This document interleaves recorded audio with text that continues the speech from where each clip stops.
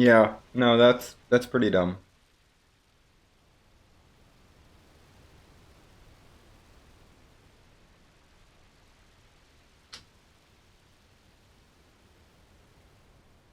Now, NMG uses Jesse Cannon a lot. Um, Billy doesn't need Jesse Cannon to do quad nines for us, so we don't use it. Because we don't need the power. Billy's square attacks are doing quad nine. Okay. Falcon Shell's done. At 10 and a half hours.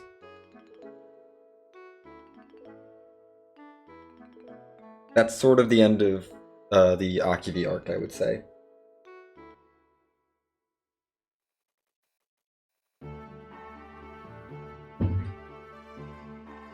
And now we're going to gear up for Shavat, which is a section of the plot that we basically skip over entirely in 90%. Let's do the Shavat DLC now.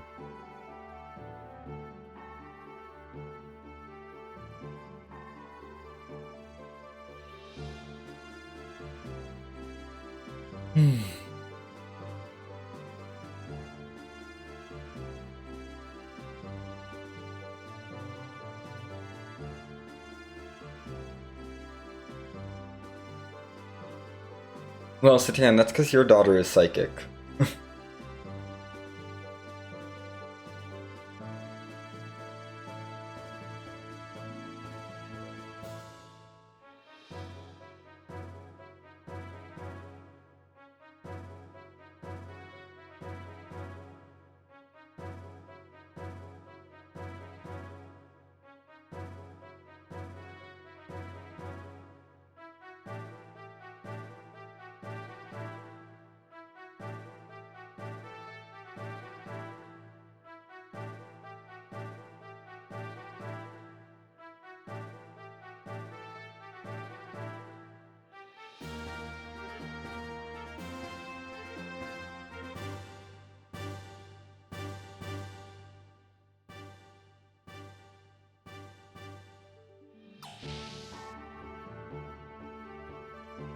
Alright.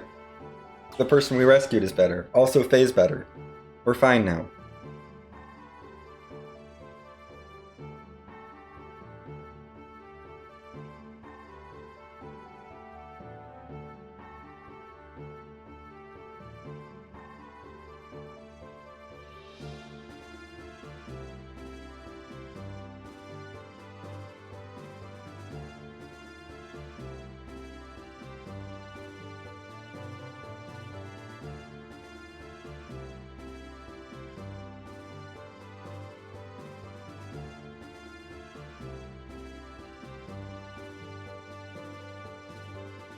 Now we're finding out that we should probably climb Babel Tower.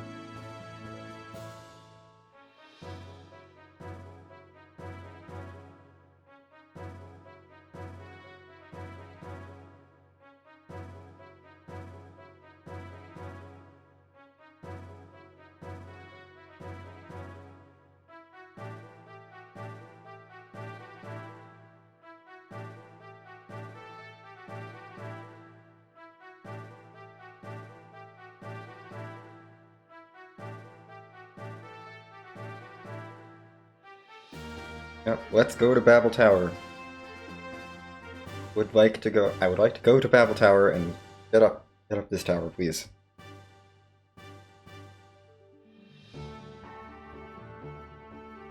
Yep, we're gonna go right away. Don't even need to change the party. We're taking Billy and Ellie.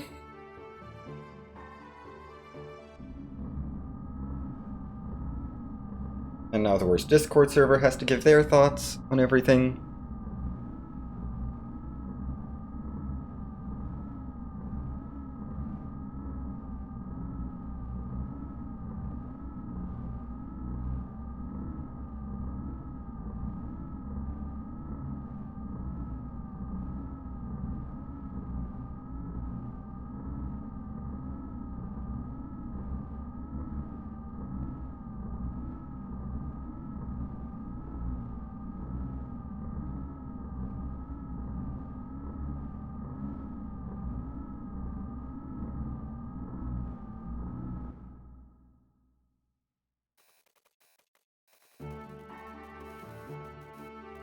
Yeah, I don't care. I'm good. We're going. Launch the Yggdrasil.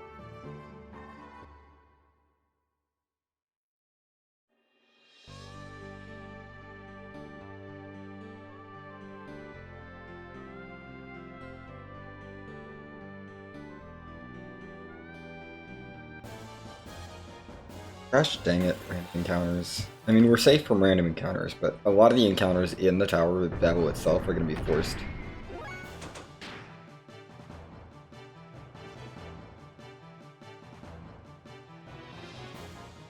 In Babel Tower.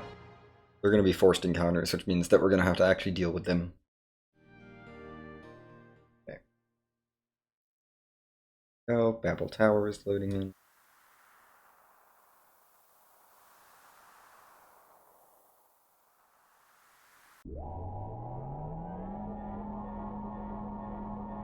We got our 3 power players, our team.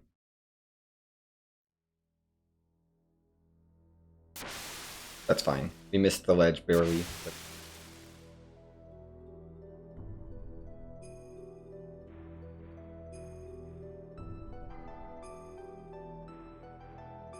I didn't trust that jump, and I should have.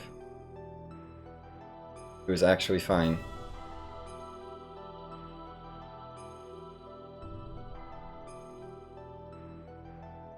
Okay. This skip we can do. Heck, I messed that skip up. I never messed that skip up. I know what I did wrong, too. I was a bit too far back. Not in terms of away from the ledge, in terms of away from the camera. That's just being dumb. Okay.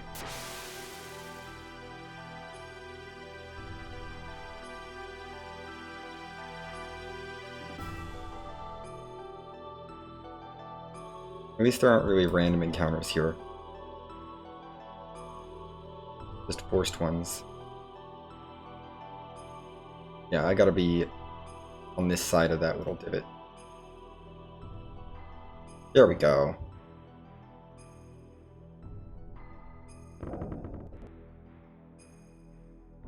Pretty sure I haven't skipped any cutscenes. Those are just encounters that I'm skipping. This heck encounters.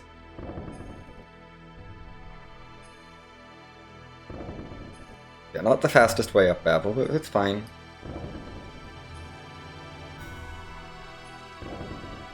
Mistakes are bound to happen in a run this long.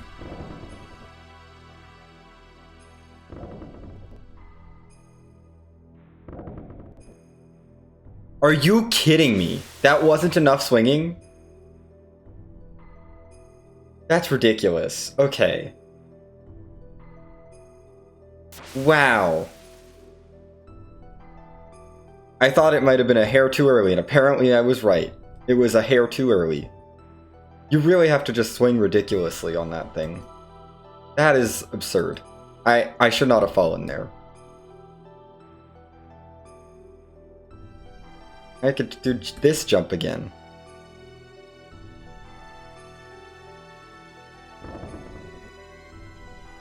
Okay. Note to self, swing way longer than you think you need to.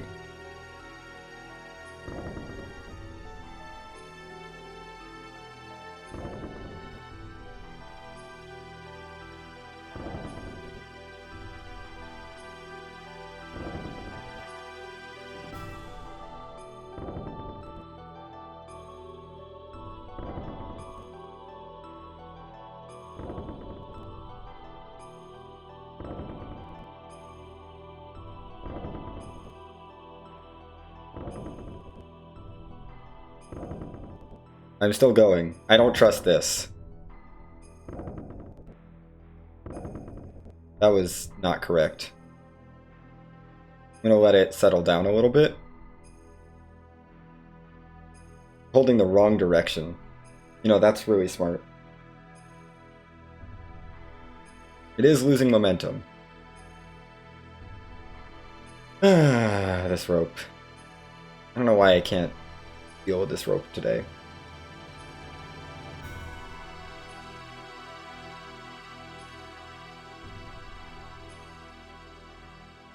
I'm waiting for it to like completely settle. Or mostly settle.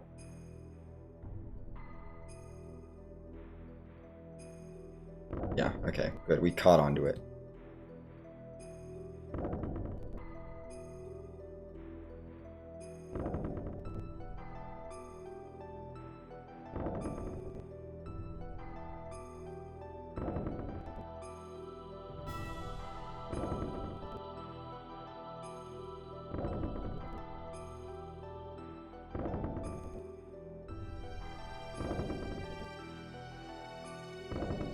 Still, I'm learning the actual rope swinging technique.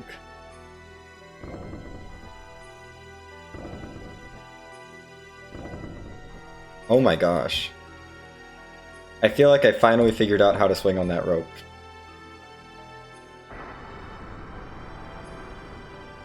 Okay, this is a cutscene. So we'll get it. We'll hit it, you know. Okay. Ugh.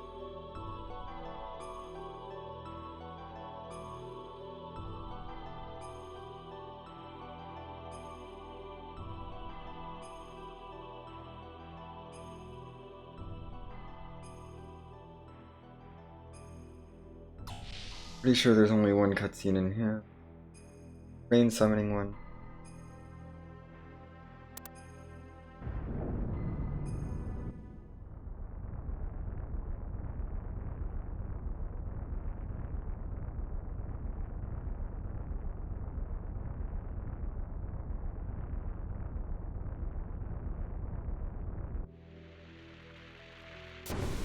There's the train. It'll take us up for the Ramses fight.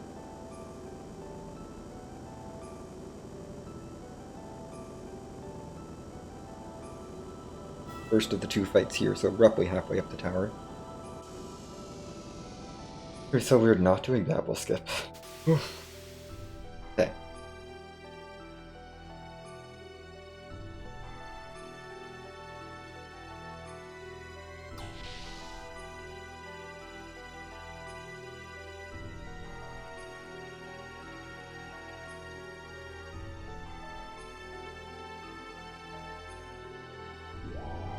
I think we're still fine.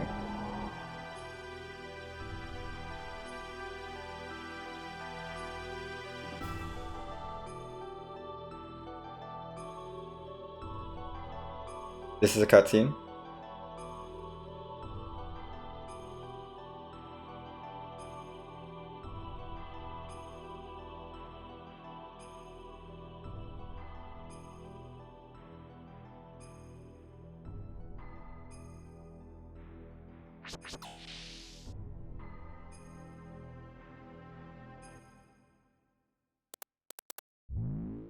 Okay.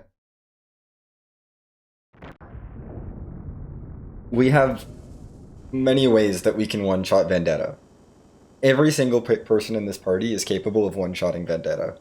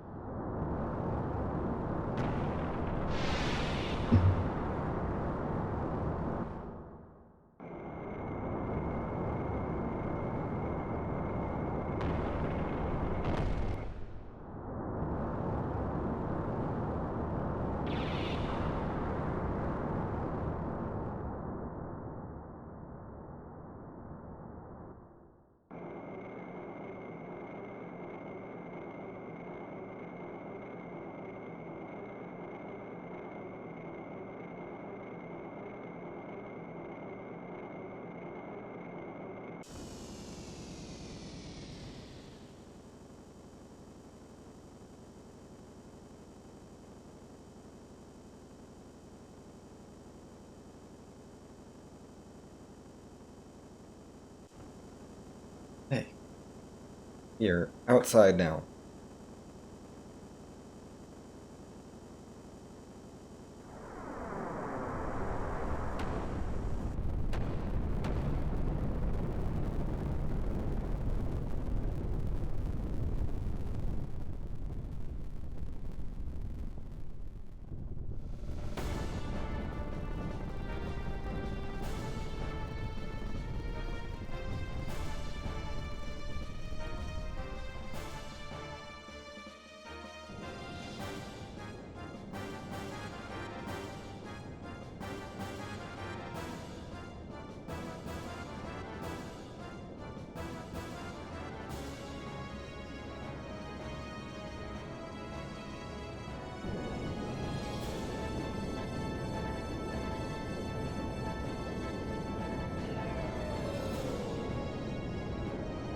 It's the salamander again.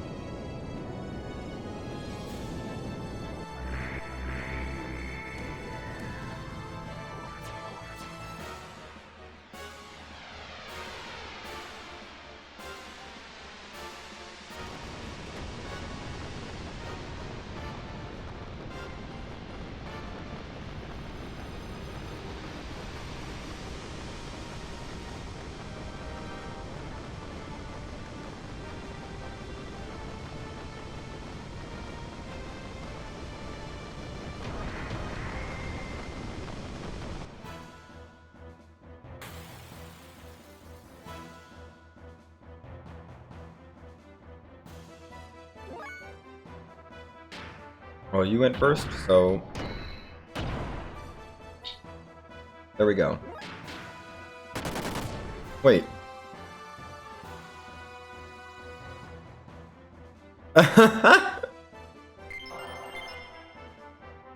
Like, what? We got to attack Miang's gear. Billy was too fast.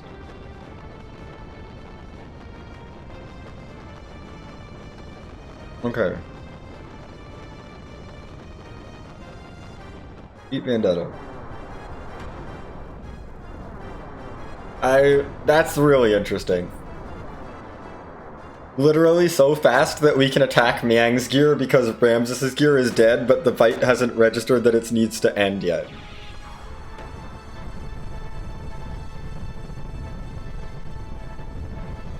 Amazing. The things we get up to in all cutscenes.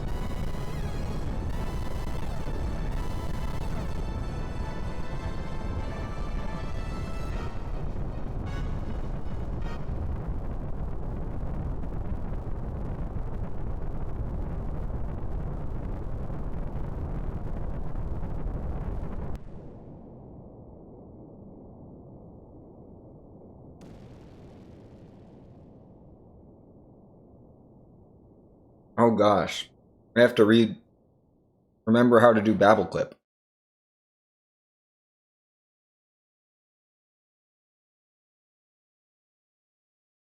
It's not Babel Skip, it's Babel Clip. Different thing.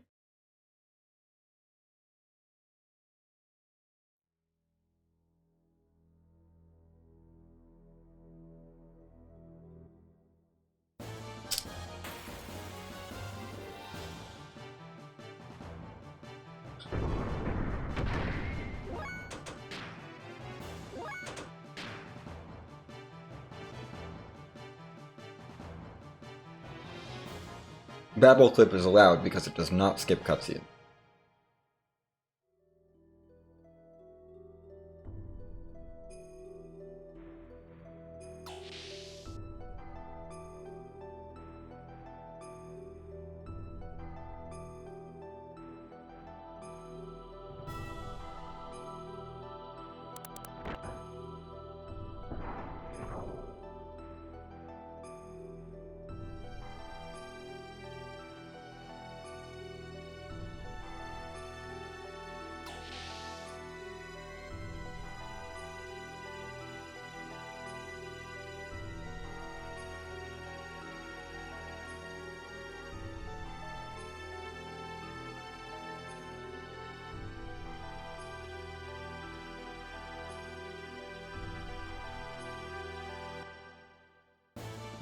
This platforming is the worst.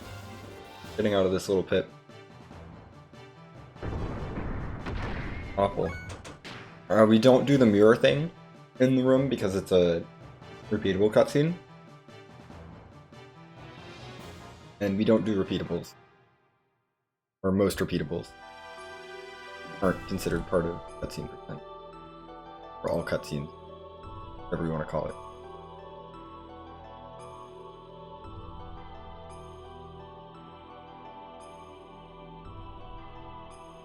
Fuck.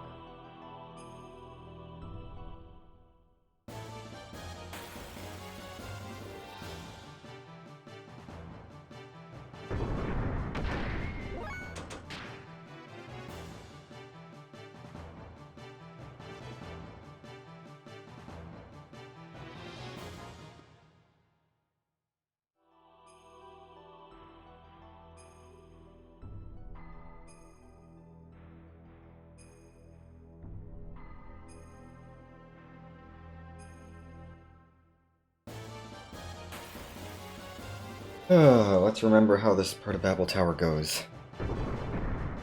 A lot of platforming.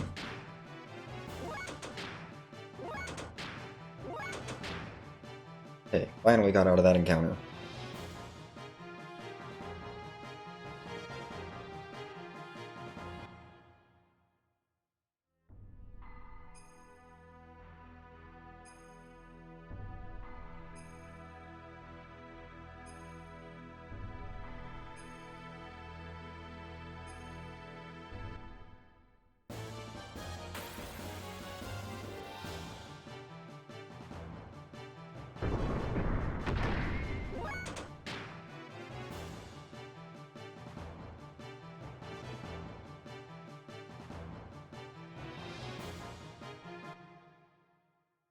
I know you're not, worst encounters yet.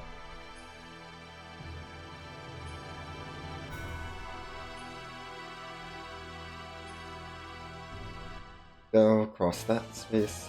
I'm getting an encounter literally at the loading zone of every screen. Oh my goodness.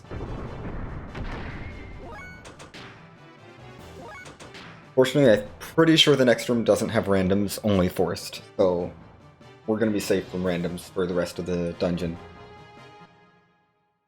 Of course, it means I have to fight the forced encounters, which is not great.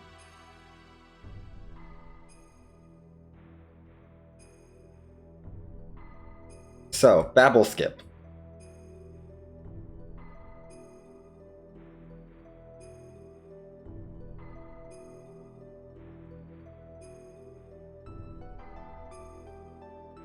Big point on this sled.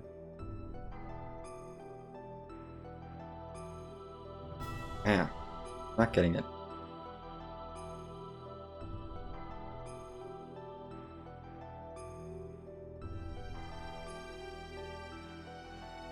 There we go. That's Babel clip.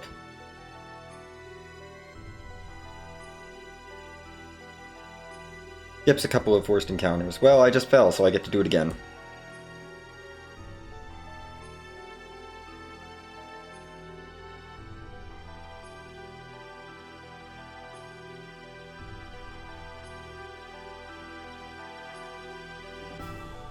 That's a thing that exists in this game. You can just do that. It just teleports you upwards.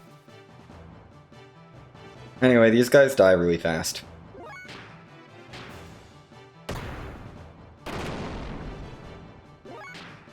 You can triangle.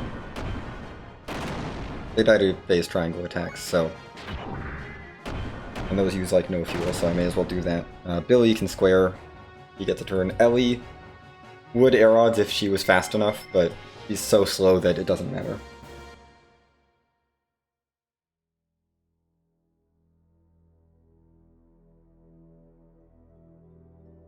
Okay. Every single fight here is going to be forced, basically. Like, we're just going to get a bunch of scripted encounters. And I have to deal with them.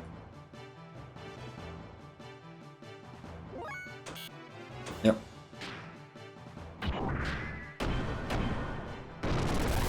They can just poke it, dies.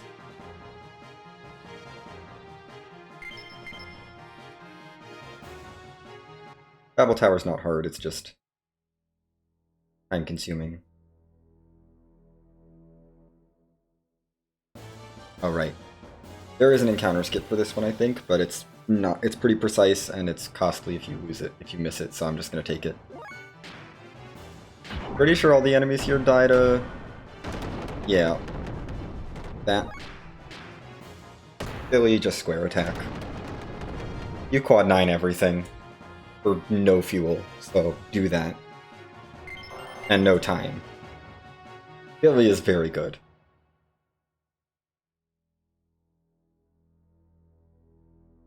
Yeah, there definitely is a jump you can do. I don't like doing it, though. It's risky.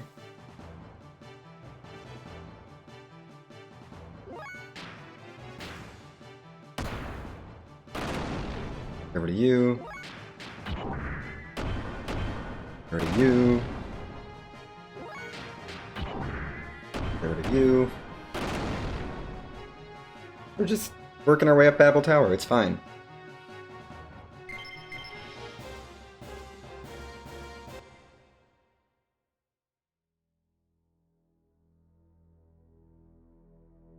Okay, second screen of this.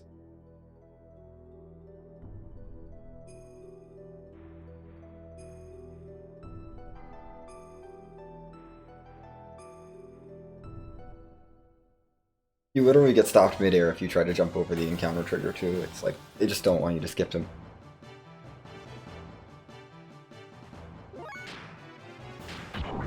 Okay, another 10 fuel. Okay, and another 20 fuel from Billy. Not a big deal.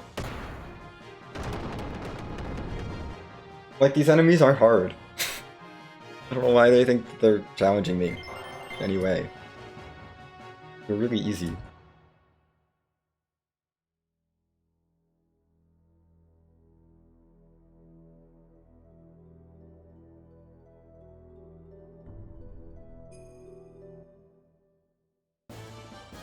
Next elevator. And at least the bright side is if I fall down, I don't have to re-trigger these encounters. The encounters, once they're cleared, stay cleared forever.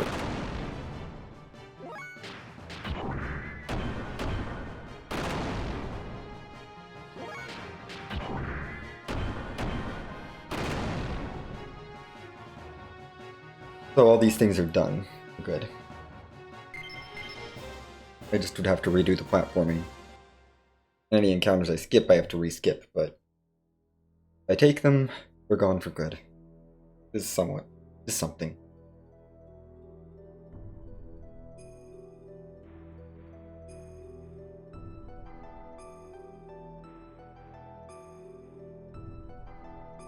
That's fine.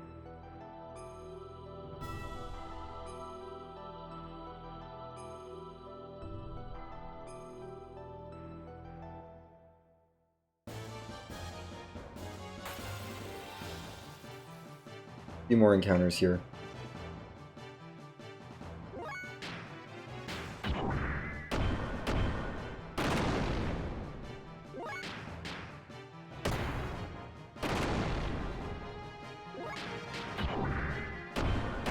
Gotta love getting to do the encounters of Upper Babel.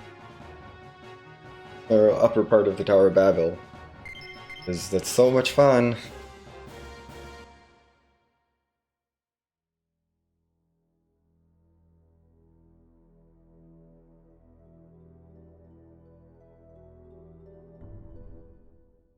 Yep, there's an encounter trigger here. I think you can very precisely jump to skip this one, but nah. Not worth it. It's just this guy. Like, whatever. Obviously, casually, those guys are very annoying because they're very fast, but we're even faster.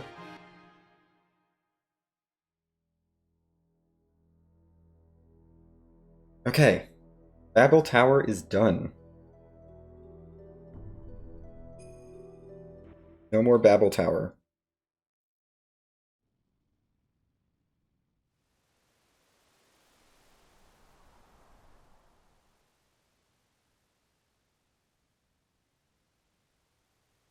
And now we have our boss.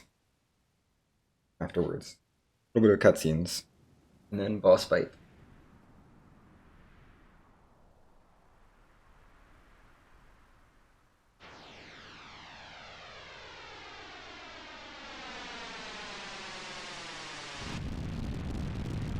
Nope. It's boss time. Against Mystery Girl. First name Mystery, last name Girl.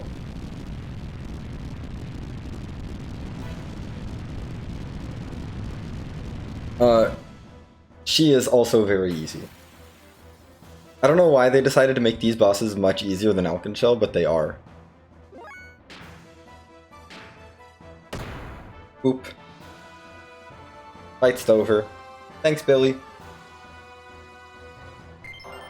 Billy just shoots her lightly for quad 9s, and she's done. Okay. Into Shavat we go. We made it.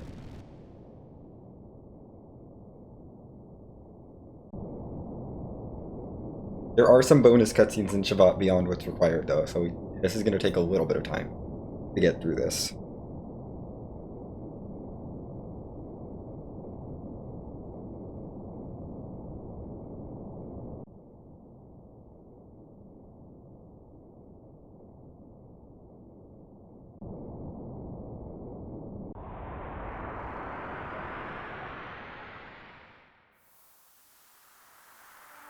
Hey.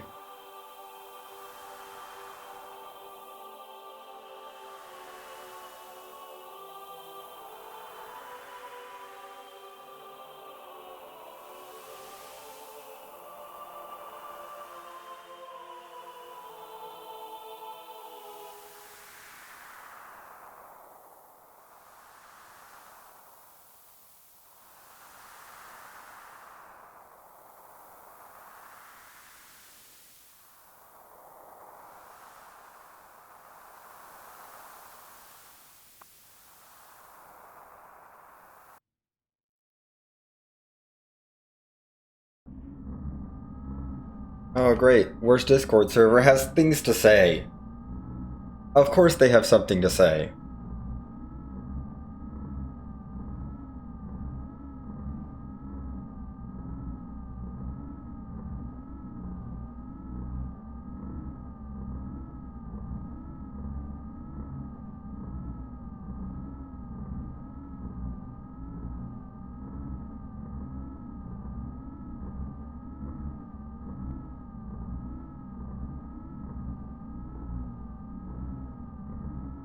Okay, worst Discord server, go away.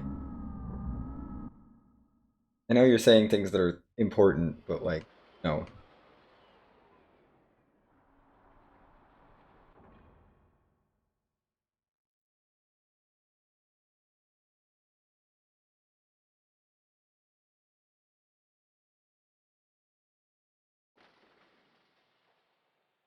Oh yeah, we kind of blew Calamity up.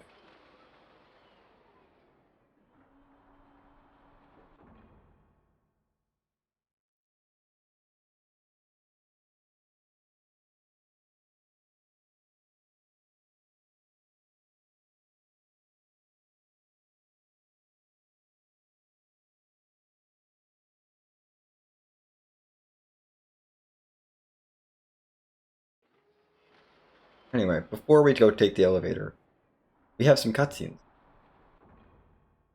We're gonna follow this, we're gonna follow Maria.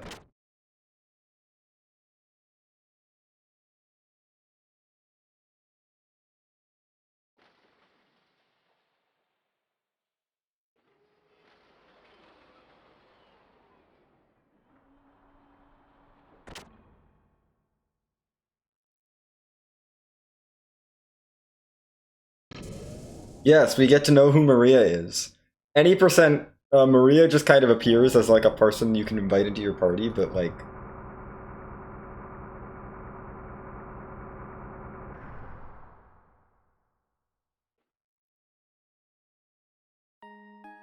Anyway, we also get a little scene here.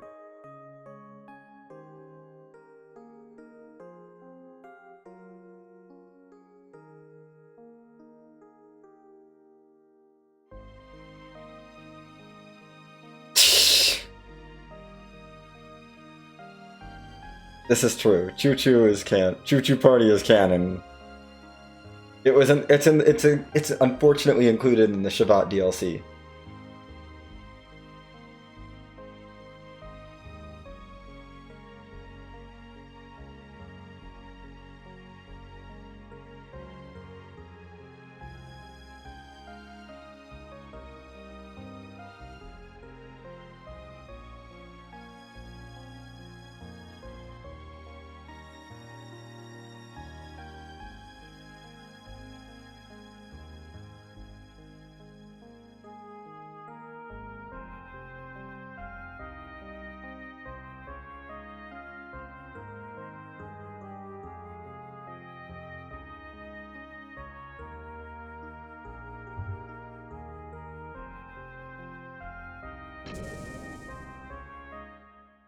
Aw, I was loving that music. Ugh, music is so good. Like, Gathering the Stars in the Night Sky is such a good song. That you only get to hear once in the entire Any% run. And it's such a shame, because it's such a good song. You know what other song is underrepresented in Any%? Singing of the Gentle Breeze. That song gets no love in Any%. What am I doing? Where am I going? Oh, the town area.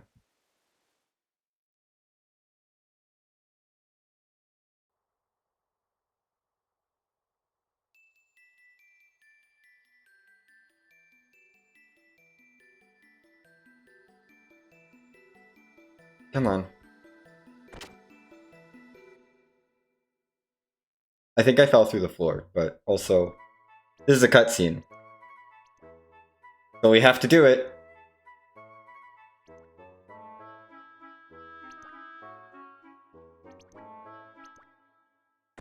Goodbye.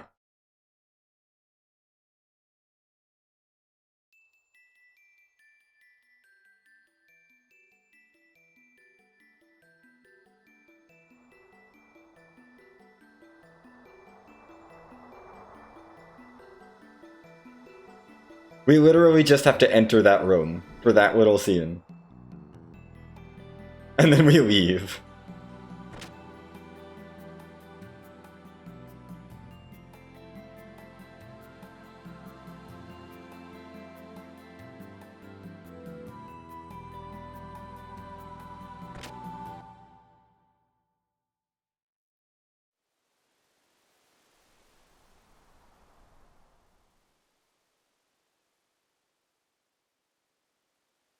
Okay.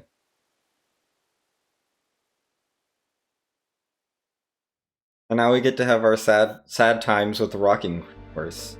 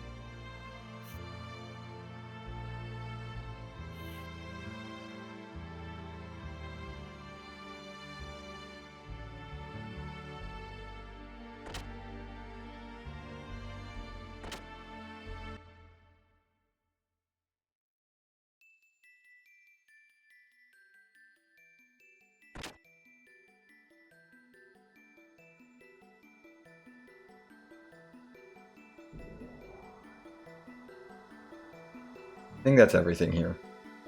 There's really not that much. Everything in that area, at least. And then we go to Shavat Palace.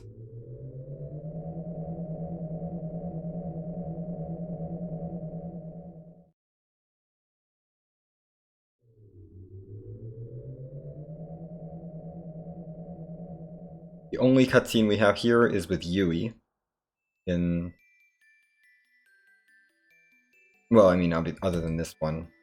Maria trying to show us, hey, come this way. This door. Go through it.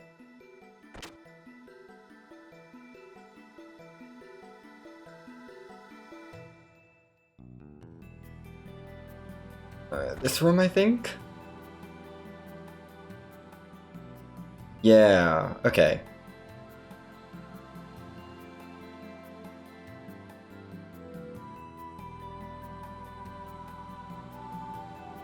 It's Yui!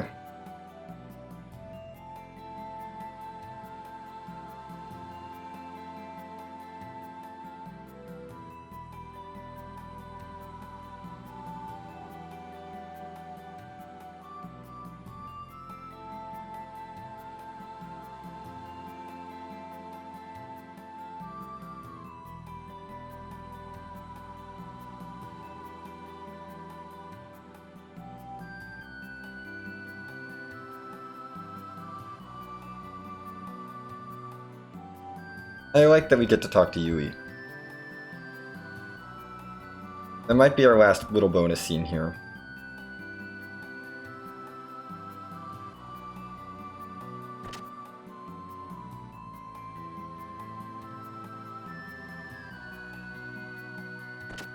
We're gonna blow past Maria and Wiseman. They have nothing interesting to say.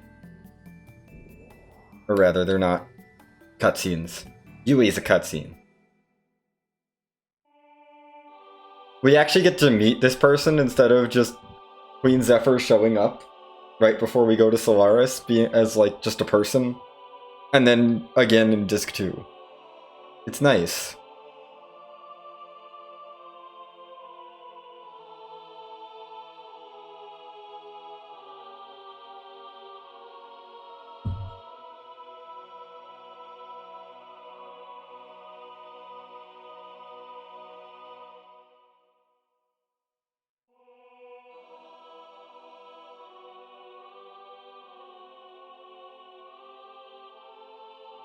Okay.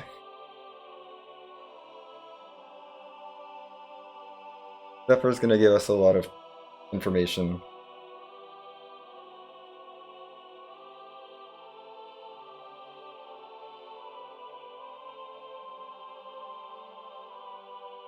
I mean, Shabbat is basically do the maintenance shaft, do the 4 fights of the generators, and then we're done. So it's not terribly long.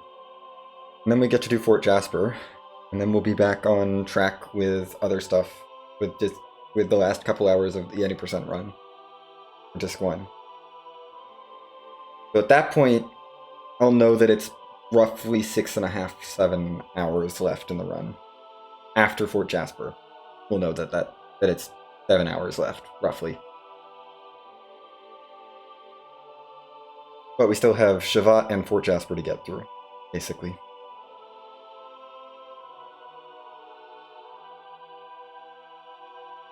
She says go get some rest. You don't have to rest. All you have to do is leave the room.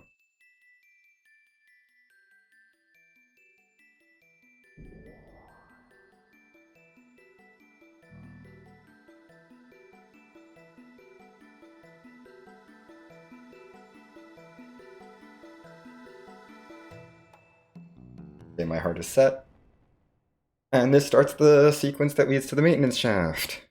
Great. Maria is going to be forced into our party for a bit.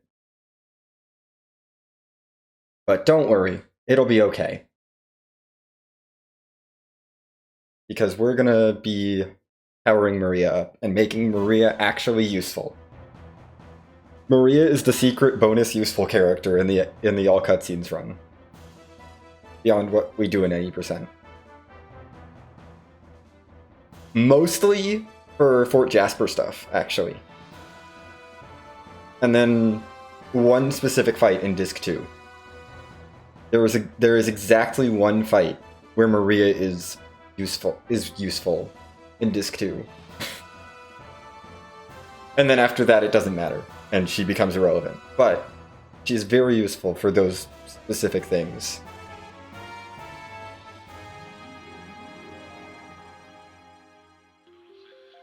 And I mean, we don't need her for the Disc 2 fight, it's just faster. Oh, also she has to do the Fort Jasper defense during the shooting the laser sequence, because we can't have Ellie in both places because we didn't do Babel Skip. So she's gonna be our secondary Ellie. Anyway, they realize we can't have 4 people in our party. That's just not okay. For the purposes of the dungeon, we're gonna leave Billy behind.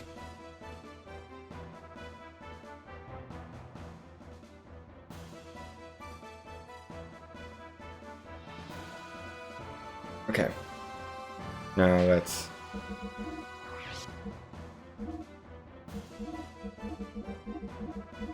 Power magic. Go. Okay. And you get Ether Doubler to... No. Speed Ring S, Speed Ring S. And...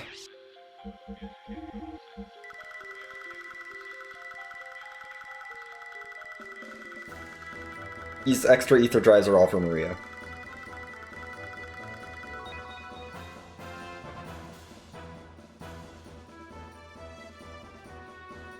there a reason not to get a bunch of extra right now? Yes, we'll do that later. Okay, I just wasn't sure.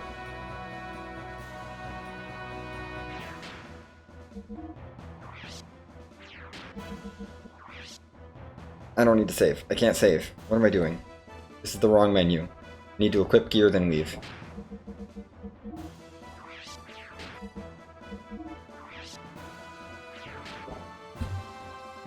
But yeah, we make Maria useful.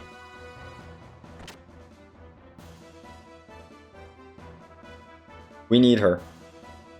She's gonna be useful for a bit.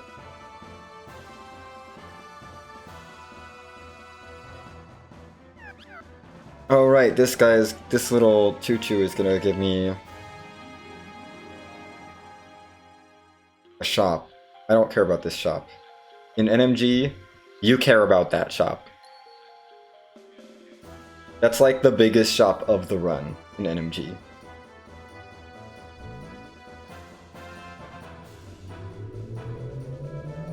Yeah, Maria gets to do things.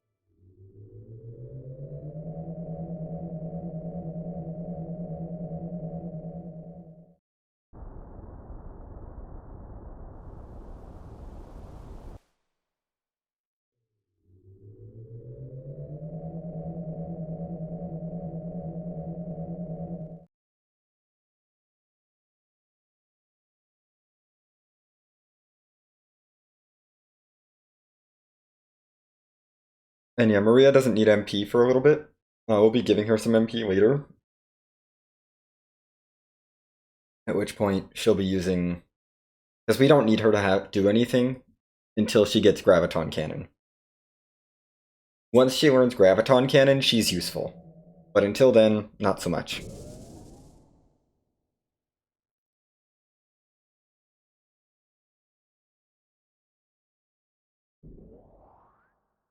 Okay.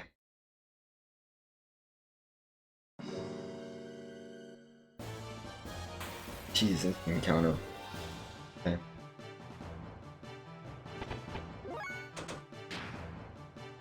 We don't care about fighting anything in here.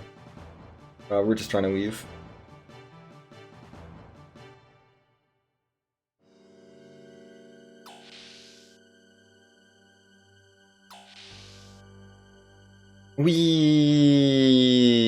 This is why this dungeon is good.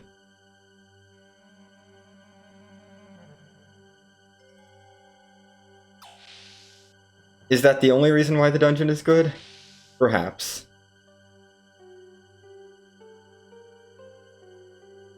Oh.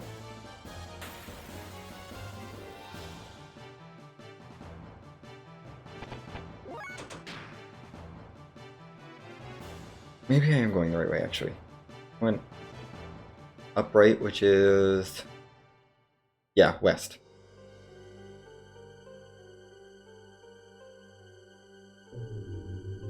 Good.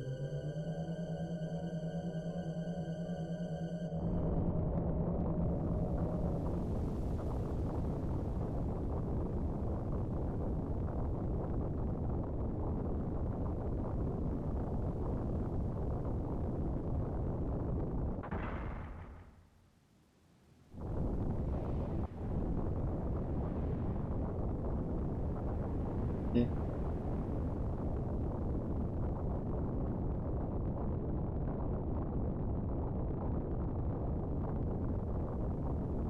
This is the part of the dungeon that not so fun.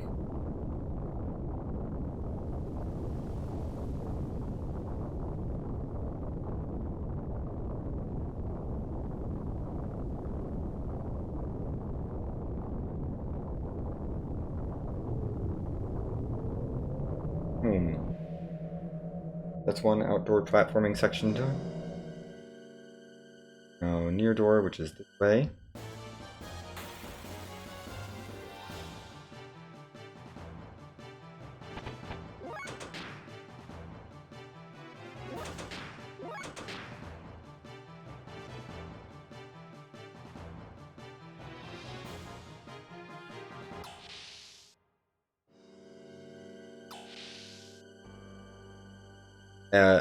Ellie got stuck. It's fine. Get another wee. Cutscene percent is great because of wee.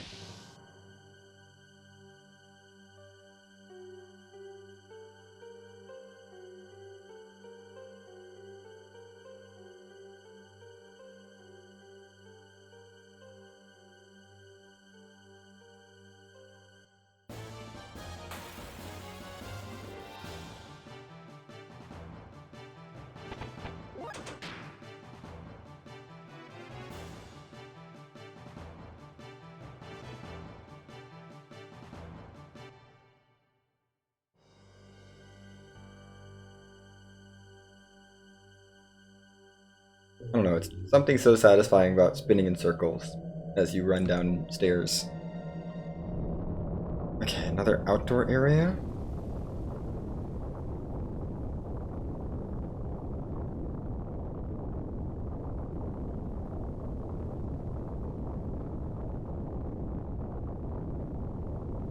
Okay, good. Eat.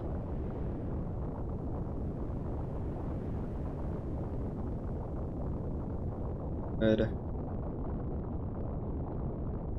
We're landing on one of the things. We're...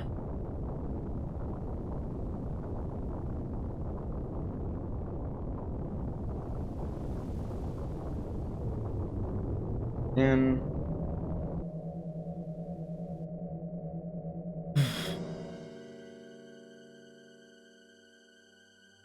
This is very linear, if I'm remembering right.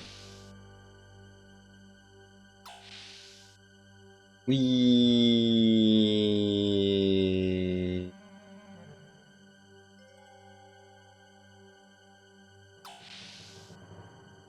I love we. Fun. Another one! Whee!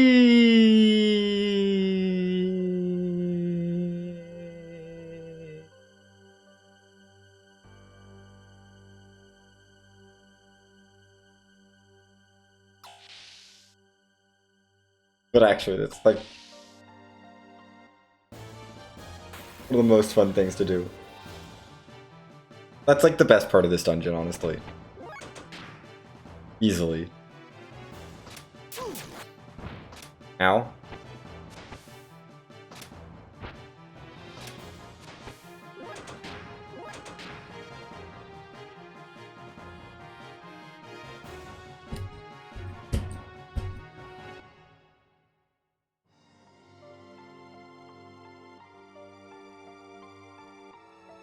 Okay.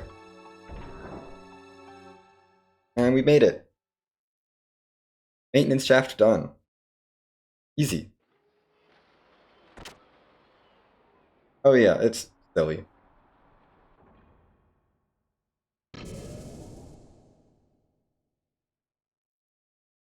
That's it.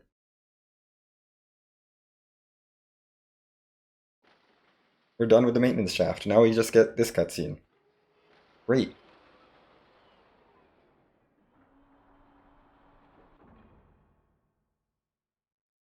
That felt good to get done, you know? We're tearing through Shavat. I don't think we'll be done with this whole arc by the 12-hour mark, but I think 12 and a half is reasonable. Be done with arc by. We'll see.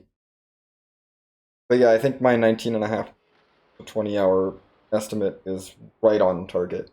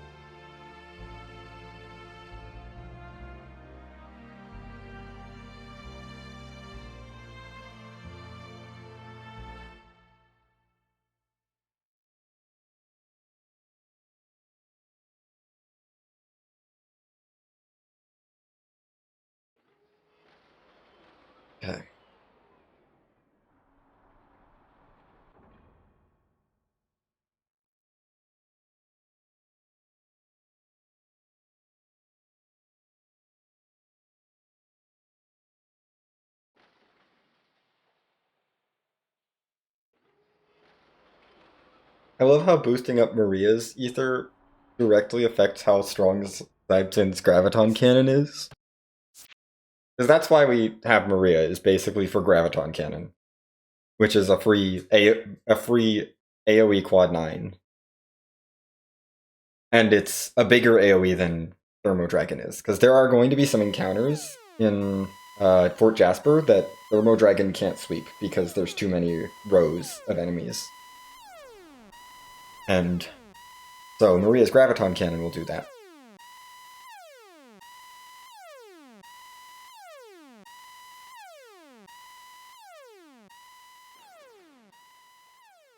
And we're actually at the point where I don't know that she needs an Ether Doubler once we switch to Graviton Cannon.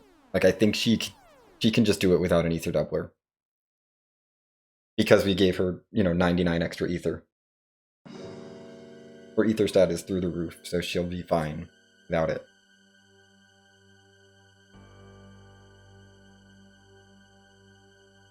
Anyway. Now we have more cutscenes.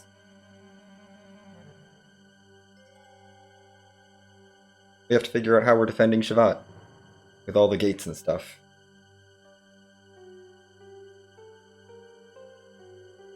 Six of our party members will fight, 2 of them will not. Those 2 are going to be Bard and Rico, by the way. Sorry, Bard and Rico. You're just not good.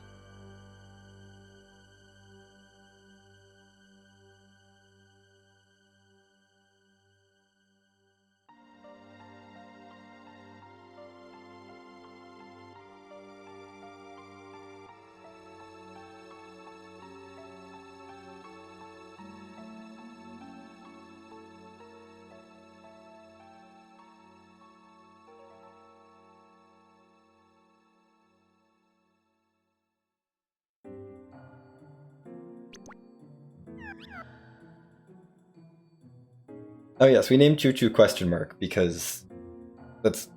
Oh, it's one character, and it's quick. It's the fastest one to menu to.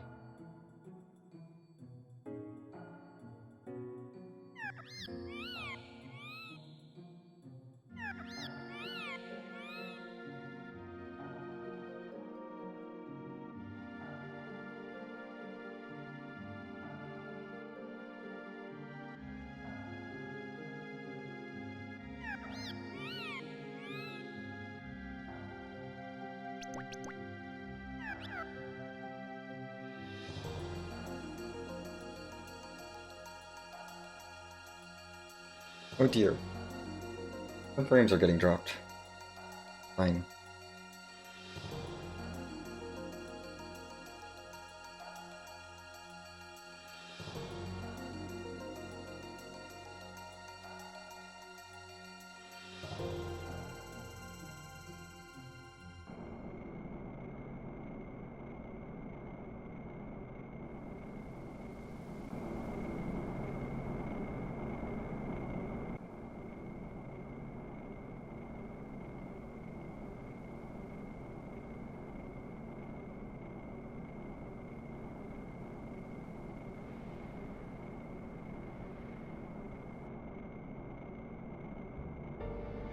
Oh gosh.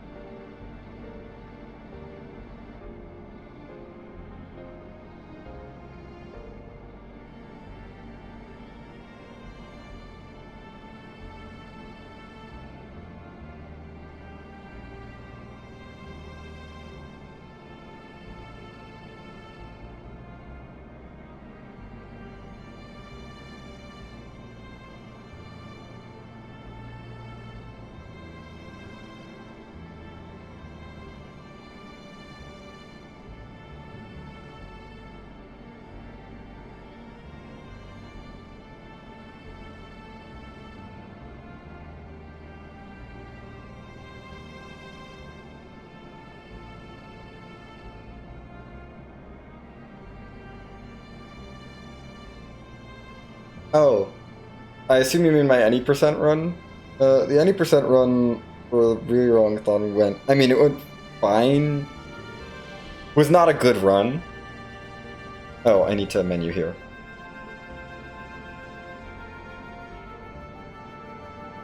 Sorry. Ellie's going to generator 1. Faye's going to 2. Billy's going to 3. Satan's going to 4.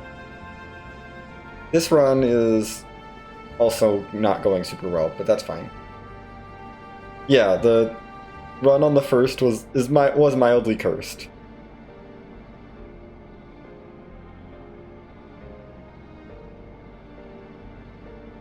Yes, let's go. We are ready.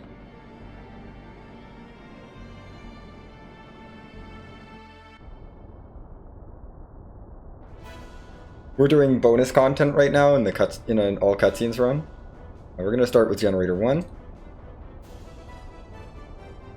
No, I don't need to check my equipment. Ellie is fine. This fight is actually why we bought a frame for Ellie in the kernel menu earlier. If we didn't have to do this fight, we wouldn't need the frame. But with Ellie's previous frame, she would die. Guaranteed in this fight. So we just take some time in that kernel menu to quickly tune up her frame, so that she can take all these hits.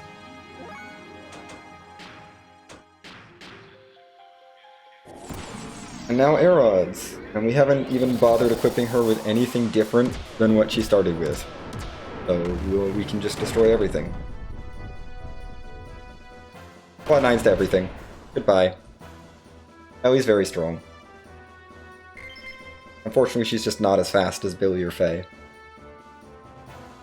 Next, generator 2.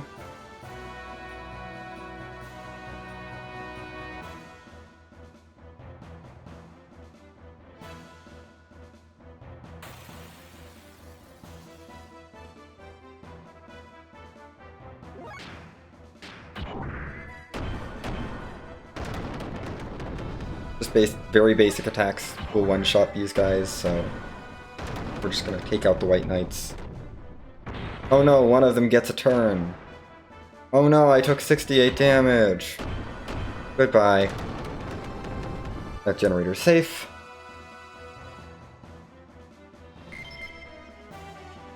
Yeah. We're gonna do 4 next.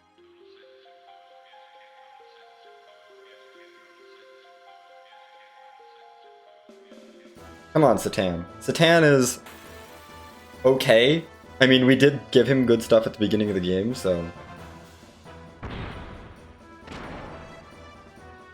He's actually not going to take damage here. He is just too tanky to take damage. We're going to start by taking out the little ones, because they're fast and annoying, and they need to go. No turns for them. I don't think Satan can physically take damage here. Like, Satan just cannot take damage right now.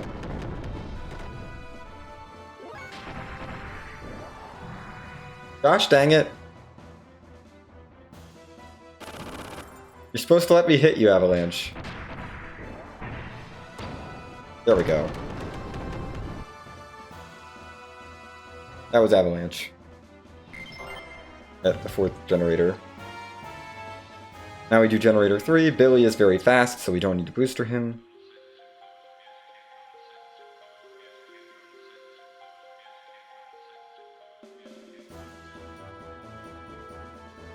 And he has the ability to do quad 9s every turn.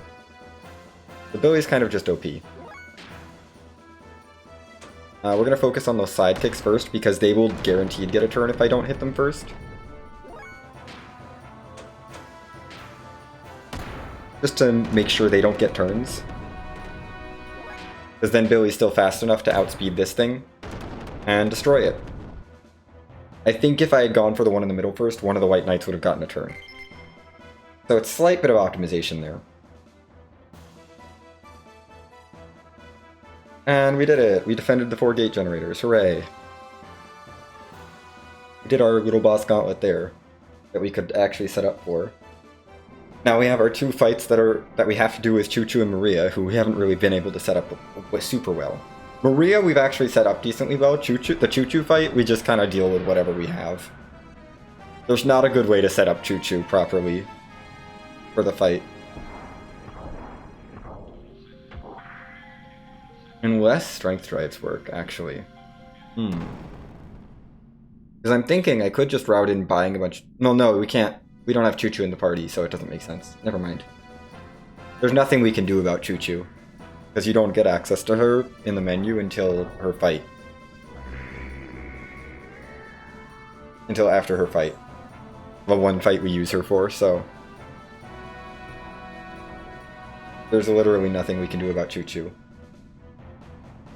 Oh no! We're all panicking.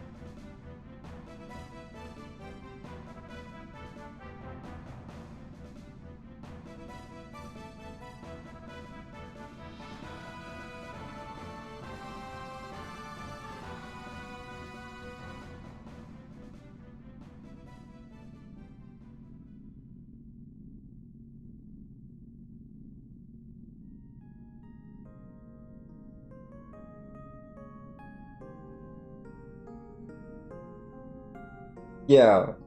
No, if I could use a crate of strength drives on her, then it would be great, and I would do that. And she'd be able to do so much, but I can't use a crate of strength drives on her, so we just kind of have to deal with her. With Maria, at least she gives us the chance to use a bunch of ether drives. Oh yeah, no, Choo Choo, we could absolutely stock up on that previous one. We can't stock up on the first one because we stock up on strength drives for Bart on the first kernel menu, because we need strength drives on Bart to get us through Ledevik.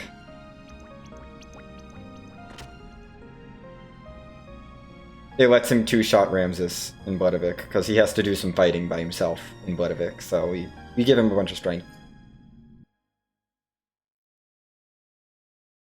And a good whip. In the initial one. But we could absolutely stock up on the second one, if it mattered.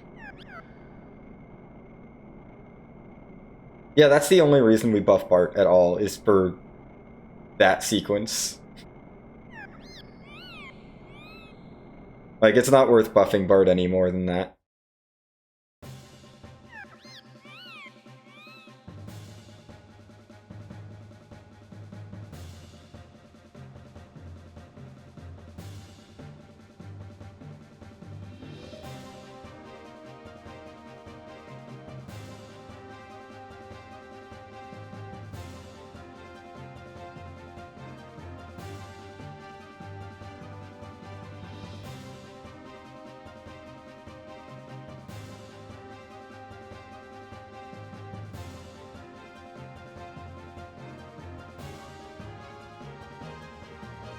Also, the fact that Choo Choo gets the first playing of this song. I feel like we all, it's so easy to think that it's Maria that gets the first playing of this song, but it's Choo Choo. Choo Choo gets the first one. Anyway, this is the strat.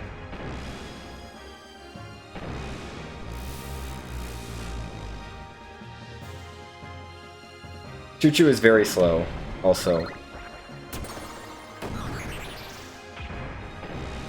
We just need her to land 3 X attacks. This is basically just a cutscene.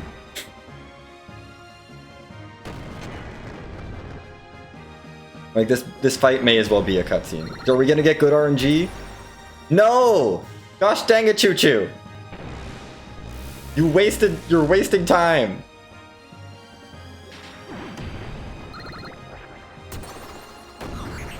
Gosh dang it, that's not helpful. He has exactly 3,000 health, and Choo Choo needed to not get a block there. Now any hit will do, but oh my goodness. We're wasting so much time, Choo Choo. There we go. He's done.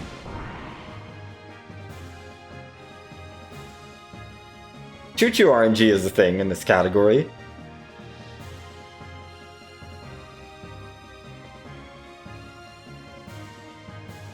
That was our introduction to Choo Choo RNG.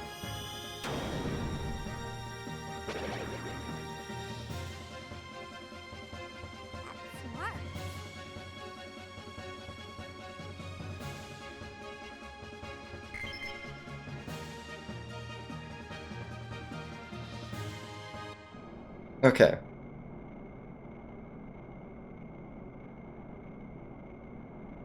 I like that Maria's dialogue there was just question mark, exclamation point, exclamation point.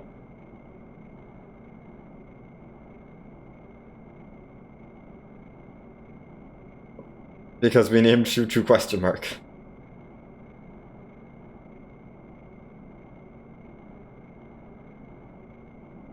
Oh hey, it's Midori.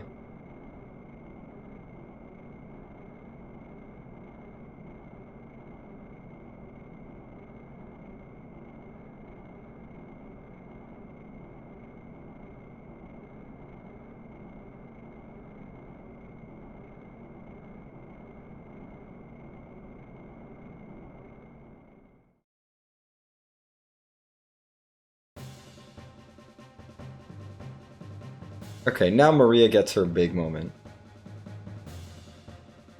All is right with the world.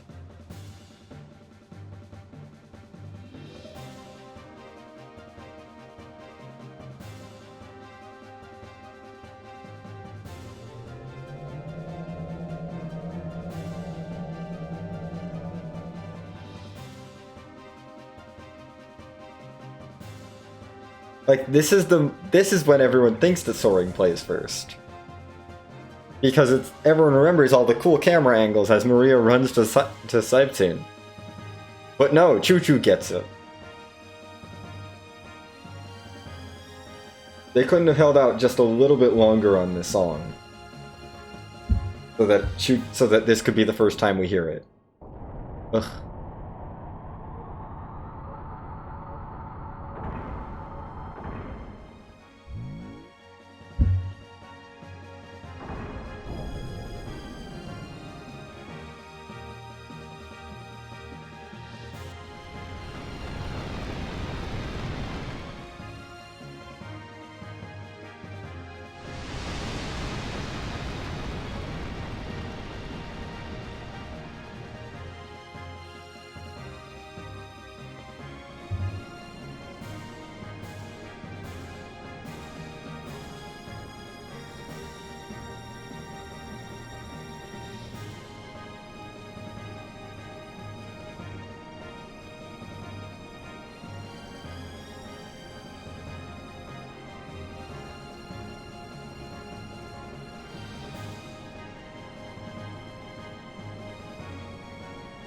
Okay, we do have I do have to actually do some strategy for this next fight. Not really a lot of strategy. It's spam something, but it's not spam X. I can't just leave turbo on for this fight, unfortunately.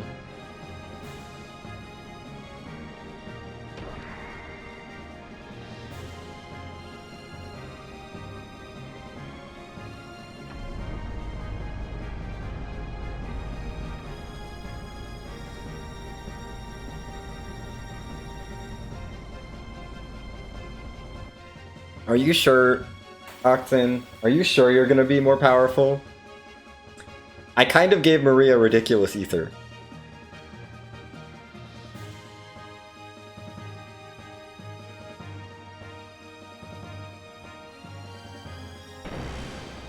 Like, it's way taller than it should be. Or it's way higher than it should be. Missile pods. Go! 400 fuel? That's nothing. 400 fuel for quad 9s? That's nothing. Do it again. Obviously this is not very fast, so there's better ways to do quad 9s with my party, but, you know, since we're stuck with Maria, that's gonna be our best way to do quad 9s for now. But this sequence unlocks Graviton Cannon, which becomes her actual best way to do quad 9s. Everything. She basically becomes the new Ellie. Once, you know, because Ellie's going to leave us. So Maria's going to be backup Ellie. Not that we really need backup Ellie for a lot of things. Because for single target bosses, it's just better to use Billy. Because Billy does the quad 9s, but a lot faster. And, you know, he takes turns faster. Maria's, Saiptune's pretty slow. but it just brings the AoE power. We're really mostly gonna be using Graviton Cannon when we can't use our other characters, or when, or in character fights. There's 2 fights in particular that I'm gonna use it on in Disc 2, actually, now that I think about it, that it's really good for. That it will just completely annihilate them. I think I chose 2 fights. Yeah.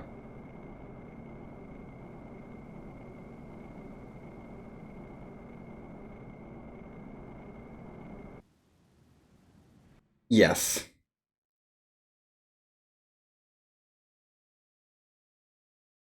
We use it in 2 fights. 2 boss fights in Disc 2. Get completely destroyed. Like, Maria just becomes the really good character fight person. And if we were allowed to use her at the end of Disc 1 for the Graf Executioner fight, I would, but you're not allowed to use Maria for that fight. And I found that out while routing this category. For some reason, you're not allowed to use Maria for the fight at the end of Disc 1. It's only Maria. That's the only party member you're not allowed to use. But you're not allowed to use for that fight. I am not that worried about missing a cutscene. I've been looking pretty thoroughly. I'm pretty sure I've mapped them all out. But I may double check. That's fair, Cad Money. The definition I use is somewhat arbitrary. So honestly, it kind of works out. I mean, overall, it's not skipping things with the kernel menu or with disk flopping. That's like the overall premise. And then there's a few extra little side scenes that I'm adding in to watch. And there's a bunch of extra stuff that I have to do. It's not any dialogue. It is not every dialogue. No. It's not that. In order to make this reasonable, I had to do that. I was like, no, it's not dialogue. I mean, the most basic restriction is that it's sort of 100% without the grinding and without the cards. Basically. No grinding, no cards. No collecting all the items. I don't need to collect all the items. It's just view cutscenes. I included, like,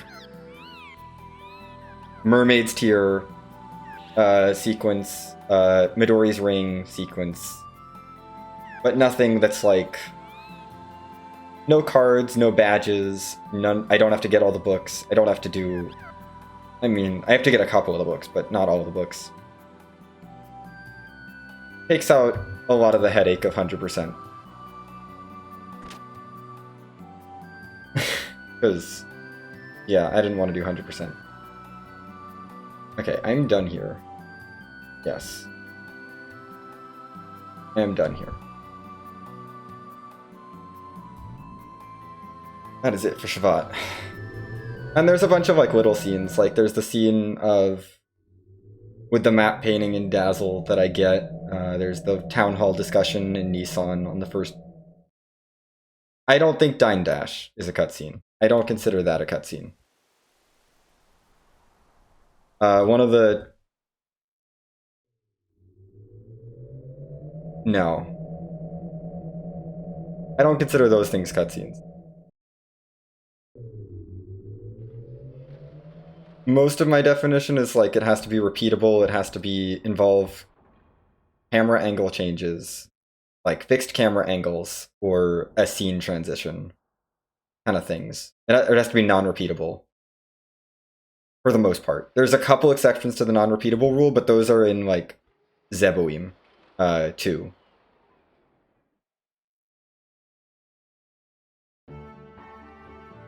Yeah. It's fair. It's somewhat arbitrary. And I acknowledge that, and that's why this is a fake category that isn't on a leaderboard or anything. Like, I understand that, and that's why I'm not petitioning to make this a real category. It's more of a meme thing that I'm doing for fun.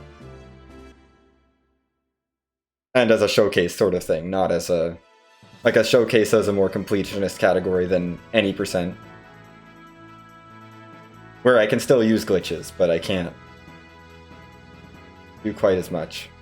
Okay, we're flying to Nissan.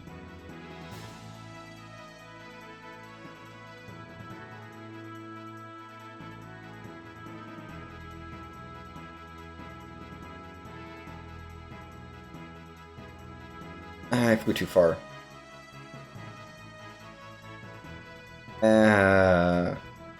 Why is landing so hard? There. Okay. We need to...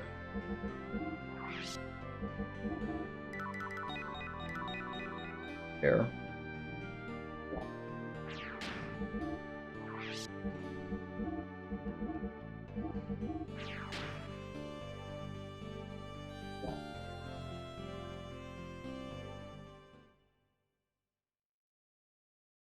Maybe. That might be a thing I add. Right, this doesn't work. Turbo.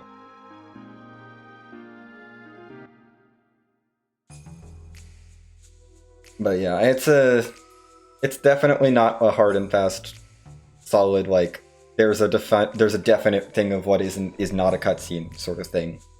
I tried to come up with semi-consistent guidelines and then was like, kind of felt it out from there.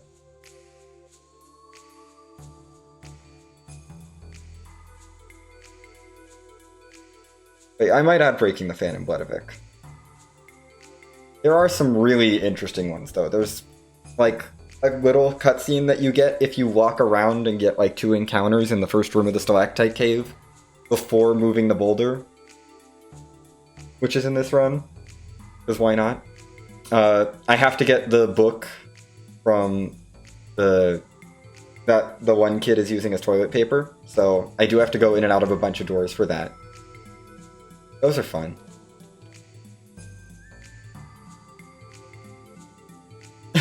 You know? There's some interesting little interactions are in here. But largely I tried to keep it more, like, plot relevant sort of things, or, like, interesting tidbits. The little girl in Bart's HQ, yeah. The one that, like, her dad's coming home, that's in. That one is in. I did do that one.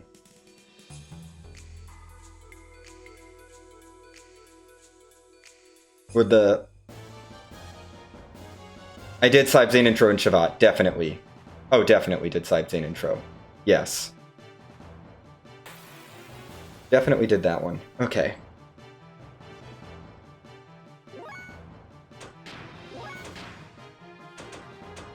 I don't know if I did Cat Girl. I don't think I did Cat Girl.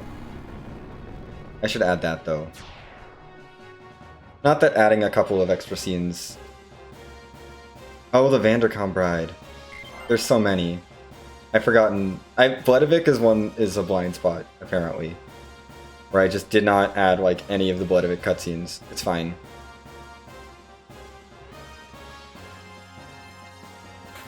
I need to, like, go and add those. It's fine. I'll add them to, like, my sweep of Bledavik, because it's relatively easy to add, and they shouldn't add that much time.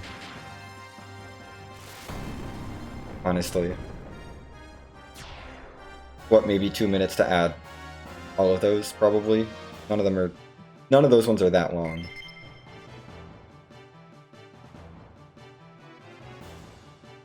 Okay, where are you, soldiers? Get over here. Ellie has a Thermo Dragon for you.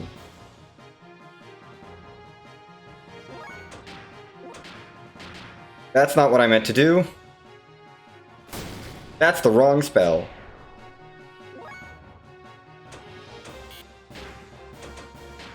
Well.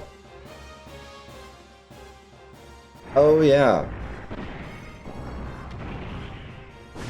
That's so many things to do in Bloodivik. Oh my gosh. I messed up, so we're using that.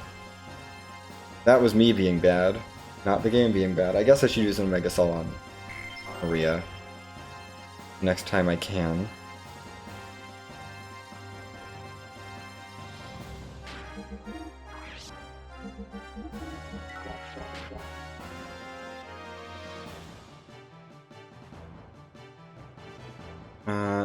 Yeah, you're down here. Yeah. I'll probably add a bunch of stuff to Bloodivik. I should be making notes of all this. I'll do that after the enemies are gone. Because the Bloodivik ones I definitely missed. But I got all the other ones, I think, that you've mentioned.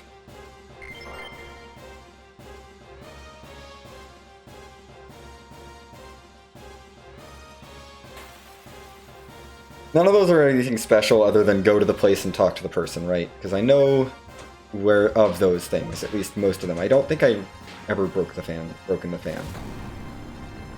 I'm hoping this is the last fight.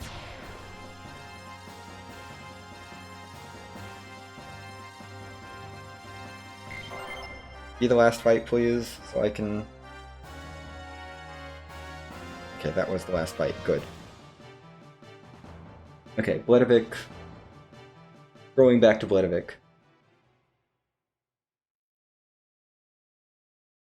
Examine the well.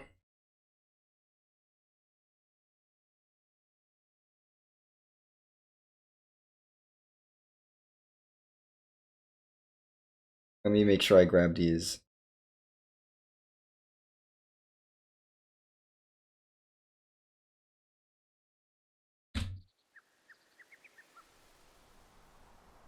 Hat Girl.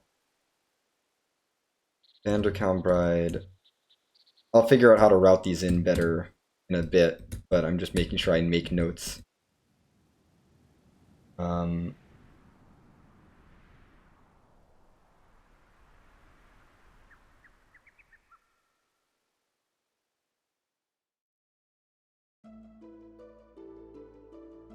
the hotel.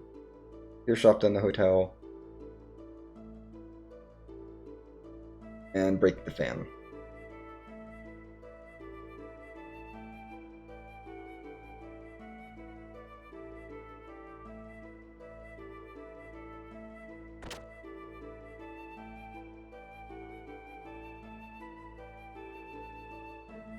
Probably...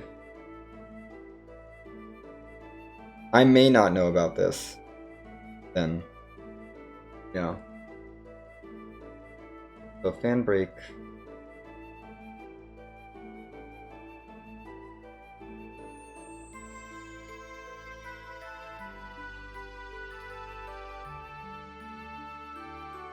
Oh! That I did not know about then. That's gonna be tricky to route then. If I get to his room, the room at the top, I assume. I know where that is. That room is. Oh, okay. That makes sense. So I'll probably have to stall some turns then. In the first few. Yeah. I'll have to stall some turns. Okay.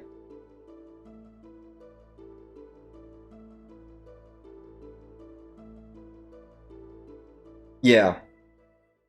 I have to stall some turns then. That's fine.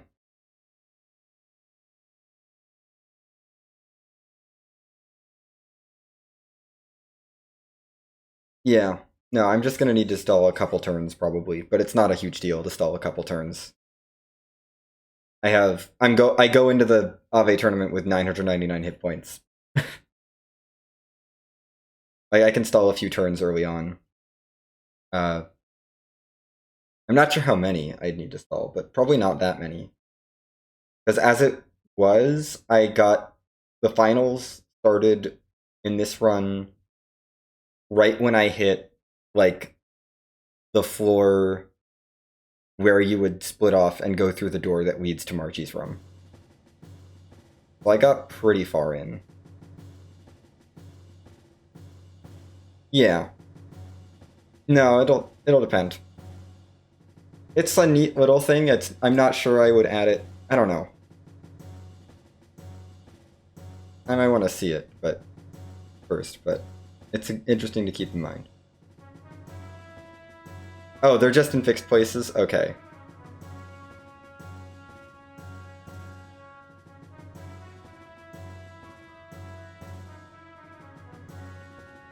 Well then...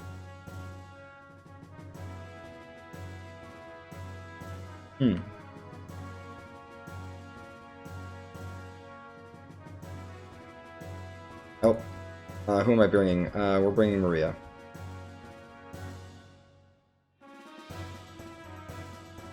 I need my notes back in the right place.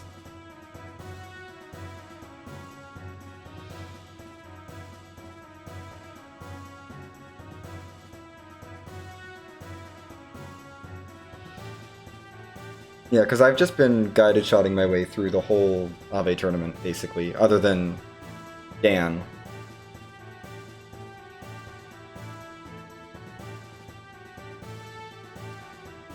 Because I also, like, per my rules, I need to get to the final fight of the tournament and see it play out. Like, see the scene with Wise Man play out. I have to get A rank in the baptismal ceremony. Which, I just go for killing Rico for the heck of it.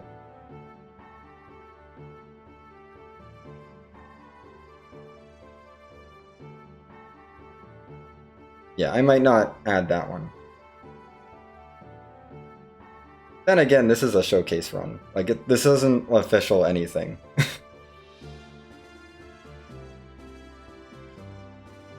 I'm just trying to showcase a bunch of cutscenes.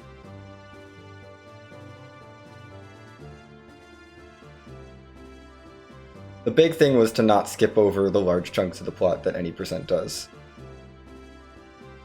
And then that ended up adding in other things. Oh yeah, of course. No, I get it.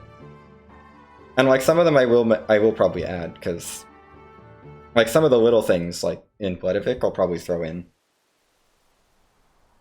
It's not a big deal. I did have to be a little bit judicious with what I defined as a cutscene in Layhan, especially, because there's so many little interactions in Layhan where I was like, I can't add that as a scene. Okay. Into the mausoleum we go.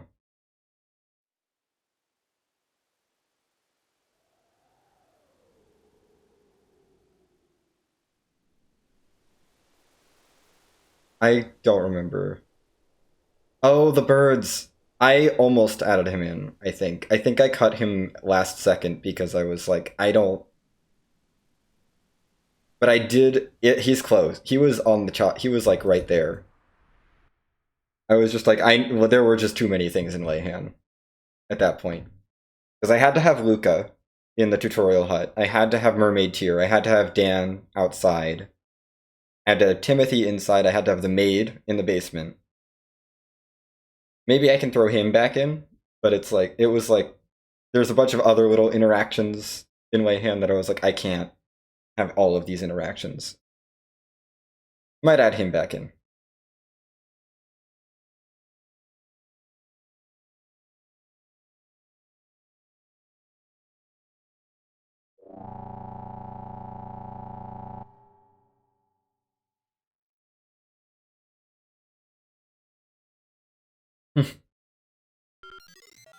I might have to see if I can find these ones. But yeah.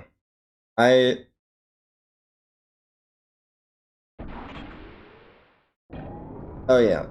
Like, big camera movements are definitely a plus for me in terms of labeling things as cutscenes, as opposed to just dialogues. Anyway, I was supposed to let Margie do this, open the thing, but I forgot that I was mashing, talking, and not thinking about anything. Anyway, these guards are going to be very dead very shortly.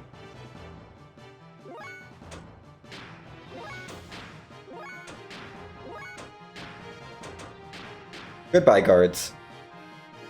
I'm gonna summon a giant robot.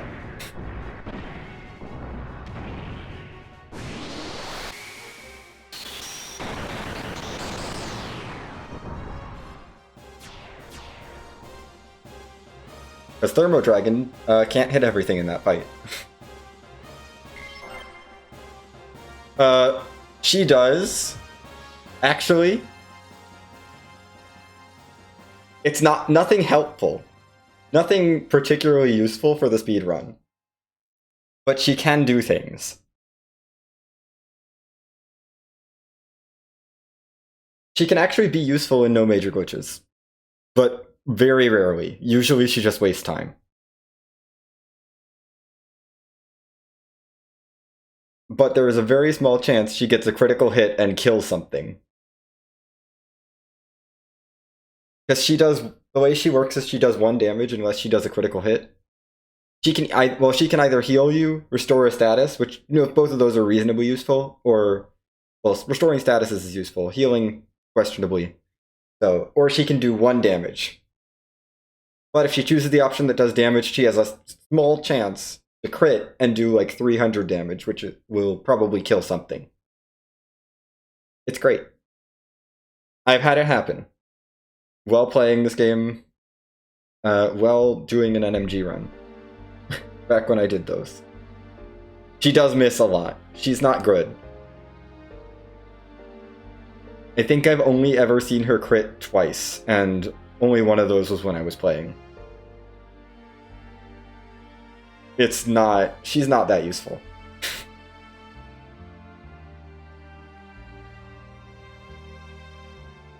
Okay. Get through Fort Jasper.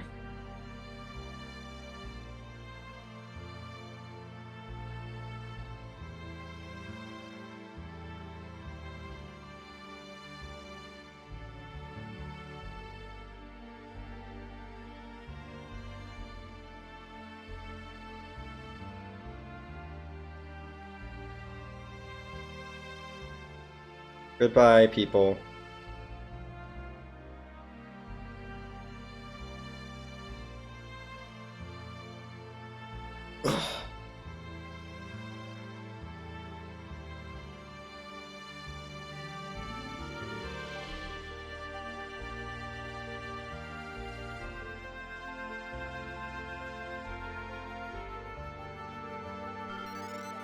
In here, let's go up.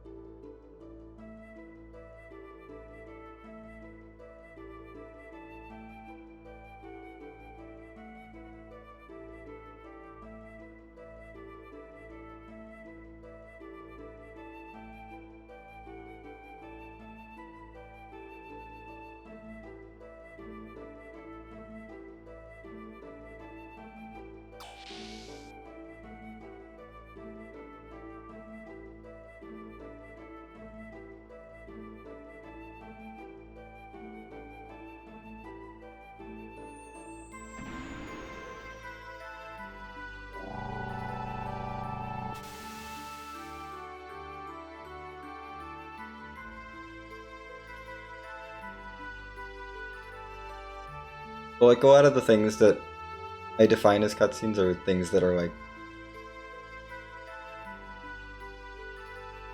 Oh yes, yes, Scala. It is totally normally lit, and as they say, it's dark, and the power's off. Yes. A lot of the things that I ended up adding, like, there's a couple little like side interactions, but a lot of the things are just like the game telling you where you're supposed to go kind of things. Are in the run.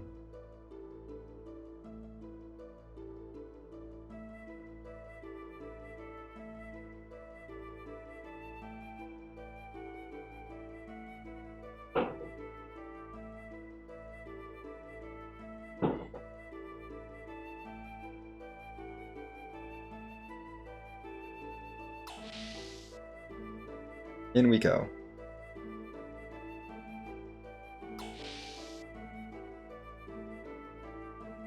There's a cutscene in here, obviously. This definitely counts.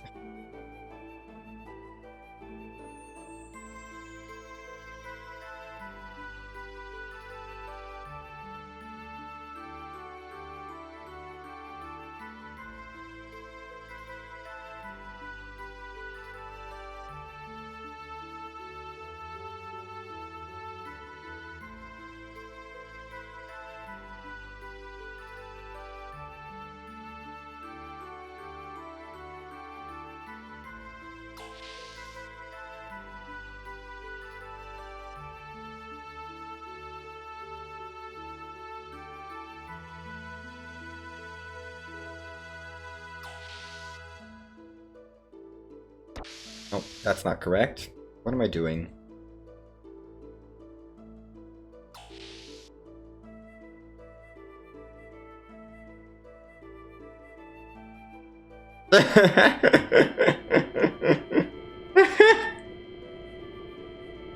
Yeah, no, eye scanners really shouldn't. It's like, yeah, they have to scan two different people's eyes. It's weird. It's fine.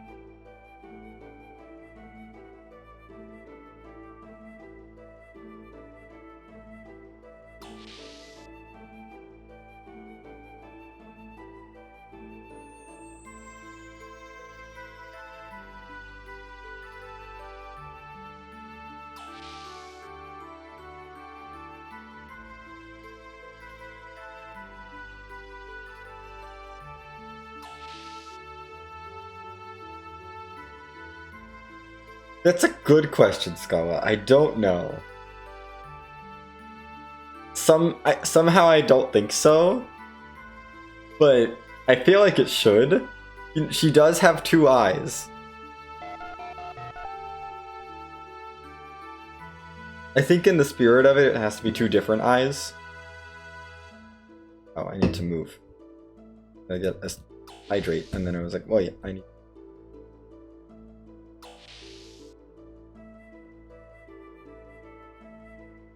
Like, I mean, two eyes of different people, I think, is what it's supposed to be.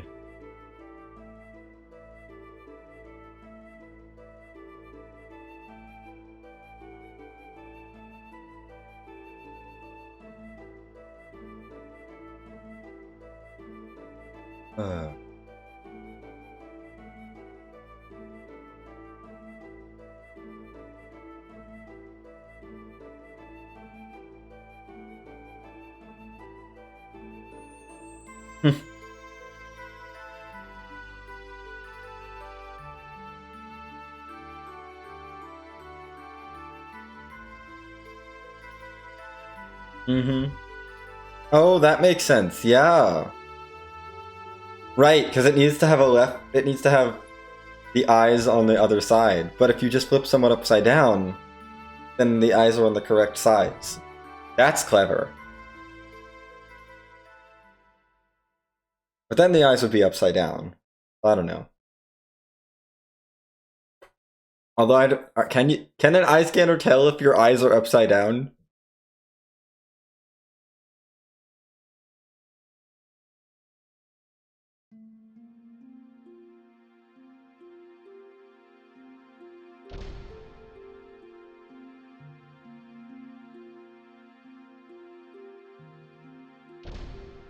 Question Xenogears makes us ask.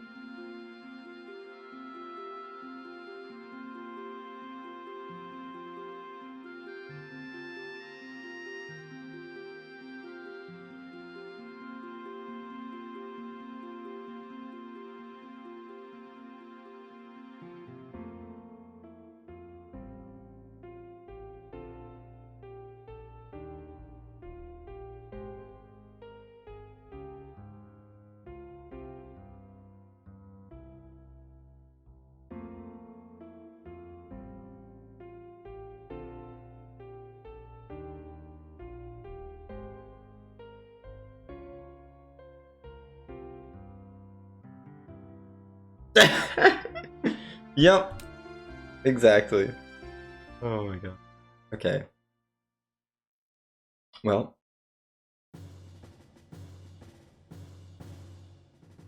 Oh, I can leave. Let's go.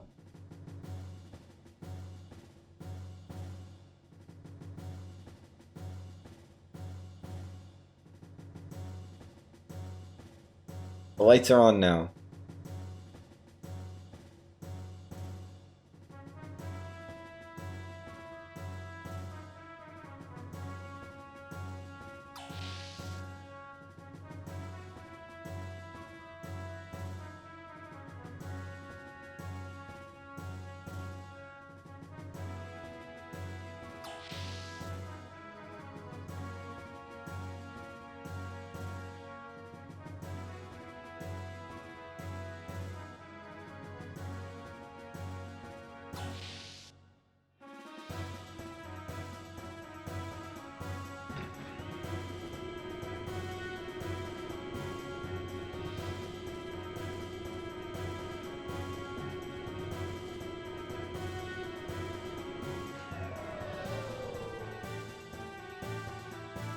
No! Oh my gosh. What do I get for leaving turbo on? Yay, time loss. Lost so much time to dump things. Run. Barely even a run anymore. Like, it's just losing time to dumb things. I messed up some babble jumps that I've never messed up. I haven't messed up in a while. Ugh.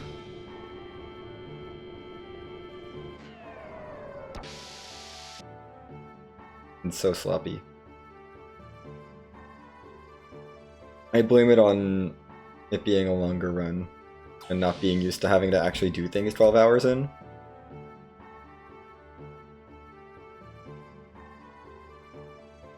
Usually 12 hours in, I'm chilling with cutscenes. In any percent. We're chilling through disc 2. But we're still on Fort Jasper in this one.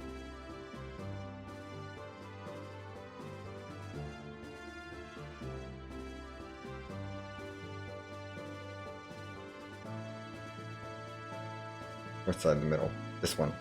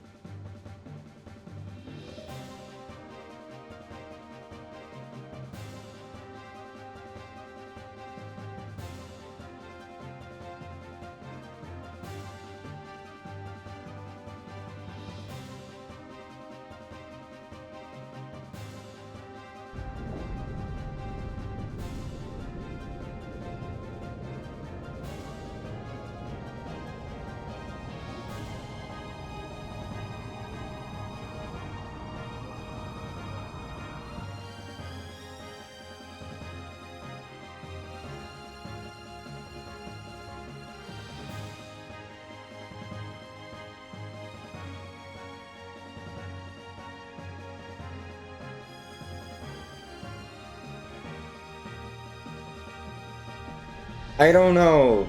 I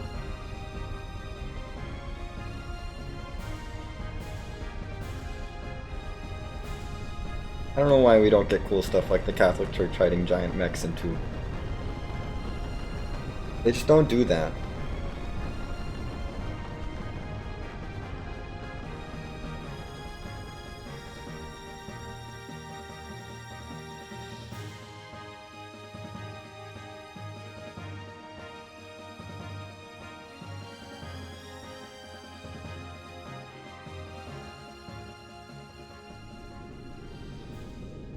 Oh, that's true. The church was built after the thing. Yeah. This thing is ancient. The church was built much later. On top of this thing. So the Catholic Church isn't hiding giant mechas in tombs. They're building this Catholic Church is building tombs around giant mechas.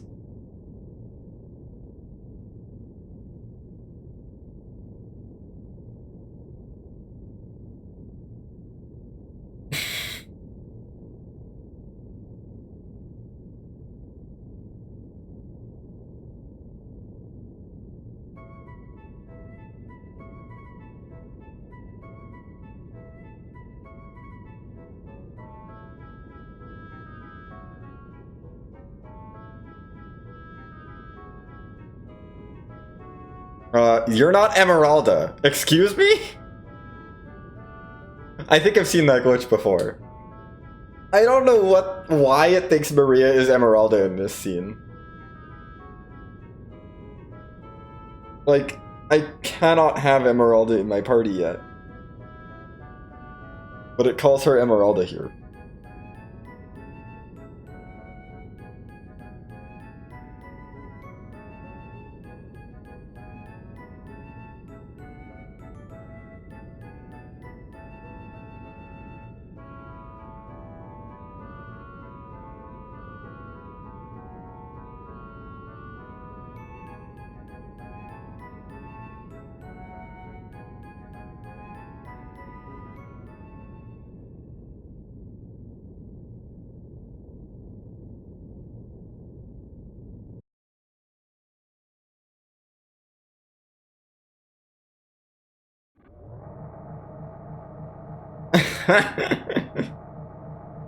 Oh, okay.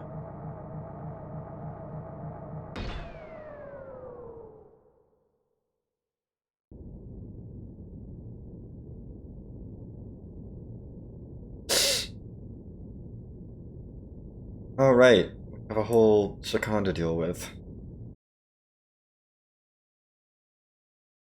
I always forget how long this sequence is.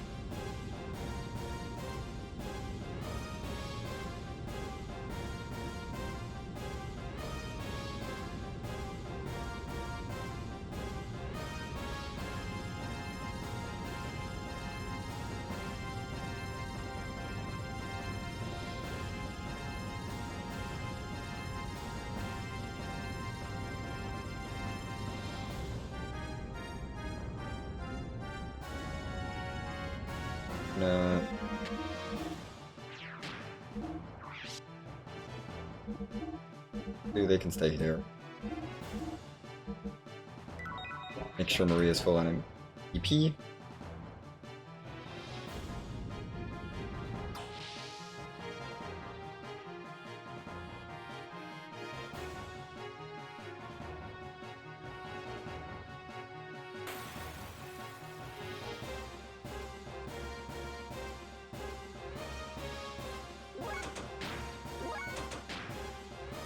Okay, good, got away.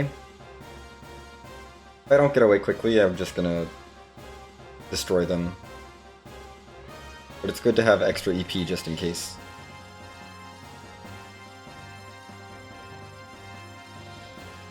Oh. Up.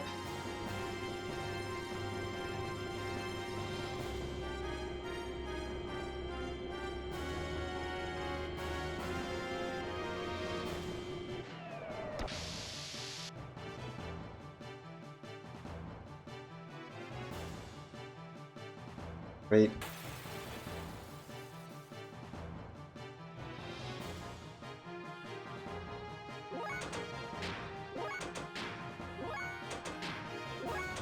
Okay, we didn't run away, that's okay. Go away.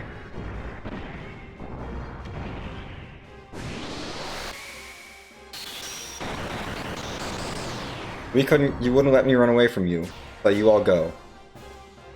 You all take quad 9s. I can do that a lot of times.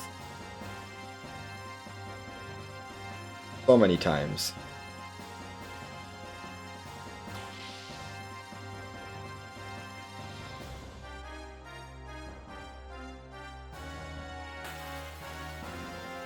Oh, I can do that 3 times before I heal. There's plenty. Escape.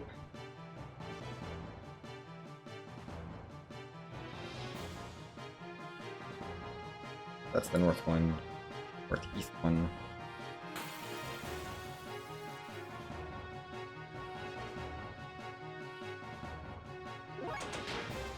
Nice escape. Again. Good.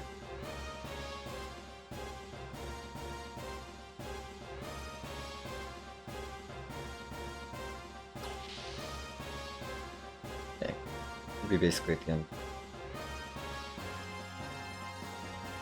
Yep. This is the final one. Should be able to escape from this one.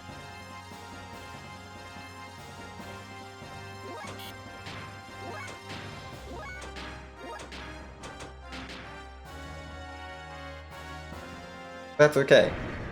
I have this.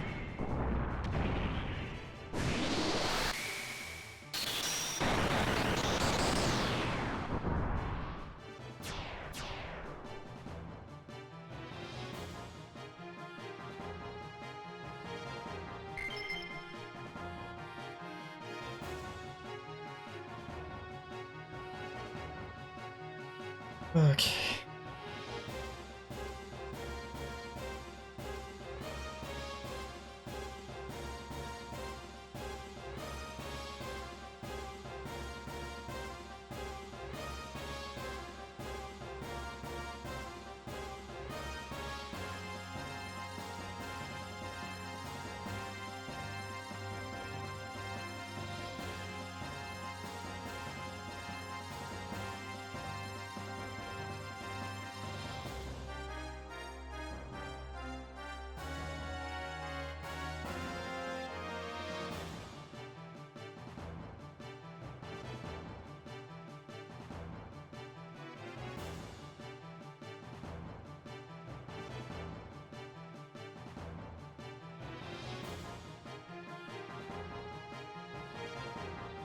Oh no, it's Satan and Sigurd. They're back.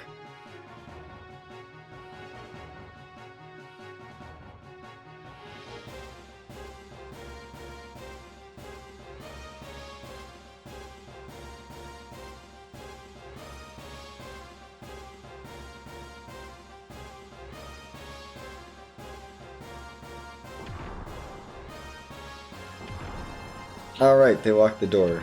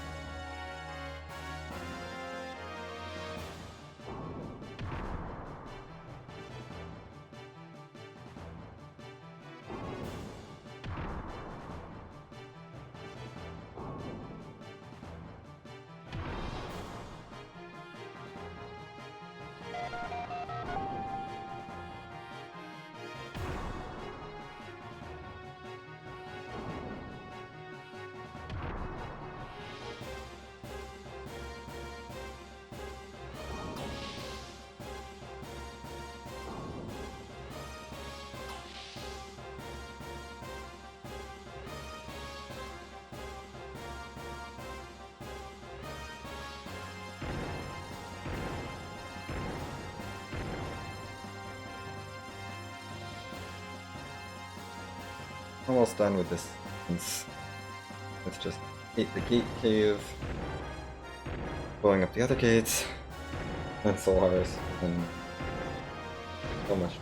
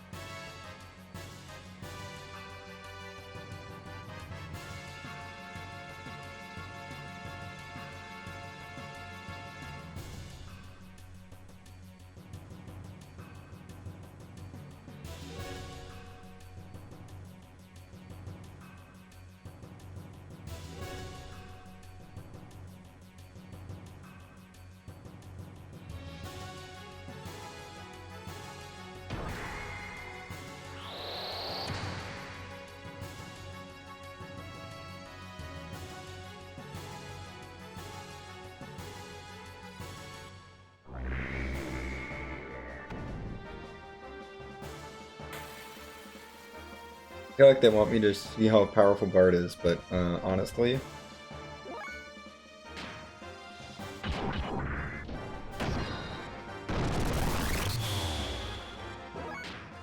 I'm just gonna kick them with Bay.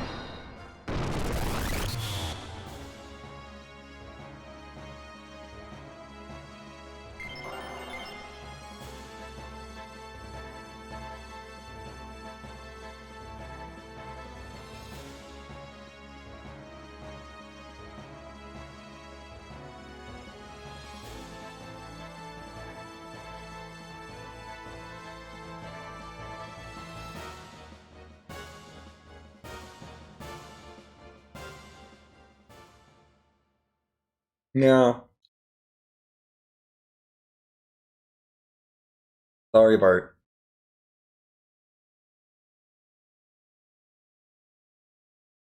Or you should have just had like a glitched fart that makes you really fast.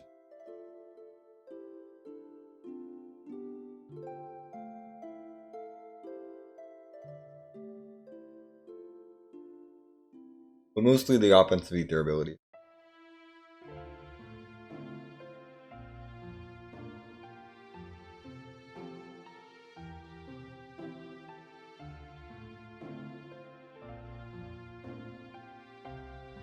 But really just being in the party at the beginning of the game.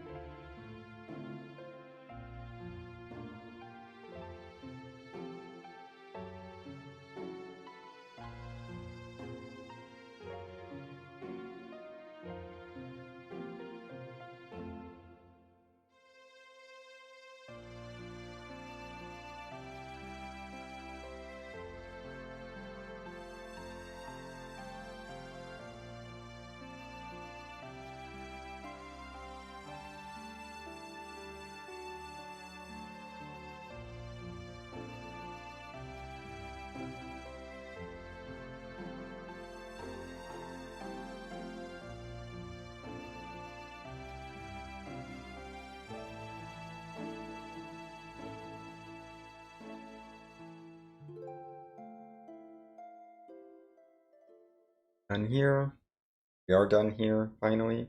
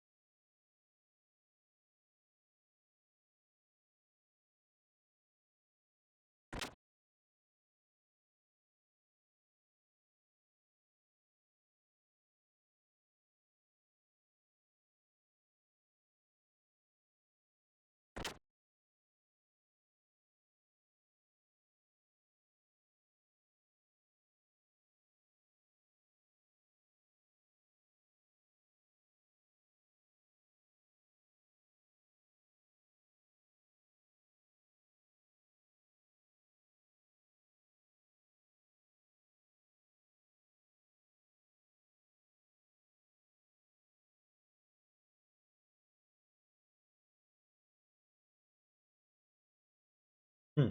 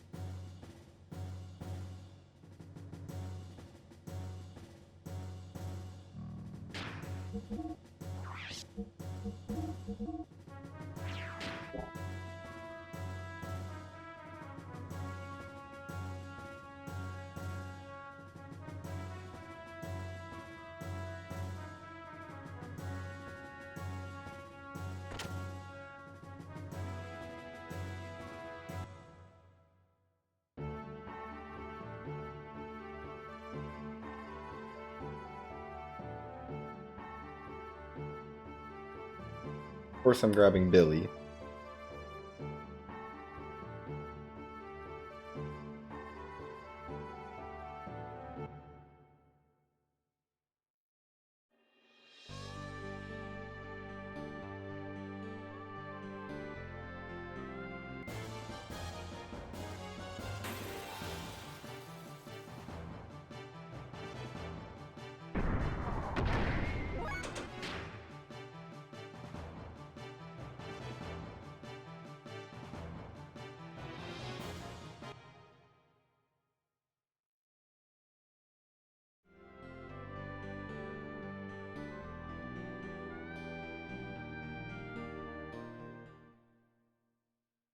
Just called Ignis Gate Cave, like, wow.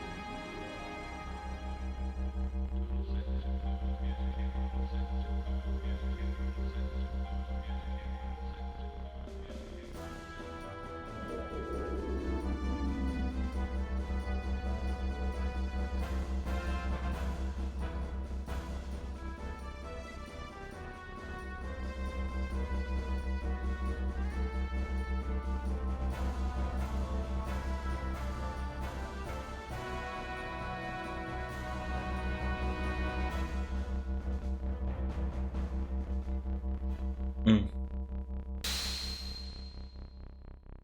Good song.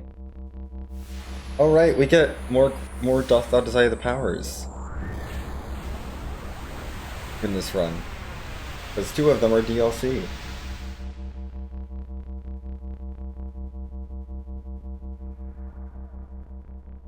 Oh gosh, I did hear. I can't remember the name of the game, but I did hear. I also cannot I also cannot remember the name of the game, but I did also hear that.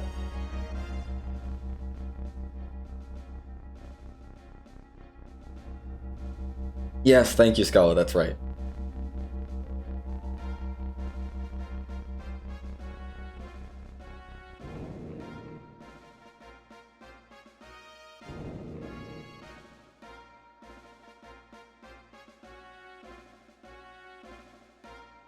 Ooh. That is exciting.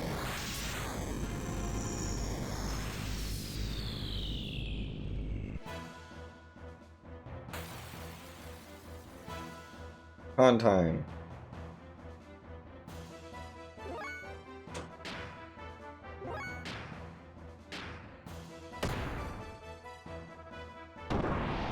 Oh no, a counterattack. Whatever will I do?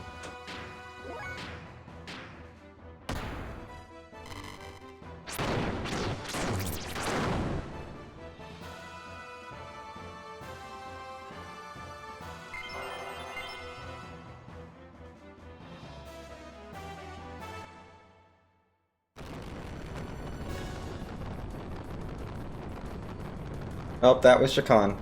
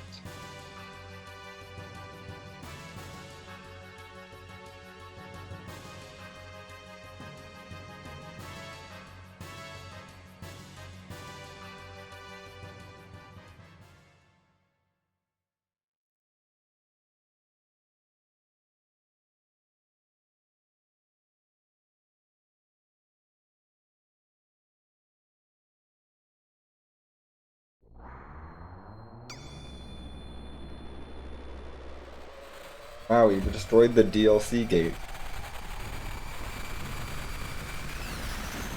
Gate we don't get to see in any percent.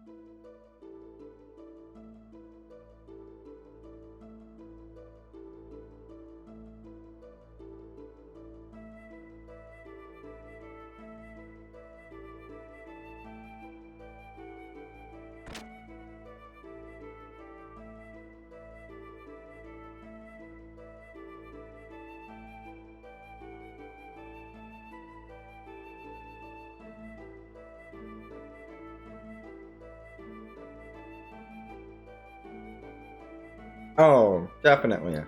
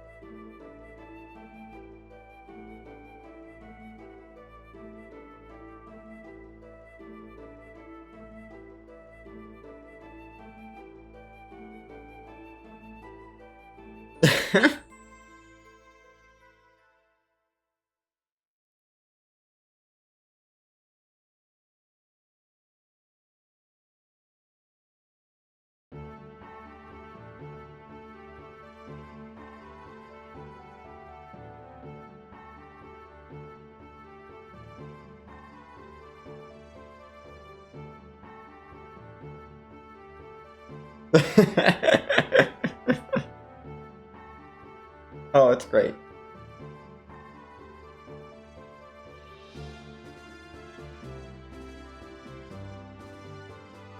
Anyway, now it's time to plan how we're going to destroy the second gate.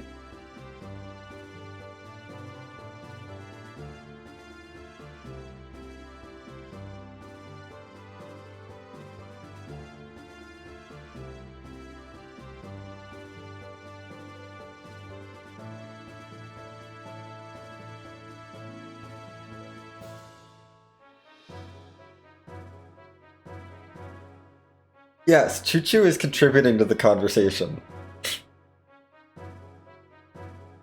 She gets a seat at the table.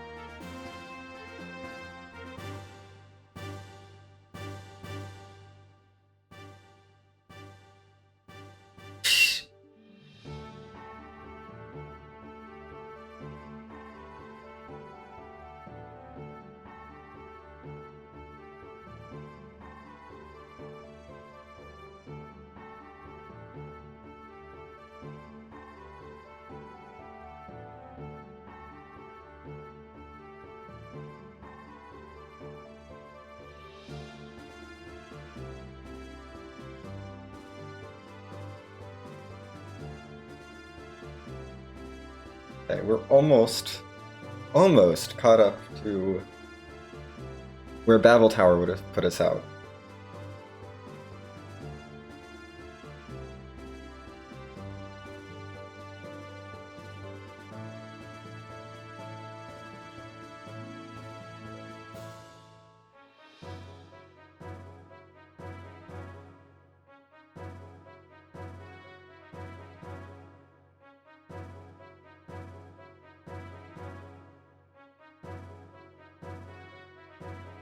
I skipped the mirror because it's repeatable.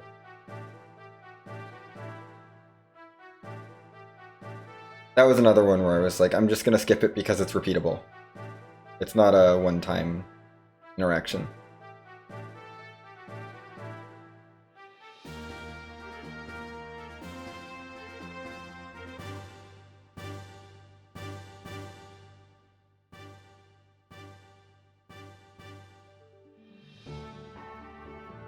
I probably should add that one back in. That one's kind of important.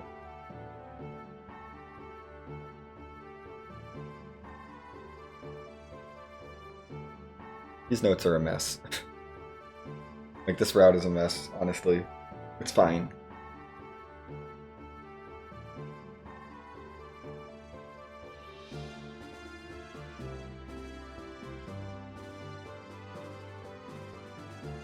Yeah. No, it's something you could repeat indefinitely, so I was like, I'm not gonna worry about it.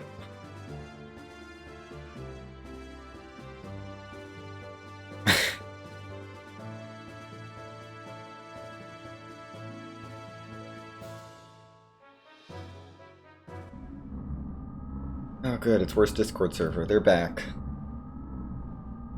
Say some more things.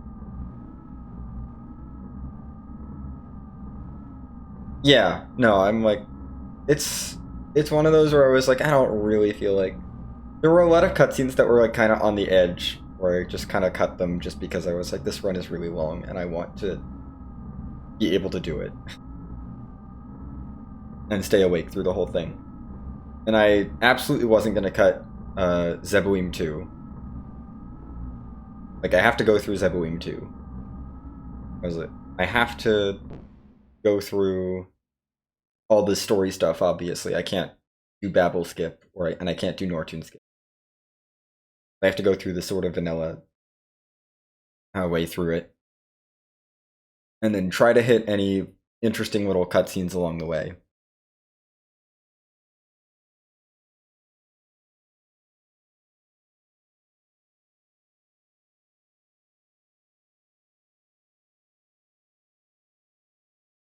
I'll probably call it cutscene percent instead of all cutscenes, honestly, just because it's like less claiming to be all cutscenes when it's probably not going to be all cutscene, quite every single cutscene in the game, because it's definitely not every dialogue in the game. No, that's too much.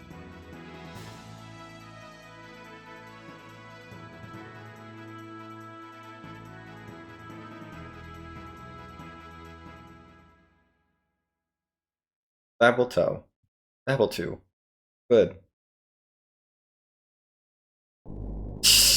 That's fair. I can call it cutscene percent. I feel like that's reasonable. I feel like cutscene percent is fair. It's ambiguous, but it describes what's happening. And it's not like this is any sort of official or competitive category whatsoever. This is...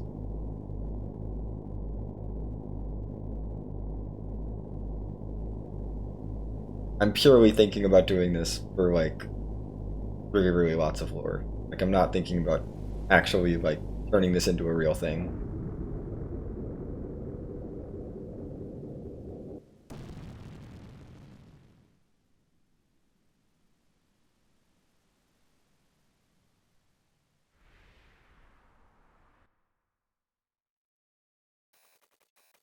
Anyway, they're gonna try to give me Bart and Choo Choo. I don't want Bart and Choo Choo. I want Maria and Choo Choo.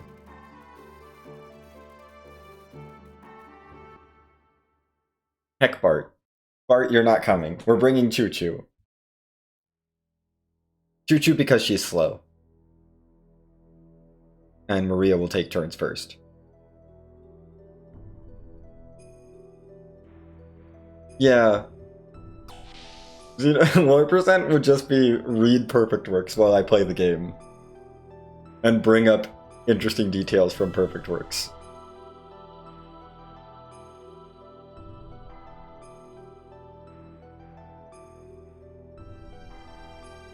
Okay. We finally made it to the point where we've done all the stuff that Babel skips. Now it's just pushed to the end of the disc, which will take a bit over 2 hours. Probably 2.5 hours max. So if we're ending our disc, at like 1550, 1530-ish. Yeah, we're looking at right around 20 hours, I think, for this run, which is honestly fine. 20 is like kind of max that I would ever want to do. Oh, the computer will be fine. It's 10,000 years old. Who knows how many other things have walked on it.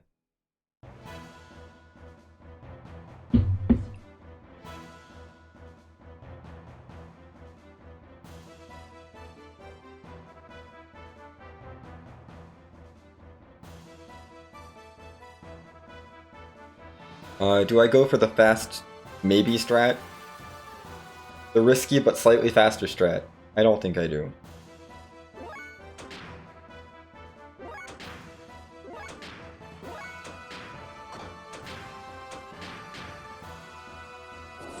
Then again, Aerod's is a long animation. If I can land an X attack on Blade Gash has pretty high evasion, but if I can land an X attack on her and not have it be blocked, then I can wipe them each out with an X attack, but that's a big if. And it's not... And if he misses, then that's just a wasted turn. A bit of a waste of time, basically. I'll probably go for it in the next one. This fight is going to be Graviton Cannon for the win, because... heck yeah. Also, we're just bringing Choo Choo because why not? Why not Choo Choo?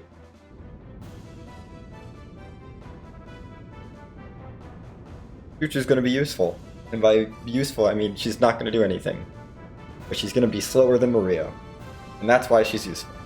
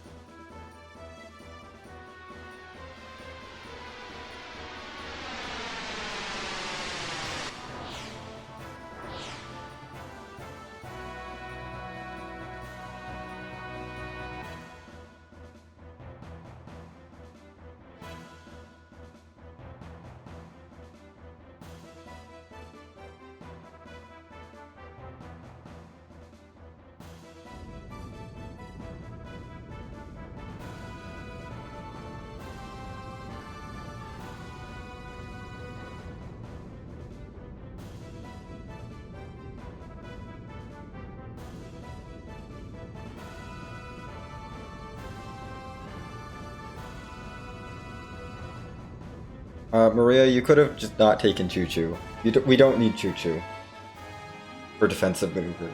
We just need Maria. Choo Choo could have stayed in. It would have made a difference. Really wouldn't have.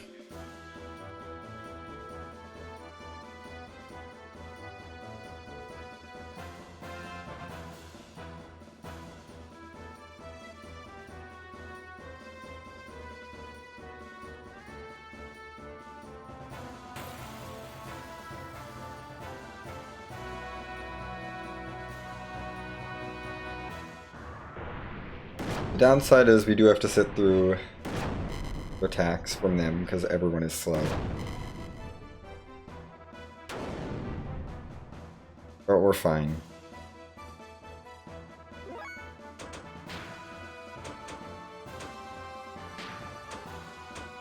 No, that doesn't hit everyone. That'll be Graviton then. This is quad 9s for each of them. They don't have 10,000 hit points. But they're gone.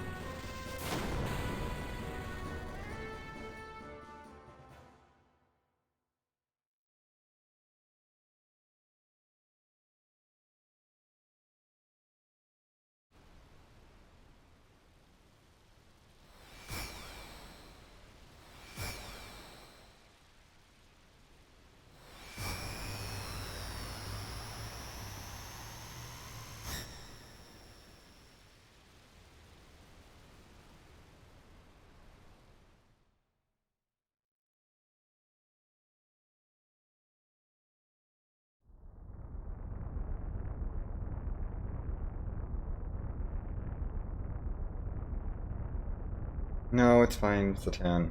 We can hold out much, much longer.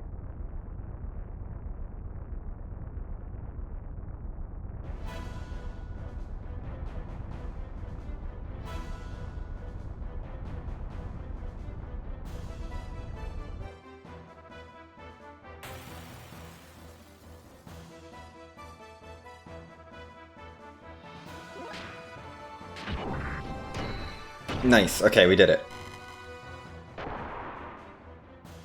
This means I can X attack Marine Basher as well.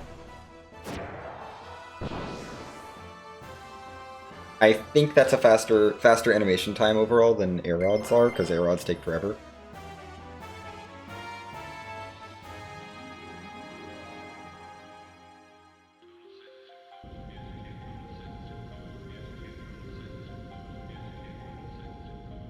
And it gets us through that fight as well.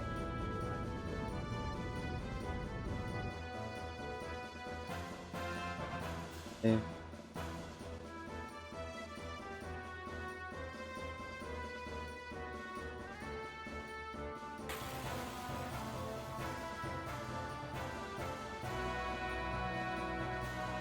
Get another round of attacks from them. Take some time, but fine.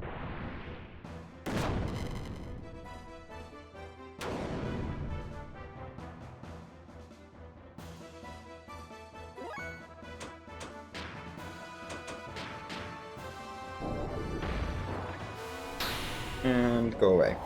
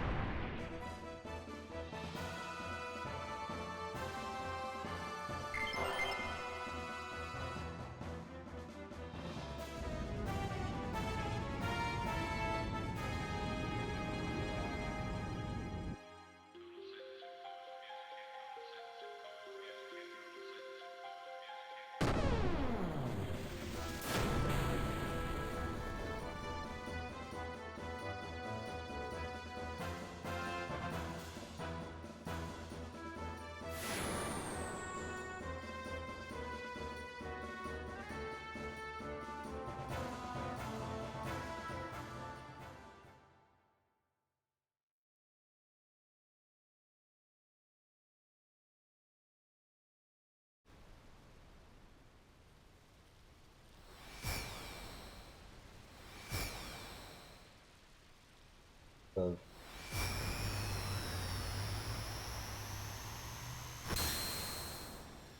I think it's going to be roughly 6 hours from when we get to Solaris to,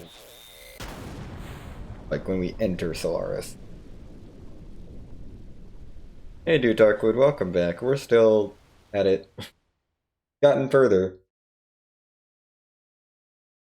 We blew up the second gate.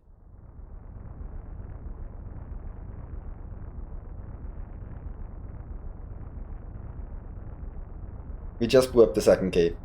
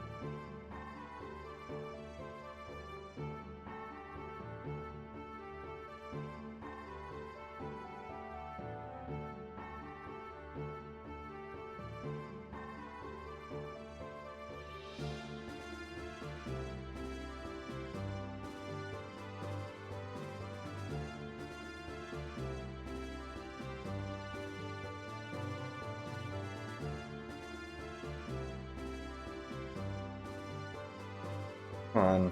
I want to get back to the Thames so I can get my stuff and go to the third gate. Get moving towards Solaris.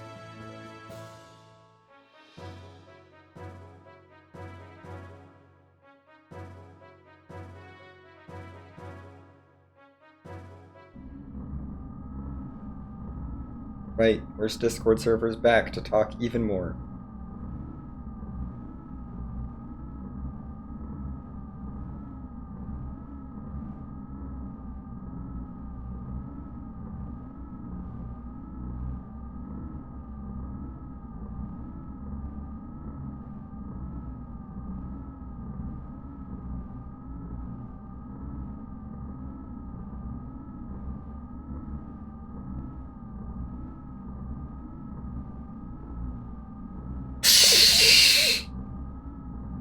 Oh my god.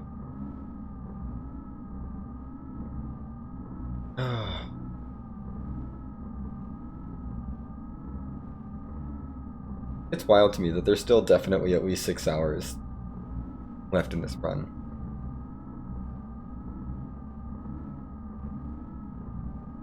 Like, I think it'd be 6... Yeah, you're not wrong, though. It would be 6 hours if we weren't doing Zeboim 2 or Dunman Isle, I think. Roughly. Those are gonna add some time. Plus the extra scene, the other extra scenes we get at the end of Disc 2. There's a bunch of extra stuff to do at the end of Disc 2.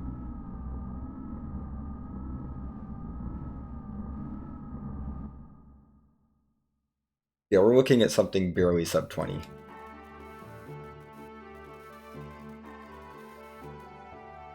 far as what I'm expecting.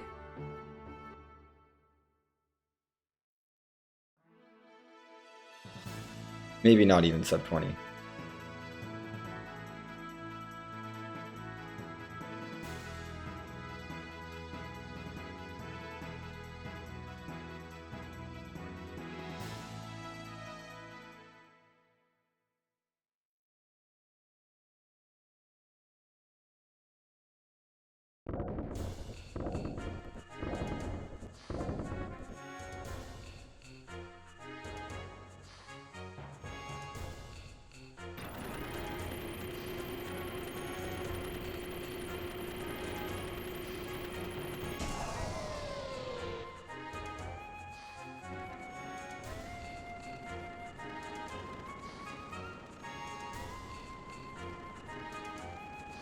Captain.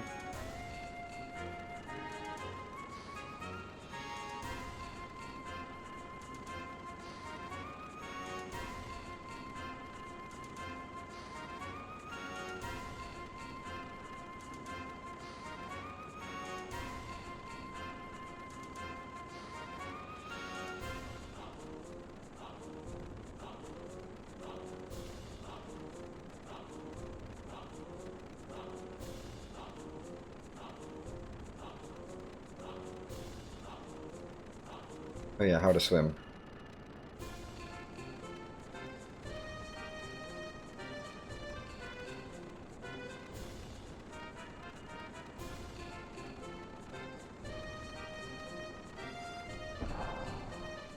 We're done. Back down. Let's leave.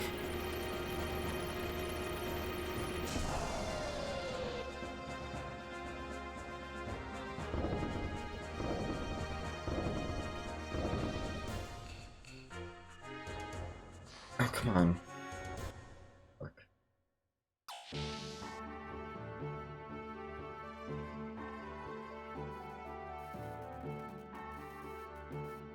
Yes, let's go. Take me to Sargasso.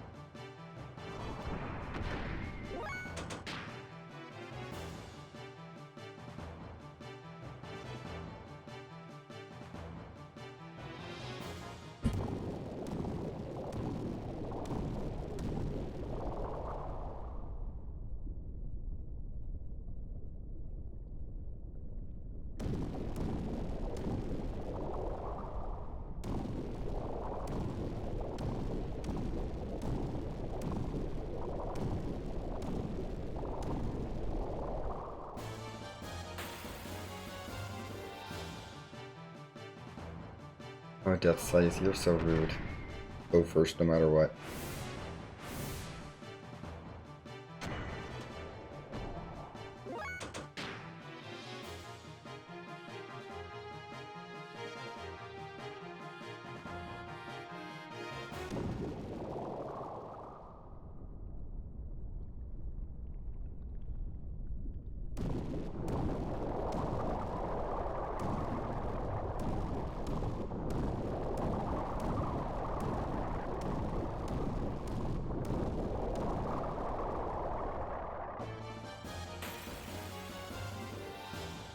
I never get past that thing.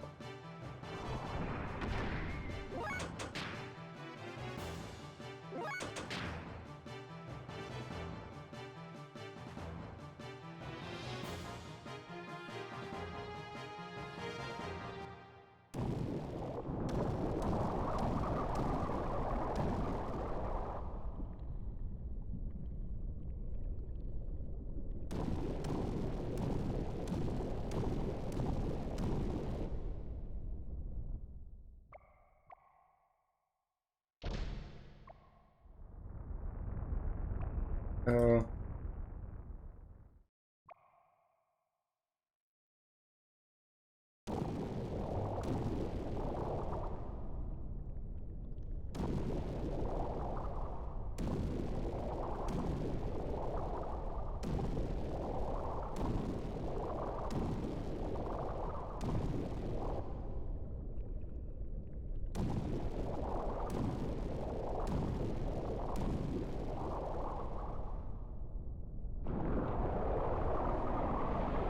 Oh.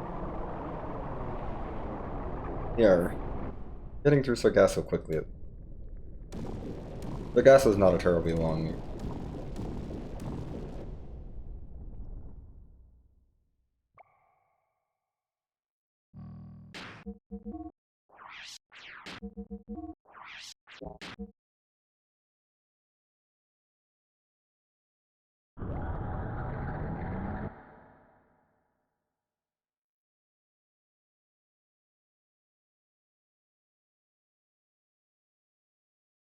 Made it to the third gate.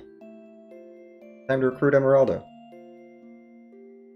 We'll be doing some stuff with her on disc 2, but otherwise she's not really.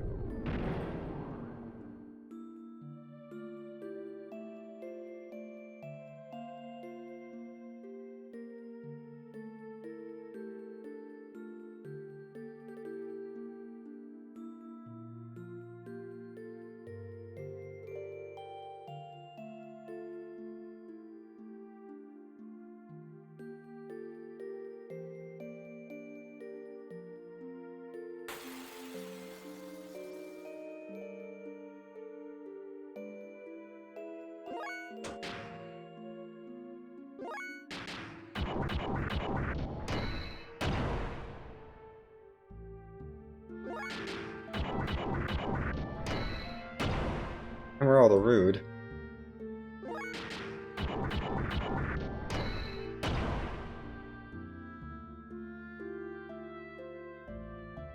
Here we go.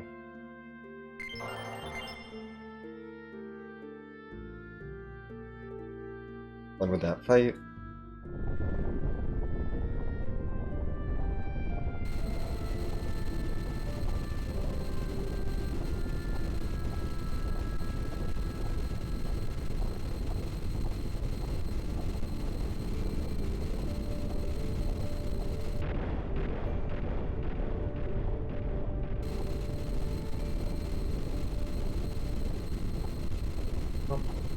That's the third gate done. Now we get lots of cutscenes.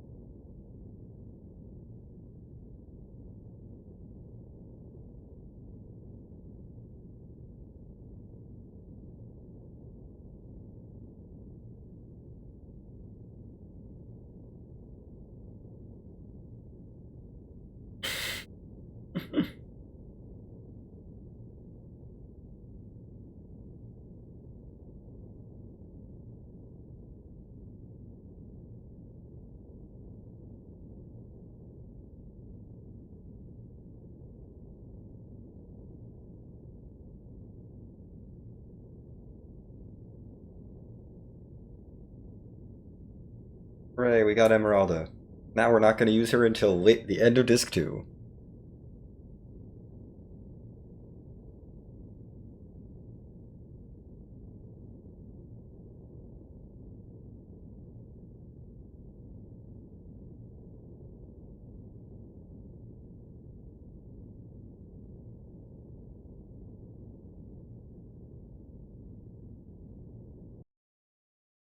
Hey, done with all that.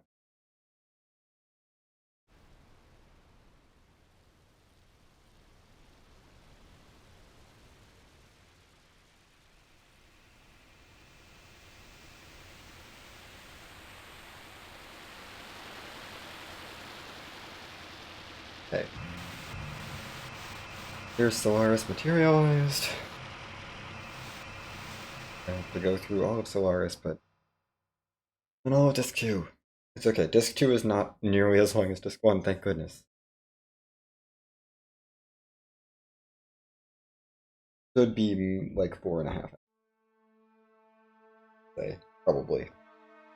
Even with the extra stuff. Can't imagine the extras.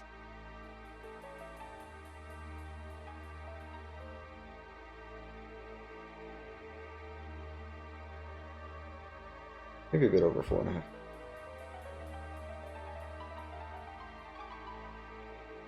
Everything.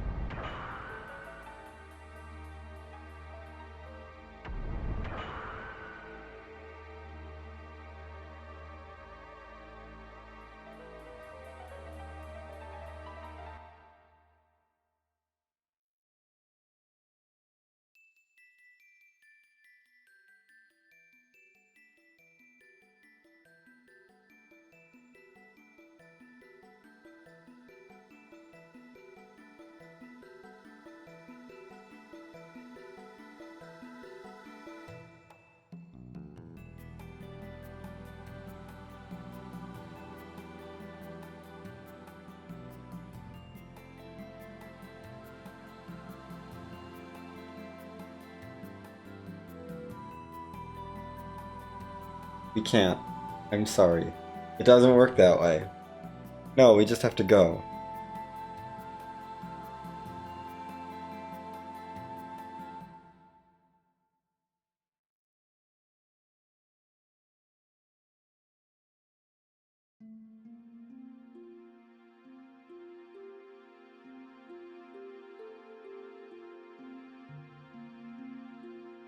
I'm pretty sure Solaris doesn't get significantly longer in cutscene percent. I think there's a couple extra things, but nothing that's too time consuming. Means I should be able to eat like a proper meal now, or pretty soon, instead of what I've been doing, which has been snacking. Like this entire run. I'm still quite hungry. Not that I was eating particularly nutritious snacks.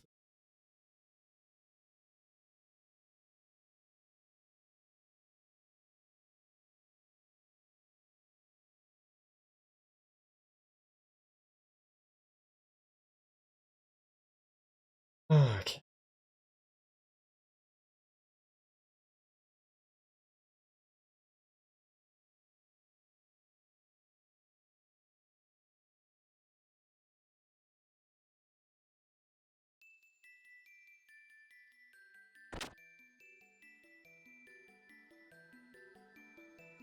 right back in.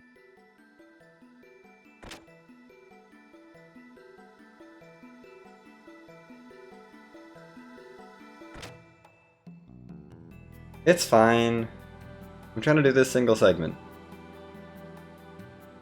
There is a long break coming up, okay? I have been eating and taking stretch breaks. I took a bio break around the 8-hour mark, you know, I'm good.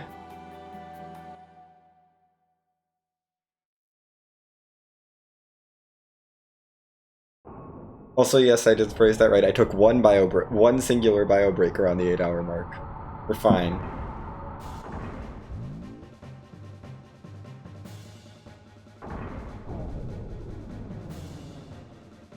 I have been snacking, though. It's okay. I have been snacking. I've eaten so many snacks. It's bad.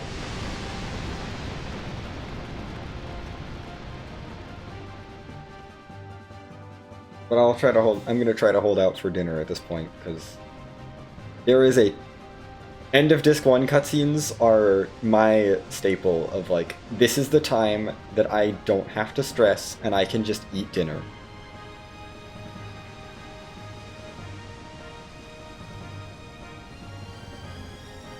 And not worry about, you know, everything else.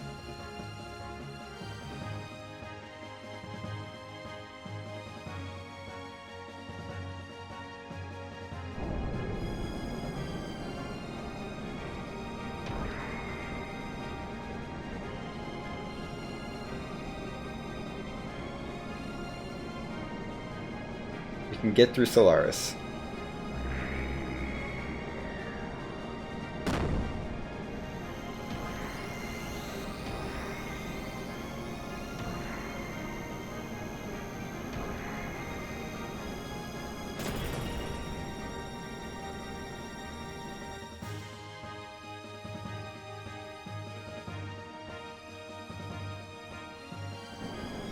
Okay.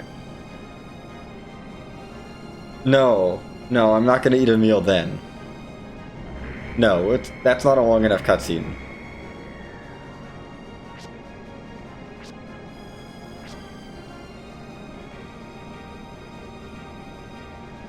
Okay, which should be about an hour 45 from this point to the end of disc. Yeah, we are looking at just over 15 hour. We're looking at a bit over 15 hour disc 1, which is fine. I'm not gonna worry too much about it.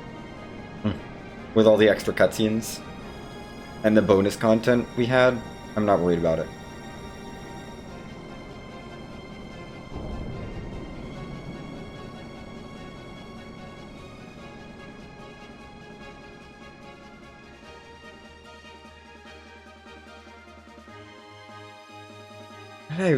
I shouldn't have even re-equipped Maria's Ether. I don't know. Nah, it's fine. I don't think I needed to re-equip Maria's Ether Doubler.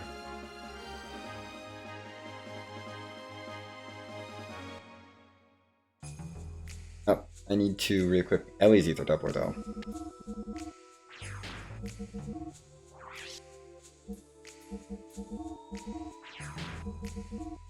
I don't think it matters actually. We're not using discs for the rest, or gears for the rest of the disc.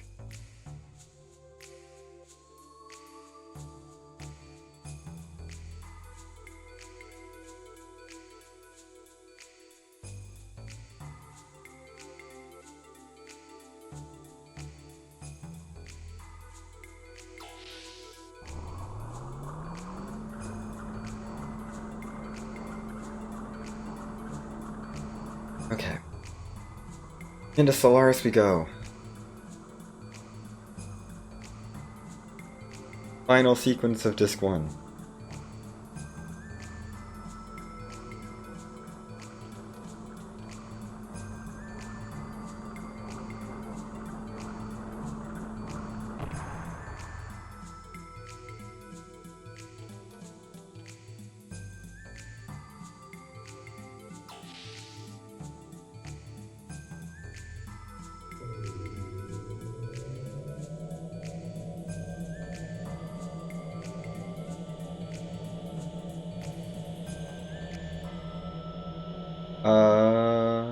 Did I include that? Yes, I did. Good. Okay. I wanted to double check that I actually remembered to include the scene here. Because there is a one-off scene here in this area.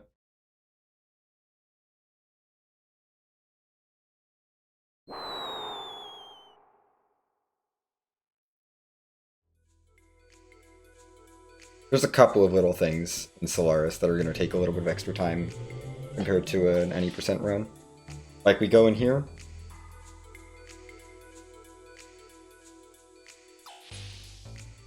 Talk to that person. Leave. And the entire housing block disappears. That qualifies as a cutscene, I would say.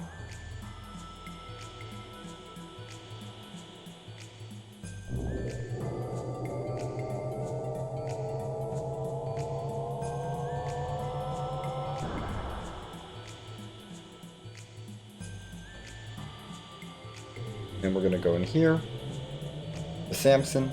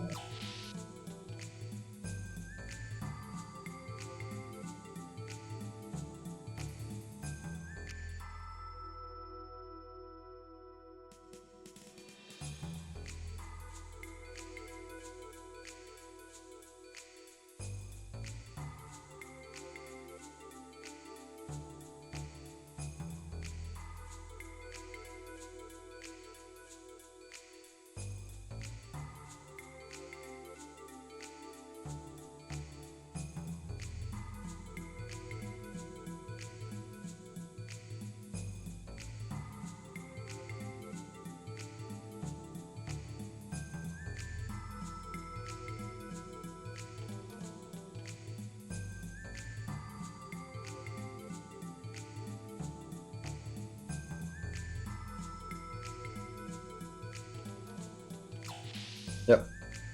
We find out about Ellie. And we're gonna go find Ellie. When we come back. A lot of back and forth.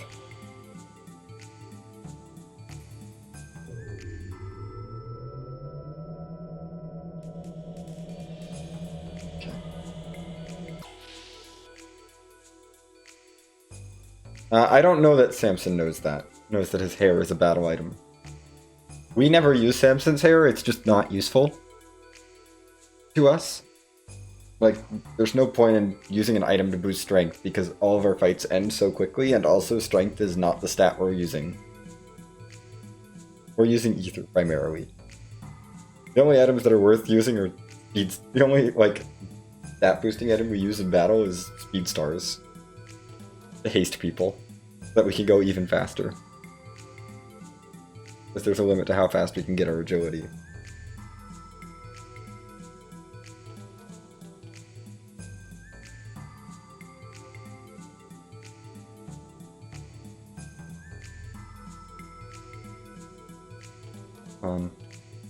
Let's move.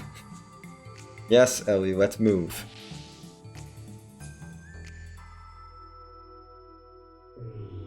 Back out of that block.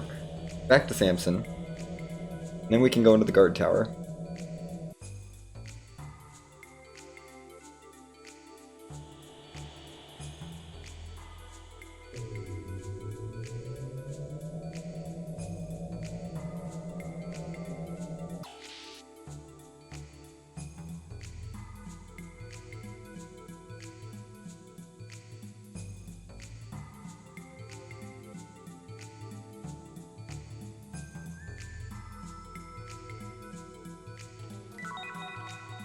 Get the work permit. There goes Samson. Follow.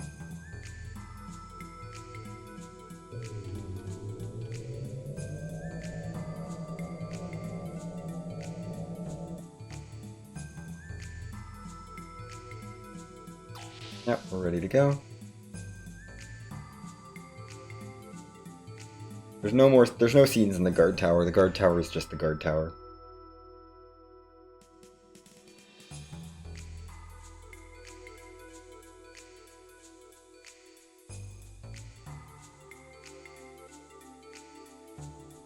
Missed. Gosh dang it. Up the elevator we go. Oh. Alright. So I hold here.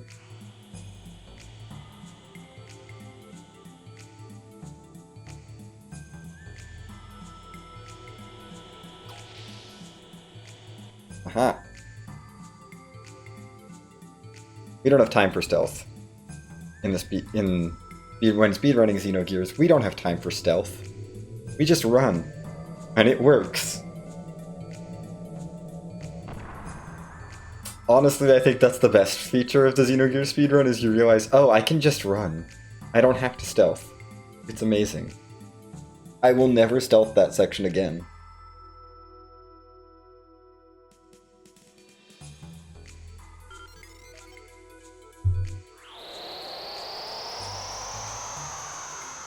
Bye, Samson.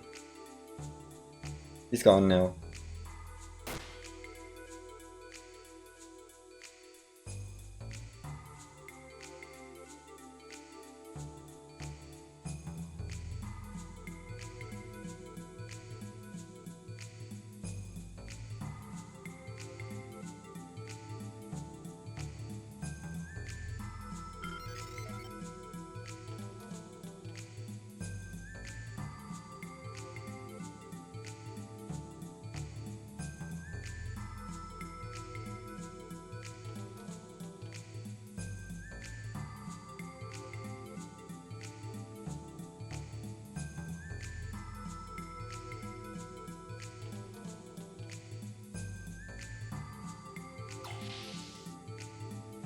Okay. Out of the guard tower. We'll have to backtrack through all this later, but fine. We'll get there when we get there. Okay. That checkpoint.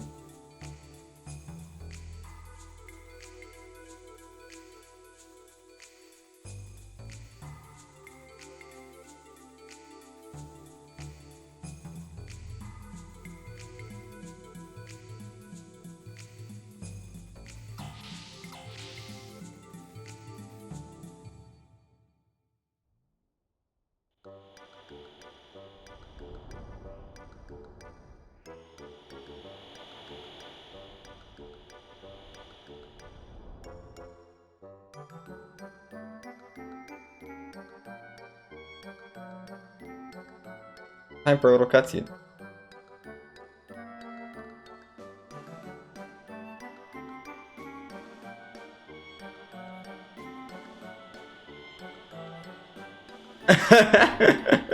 Yes. This music's great though. Honestly, I think once you think about it, it's like it portrays everything really well.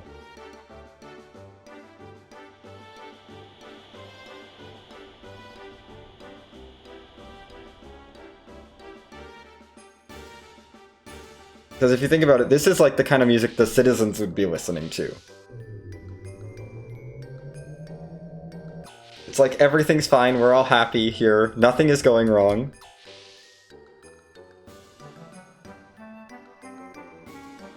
It's such a great Bread and Circuses feel. But yeah, also it's like, wait, what? This is our Evil Empire theme?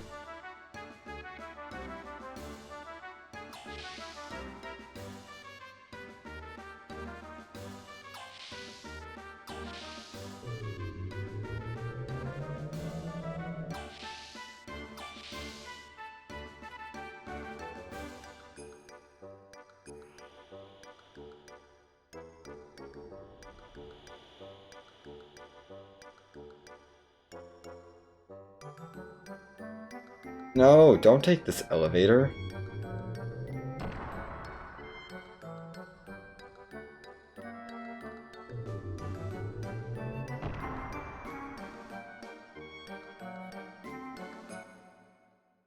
Okay, we're done. We're done with that music. Onwards to the next thing. Is the dedication ceremony. It's gonna take a bit of time.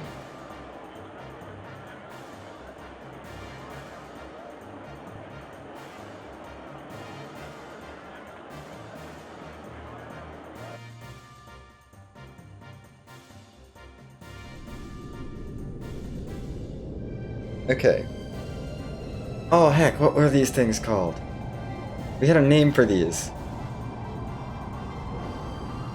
No, Neon, I don't know if you were here.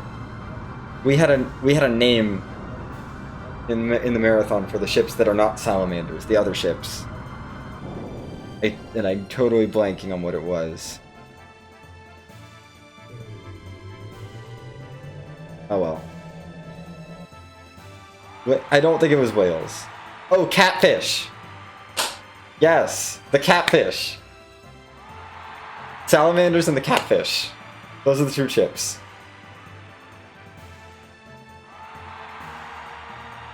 Oh my goodness. Great, okay.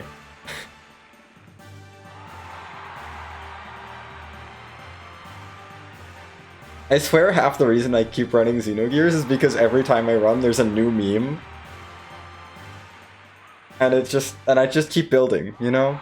They just keep adding on and I just keep remembering every meme as I go through. Eventually the whole run will be memes.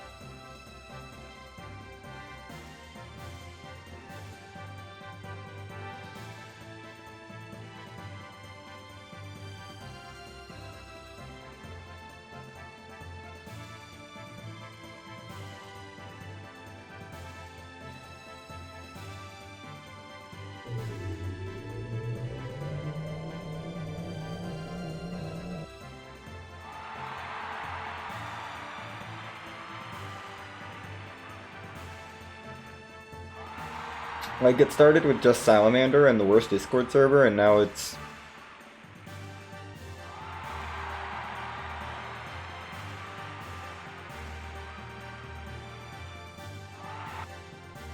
Catfish. Disaster bisexual. It's great.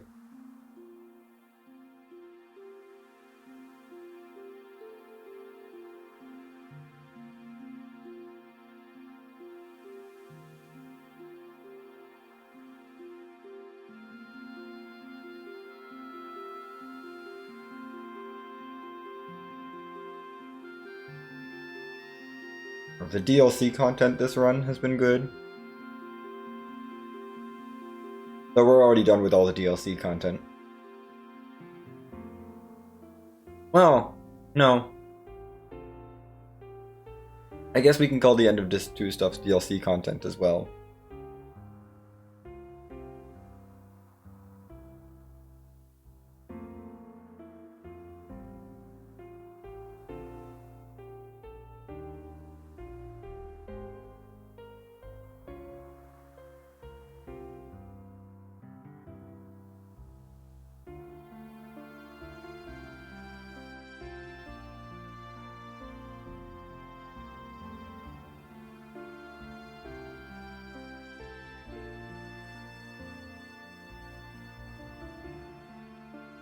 DLC content refers to everything that's not in the Any% run. Any major sections of story or like major not like little one-off scenes, but like any story sections that are just not in the Any% run are DLC content. So for example, the town of Bledavik is DLC content. Shakan is DLC content.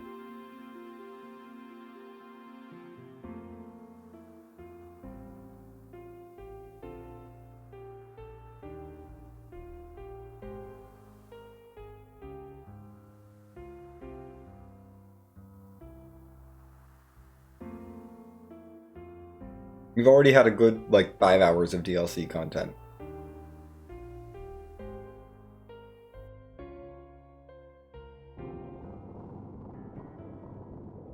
Oh yeah, actually we are only like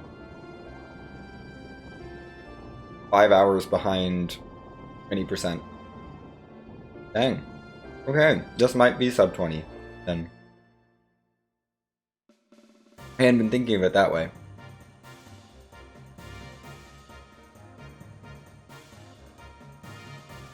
Yeah. I don't know. Oh, yeah. Right, it's just DLC. I don't know. I'm goopy at this point. It's fine. There's only like 6 more hours in this run.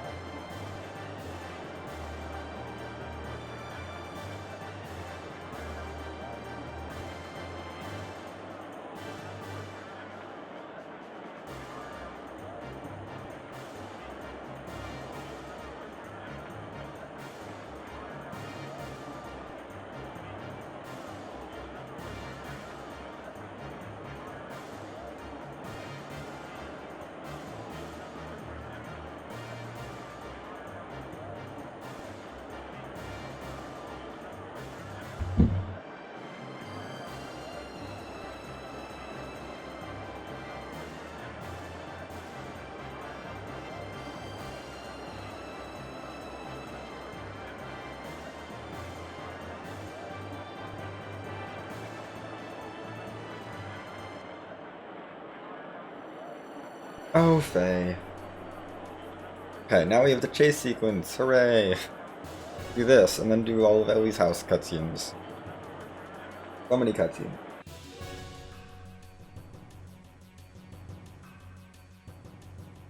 Cutscene percent truly is just full of cutscenes.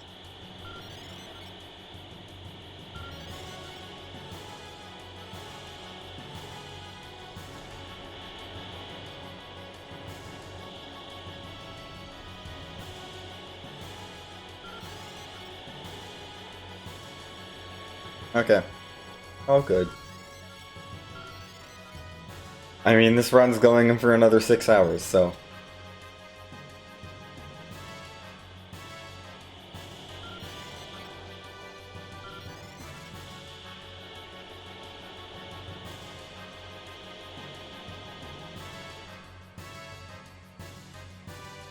Okay.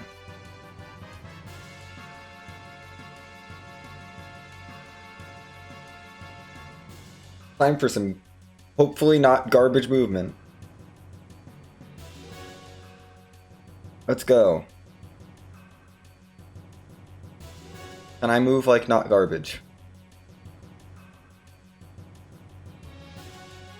Almost. Almost not garbage movement.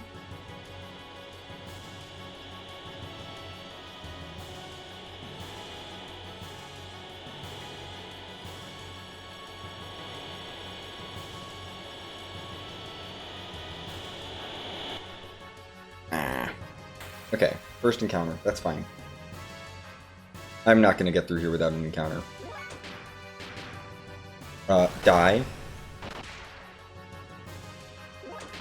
Face Ellie's Wrath.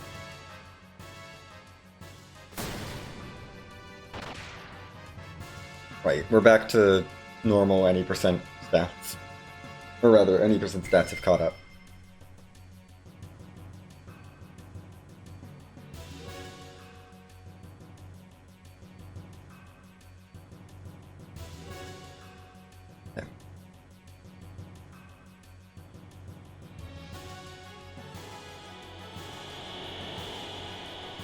Oh, come on. Did I get the encounter? We didn't get the encounter! Heck yeah. Okay, I'll take it. I will always take a one encounter sewers. Or chase sequence.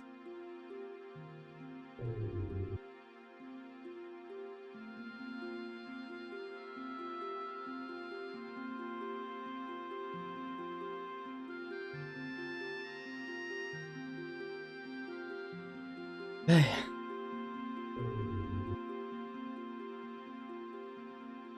Into Ellie's house we go. For more cutscenes.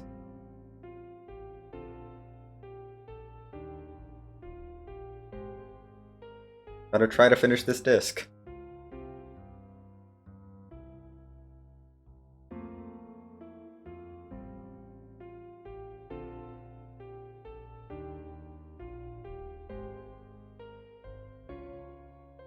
I don't think I'm going to be done with this disc sub 15.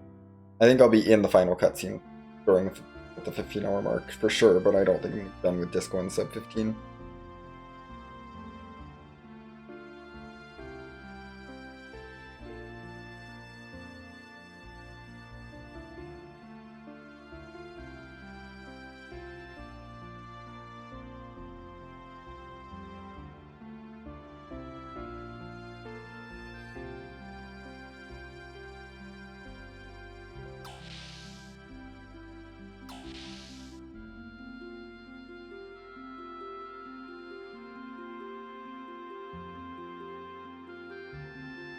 Won't be much over 15 hours. We still might get the sub 20-hour total.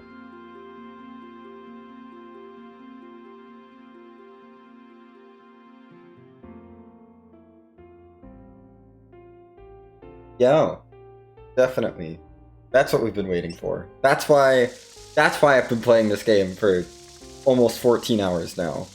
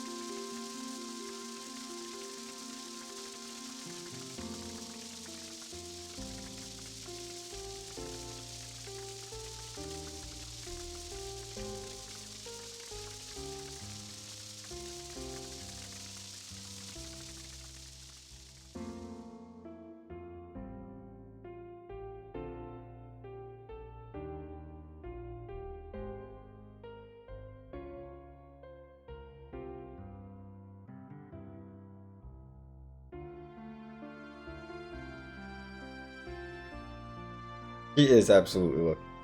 Oh yeah, no, Faye has the decency not to look at her, but she absolutely looks at him in the shower.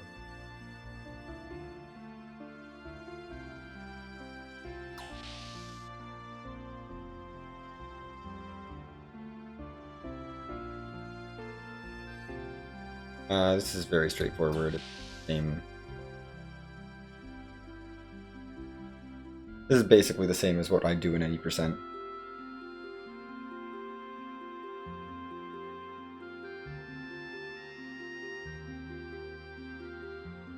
We don't have any extra things to do for a little while. There are, I think, a couple more things to do in Solaris. Still, like a couple more little things, but mostly we're going to be on just pure following the any percent route until we get to the end of Disc 2, basically. And then there's going to be stuff once we get to Snowfield Hideout. But not until then.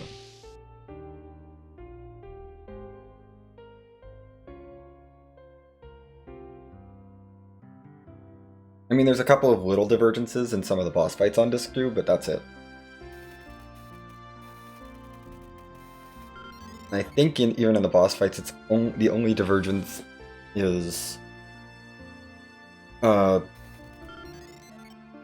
the 2 out-of-gear boss fights on Disc 2 or have different strategies. Or have a different strategy beating them. Because we have Graviton Gun. We did not have Graviton Gun in... We don't have Graviton Gun in any percent. Because we skip over Shavat. But because we did the Shavat DLC, we get Graviton Gun to speed up a couple fights in Disc 2. We would use it on Gruff Executioner, but you're not allowed to use Maria. So sad.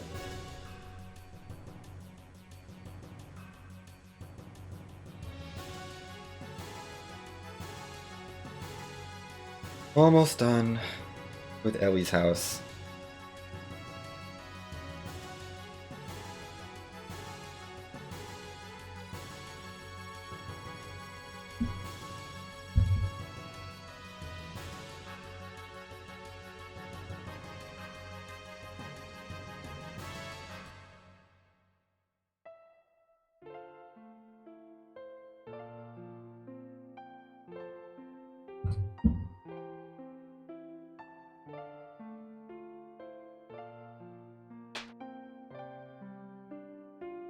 That is a strong slap effect. Slap sound effect, like seriously.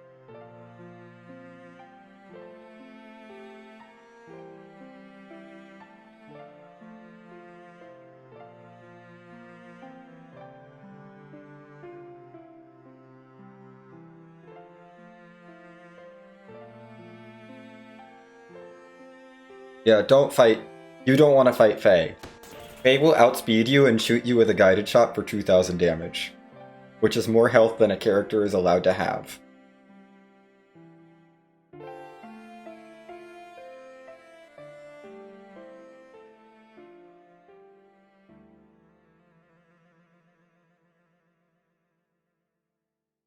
Even if you have pretty solid ether defense, he'll still do over 1000 damage, which is still more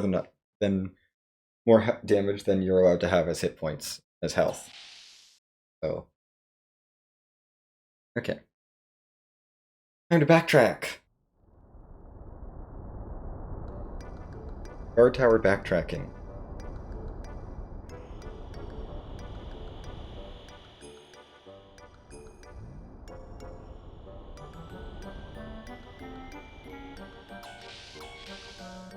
Here we go.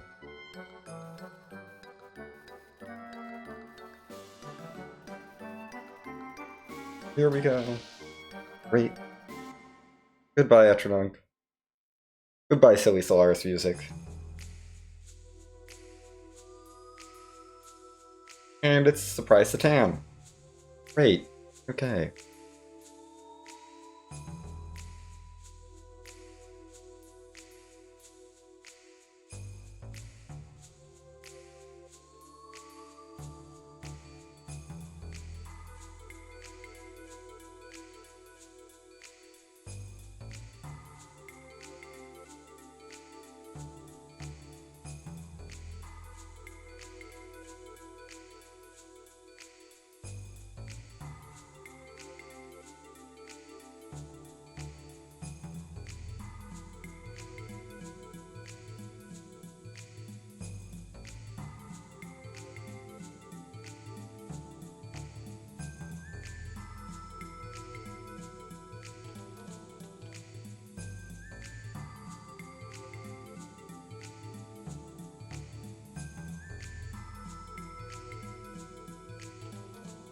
All right, we're building up to Satan's sort of betrayal.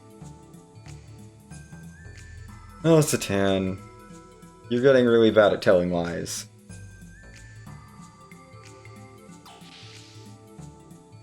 Okay. Elevator. Let's get down into the guard tower. Just gotta get through the guard tower.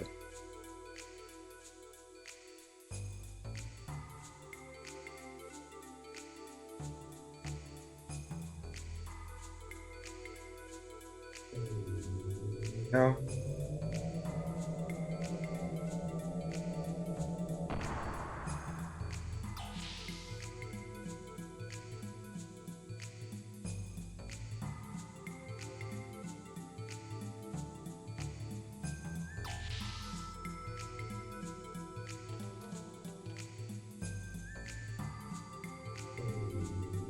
Again.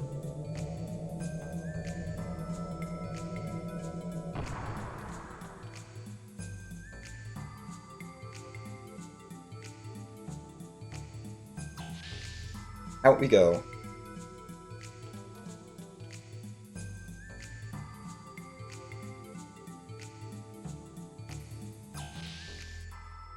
Here we go.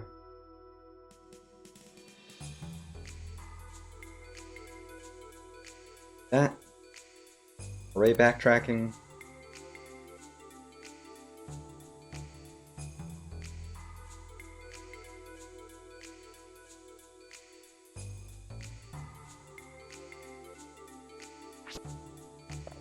Ellie's here to save the day. Hooray, Ellie.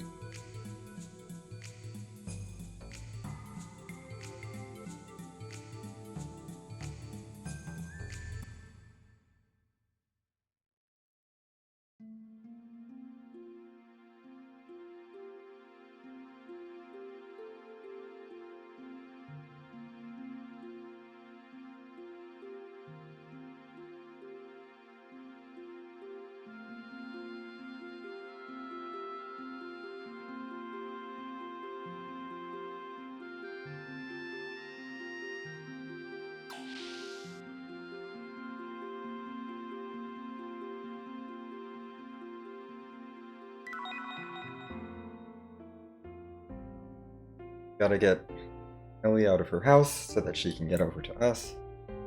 With these here.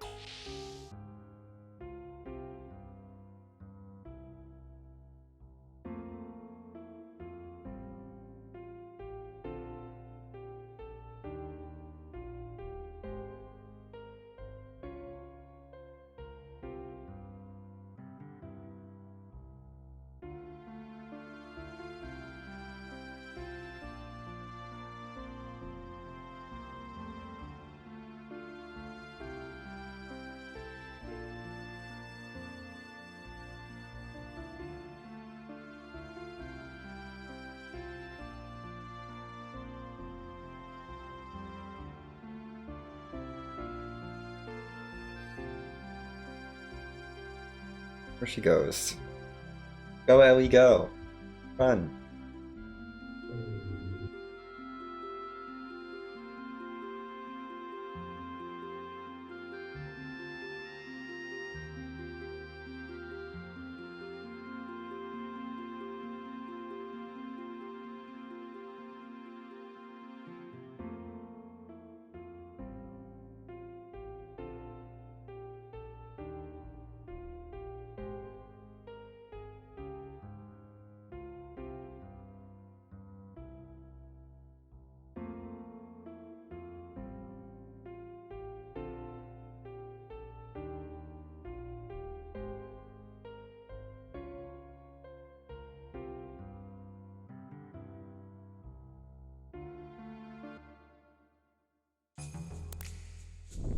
And in we go.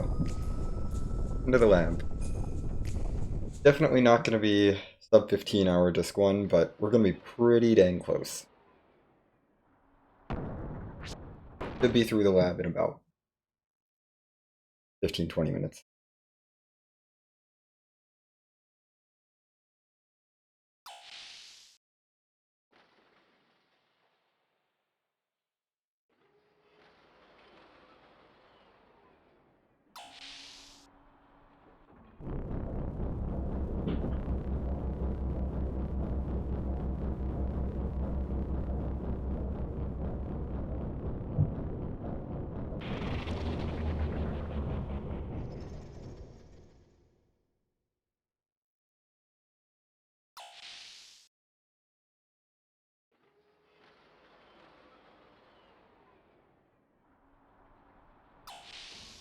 Okay.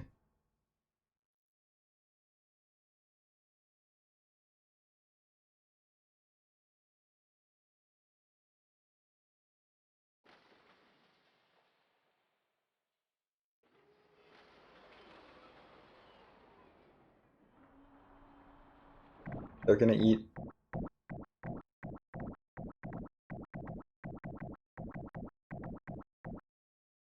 Oh yeah, we do have some side rooms we need to go into for some in the lab.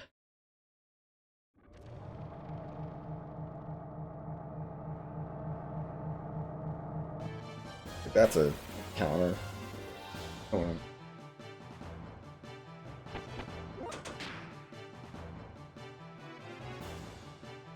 Yep.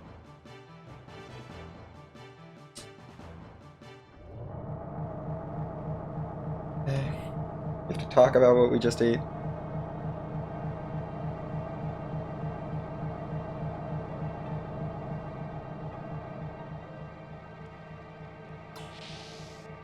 Here.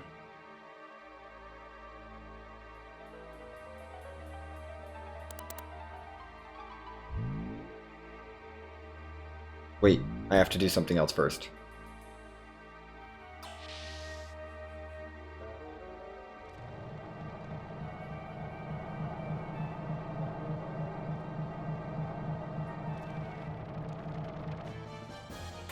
I have to do something else.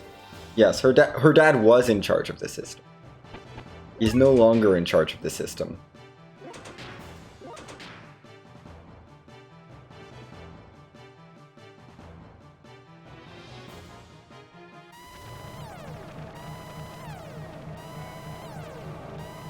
We have to do this for this little scene.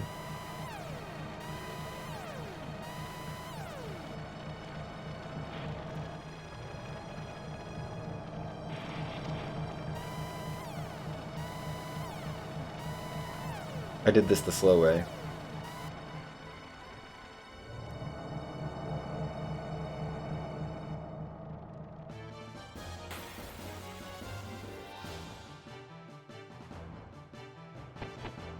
I know better than to mess with you.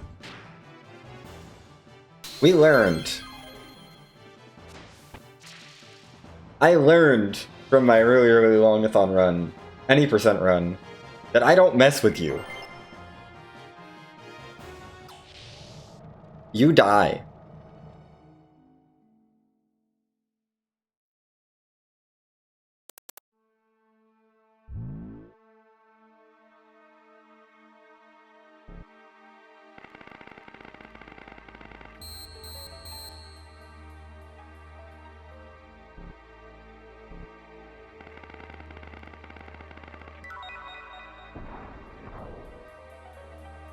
That's all.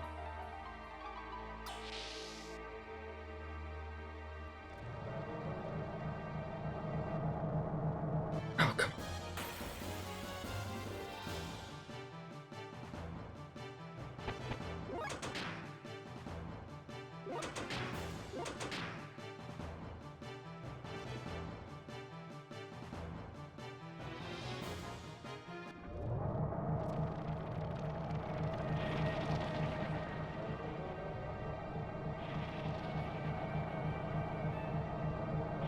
Okay. Making our way. I love how he says, they ask, what kind of meat is it? And he says yak. They answers yak, very confidently. I think they could have chosen a better expression of disgust than the word yak, which also could be a kind of meat. I don't know.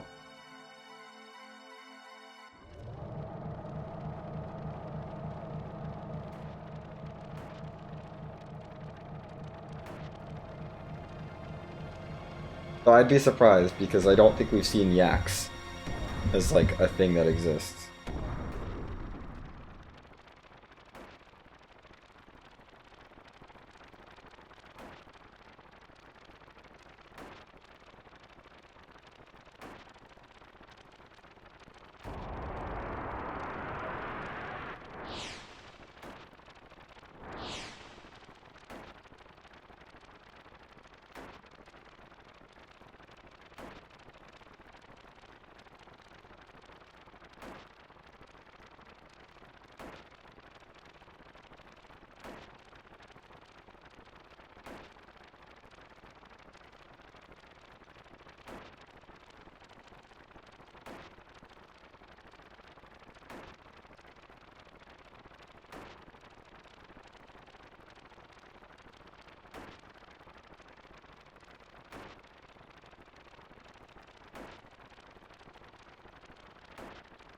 Yeah. It's a bit of regionalism, and it's like, yeah, you ever had food so bad you reverted to traumatic childhood memories you hadn't remembered since, like, you haven't been able to remember in years, that you've repressed? That's what Faye just had.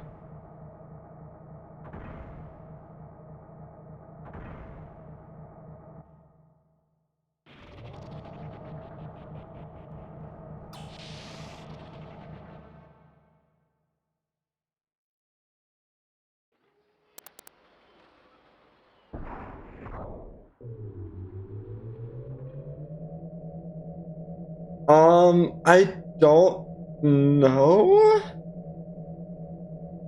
I think it's not the taste that he remembers. I think it's him seeing the wells reminds him of what happened to some of the people that he was awakened near.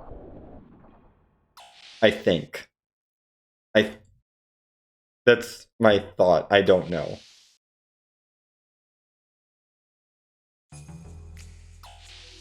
Okay, we need to go into the northwest offshoot. Down. Not the one up that goes up, the one that goes down. Probably.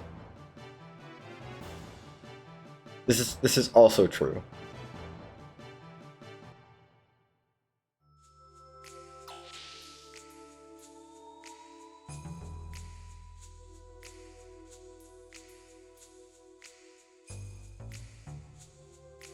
What is the thing I have to push? This.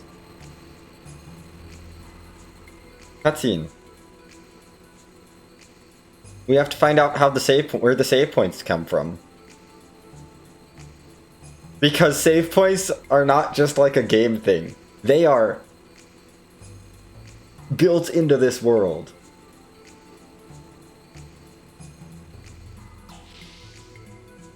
Yes, it's the memory cube factory. They're not cards, they're cubes.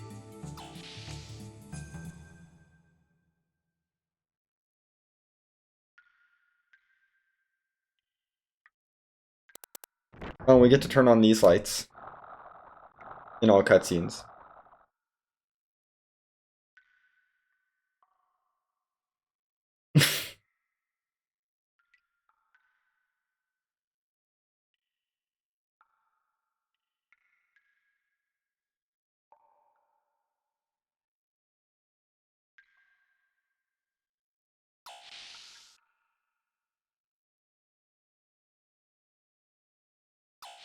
So, there's a bunch of cages in here. Only one of them gives me a scene.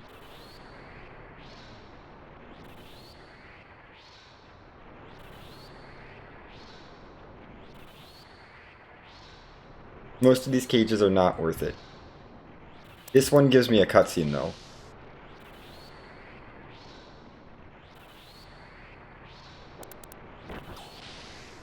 I don't want the treasure.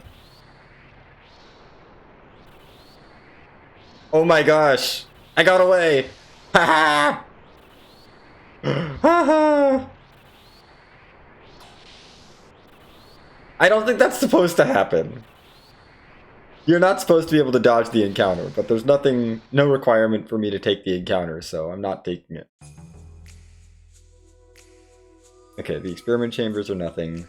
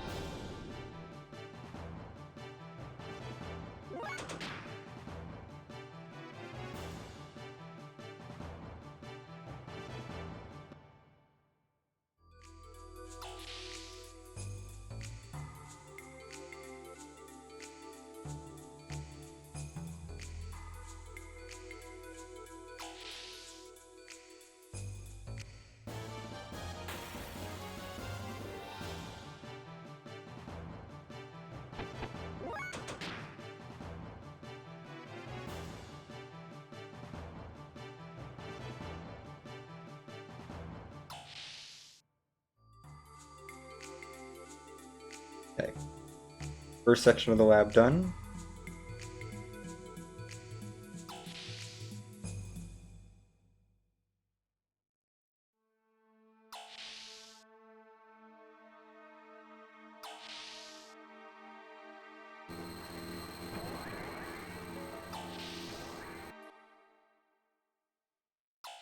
Oh, there's a lot of cutscenes. I can post to Discord during the cutscenes. That's fine.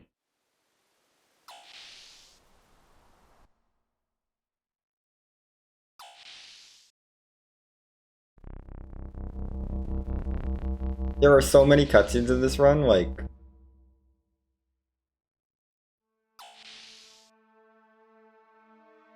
Okay. We have to do some extra stuff here.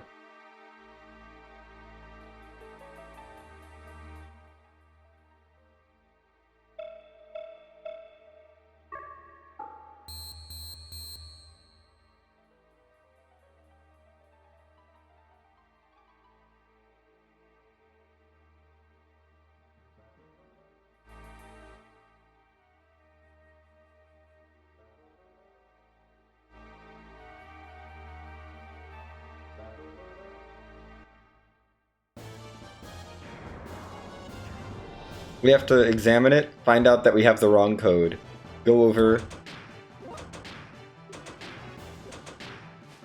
Really?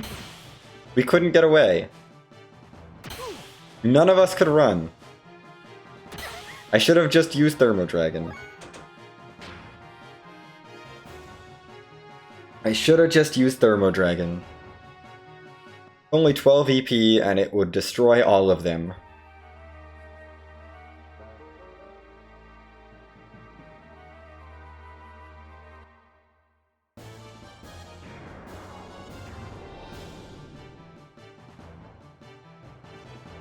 I know I don't mess with you. I don't mess with you. Ever since you cost me tons of time by confusing my whole party in Longathon, I don't mess with you anymore. You just die. Not like Satan needs his EP anyway. What's he using it for? Nothing. That's what.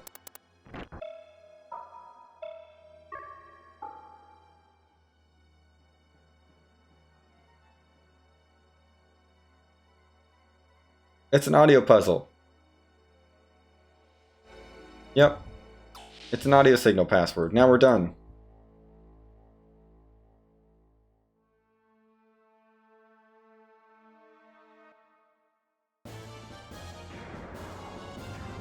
There is so much to explore in this lab casually, like, even in all cutscenes I feel like we're barely scratching the surface of Krellian's lab. Because we just kind of go to where we're supposed to go. But there's so much side stuff to look at. And it's really cool. Like, this area is amazing casually.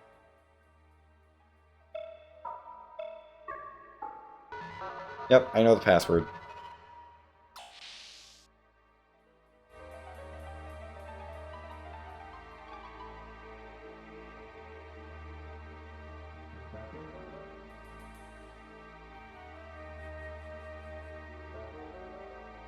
Come on. Door? Hello, door? The doors are broken. The doors were not working. I want to stress that. The doors were not working.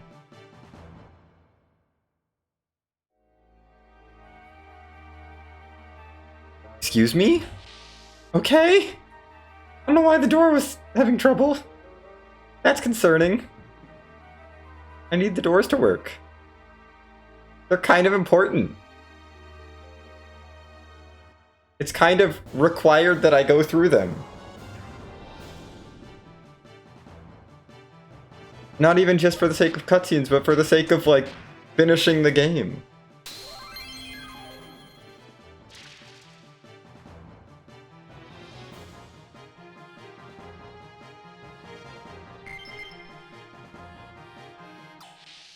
Okay.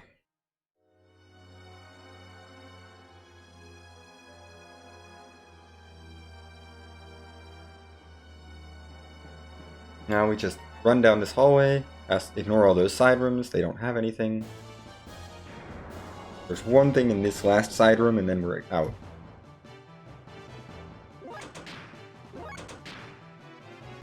Definitely not going to sub 15 the disc. We'd have to be like basically at ending cutscene now.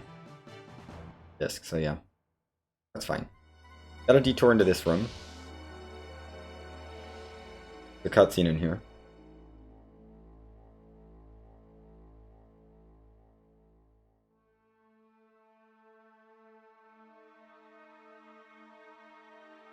I'm not going to bother examining all of them because those are repeatable, but yeah, they have holograms of us.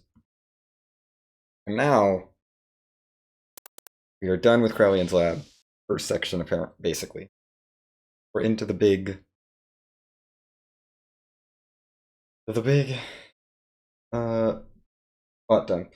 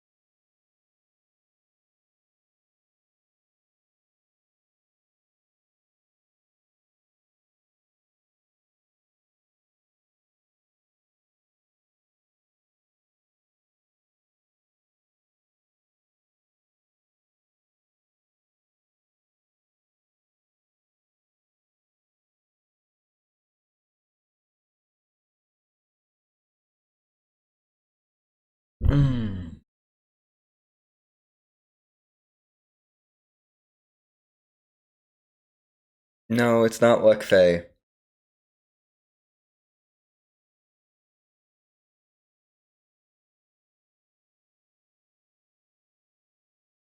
Okay. We're getting close to the end of Disc 1.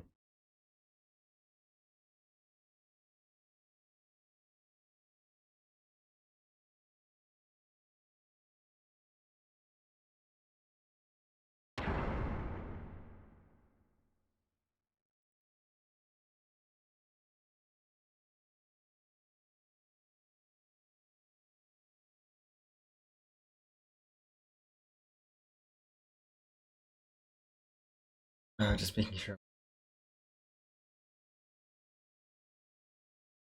Nope. I'm missing it.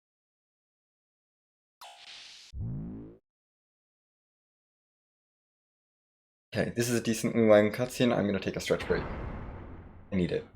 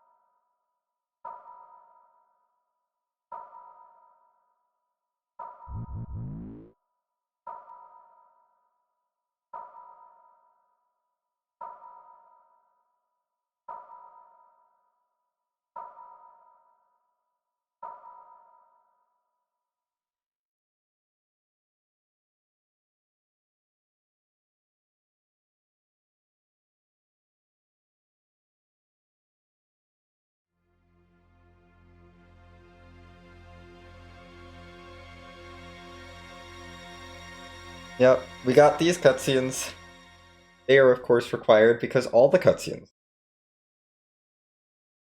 So many cutscenes.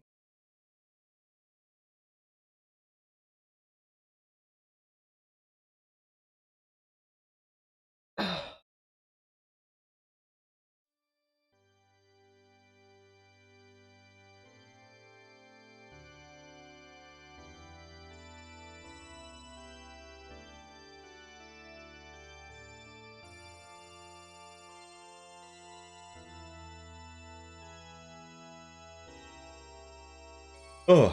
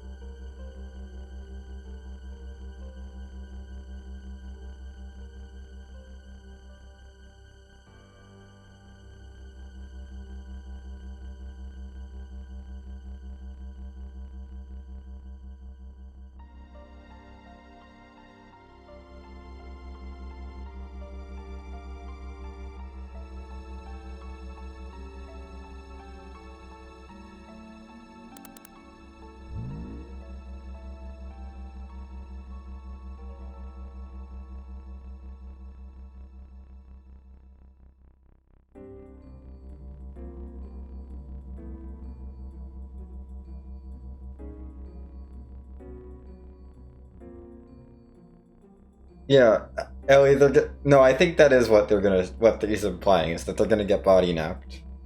I think that makes more sense. I don't know.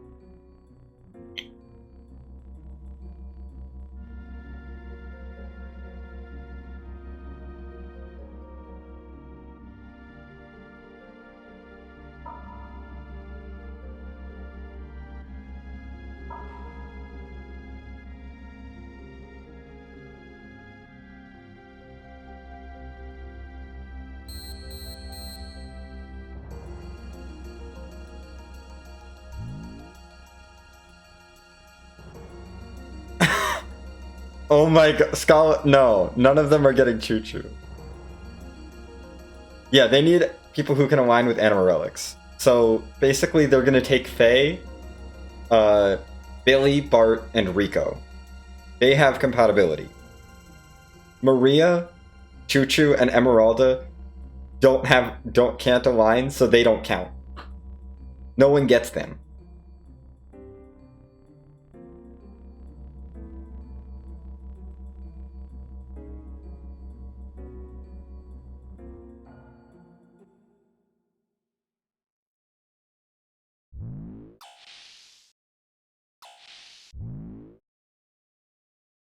No, we're not gonna put... as it turns out, yes.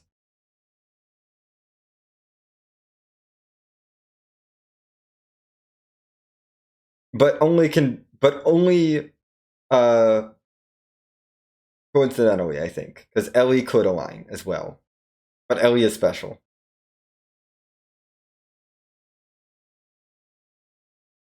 But now that you mentioned it, it is really just only the men and Ellie. Because Ellie is special. All the other women in the party just can't.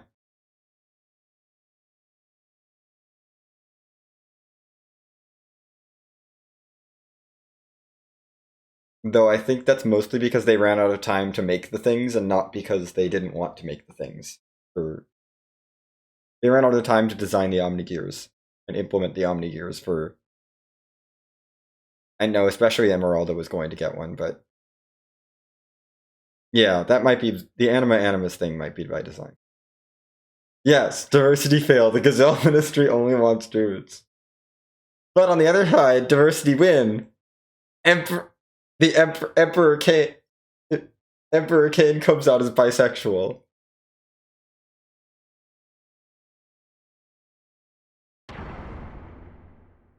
So... they're really the worst Discord server. They have a diversity fail on them and everything.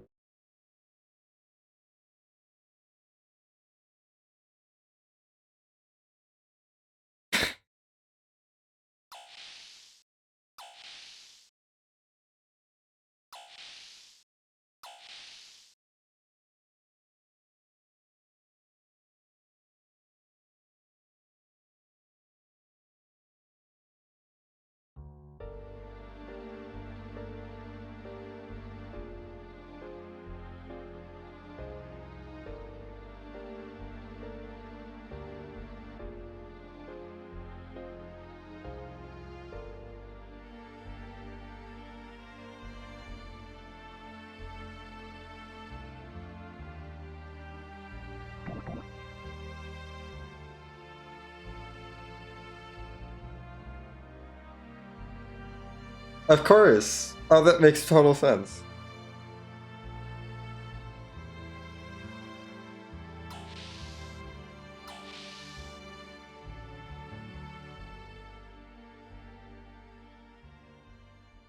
That makes so much sense.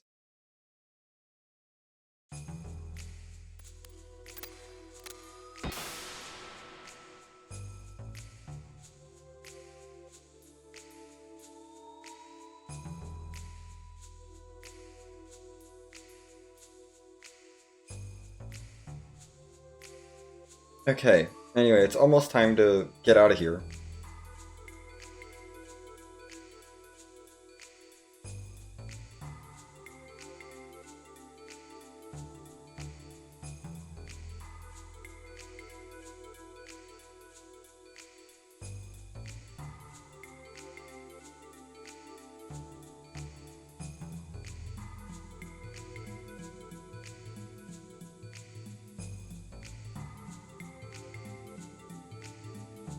Okay.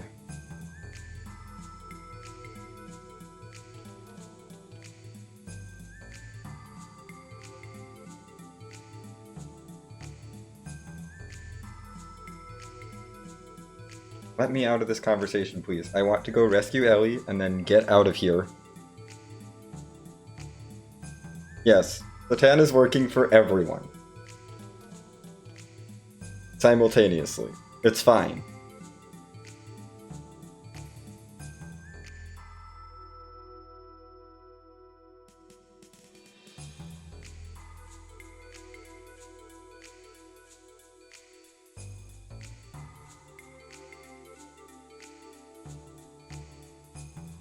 Also, something about Satan's KT response there tells me Faye doesn't have a limiter.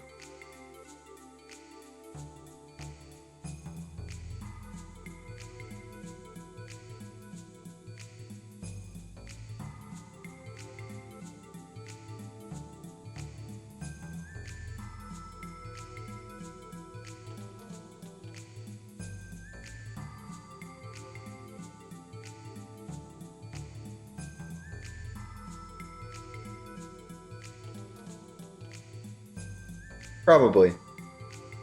I mean, actually, what happened is it probably got removed. Either it didn't exist because of Faye's existence as the reincarnation of the contact, or it got removed very, very early on. Like when Faye was a child.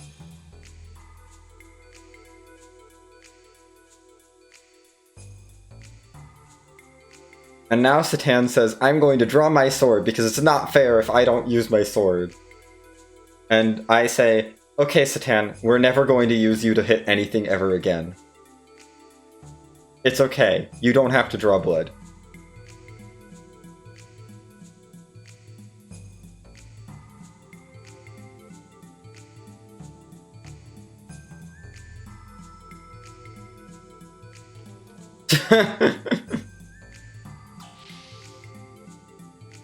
Of course.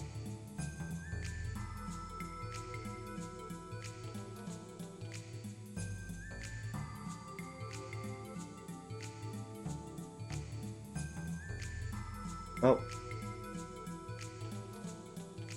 Run down the hallway. Hooray, we made it down the first hallway. We get some cutscenes for rescuing Ellie and blowing up the gate.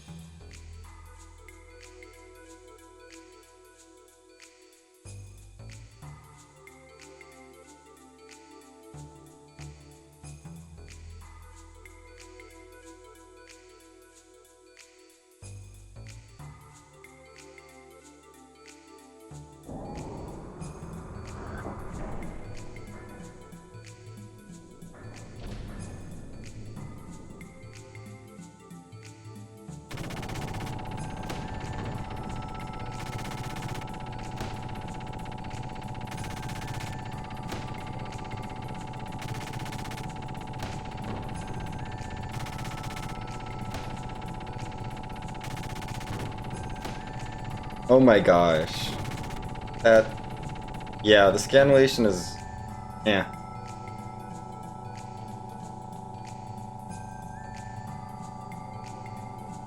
Oh, hi, Ramses. Look, it's everyone's favorite disaster bisexual.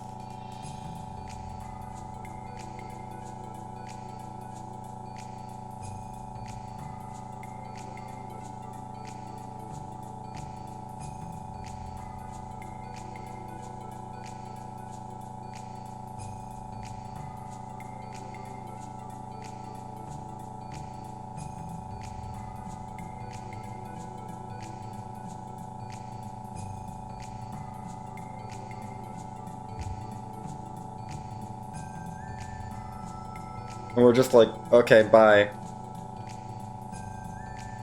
And then the gate explodes right in front of him, and he's like, and Ramses is like, whatever.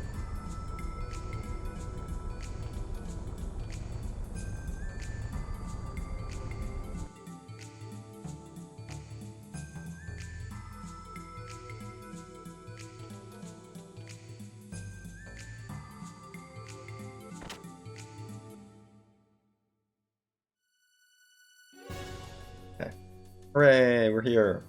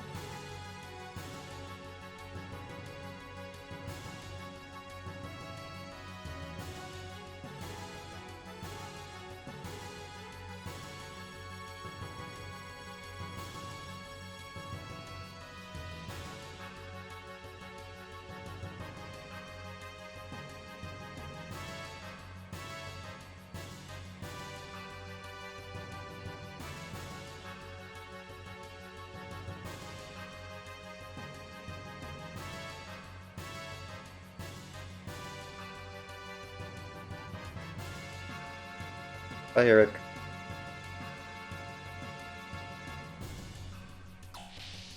We're leaving.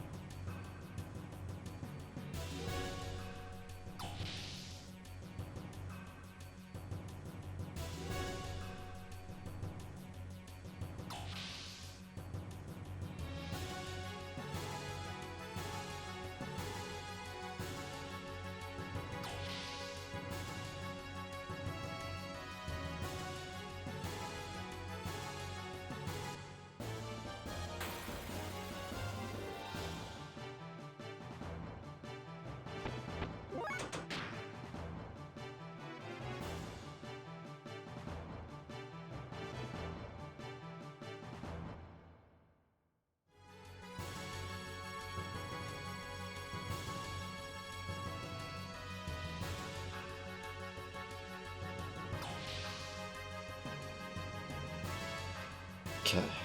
Almost done. Those two areas, now we just have the maze. Remember my maze.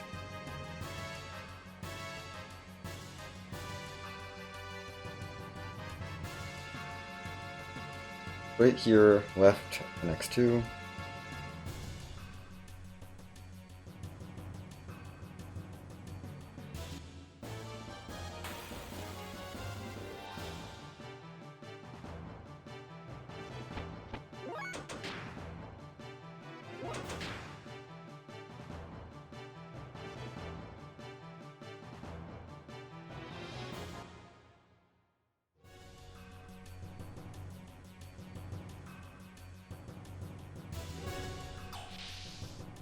Oh.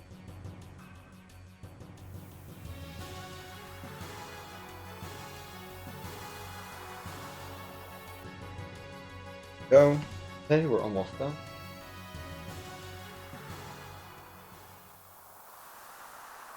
We have to have Hammer's moment of betrayal, of course.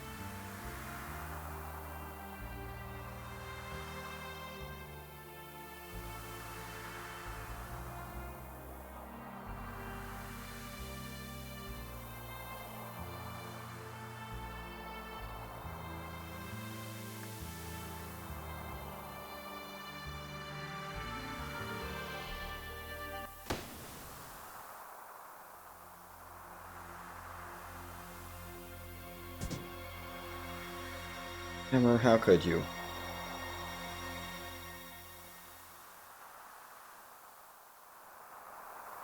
Go away. Bye, Hammer.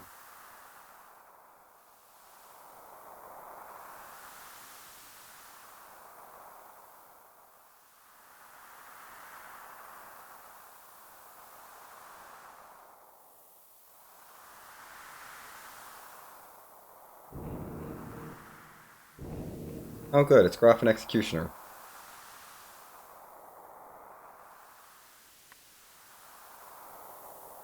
Party member I most want is Maria, but I'm not allowed to have her for this fight, so we're gonna go. They, Oh,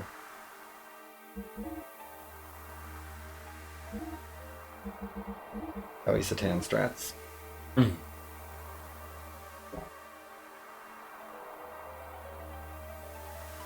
We go Fei Satan strats here.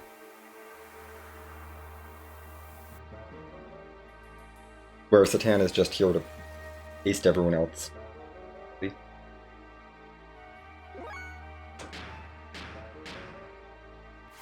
Haste.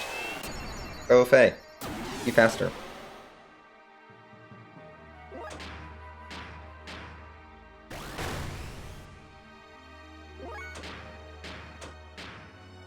Ellie, also be faster.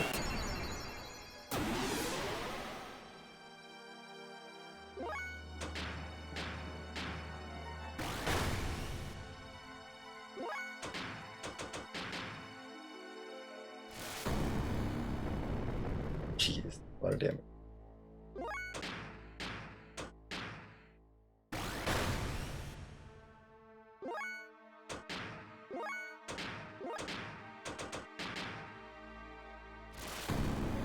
And that should finish both of them off simultaneously. Okay, I'm going to go take a bio break now that we're done with the disc. essentially. We'll be back, hopefully fed and feeling better heading into Disc 2. Enjoy the cutscenes, y'all.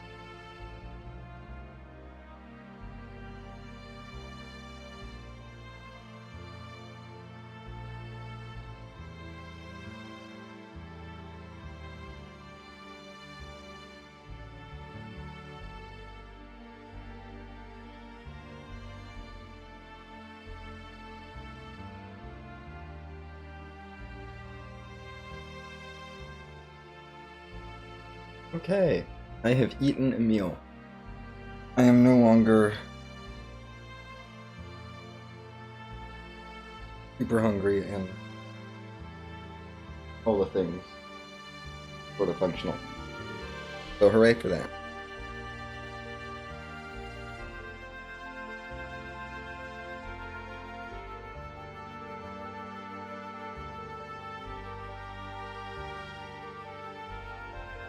Okay. Just 4.5 more hours, roughly. Most of which is sitting here.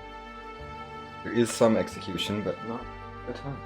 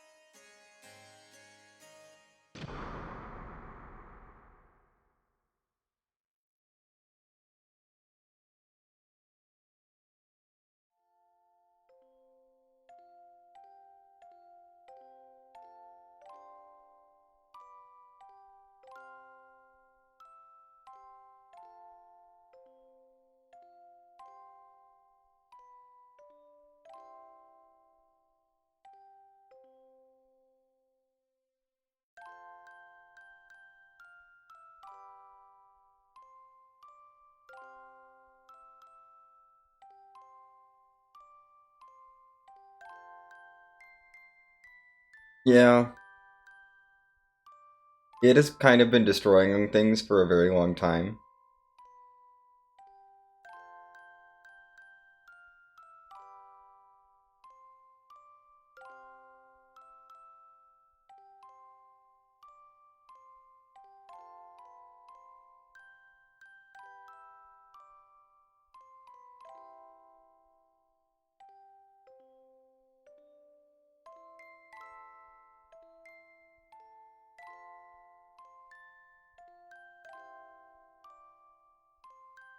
Oh yeah, we get some reused anime budget.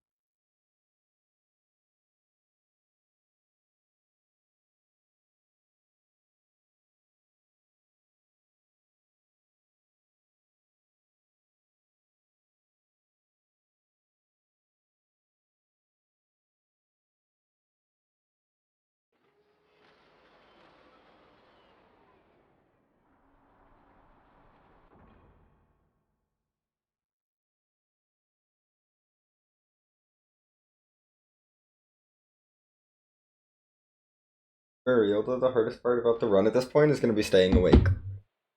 Because I woke up at 4:30 a.m. this morning. Yay! Now 8:30.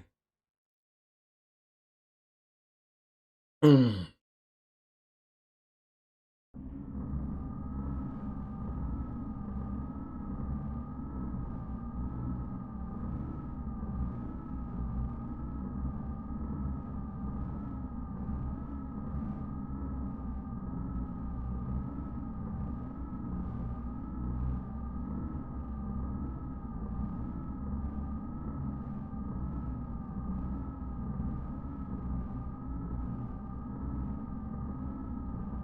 We got at least another 4 hours of this. 4.5 hours of this, I should say. At least. I'm hoping this disc ends before 15. It should end before 15:30.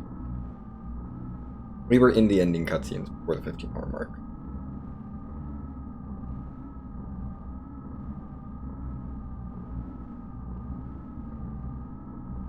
And I guess... Actually, I guess I'm singing at the end of the run because this is going to be a PB no matter what, because I haven't done a run of this category before. I don't know. I guess I'll sing. Sure. This is not a very good run, but I don't mind it. Well, I say it's not a very good run, but we got kernel menu first try, so I'll take it.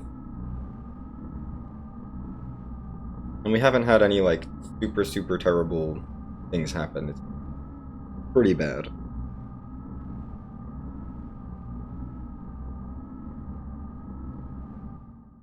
Just generally not amazing, but it's not terrible. Okay, almost done. Ramses is going to chase after Faye and Ellie and then out of the sky. I think I'm gonna need a break from Xenogears after this. I think this has scratched the itch enough that I can not speedrun Xenogears for like a month or so, and I'll be okay.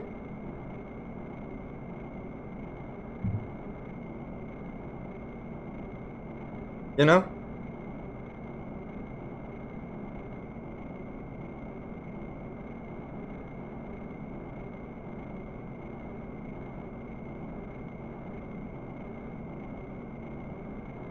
Like, I don't think I feel a need to do a speedrun anytime before March at the another speedrun of Xenogears anytime before March at the earliest, maybe April. Which is kind of perfect, because that's when lots of lore is. I don't think I want to do another run for them.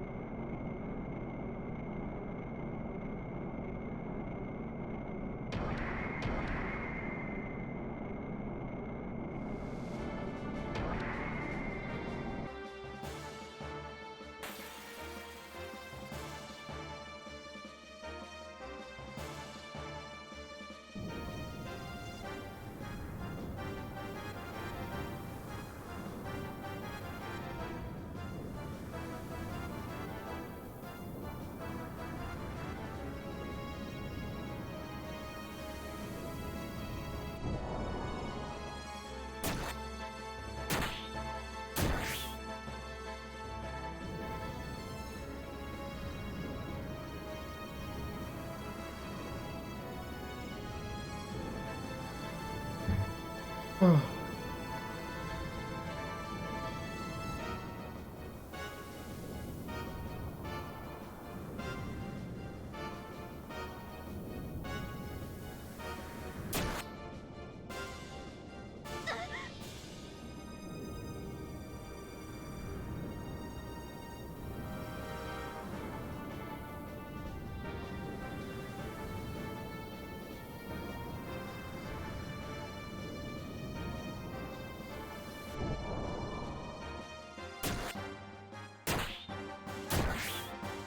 Come on. We're almost at the end of the disc. Then we get to start disc 2. Hooray!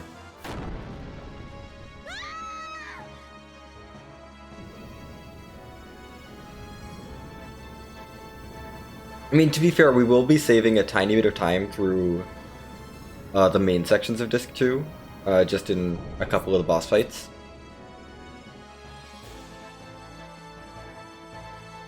Like, through the early parts of disc 2, over my PB. Also, my PB had a garbage Anime Dungeon 2, so probably have a better Anime Dungeon 2 than that. Although, do I go for Trader Card just for lulz? I kind of want to. And then I'm gonna, like, throw it on Faye just because.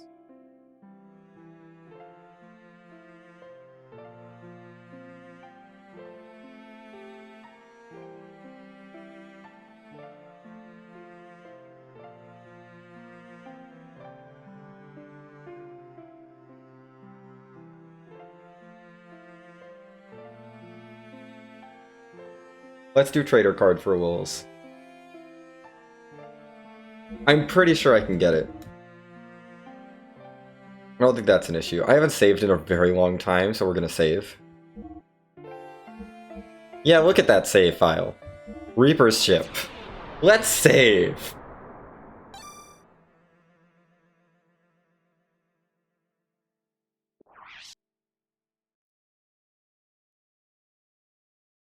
You know? That seems like a good idea. I haven't saved since the Reaper's Ship, when we did the kernel menu, you know? That was 6 hours. That was literally 6 hours ago, yeah.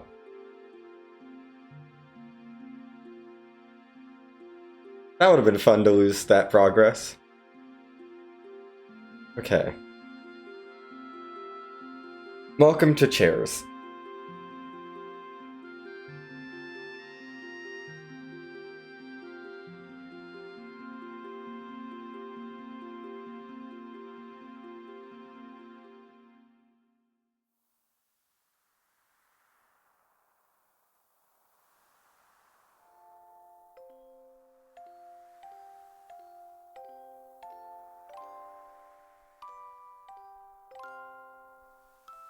No, it doesn't.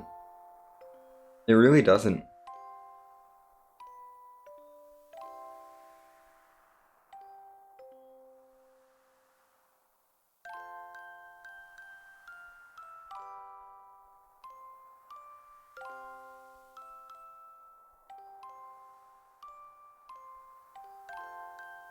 This is true, Scala. There is no comfort in Disc 2. If there was comfort in Disc 2, I would fall asleep. Also that. Comfort was not in the budget.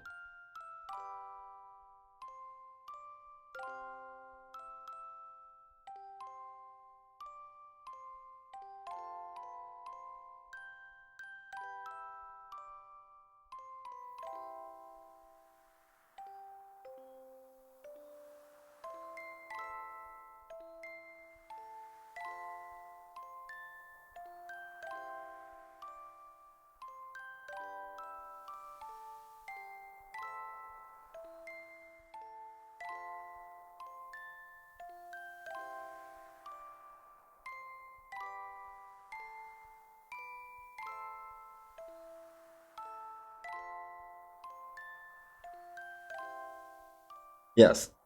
Things in the budget, text, still images, and chairs. Yes, that is where our budget is at this point. The anime budget evaporated first. Then the side room budget. Yes, the animated footage we paid for earlier. The side room in dungeon budget went away pretty early. The world map budget is gone now. There is still a random encounter budget, unfortunately. The town budget is gone. The music budget is also mostly gone. They had a little bit left over for like the ending sequence, and that's about it. The entire rest of this is we're reusing music that we used earlier. Just trying to choose whatever we think fits the best. Or not have music. Those are the options.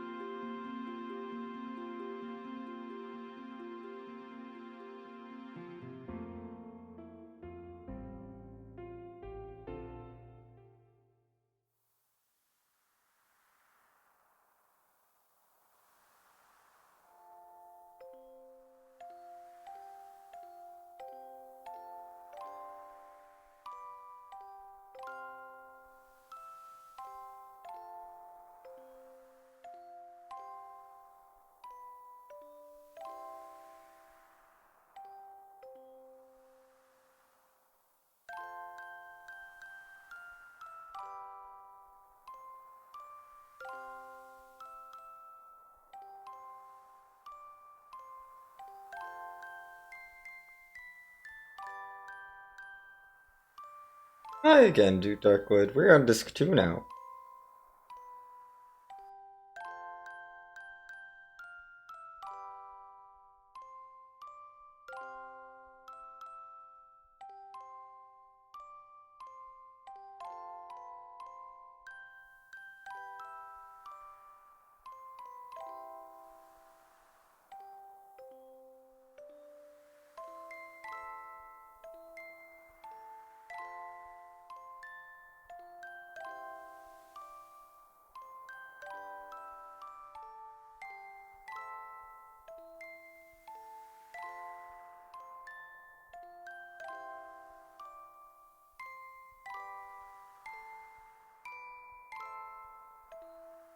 Alright, we're watching the same scene from 2 different perspectives.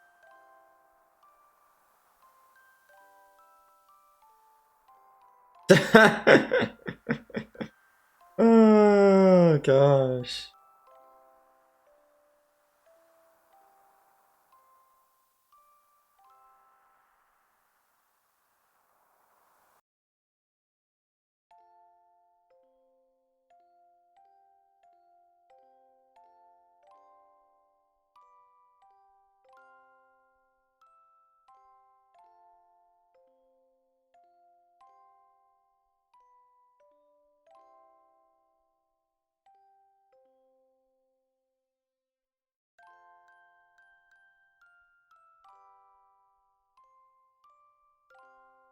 I think we're almost done with this little intro sequence to disc 2.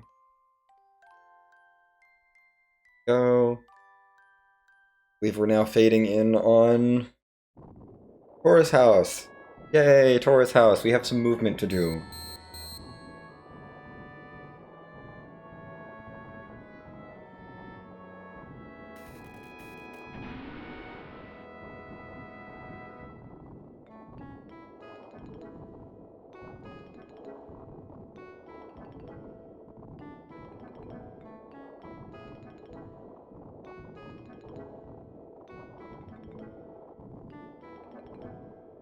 Yeah.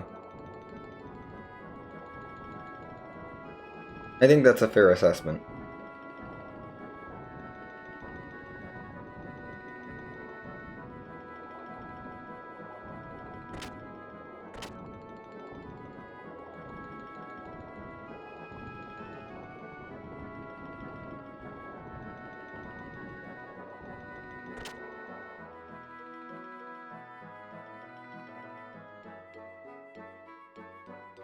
Hi, Satan.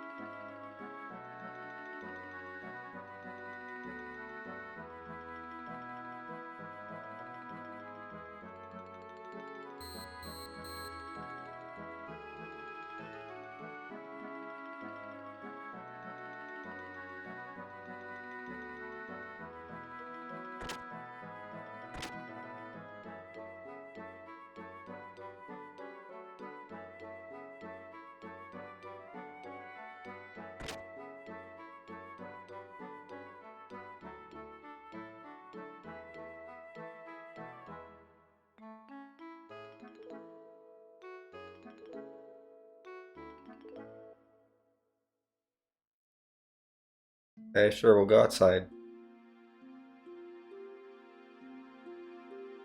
Yeah.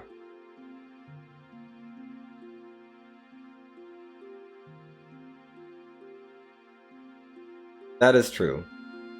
Some of the things we had in Disc 1 were definitely like filler things. Babel Tower, I felt like actually story-wise was like, okay, this makes sense. Nevada Elevator Shafts is a little bit filler.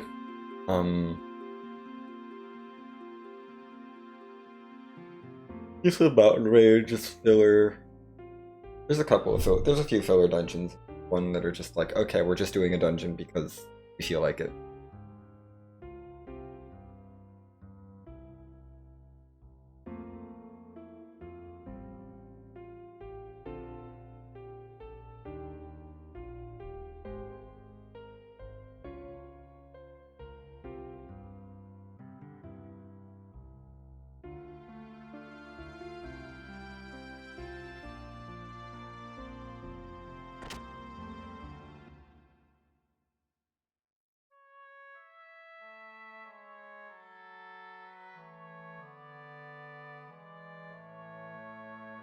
Losing time just dumb things now.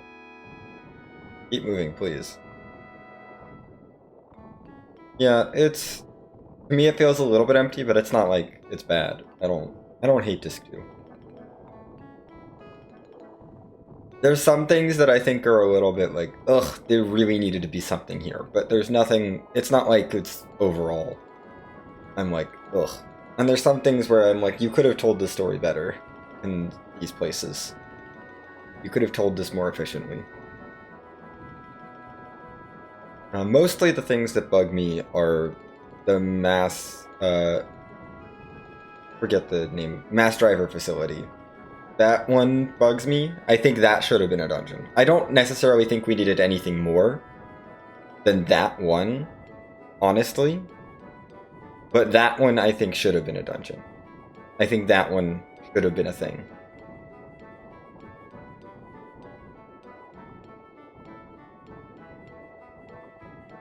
Anything else, I'm like, eh. Maybe you could have had something for the Soylent system. Maybe you could have had something for Mahanon to get to Raziel Street. These are things that they could have done, but those don't really stick out. Or the Merkava, when we infiltrate that. Like, none of those bug me as much, really. Those are all like, whatever.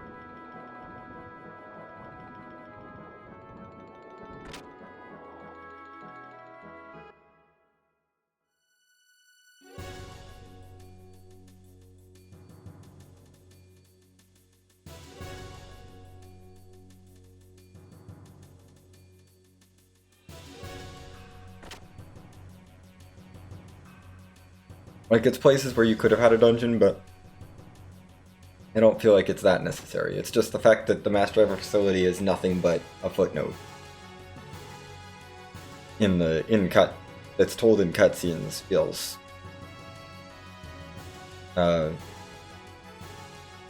just feels a little bit too empty.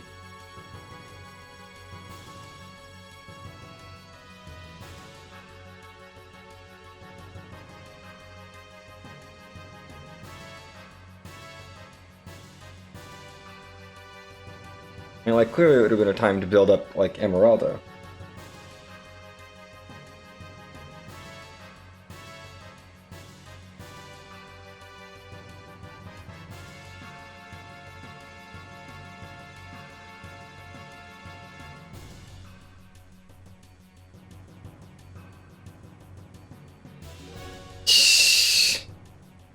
Nah, I'm good.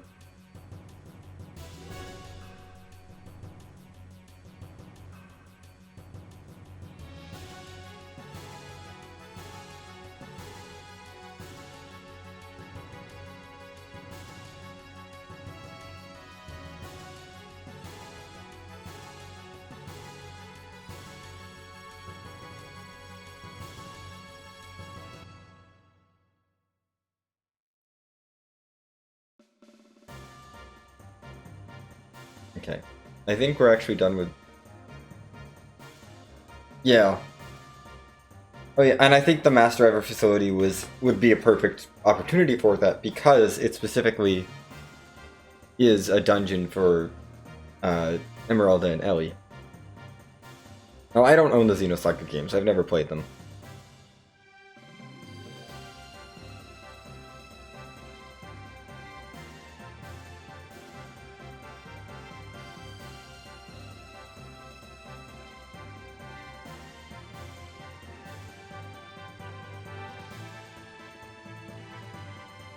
Ah yes, Faye's gear gets a downgrade. This will happen again. Faye gets downgraded in Disc 2, and it's kind of sad. Also, Citan's gear got downgraded a bit, so we're not going to be using either of them. A lot. I mean, we'll use Faye a little bit, but Citan we're not really going to be using for damage.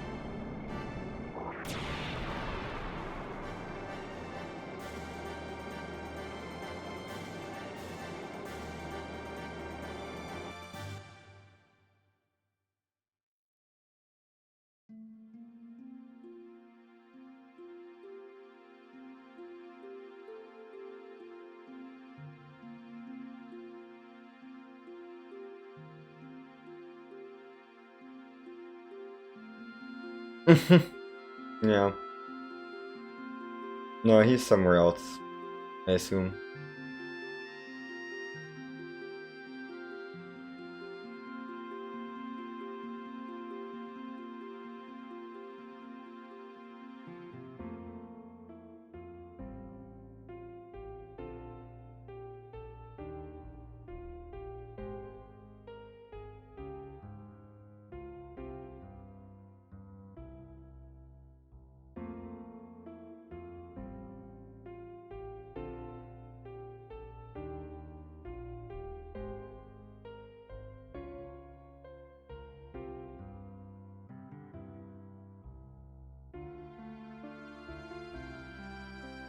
No, Emerald is going.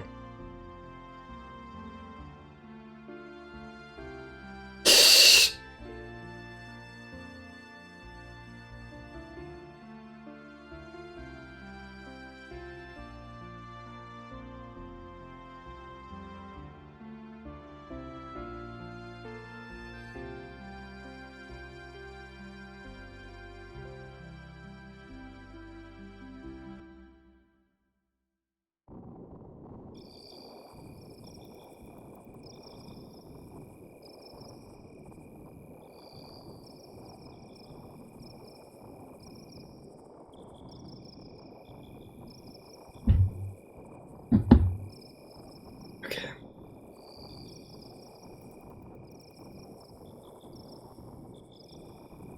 Oh yeah, she is. They didn't want to animate it twice, so they just have her still grown. That's what we do in any percent. We don't do Zebullium Disc 2. We don't do Zebullium 2, but, I mean, we obviously beat the game.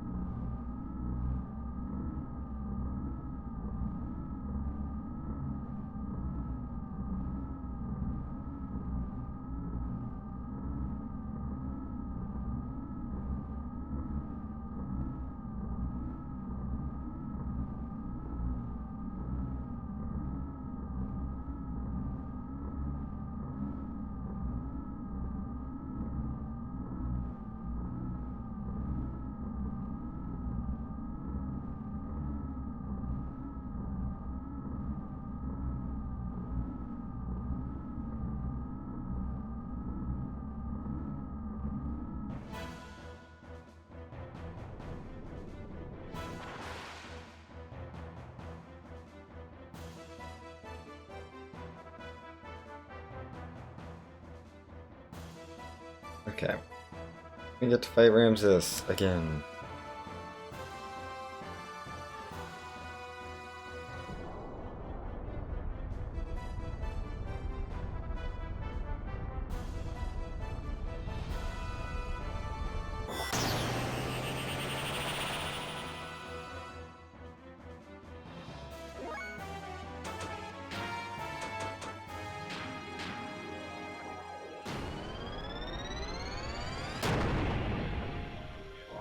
He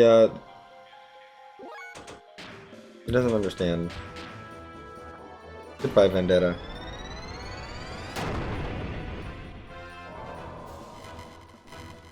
Vendetta done.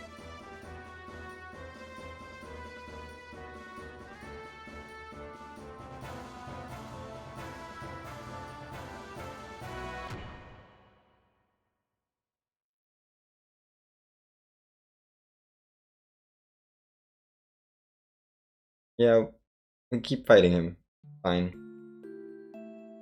Okay. Mass Driver Facility cutscene.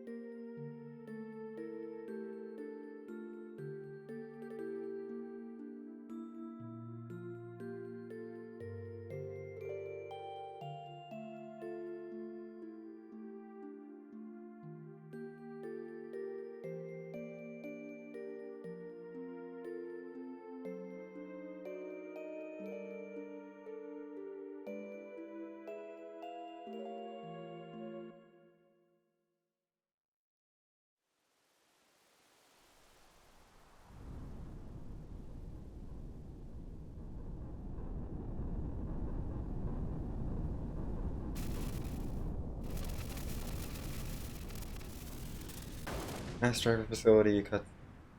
Bye. Great.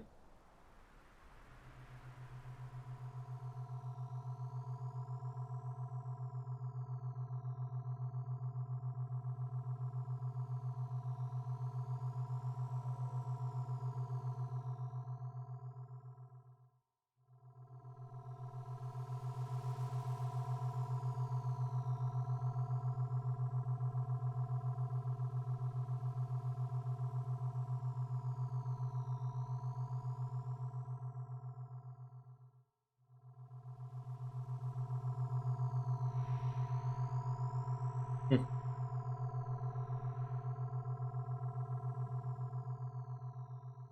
Huh? Oh, it'd be cool. I don't know, I'm not like a... I'm not someone who collects physical things. I feel like I'm a little weird in that way.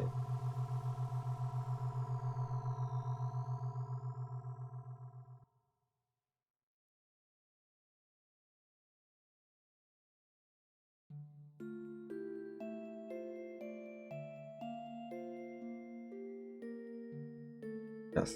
Please continue to narrate, Ellie.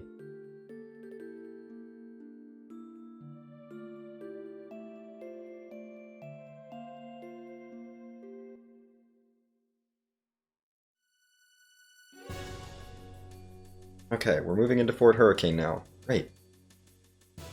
Second boss of the disc. Let's go. Get through this early disc 2 stuff, please. Get me to the dungeons, which are somewhat exciting, and then... vlog. That is the next part of disc 2.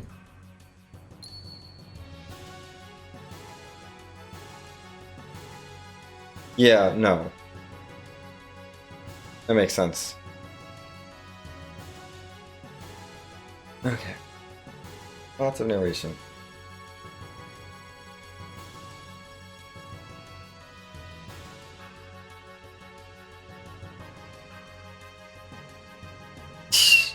Fort Hurricane. Not Fort Crucible, although it does look like a Crucible.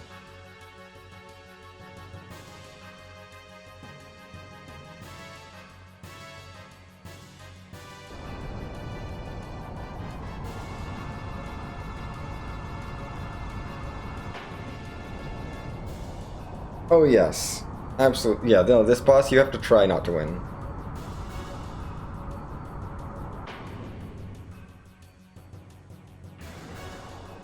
Okay, yep. Position.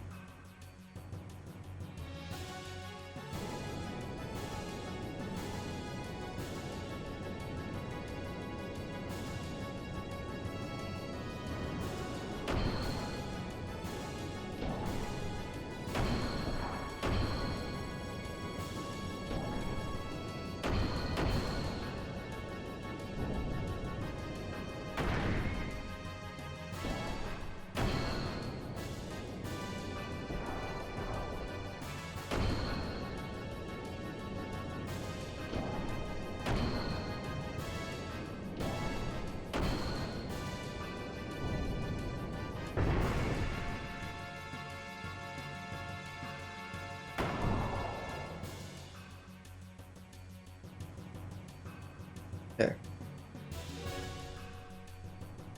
Yep. Before. And now, time for a fight.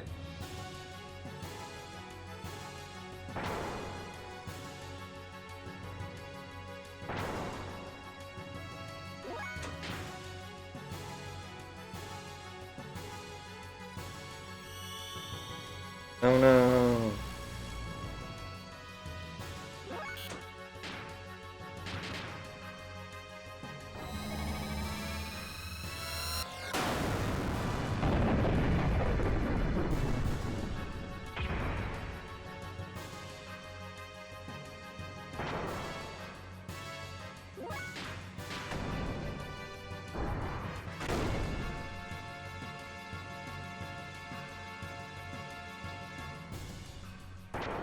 Yeah, this is really basically a glorified cutscene.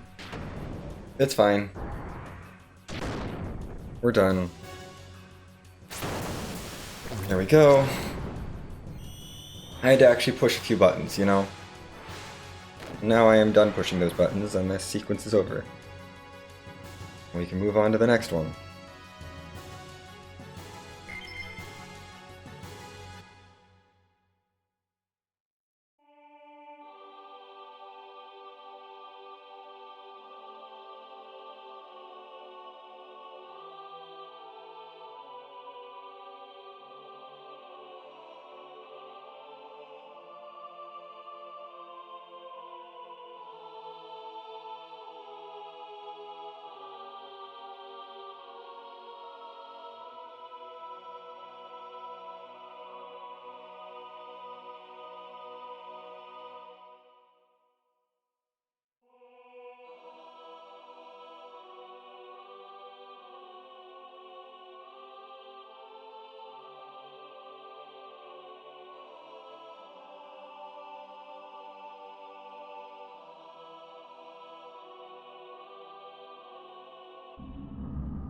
Oh good, worst Discord server is going to keep saying things, because they always have stuff to say.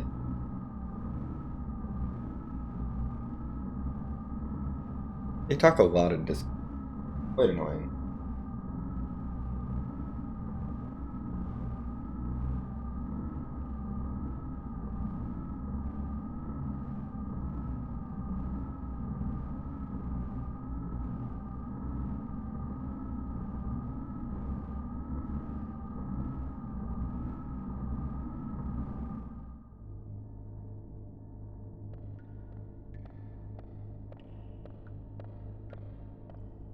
Yeah, no, they never do.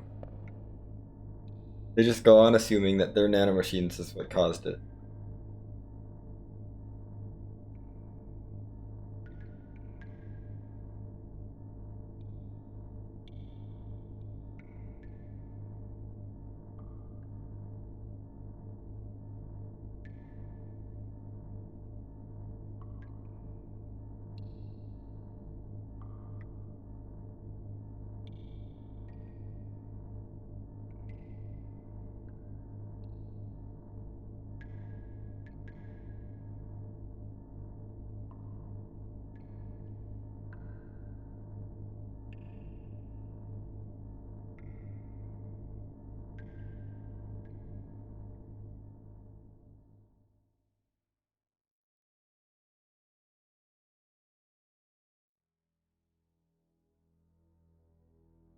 Heading to Supple Mass. Supple Mass is an any percent.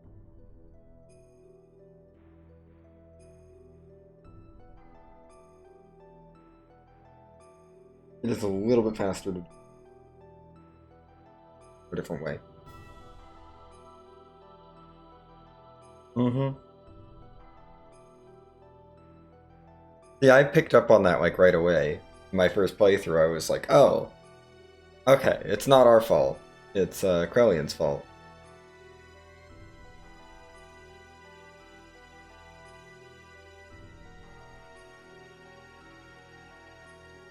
Mm-hmm.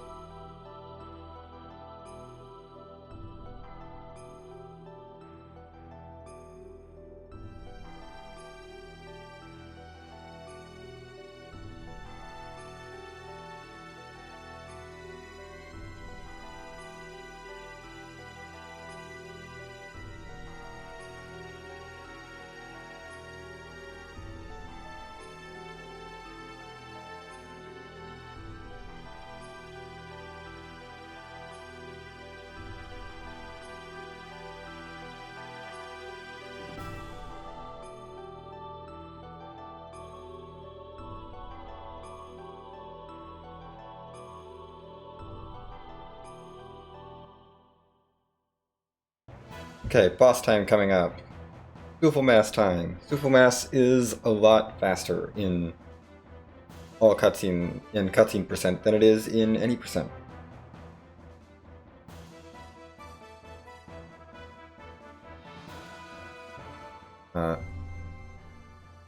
Yeah, what we're gonna do here, Maria, get in the party.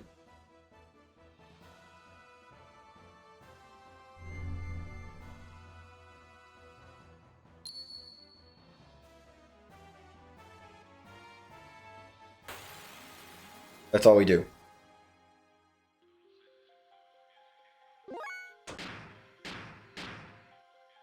Haste, Maria.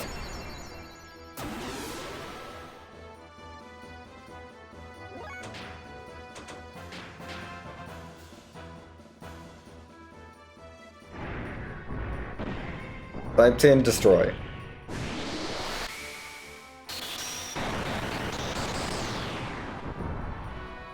Just quad 9 everything, it's fine.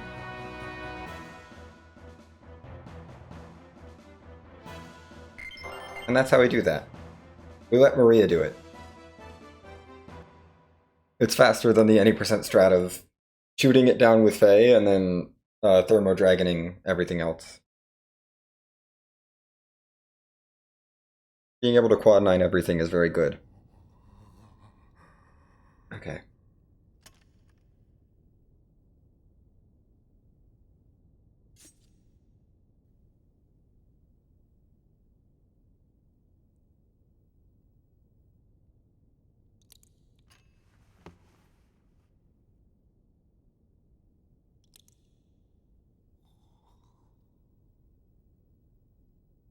I'm sorry. I guess I couldn't help you after all. All I can do for you now is ease your wounds.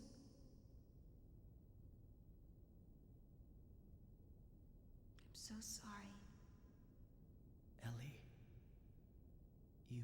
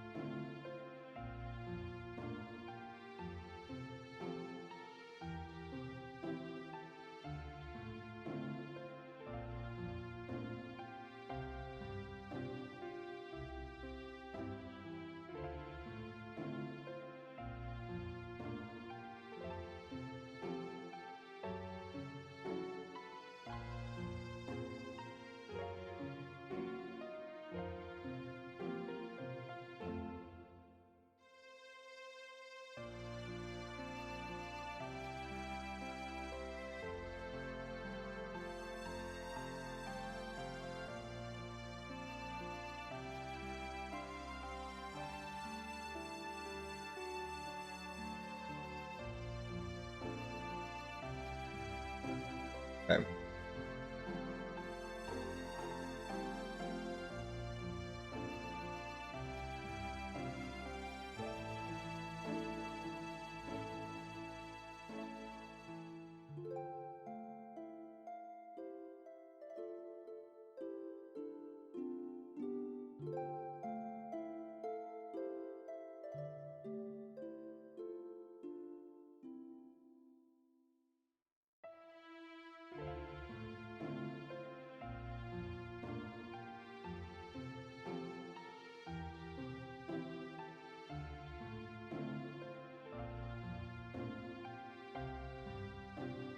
Mm-hmm.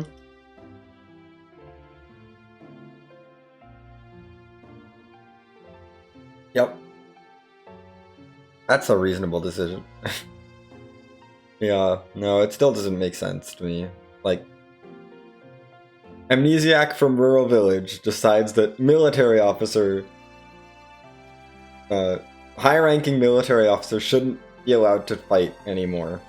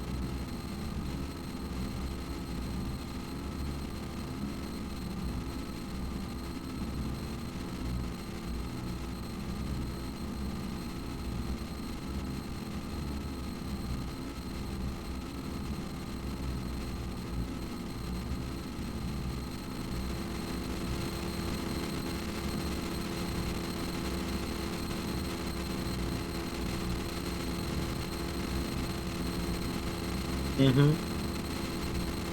The worst Discord server wanted to do something bad, but they got overridden by admin.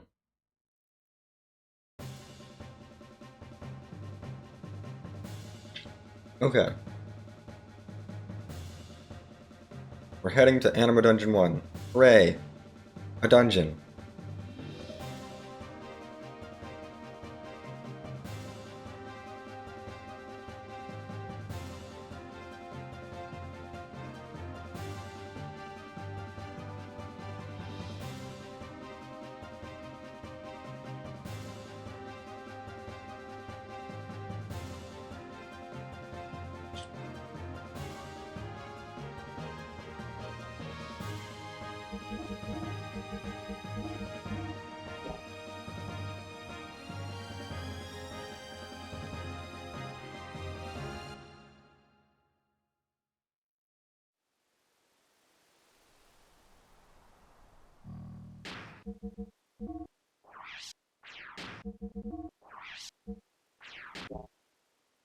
That's important.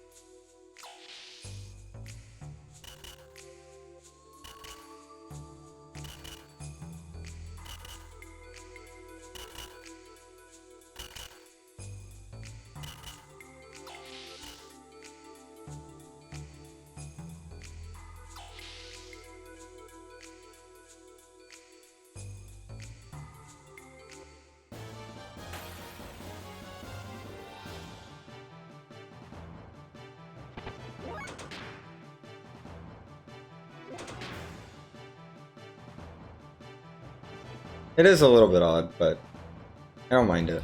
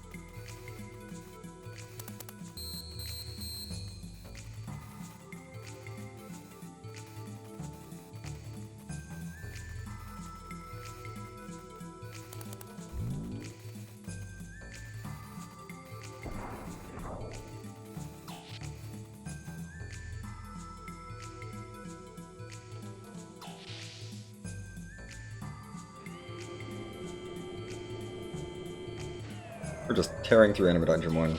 I mean, these Anima Dungeons are not very long. Or shouldn't take very long, at least.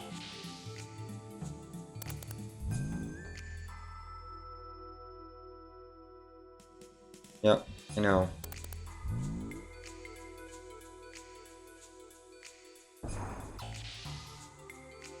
You tried to give me a hint. Don't need the hint.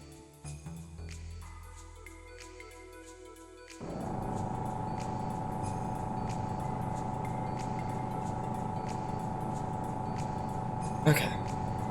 Onwards we go. Yep.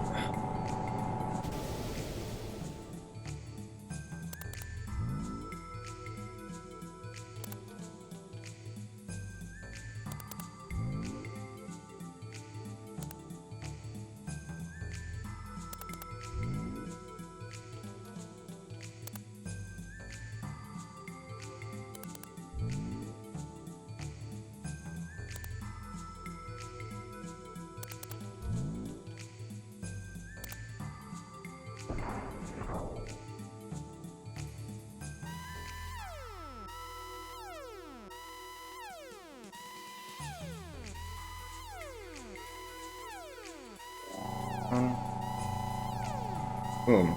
That's it. That's the entire anima dungeon. Done. Move on.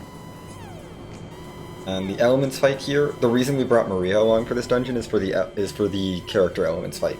She's going to sweep that fight, and then Billy is going to destroy the gear elements fight. Faye's here because he has to be.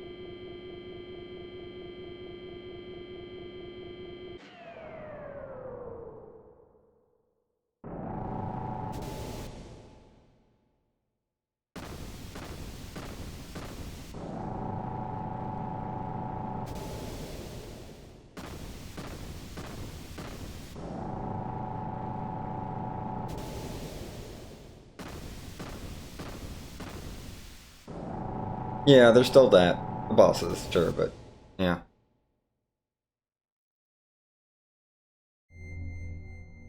Bosses are easy.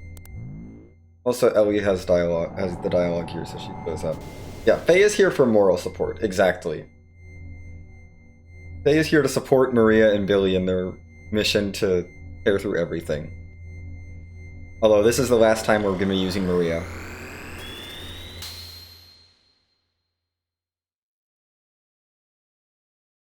And then it's going to be Billy all the way, basically, to the end of the game. Except the fights where we have to use Faye. And then Faye is useful. Otherwise, Billy is going to handle everything. And everyone else is basically on moral support duty after this, but Maria has one last thing she has to do. One last time she has to summon her giant mech to use Graviton Cannon on some poor, unsuspecting, character-sized enemies.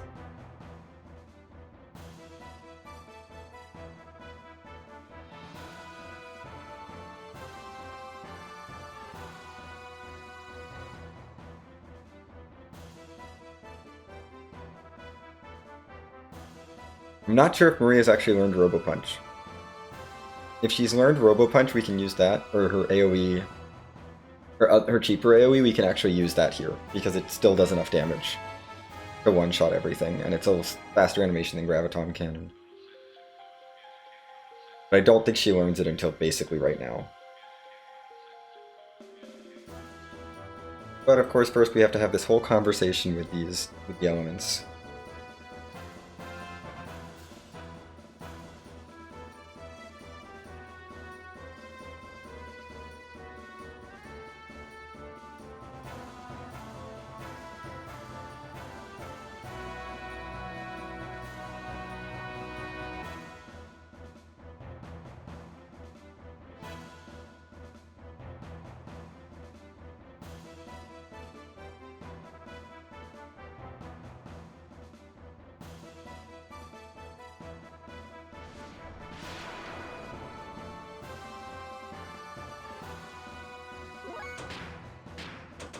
Last speed star of the entire run.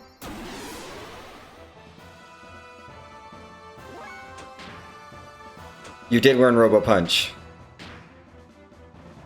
We Robo Punch. Because it's still gonna do so much damage. It still does quad 9s. Who needs Graviton Gun? We have Robo Punch now. And now it's useless. It literally only is used in that fight.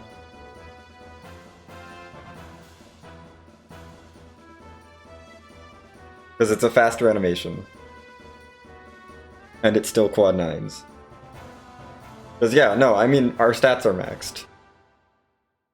Maria has an ether doubler equipped, and her ether stat is through the roof right now. So of course it does quad 9s.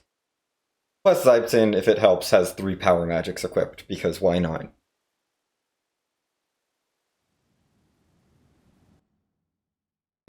Anyway. They're gonna do a merge. They're gonna do their combiney thing. And then Billy is going to shoot them to death.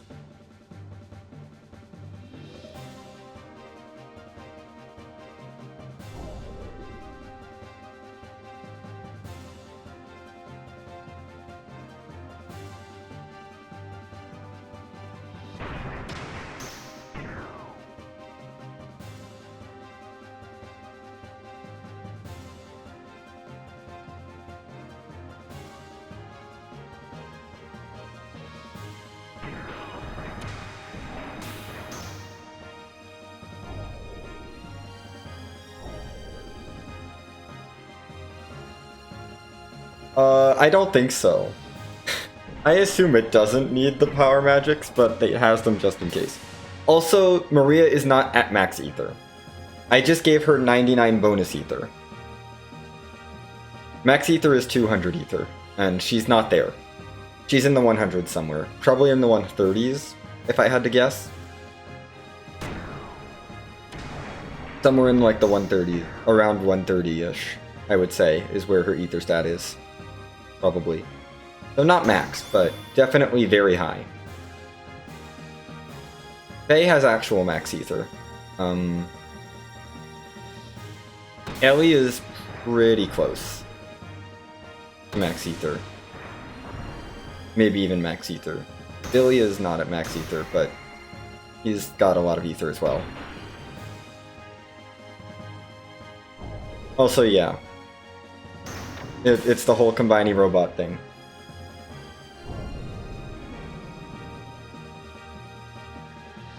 I don't know how they have the energy to do this after they just got all just demolished by Saibtsin for quad 9s on each of them. That, like, 4 elements fight is actually really kind of obnoxious in any percent, but in this category, because we get enough experience on Maria, because we have the extra boss fights and stuff, she gets enough levels to learn Robo Punch, and it one-shots them all. And it's great. And we love it. Okay, G-Elements.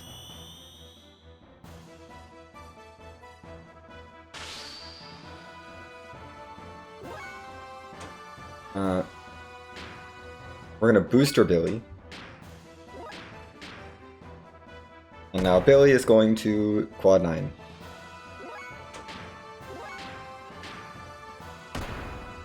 I mean, you can't not take the sword. I'm pretty sure. I'm gonna take the sword just because it's faster to not... Like, it's not a big deal.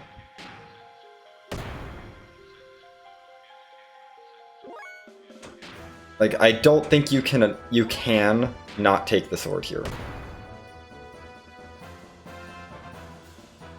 They're dead already. That was G elements. Like, the sword just drops. You don't have to do any effort to get the sword.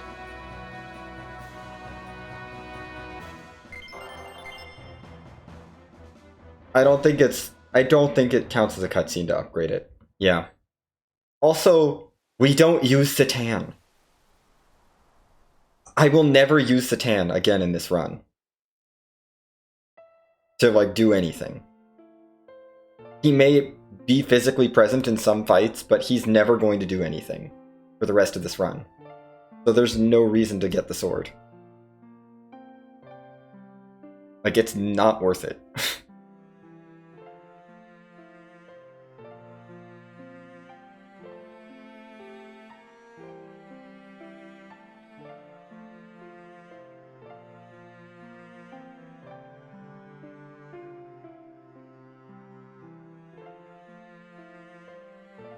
Yeah.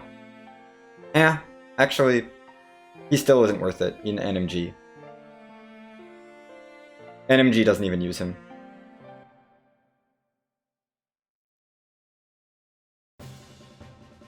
Like, we don't even use him in no major glitches. We use Faye, Billy, Maria for the end game.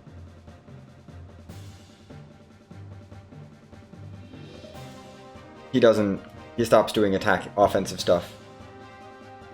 He does a little bit of swordplay at the end of Disc 1, and that's about it in NMG. From what I can remember.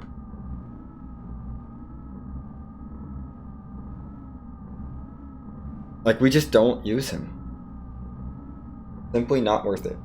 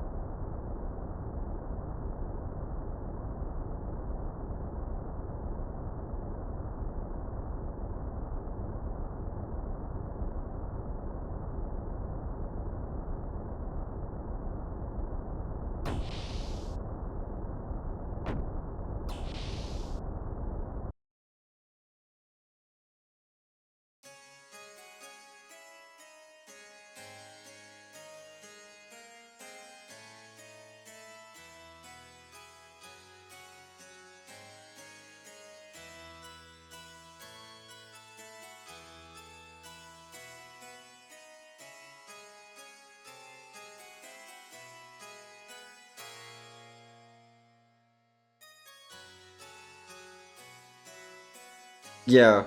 No, he won't listen to Dominia. They've been programming him for forever.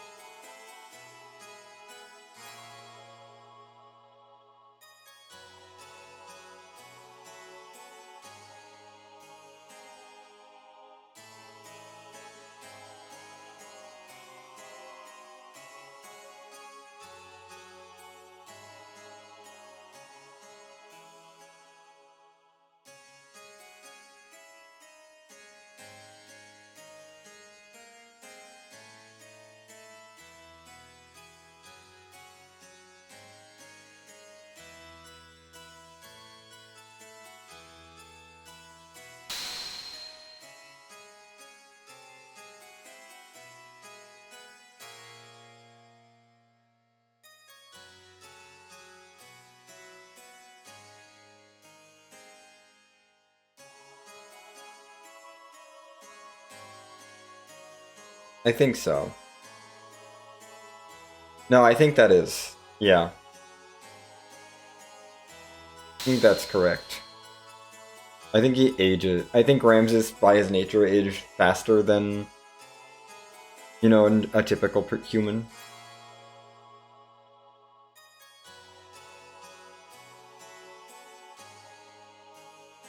Yep. Hey, that's not true. The Gebler 5 come back later. When Ellie is going to go, to Golgotha. And they try to convince her that it's a trap, and she shouldn't go. There's one more appearance of the Gebler 5.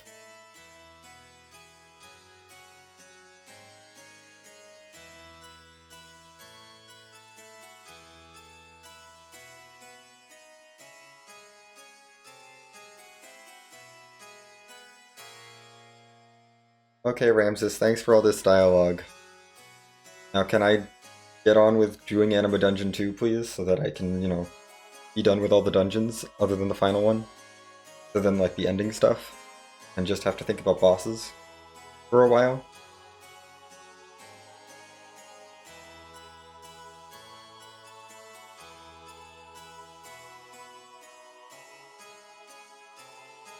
Oh, yeah. Actually, I think you're right. I don't remember. There was something in Perfect Works, and it's been a while since I've read Perfect Works.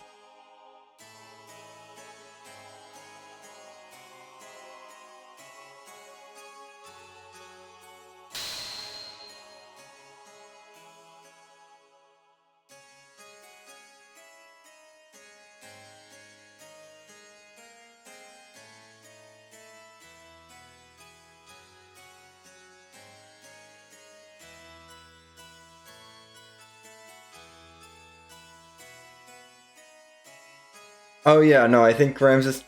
You're right, Neon. I think it was that Ramses just stole someone's identity, basically.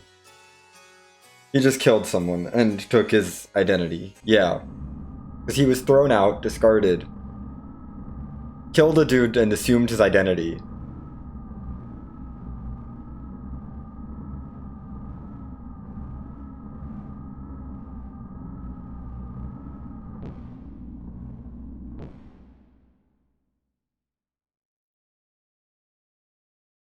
And then, you know, started moving forward in that identity.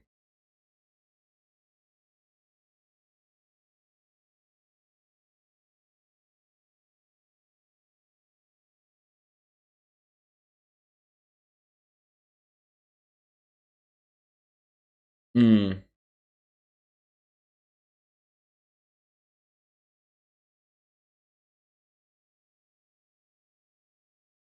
Anyway, the manipulation is almost done.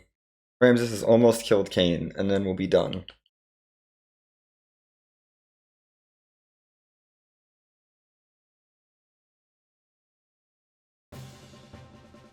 But first, we get to go to Animal Dungeon 2.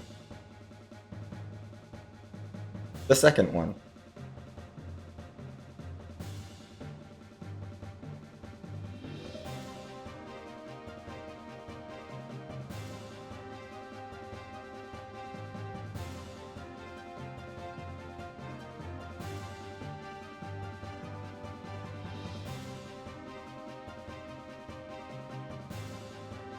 Oh yeah, no. Yeah, no, I figured. It wasn't... I never thought he would be a quote-unquote artificial contact.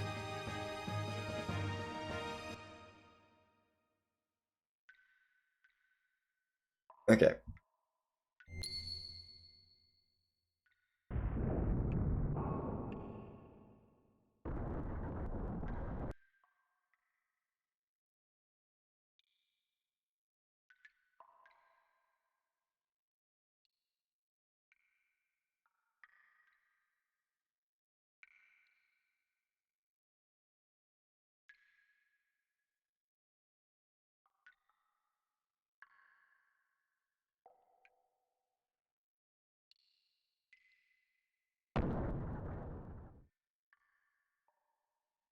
We are...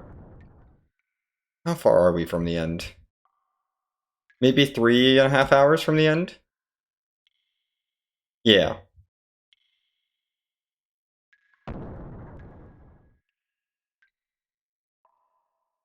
Okay.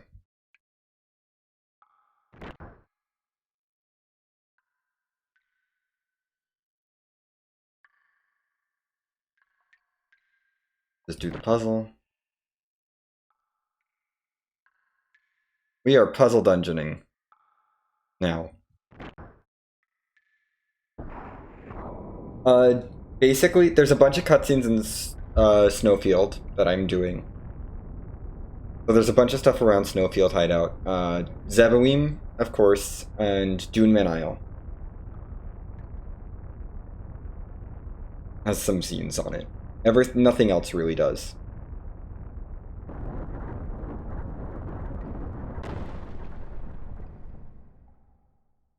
So there's a bit to do once we get there, but for now it's basically just go, go, go. Get through all these things.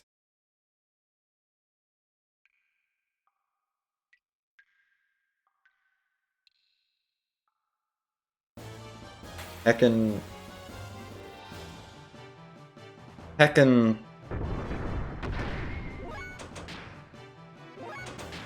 Random encounter.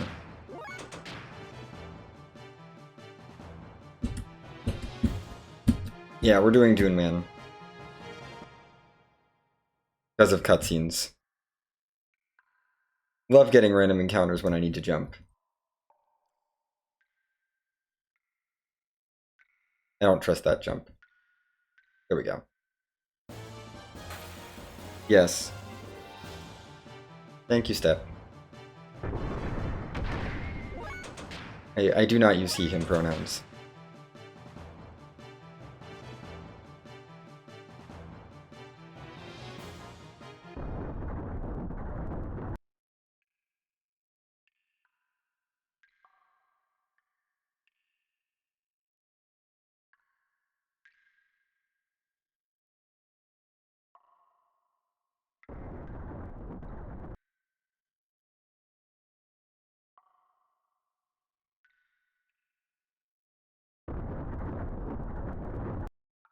No worries, it happens, Duke. Like, oh, gosh dang it. That was dumb. Like, chrono mistakes happen. It's not a... Like, unless it's intentional, it's not a huge deal.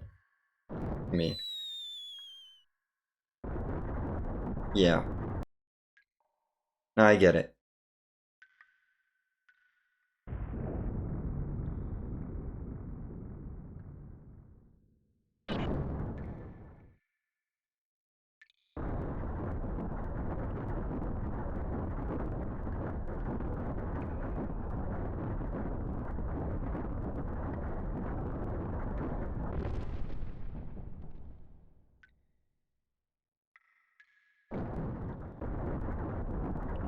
Oh, puzzle dungeon.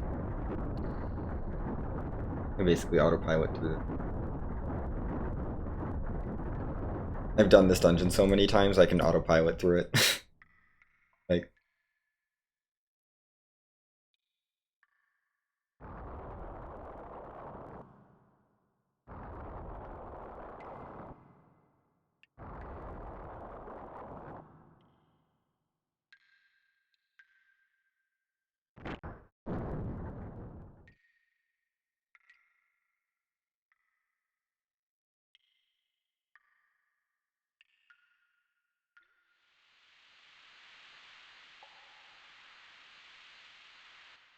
yeah, it happens.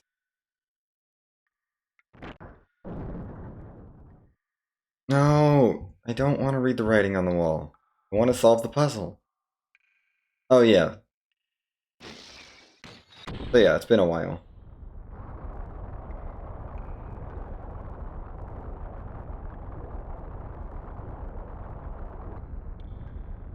Yeah.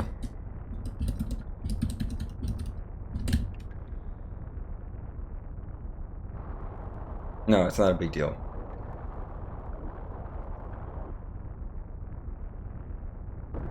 It's only a big deal if you like keep doing it if you like say later this stream kind of thing after being corrected this stream, or like continue to do things. Continue to do that. Like it's not a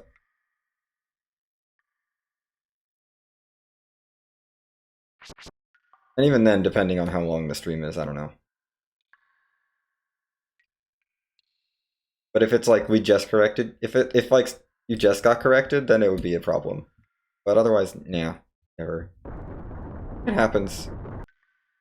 I'm pretty chill about pronoun stuff. Jumping here is slower until we get up here, and then it's faster. Because physics.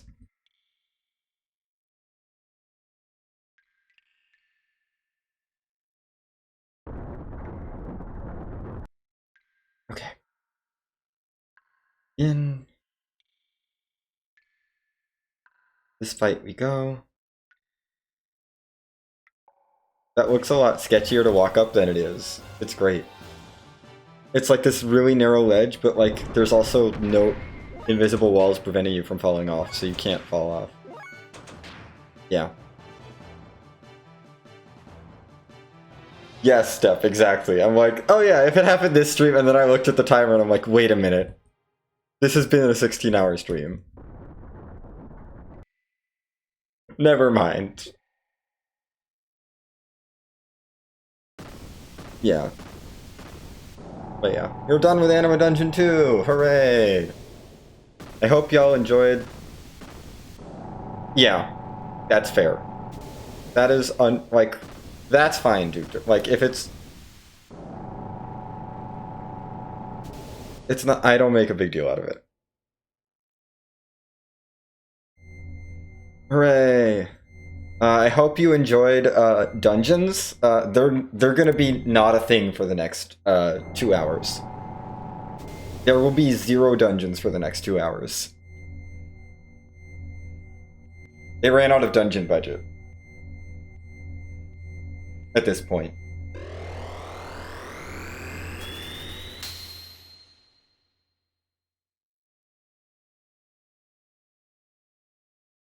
Also, Rico gets to resonate with the Anima Relic, even though Rico is awful.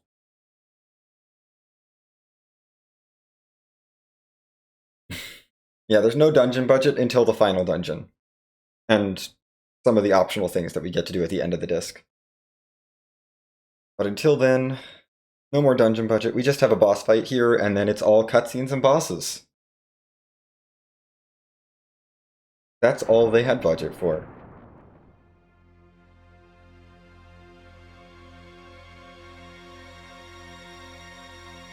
Yeah, Rico and his gear are both kind of just... yeah. Even casually, they're not very good.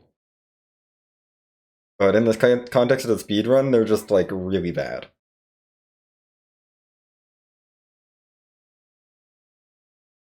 Okay, Hammer.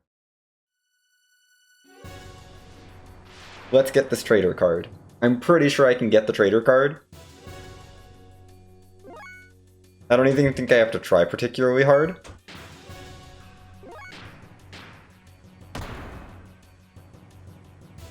Yeah. I'm not even gonna try hard for this trader card. We're just gonna shoot him until he dies.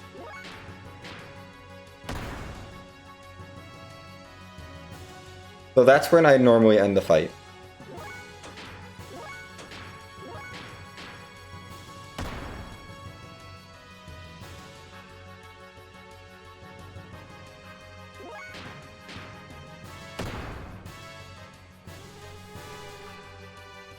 There we go.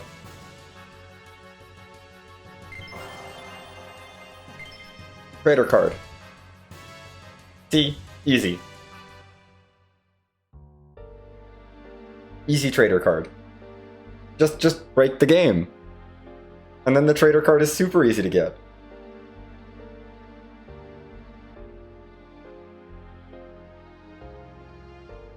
All you have to do is have Billy at max speed booster and shoot and do 50,000 damage. That's all you have to do. Do 50,000 damage before Hammer gets a turn.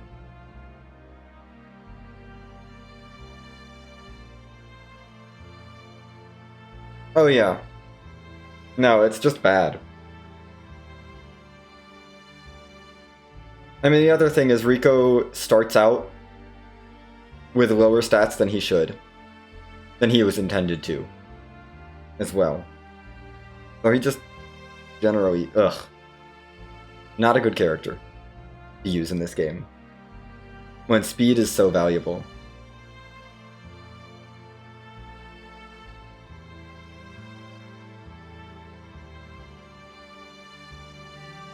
We're going to be putting the trader card on Faye whenever I remember to. Probably for the Dave's fight, actually. We'll throw it on then. Yeah. Anyway. Oh, absolutely. Agility is basically the best stat. Well, Ether is also a really good stat in this game. Ether is like the next best stat after agility, I'd say. Yeah, sure, why not? We'll go for Groff's Robe, whatever. It's not part of the all cutscenes incentive, but I feel like doing it. It's not part of all cutscenes, but whatever. We're gonna do it. It doesn't take much time at all. All I have to do is throw the trader card on. Because the run already defeats Alpha Weltall. Like, the run already beats Alpha Weltall. It's not like we're wasting any time on that fight.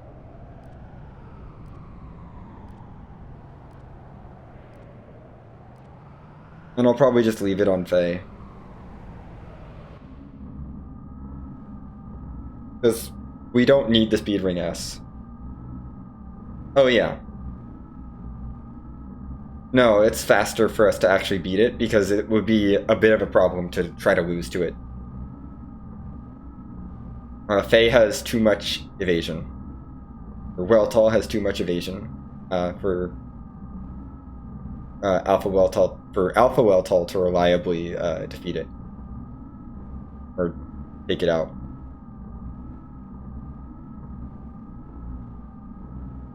Okay. So Kane is dead. We're starting to eliminate some of these villains. Okay. Worst Discord server, you're gonna do your thing. Yes, we know. Oh my gosh. That's so late. He finally gets a single target attack. It's like, excuse you? Ellie had AoEs in the 20s. Like, what are you doing, Rico?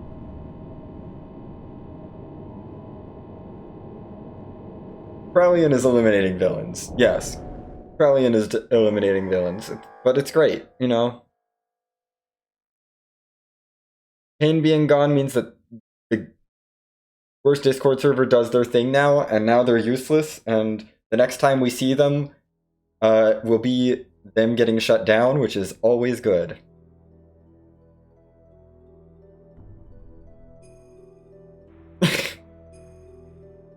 I mean, if you level up Faye enough, he learns Big Bang. I am not joking. Faye learns Big Bang.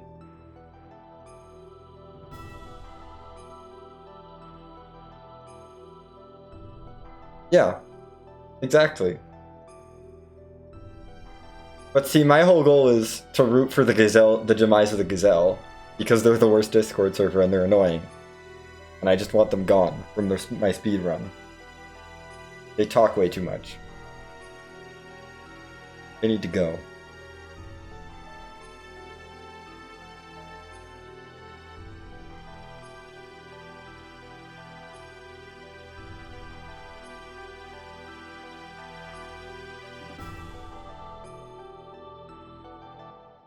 Okay.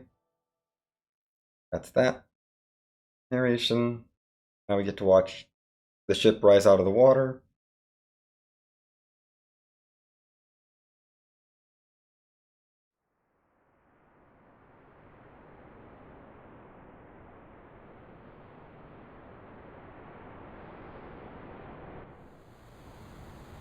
Satan doesn't need to go. Satan is different. Satan is a party member who contributes things. He gets an excuse. Okay? He is a party member that contributes things. Mostly his speed. But he contributes. He doesn't contribute much anymore, but that's okay. He contributed a lot.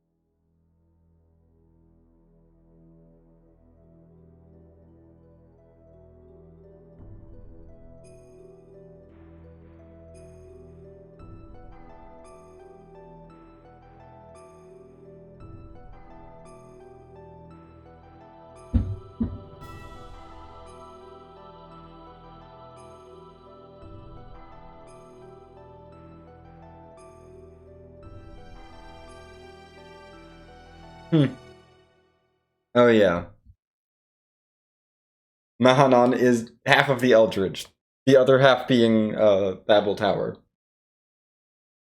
Yes. Oh yeah. Okay. Now Ellie gets kicked out of the party. Oh no! Oh no! It's okay, Ellie. You were only our third best party member. We still have our top two. Billy and Faye.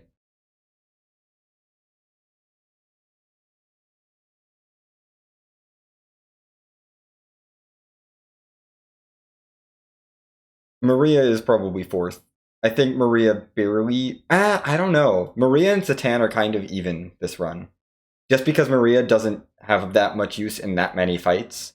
She's very useful for the few fights that she's used in, but she's not really there for a lot of fights, whereas Satan is somewhat useful for a bunch of things. So I'm gonna say Satan is probably number 4, Maria is number 5. Bart, probably 6th. Most useful. Then Chuchu? Emeralda and Rico at the bottom. No, I think Emeralda might actually be more useful than Chuchu in this run. Yeah, I think it's Regulus. I think it might be Regulus in the translation. You can actually see what they named it in the kernel menu. Because you can use the kernel menu to rename it. But I think it's Regulus. Technically. Which is, I think it's pretty much supposed to be Regulus.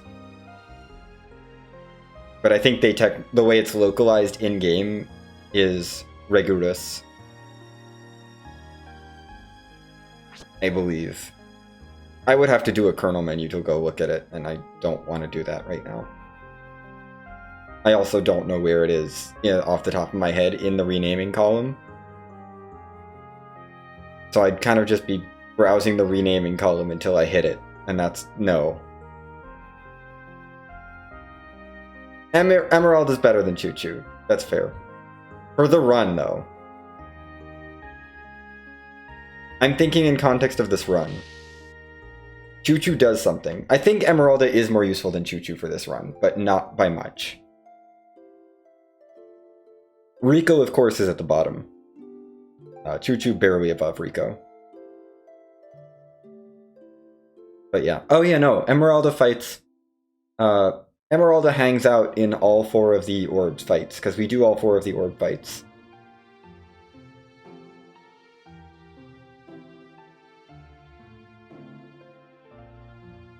I don't know.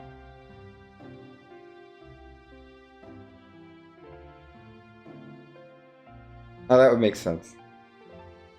I don't know things. I'm also tired. You know?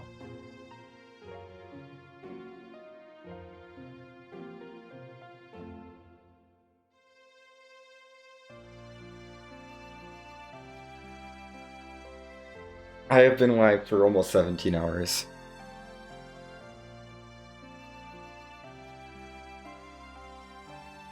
But we're moving through this. Get me into this next pair of bosses, please.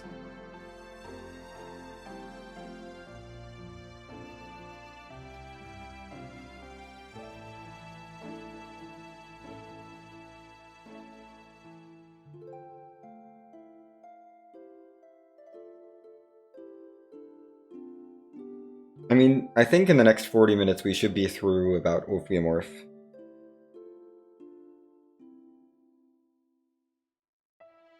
Like, we should be able to get through Deus, Alpha Weltal, Amphisvina, and Ophiomorph.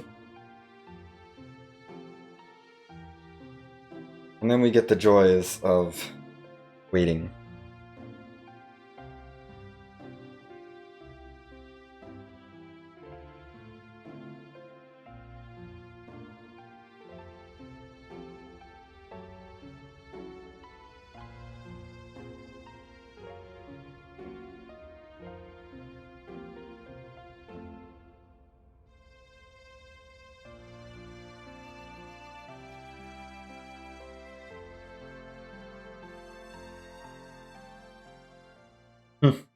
Yeah.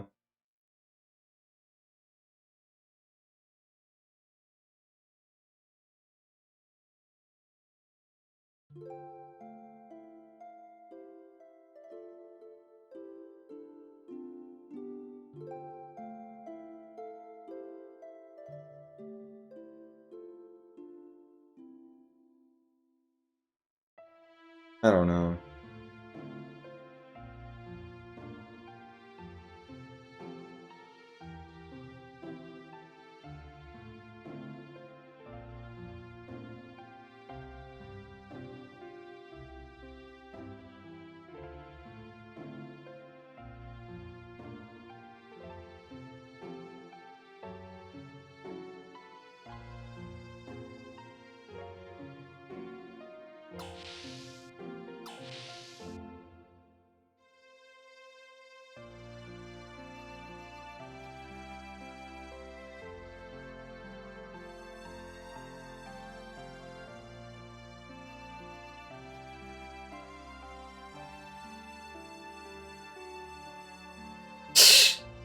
Yeah.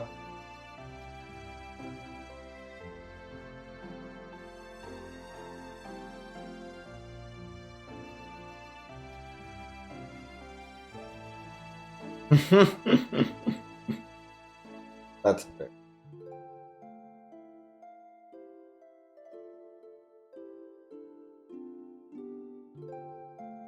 No, this is not a very subtle game in general.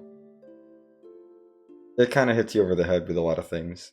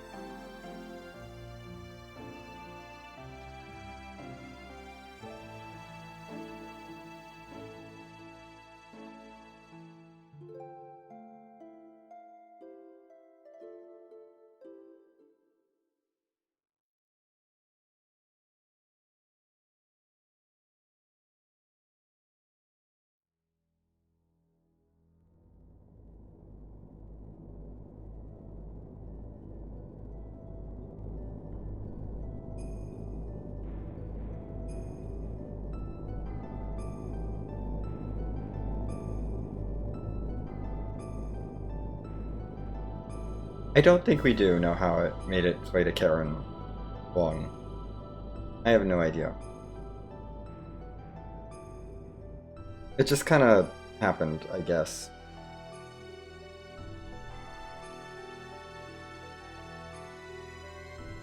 Also, we finally find out that the outro cutscene that we viewed way back at the beginning of the run actually is connected to everything else that's been going on. You know.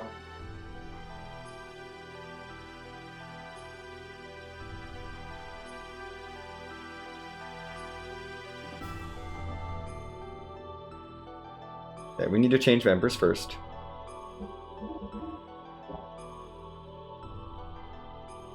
I am going to open a menu here. We have to do a few things. First,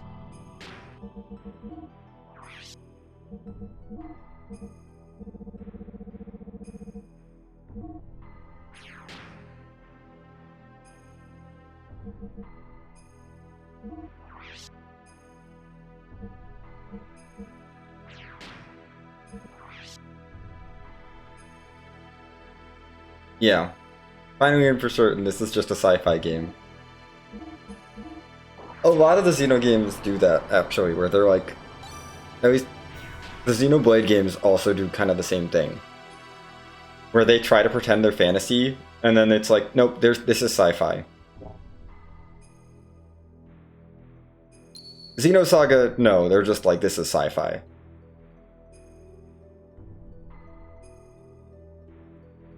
The ship was getting it away from known space, basically, I think, was what was going on. I don't remember exactly. That's fair, too. Okay. We have made it to Deus. Please cooperate. Because the strategy is the same as any %, and I would really like to not have the same struggles I did 5 days ago.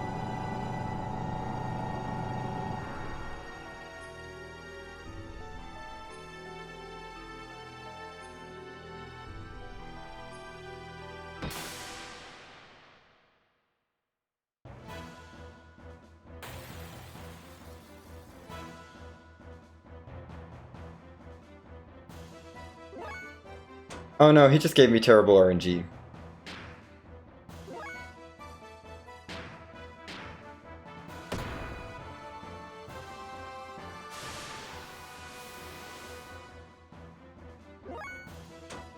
Like, the worst RNG. We're hoping for not terrible RNG. That's not what happened. Deus just refused to use his HP reducing move. Too many times. I did not crash. Deus just actually refused to use this move another time. And took out Billy and Faye.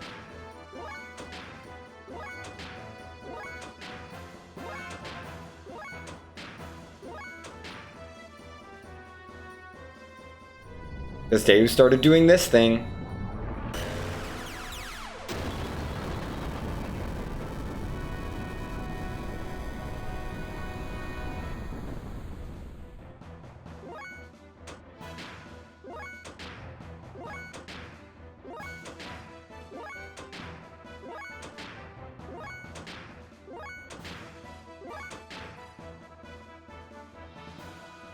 Deus, stop it. Deus, stop it. Stop doing this. I don't like it when you do this move. It wastes a whole bunch of time. Deus is so fun. It's purely RNG. There's nothing I can do.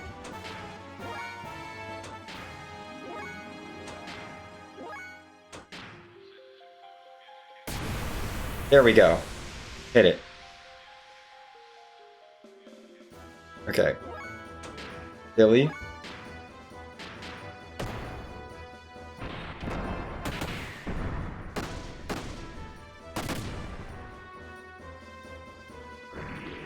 Oh no, not Bart.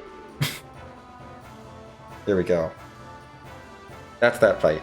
Good. Done. I guess Billy learned Windshield. I don't really care about Windshield.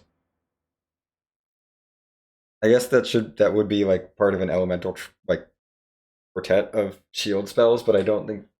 Maybe Billy will learn all of them by the end of the game. Maybe he'll be in enough fights.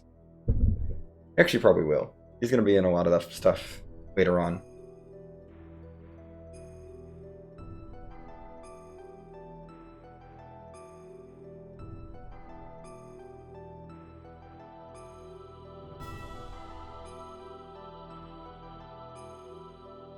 Okay.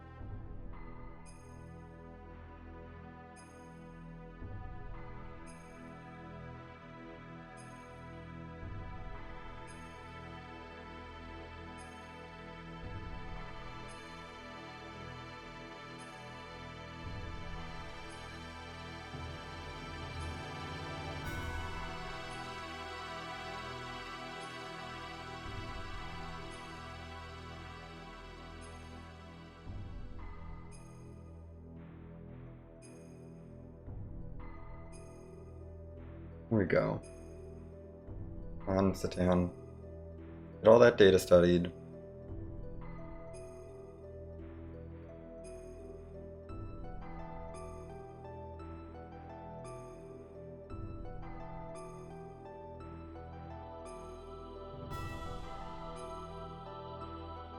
Oh, hi, Crowley.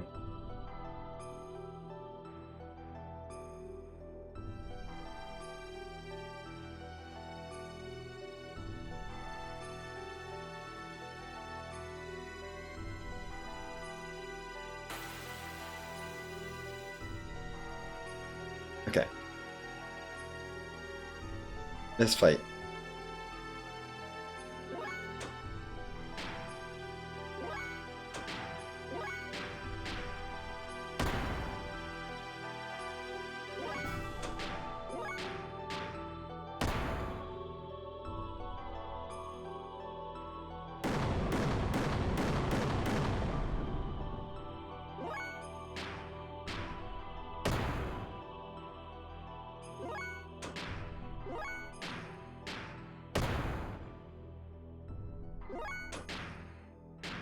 Go, Bart!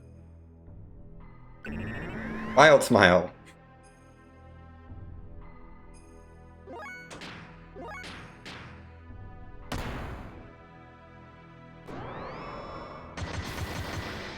Bart could not keep himself alive.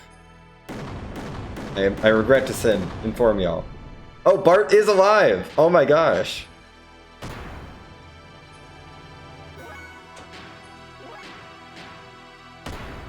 Billy's gonna keep doing quad nines.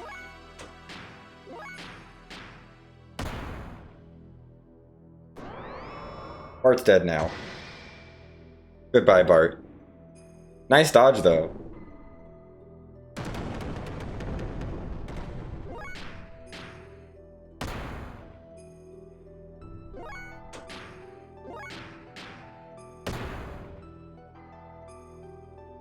Bart fell down. Everyone else is fine, though. Okay, I got the thing.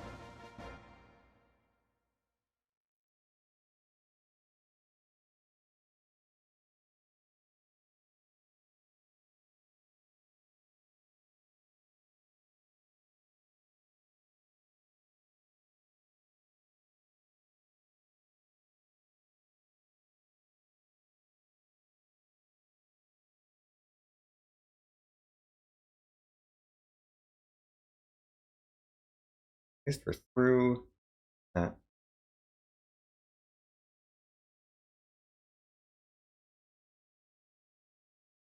Now we get to move towards Xenogears. Should be in the next 20 minutes or so.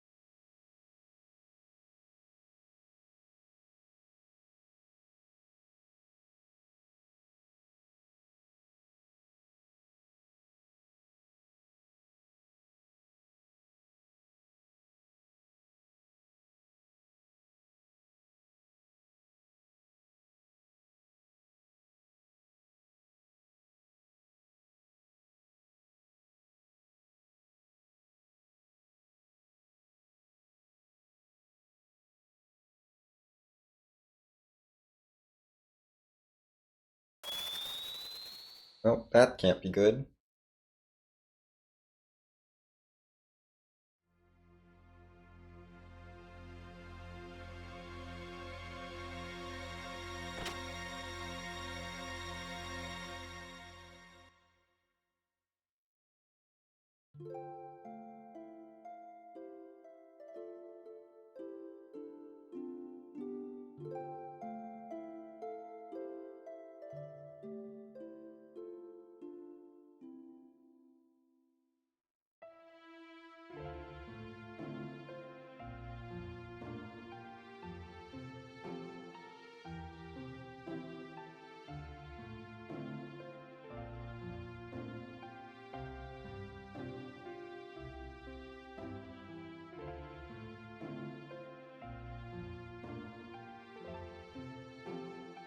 Yeah.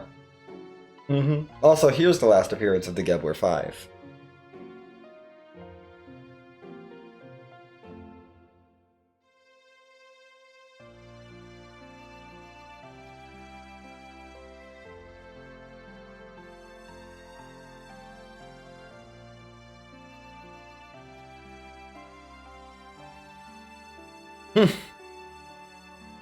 That's true. He had to share with Stratsky. They had identical gears, unfortunately. Real branding issue for them, honestly.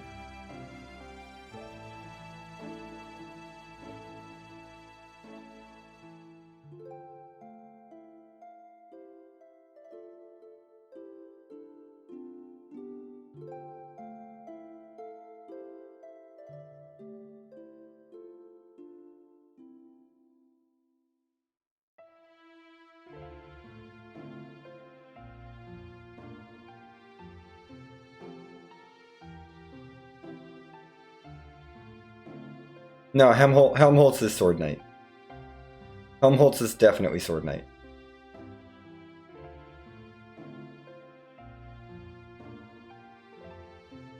I'm like positive that Helmholtz is Sword Knight.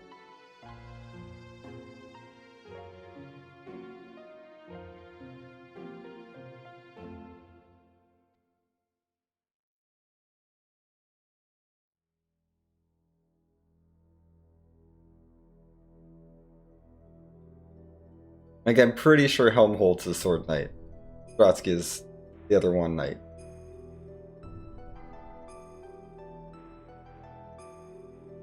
Because, like, their hair color matches the color of their gear. Vance is Claw Knight. He has, like, the light sandy hair. Claw Knight is that same, like, yellowy brown color. Ah, yes, Choo Choo died for our sins, by the way. Anyway. And then Royer has, like, this dark blue hair, which matches Aegis Knight's coloring. And Helmholtz has the pink hair, which matches the Sword Knight's coloring. Also, I'm pretty sure that's just what it is. I can't remember. I'm trying to remember what specifically, but I'm pretty sure it lines up like that. And then Stratsky and Rank are the one Knight.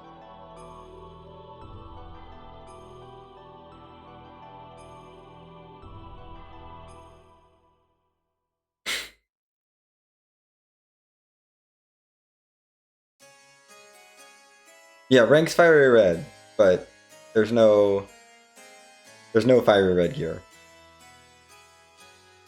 The One Knights are Stratsky's color. So rank should have his own gear. It's different.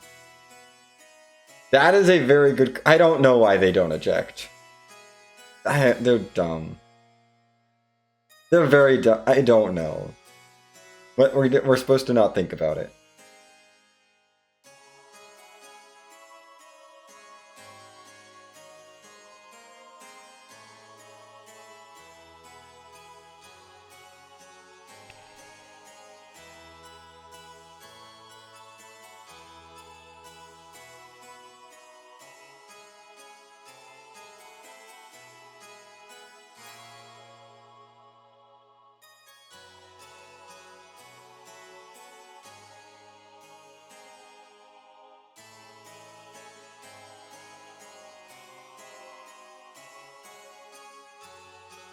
Yeah.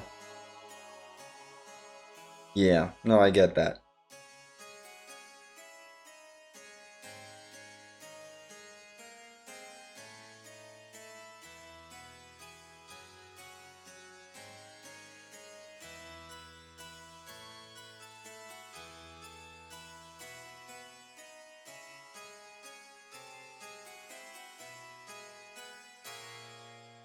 Anyway, we're starting to get towards the part of the run where I basically watch chat and play a game on my phone.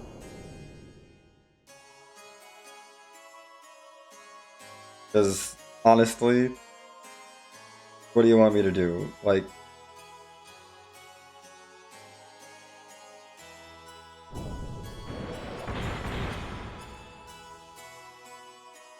At some point, the cutscenes just get to be too much to, like, actually pay attention to again and again.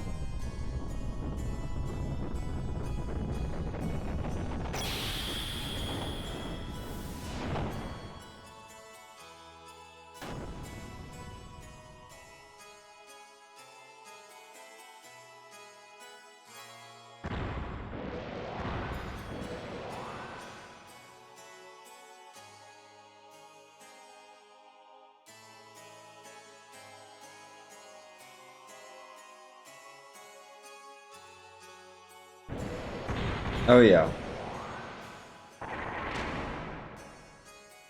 Brilliant never fails. He just gets away.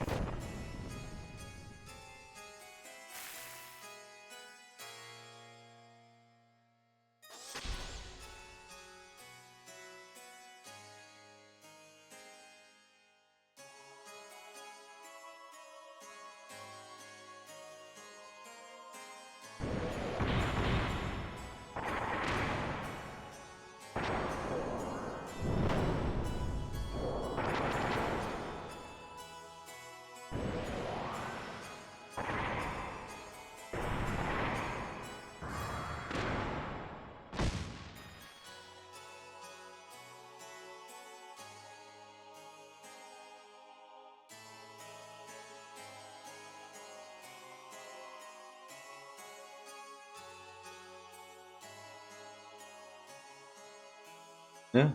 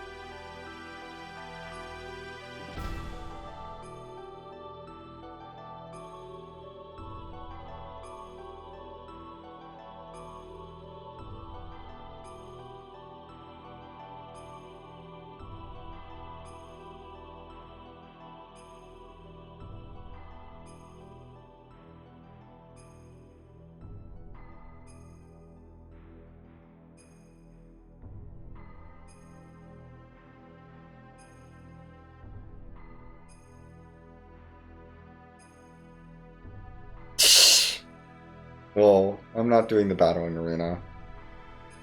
Heck the battling arena. Also, no, I don't need to save. Please continue playing the game for me, please. Game, keep going. I do not need a save. Ah, yes. It is time! The worst Discord server is going to come to an end. Huzzah!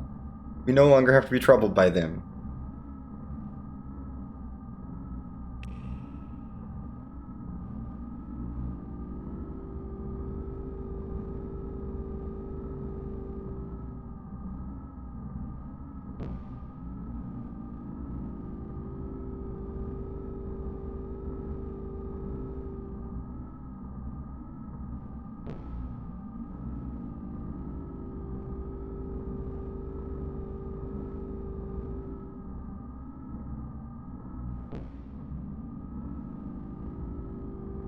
Goodbye, worst Discord server.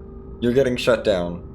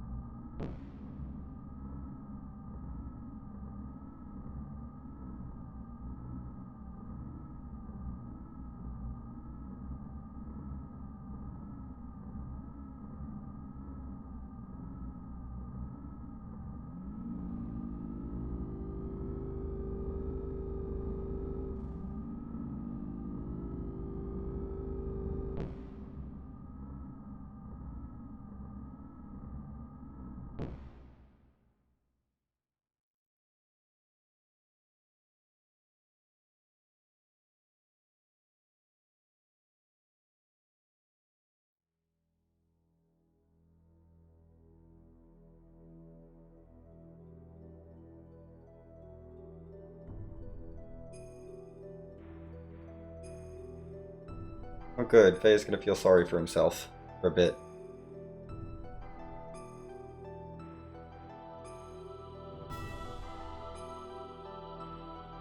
Mm-hmm.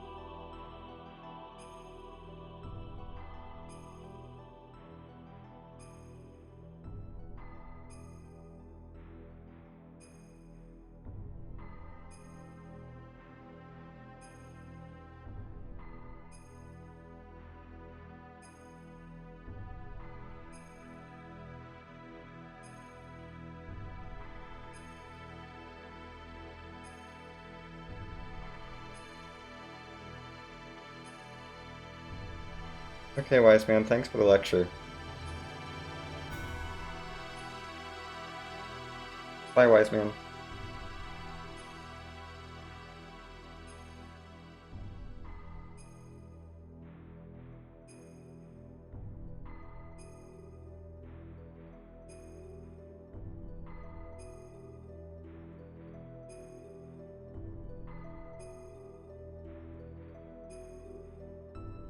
Okay. Oh, go narration. Get me to Amphicena Opiumorph. Thank you. Thank you, narration, for just taking me right to Amphicena Opiumorph.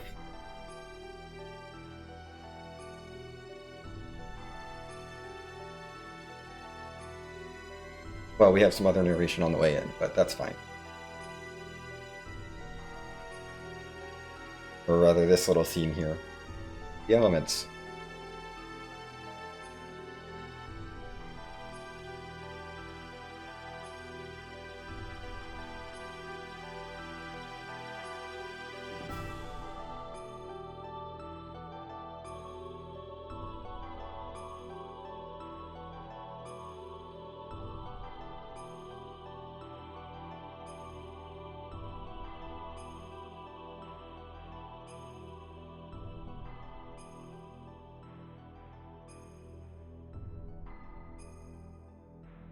Okay, bye, elements. Thanks for that little bit of dialogue.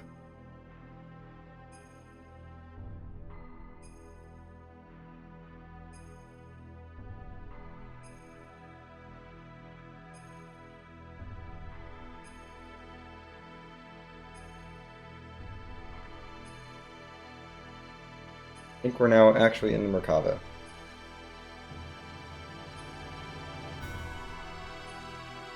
Yep, here we are.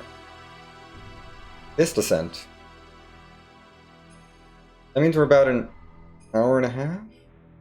Not even that far.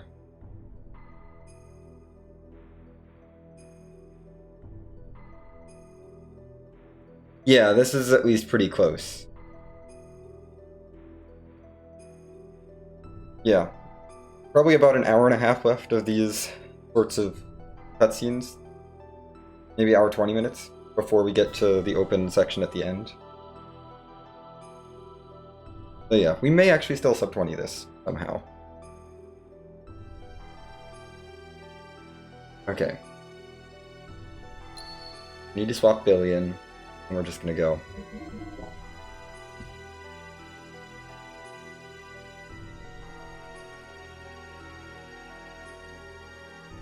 I think it's Opiumorph here. I think it's Opiumorph is what it shows. I believe when it showed. I think it's that's the color scheme.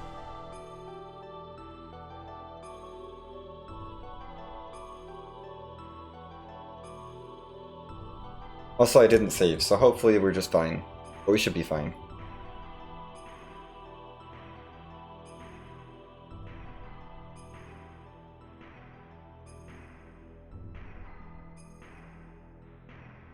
Okay. What's this? Here we are. Arrived. Fight our two bosses.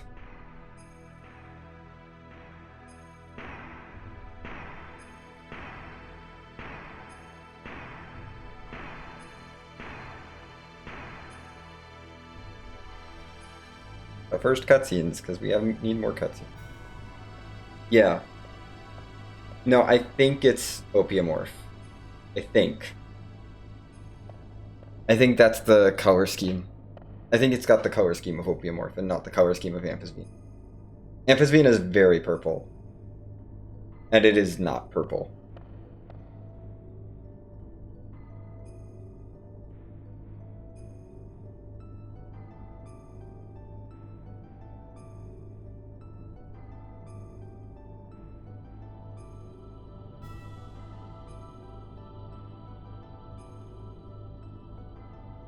Yeah.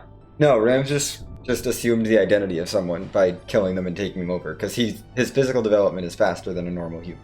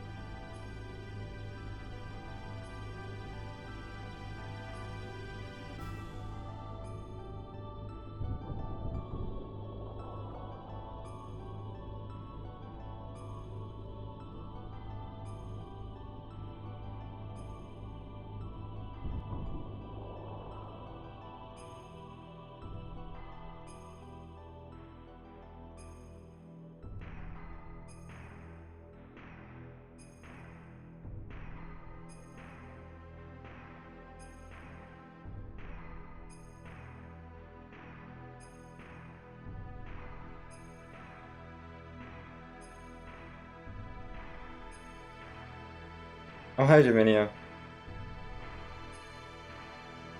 Yep.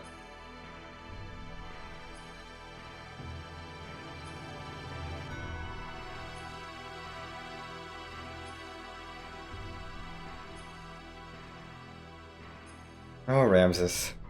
Okay, this is the last time we have to fight you.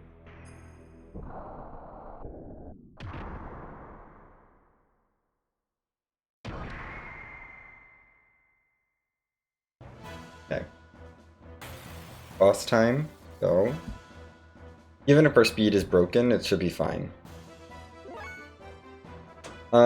Yes, Scala, what is your question?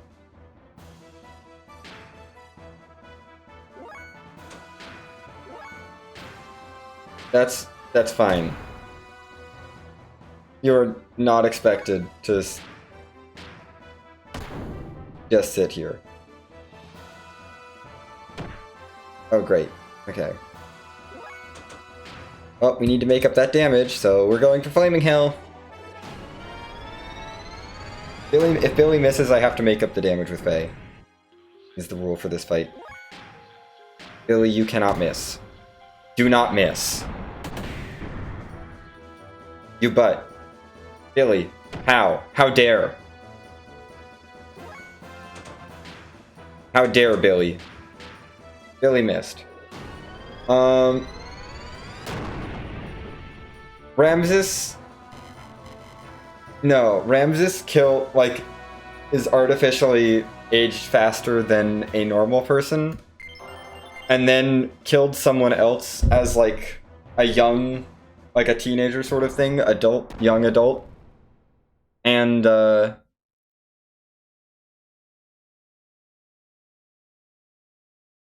assumed their identity, basically. Like Ramses assumed, I think Ramses assumed someone else's identity as a teenager. Well, someone else's was a teenager. Ramses was not a teenager because he ages faster than normal. Ramses is only 14 years old, chronologically. Fun fact.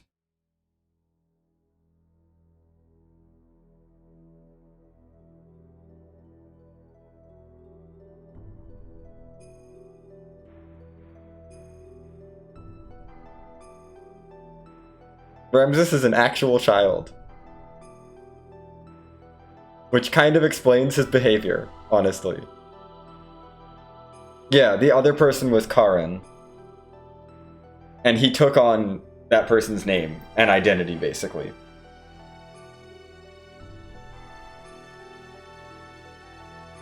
And basically snuck his way into Jugend.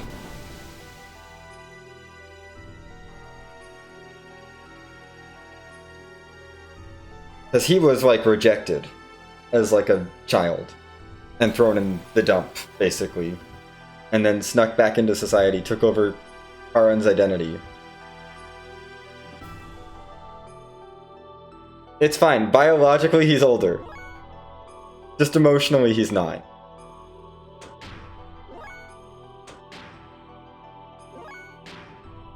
Okay. Opiomorph.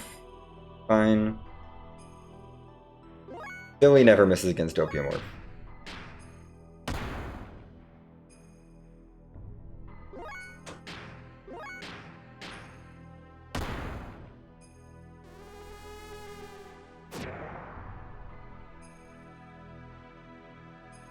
Yes. Ramses was literally thrown down a trash chute as a child. As a young child.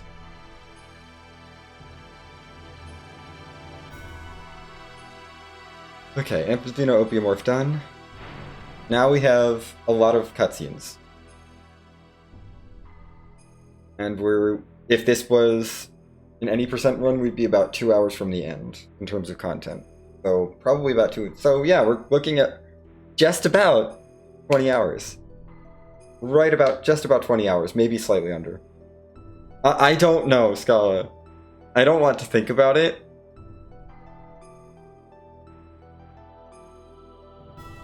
Probably a lot. I mean...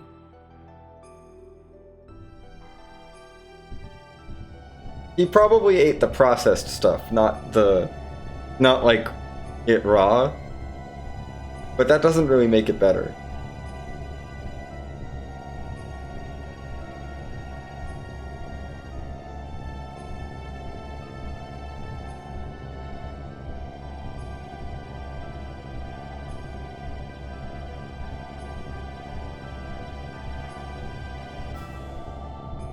Yeah.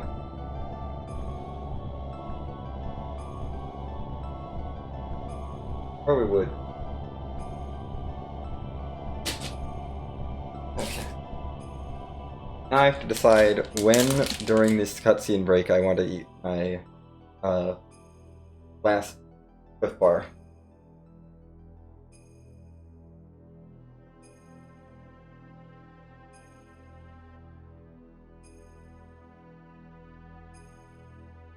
Oh yeah. Once the Amaryllic's back.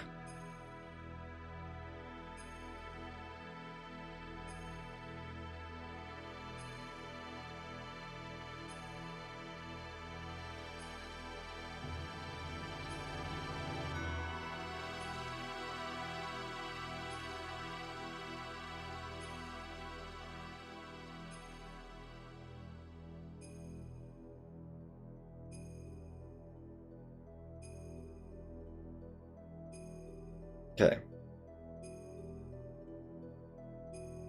I just want y'all to know that my notes for the next... I have 4 lines of notes for the next approximately hour and a half of video game. I just feel like that's relevant. I have 4 lines of notes.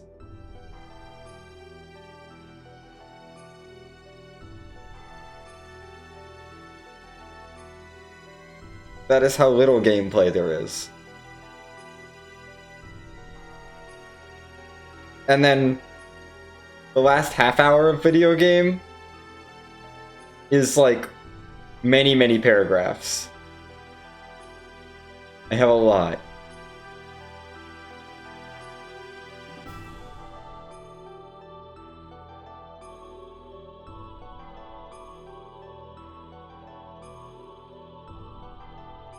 I even have like a whole...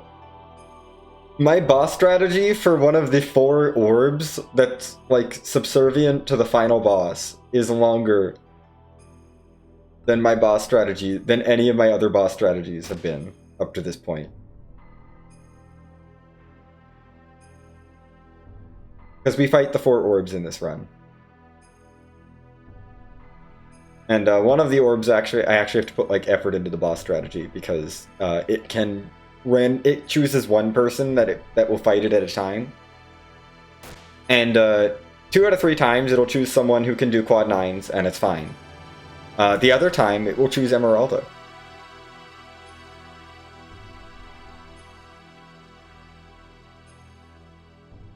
Wait, Scala, what are your questions?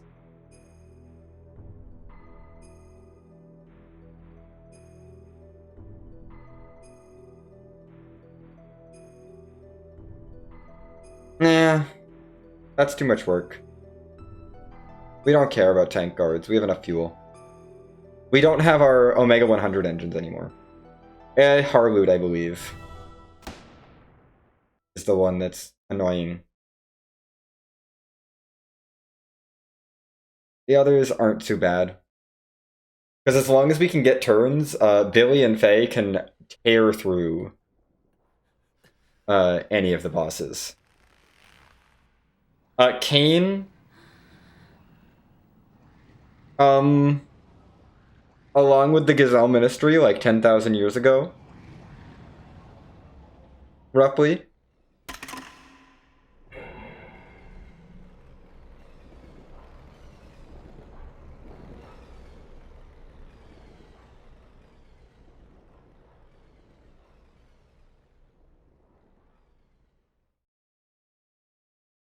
Yes.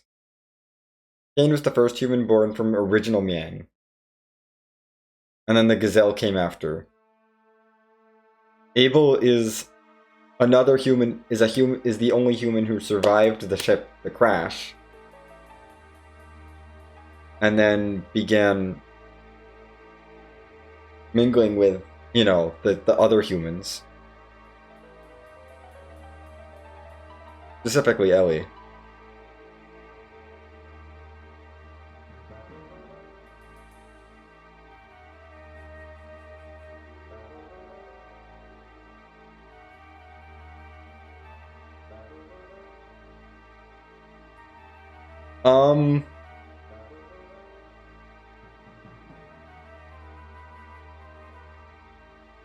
I don't know, Scala. I don't know. I think Deus did it. That's what I would say. Deus did it.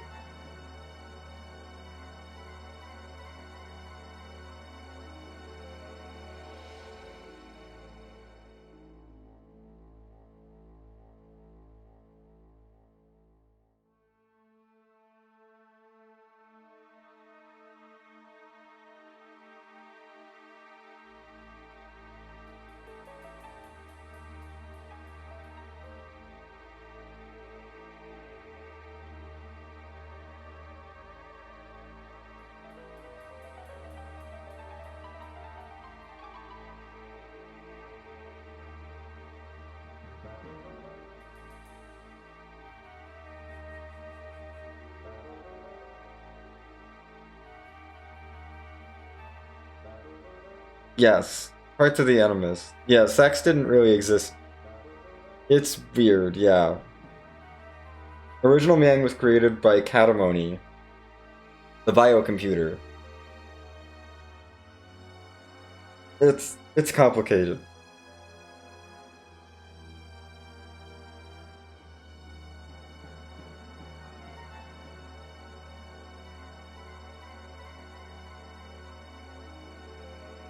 I think they split. I think they were original Miang was both Miang and Ellie combined, I think. And they split at some point.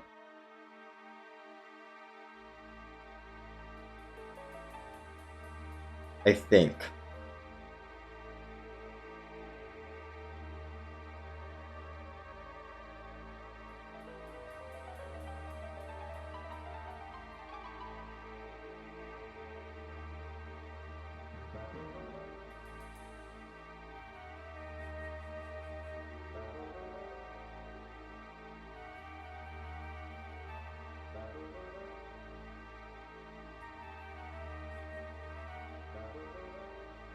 Or maybe it was... I don't remember.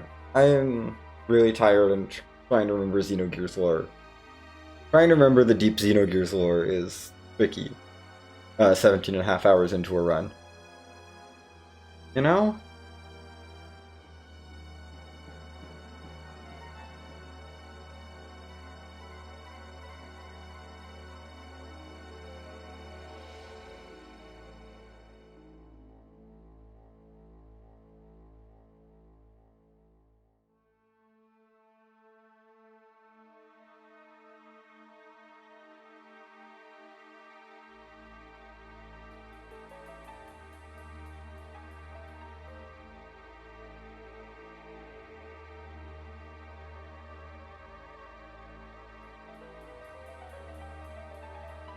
Yeah, I don't know. My understanding was the Zohar split her from the original Miang, but I don't know.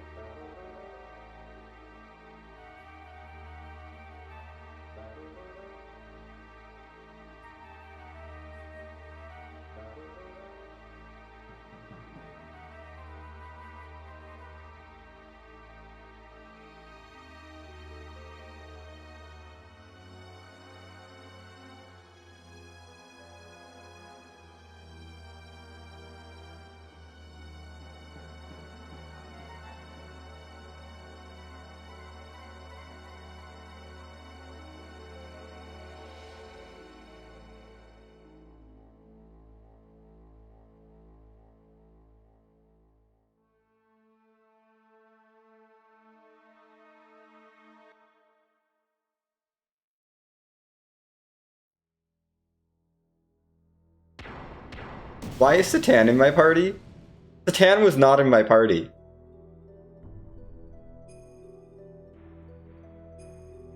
Okay, yeah. That's it. That is what it is. Yes, the mother of humanity gave birth to 2 replicas of herself. One was Ellie, and Miang is the other one. Yes. Anyway, Faye is going to go diving into the orb bath. Yes. Only Miang, Kane, and the Gazelle have existed continuously. The contacts and antitapes are only born every now and then. No, Satan is not. Satan was not in my party. Bart was in my party. Which, to be fair, Satan is better than Bart.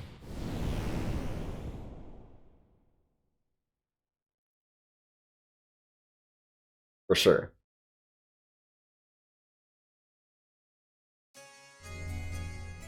Don't need to save. Let's keep going. Why would I save? All we're going into is a lot of cutscenes. All that's happening is more text. More scrolling text.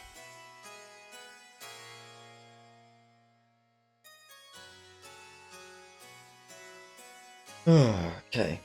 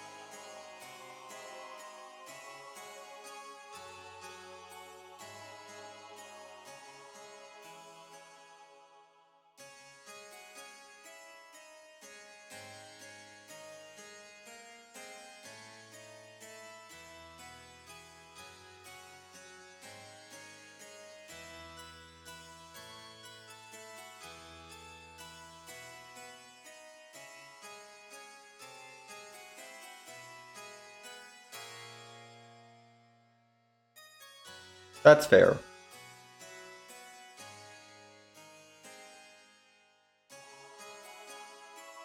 He just isn't good for the speedrun, specifically. He was I loved using him casually, but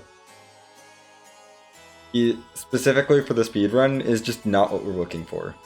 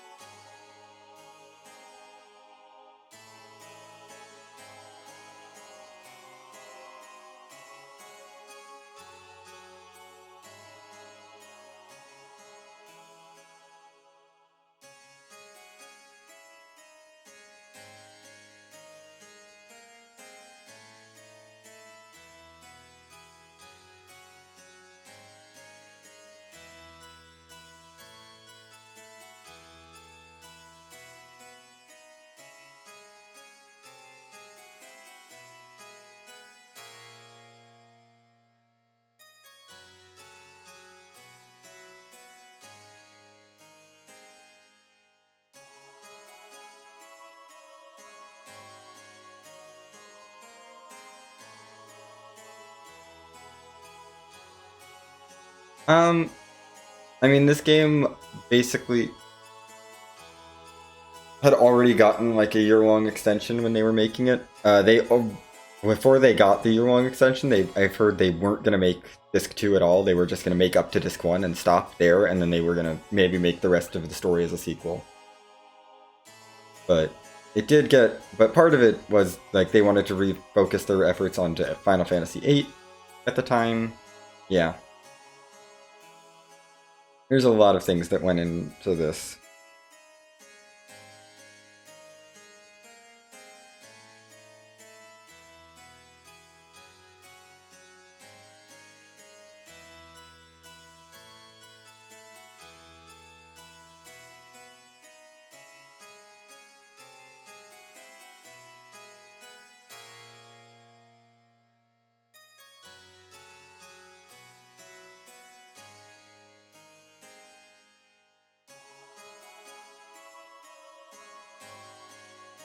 Yeah.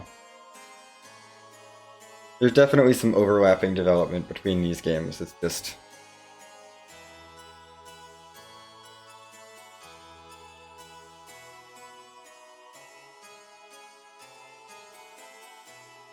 Okay. I think we're done with the let's talk about what's happened 500 years ago, and now we're moving in towards the let's show what happened 500 years ago.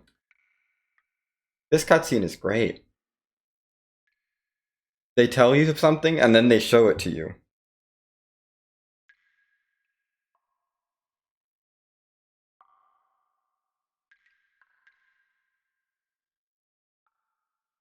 I don't think Xenogears was originally planned to be FF7. I think that... Yeah.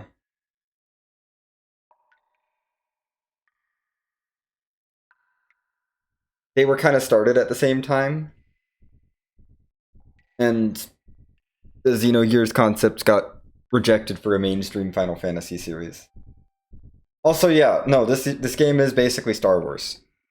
I mean, Basil is totally not Mos Eisley, and Groff is totally not Darth Vader. And carbonite freezing is totally not Star Wars. It's fine.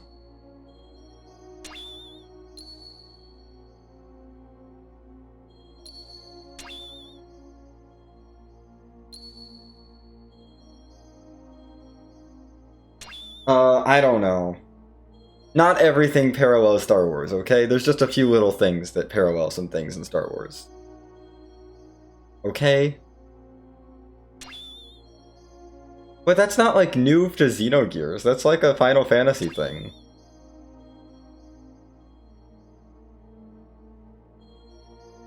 Also, yeah, it riffs off a lot of other things too. Like,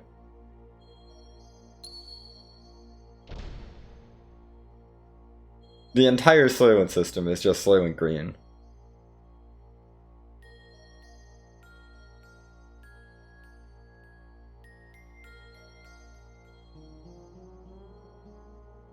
This is also true. Parallels to Star Wars are not hard to find.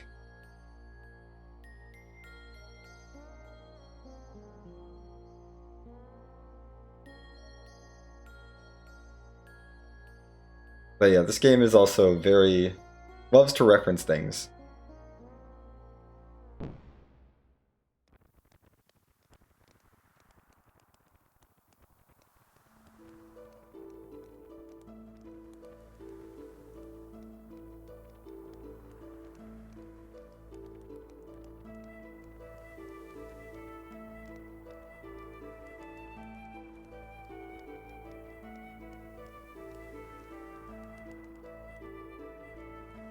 And then, of course, there's Roni and Renee, who are definitely not Edgar and Sabin. Definitely not Edgar and Sabin.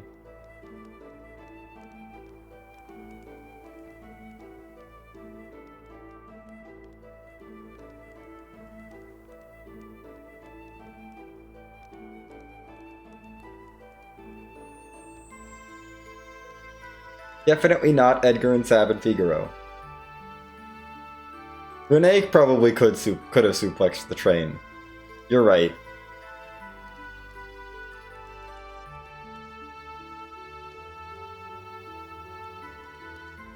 We should have brought Renee, somehow, through time, to Nortune Prison Block so he could suplex the train.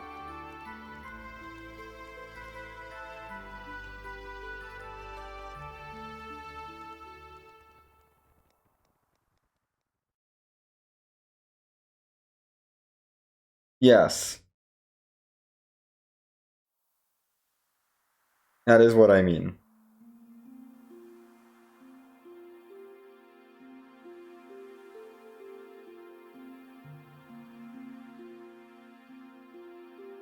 Okay.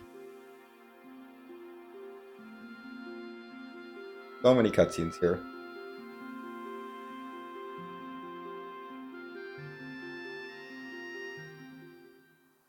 This is Renee Fatima? Yeah, he only shows up here, basically.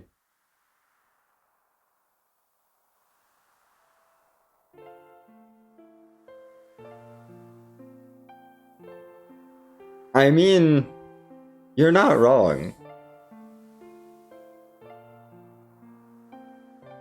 Citan is basically Sid. Come on. Like, if any character is the Sid of this game, it's Citan.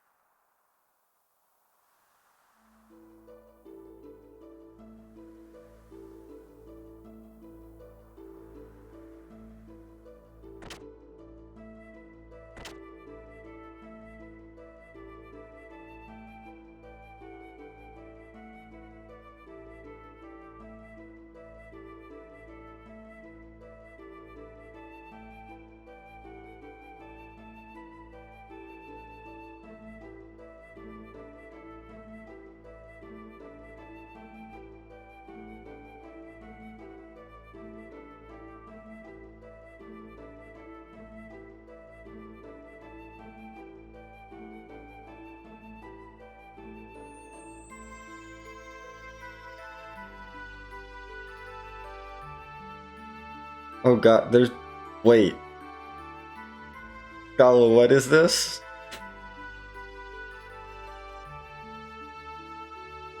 I'm curious now.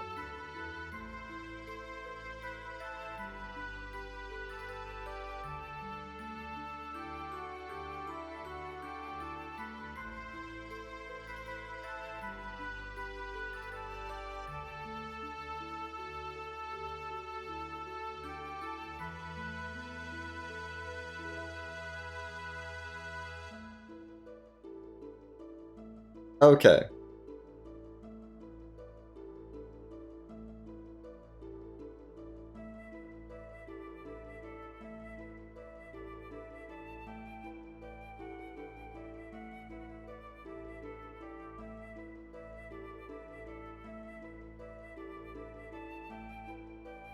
I see. So it's like they just made it as like a tech demo, and they were like, maybe we'll turn this into something, and it didn't turn into anything. Got it.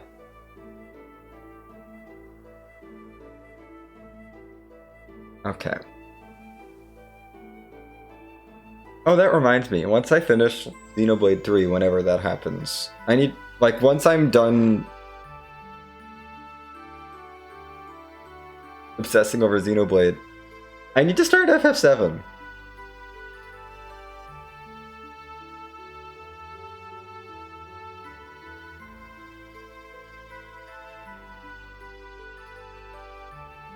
Like, I've got it all ready to go. I just need to, like, actually start playing it at some point. But Xenoblade 3 came out, and that derailed everything. Ah. Yeah, that would be a thing. First time. I have never played FF7.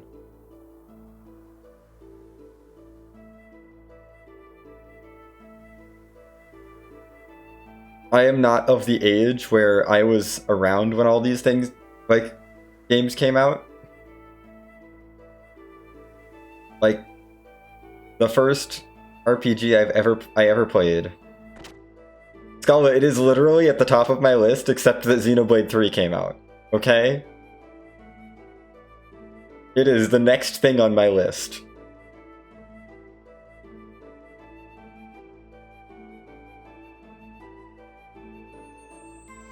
Oh no, I know a lot of random stuff about Final Fantasy VII. I have not been avoiding spoilers. But I've never played it myself. No, like the first RPG I ever played was Xenoblade Chronicles. And that was not even like right as it came out. I started playing it, I played it in like 2014-ish or something.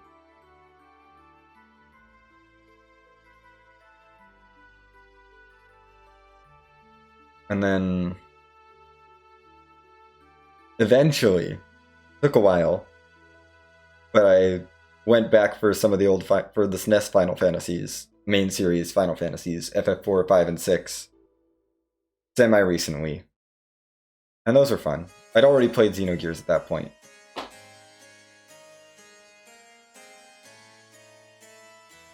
Xenoblade 1's good. I mean, to be fair, I played it when I was in like high school and was like, and it was like the game that I played obsessively for a while.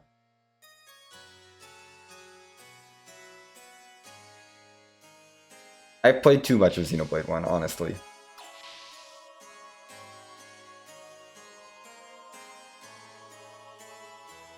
It just like satisfies that itch of like needing to do all of the side quests. Oh. I mean, you kind of need the sequels, but for the original for the sequels, but not really.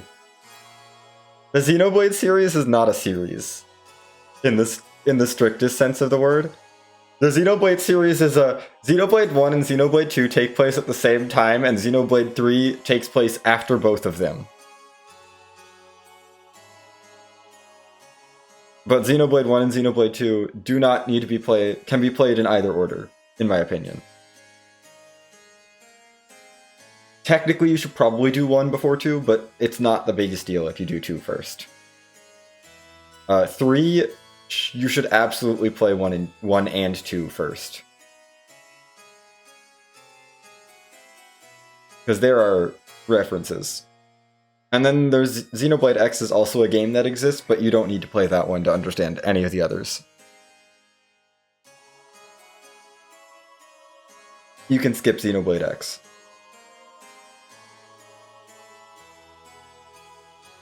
Not that Xenoblade X is a bad game, it's just you can skip it to get to the other ones.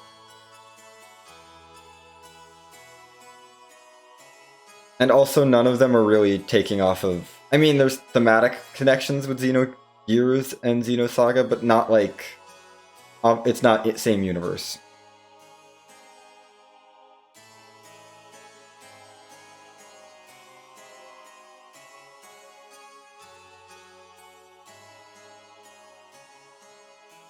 Anyway, this has been a fun topic of conversation. Well, oh yeah, Xenoblade X is the one that's only on Wii U. It's Wii U exclusive.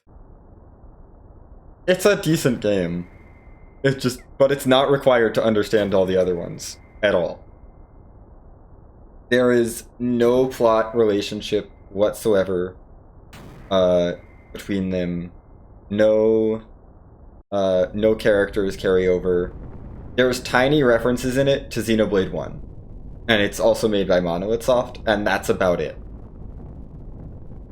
And technically you can have your protagonist be voiced by the voice actor to a couple of voice actors from Xenoblade 1. And that's where the similarities end, basically. Because Xenoblade 1 is all British voice acting because they weren't originally going to release it in North America. And then they're like, well, we already localized it for England, we'll just release that version for the US. Or for North America, it's fine. Xenoblade X is actually all American voice talent, and it's weird. Not weird, it's they're not bad, it's just a departure. And then they realized that was a mistake, and Xenoblade 2 is lots of different it's a lot more diversity of English accents. Or English accents in English speaking areas. Lots of things. And then Xenoblade 3 is a mix of everything, because why not?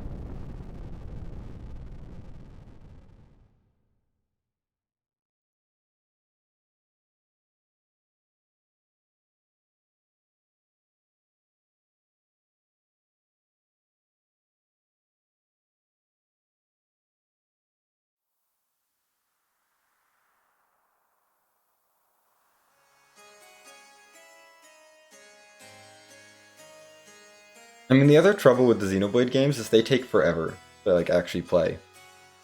They are long games, for sure. Also, yeah, Granny Film looks good. This game is kind of long, but the Xenoblade games, oh my gosh, those are chunky games. Casually.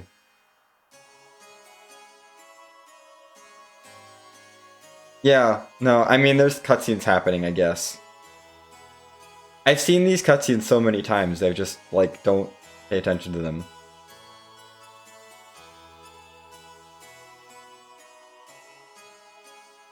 I don't know, I feel like it's kind of inevitable at this point in the run, I'm gonna get sidetracked, and I need to kind of get sidetracked in order to, Oh yeah, Renee shows up in a few of these scenes.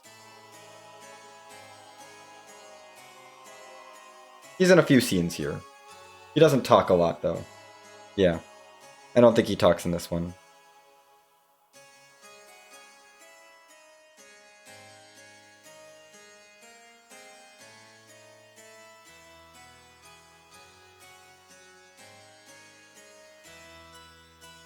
But yeah, we've been sitting here for about half an hour, since the last time I put in an input that wasn't just holding Turbo X.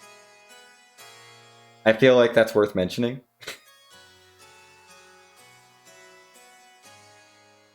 It's just been going on autopilot for half an hour.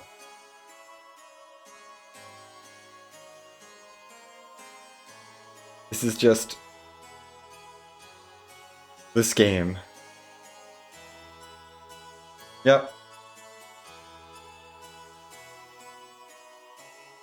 There's like important lore in here, I guess. But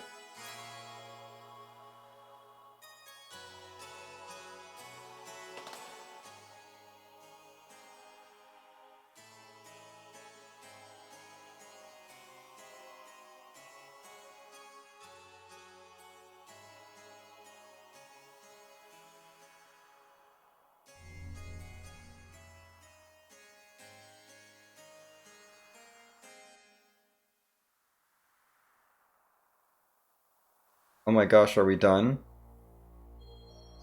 We are almost done.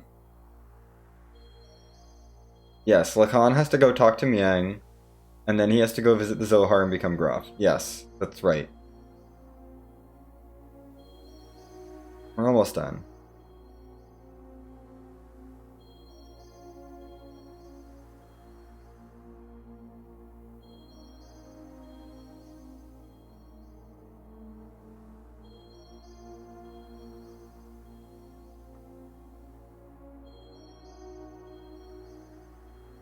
Oh yes, we're about to have Dan. Yes, that's right. This is still Lacan, for now.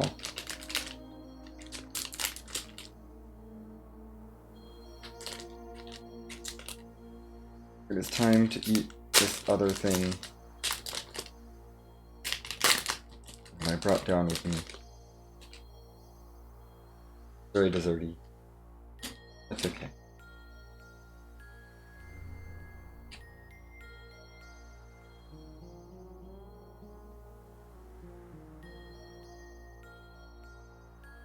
Oh wow. Nice.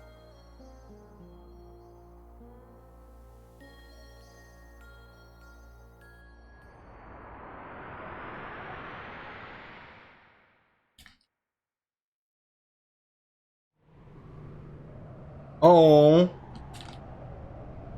No, you don't beat up Dan. You let Dan tire himself out.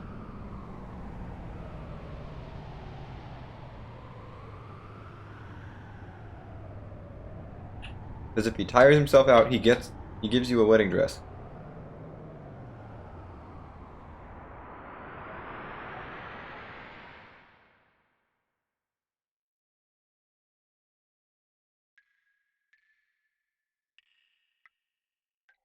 I think Dan is supposed to be 10.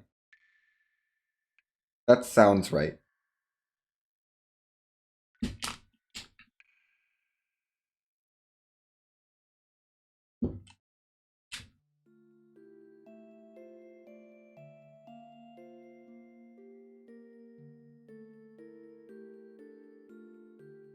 That's fair.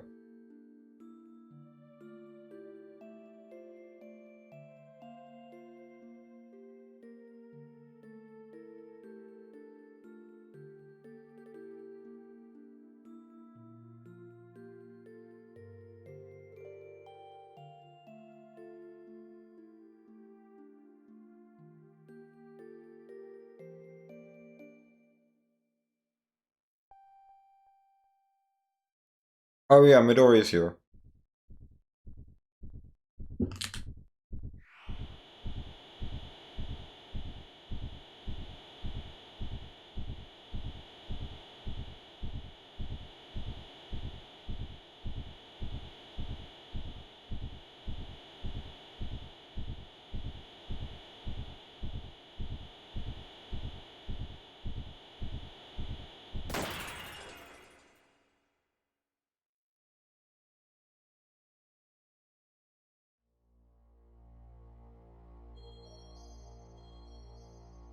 That's not ideal.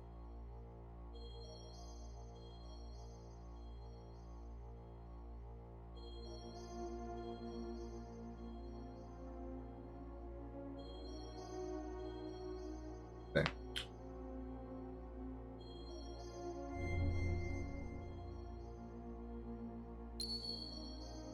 I don't know. Midori is just psychic. It's fine.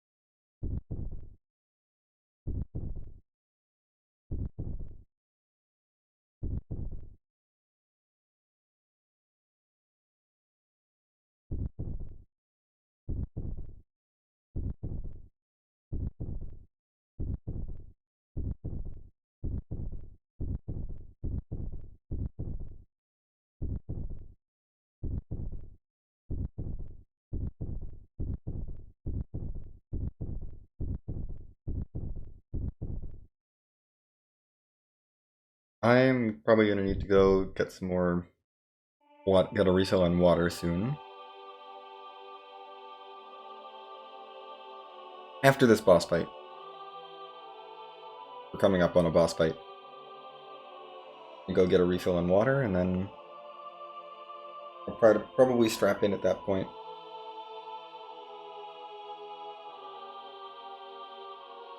I don't know.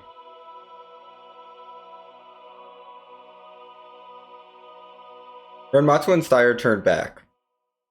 I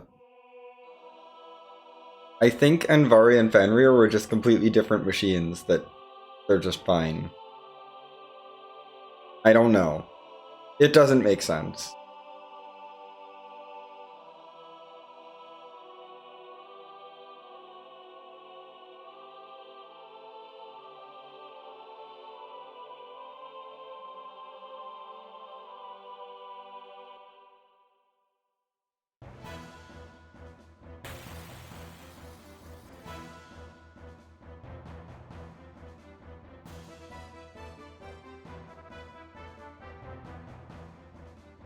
Yep.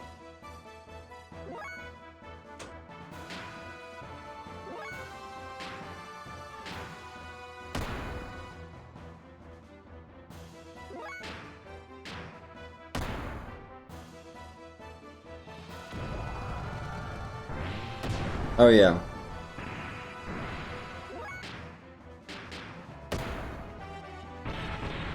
Anyway, he's dead, I think. I'm pretty sure this combo from Billy kills him. Yep. Okay. I'm gonna go get a refill on my water. Back.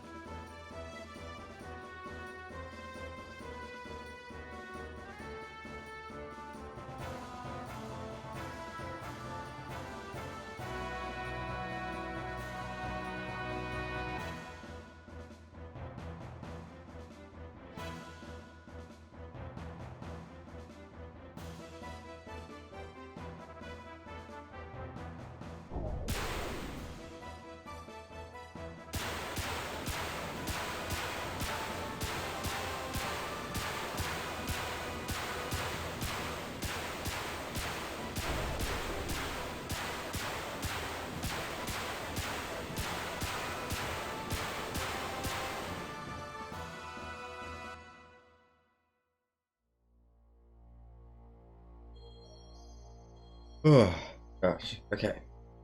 Earned. Whew. I feel like this run is definitely pushing my limits as far as sleep goes. Like, at this point, I'm so close to the end that I feel like I can push through. But if we weren't, like, super close to the end, I don't know how I would feel about going on at this point. Mostly because I'm a little bit sleep deprived going into this.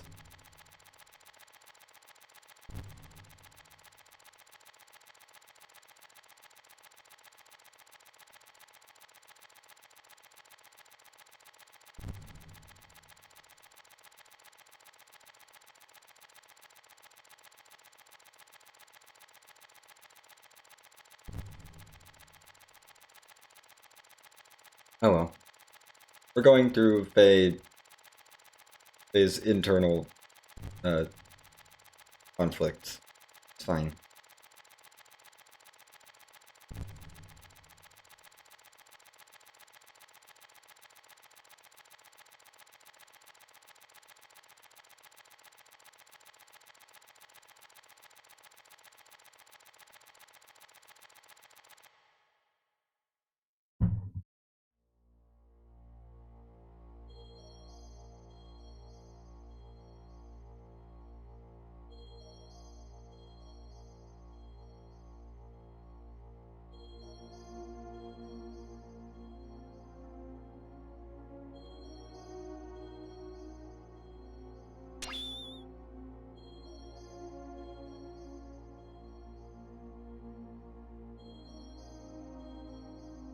Yes, the coward made id. Wise made Game Faye to cover id, and now Game Faye made Fourth Faye to do nothing. Yes, that is correct.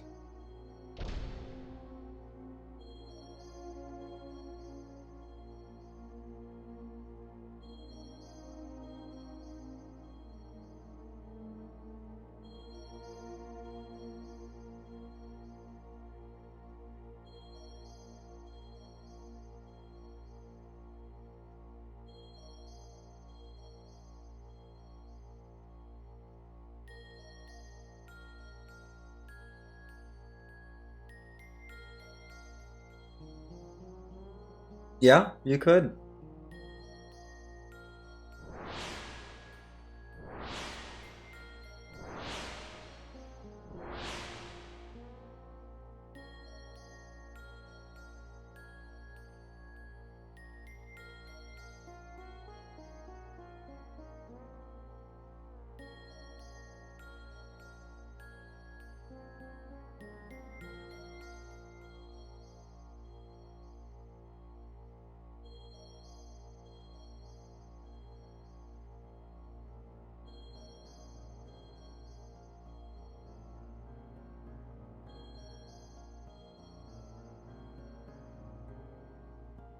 I'm not avoiding spoilers, it's fine.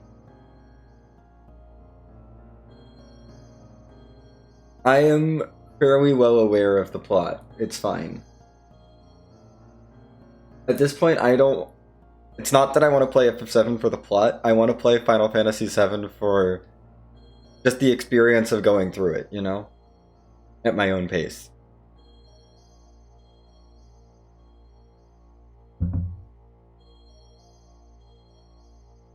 Because I feel like even if I do know the story of a game, it's still...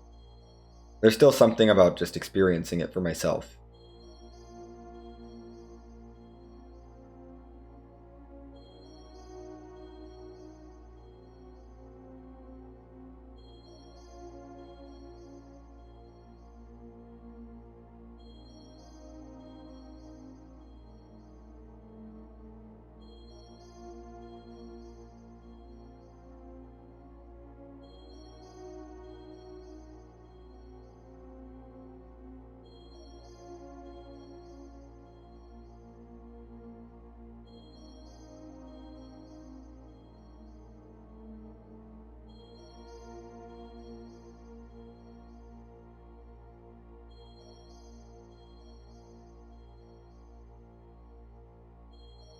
Like, especially if it's an older game, like FF7, you know? I'm like, whatever.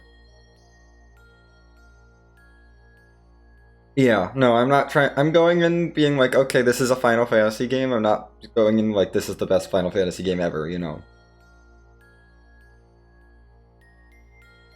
I'm gonna go in and see how I feel about it, you know? Not... I don't like, I'm going in just being like, okay, this is a game. We'll play it. I know generally what genre it's gonna be in.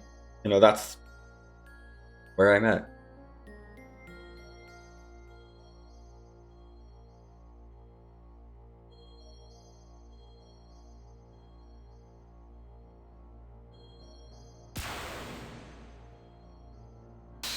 I only really try to avoid spoilers with, like, new games. If I'm trying to play them. With something that's older, I'm like, whatever.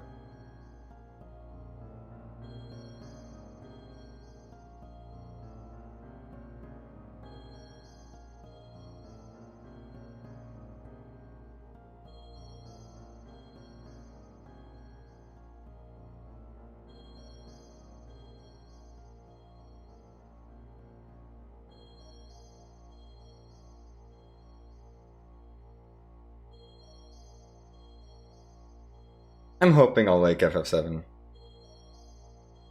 Oh yeah.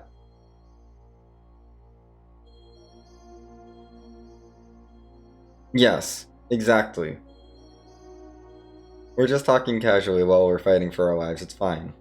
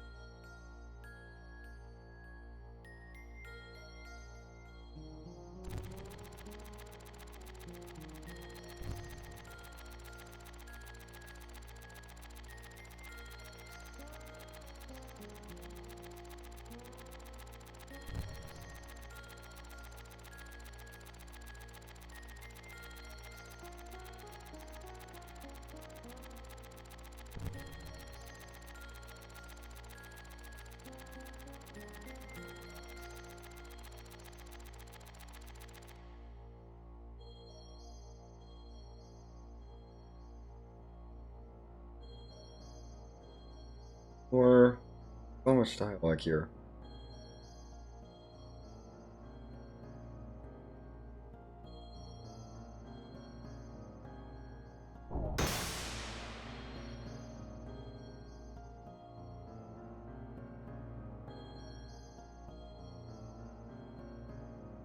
Like how Batan, Bart, and Billy are just standing by, like, doing nothing.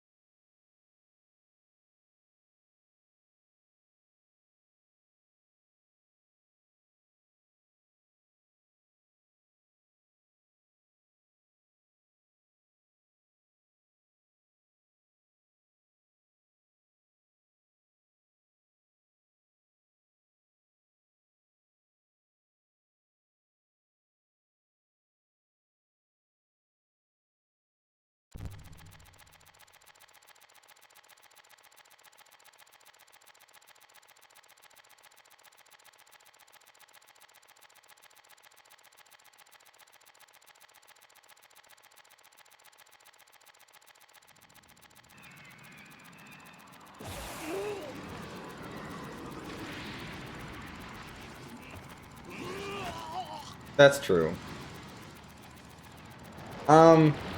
Billy would disagree, but that's fair. In the actual, like, in universe, I guess, if we weren't overpowered, then sure, but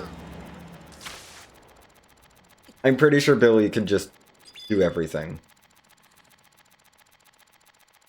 The way I have him geared.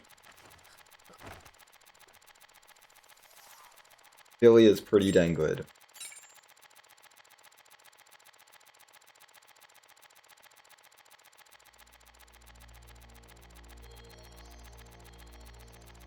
Oh yeah, yes, of course.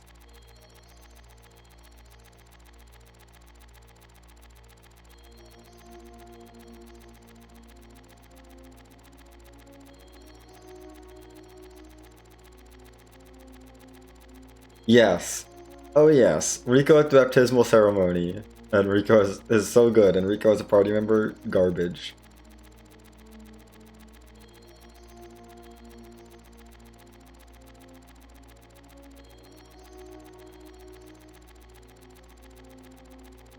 We're almost done with all this stuff.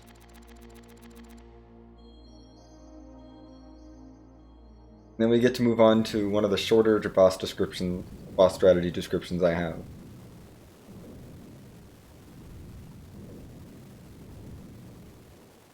After this.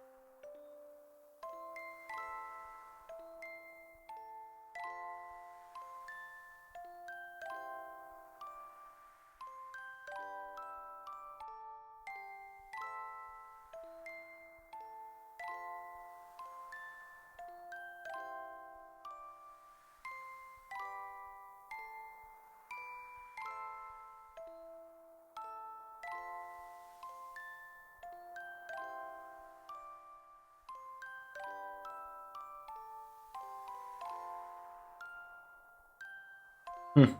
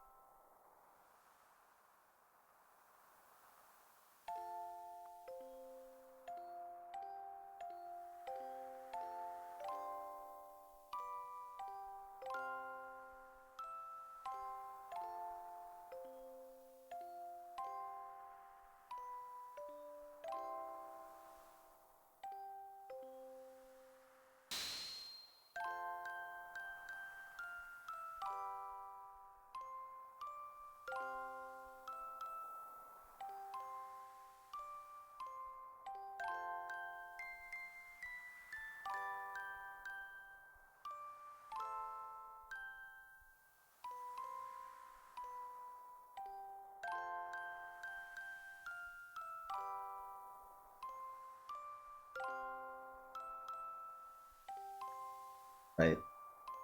Now we see Grass motive for the next 500 years. Okay, and then we get our contact with the Zohar. Or with the Way of Existence, I guess. It resides in Zohar.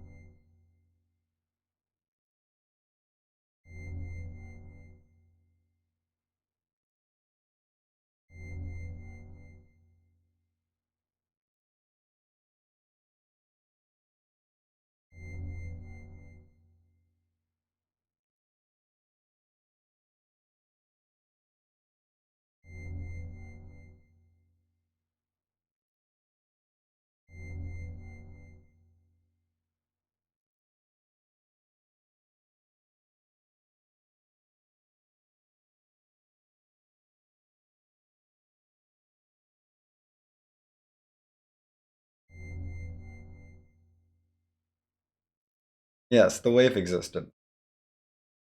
This is the part of the game where if you thought you knew what was going on, no, you didn't. Like the first time.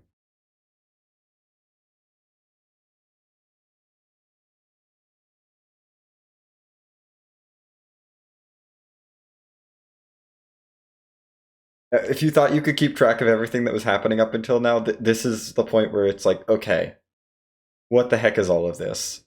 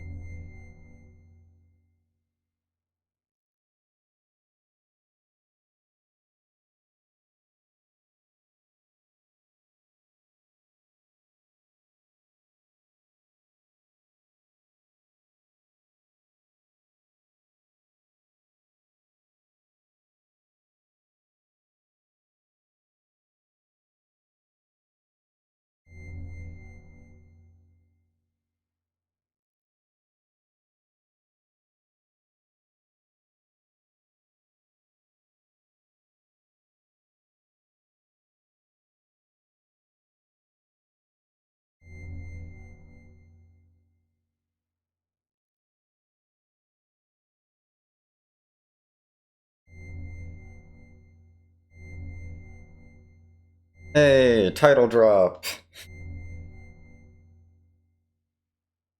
Only now. 18 and a half hours in, title drop.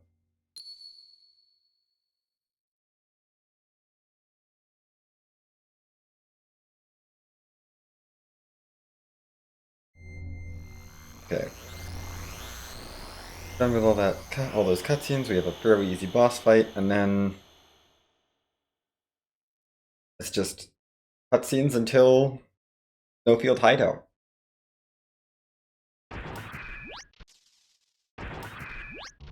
And once we get to Snowfield Hideout, it becomes a game again. And I have, like, actual things to do. Like, I have a whole bunch of errands to run, basically, before I go into the final dungeon and start working on the final boss, Gauntlet.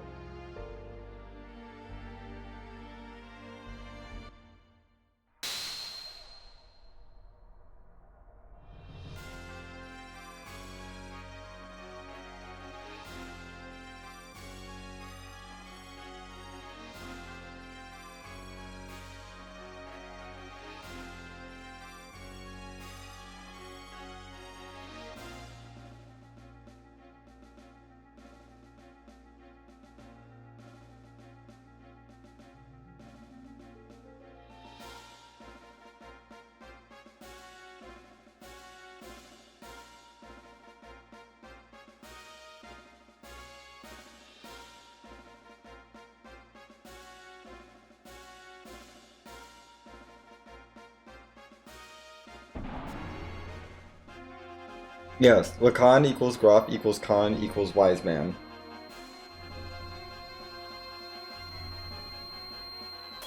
The best character equation. Yes. You can't rearrange them. It's very simple.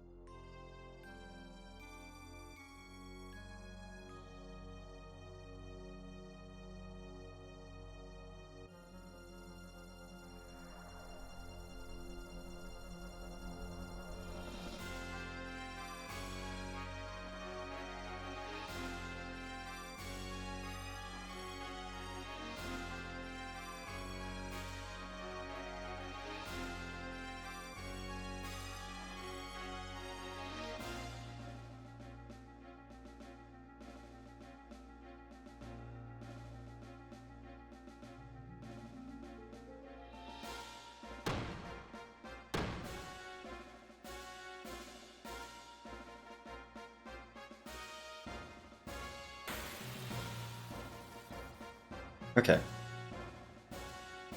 Time for this fight. It's pretty straightforward. So Xenogears is actually worse than our previous gear, but it's okay.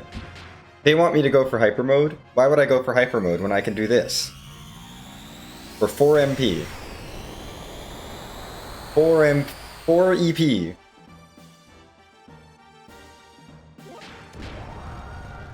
And then we're gonna whack him a couple times to finish him off. Because he doesn't have that much extra health.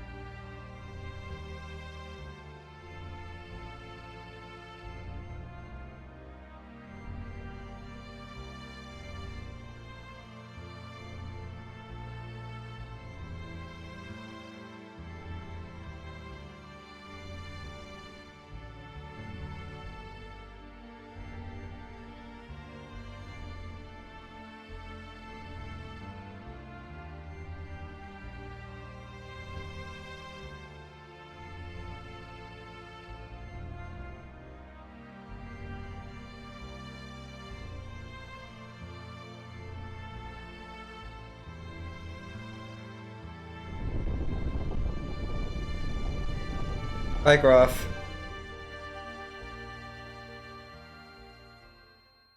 Okay, we need to go. We have a whole plan to formulate, execute, and react to before I can get to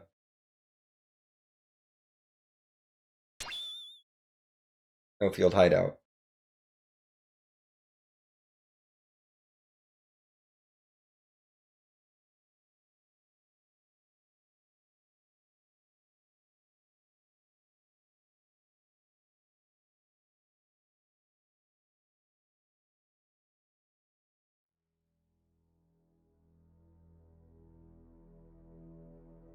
But first we have to see Catamony.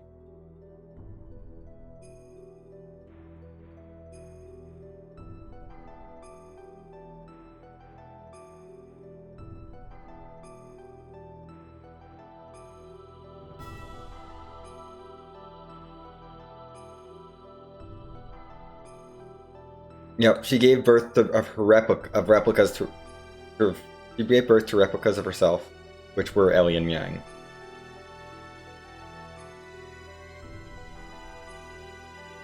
Thank you, Faye, for explaining that complicated relationship.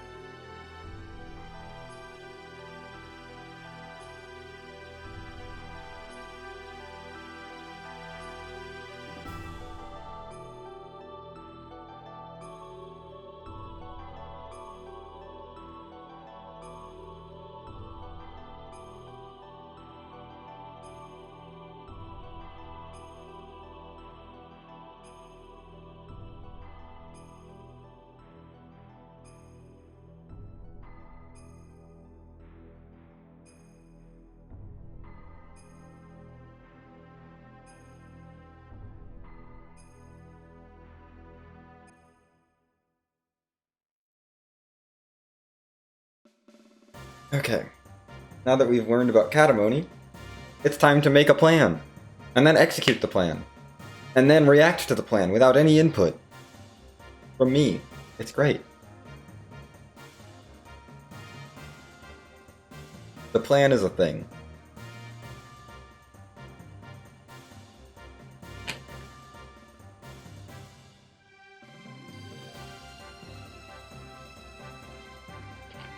I'm okay with the plan, if only because it means that we're basically done with the game. We're done with the cutscene part. It's the last bit of the cutscenes. Like the all back-to-back cutscenes. Now we'll get to like actually run around and trigger cutscenes instead.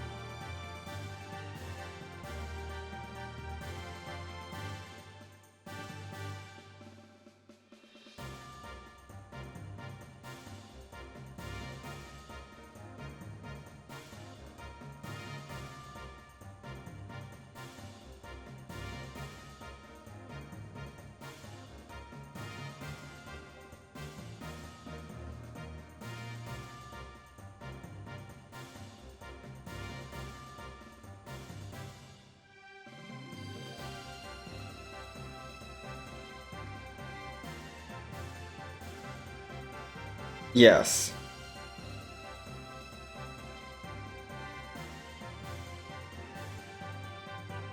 It is quite amazing. But that's how that they were able to do that.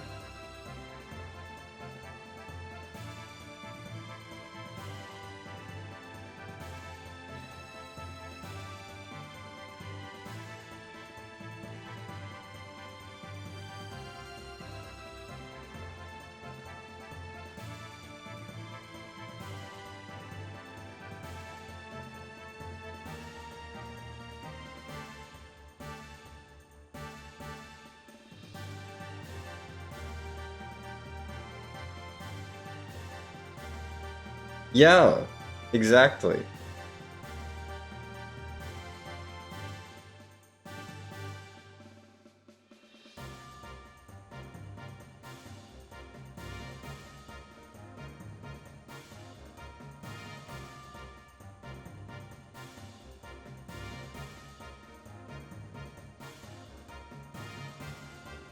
Yes, plan awesomely long cutscene. Yes, exactly.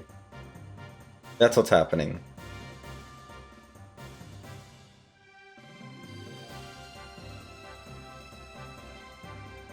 Okay, time for us to look at some schematics for the first time. We have to look at the schematics twice before we can actually finalize the plan. First, look at the schematics. With some dialogue, with some information about it.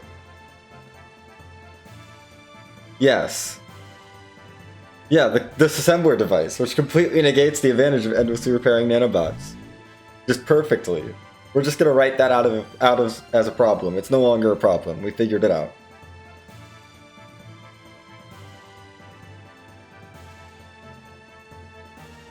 Anyway, time to look at the plans a second time. Nope, never mind. It just fades to black for that one line.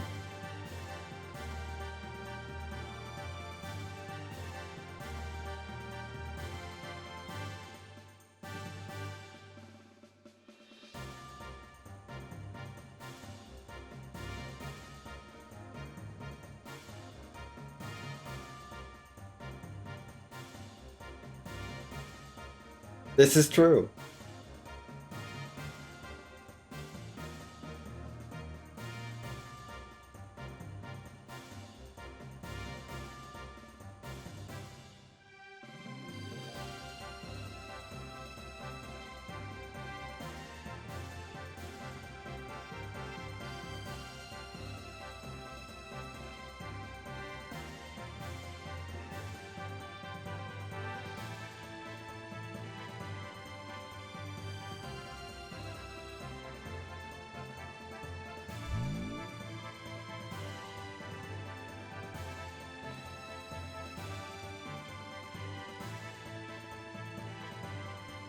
Yeah. Oh yeah, definitely.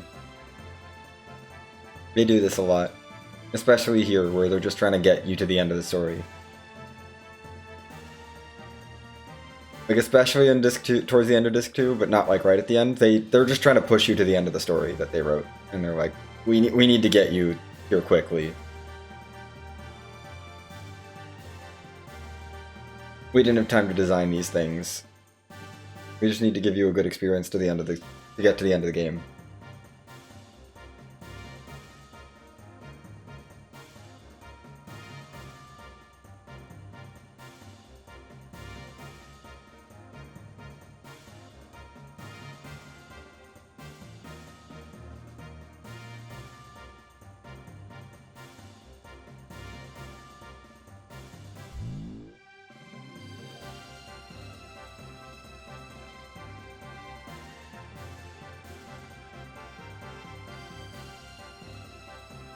Yes, the solid rocket boosters that we found at the mass driver facility, but did not mention. Like, you do know how long the mass driver facility was? That was like the beginning of this disc.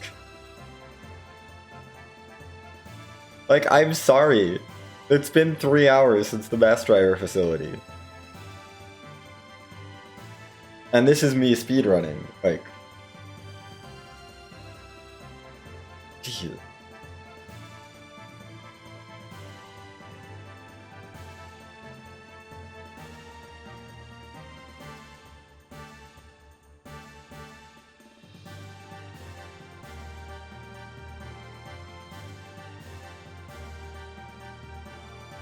Okay, let's go. Great, we're done planning. We can move on to the execution of said plan. But first we have to narrate. We have to have some narration at the beginning. That's true. It's not, like, too out of the picture, but still, they could have mentioned it. They could have mentioned it a little earlier than this. Okay, time for the movie. Of the plan happening. Okay, plan.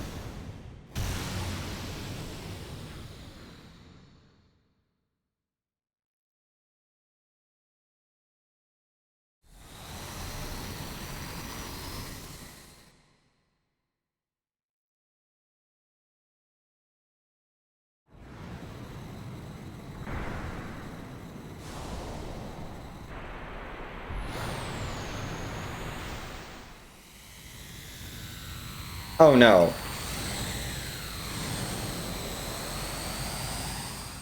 There's no way to turn off random encounters. We still have to deal with those. We just go through the rooms fast. And don't get a lot of them. That way. Yes. I think so. Yes. Yeah, that is.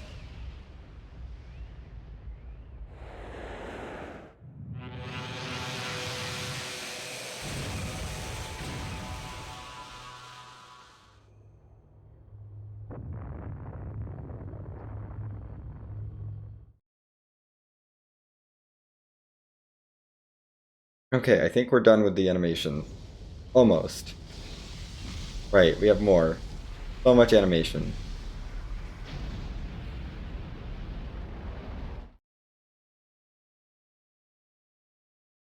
Okay, we done? Yes, we're done. Now we get reactions.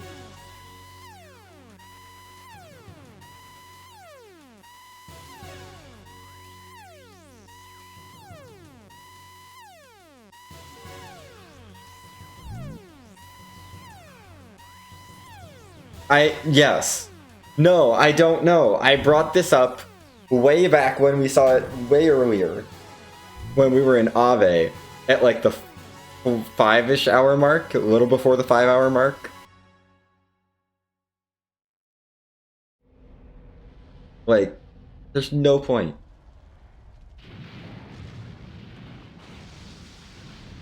Yes, exactly. It's ridiculous. Anyway, the final dungeon is happening.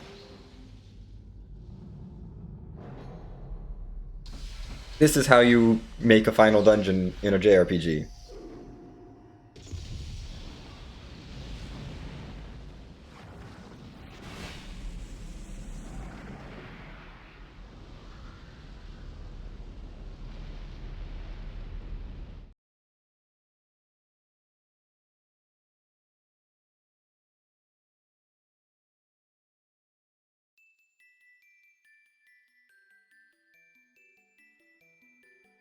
Okay. And just a little bit more narration. And then we'll be good to go. Oh my goodness. Just have to get through this little bit of narration and we get to play the game again. Like, for real. Guess what?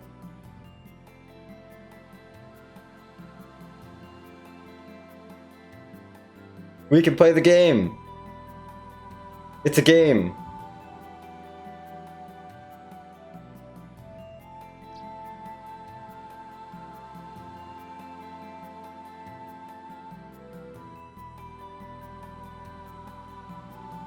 This is a cutscene.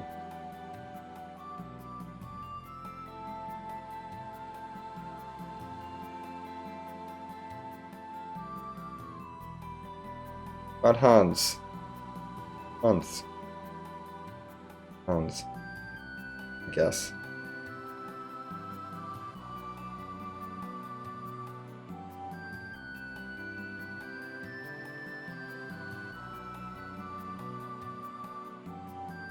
Oh yeah, I know. We're not getting the speed shoes though, that's way out of the way. Also yes, that is Kana. We're not talking to her.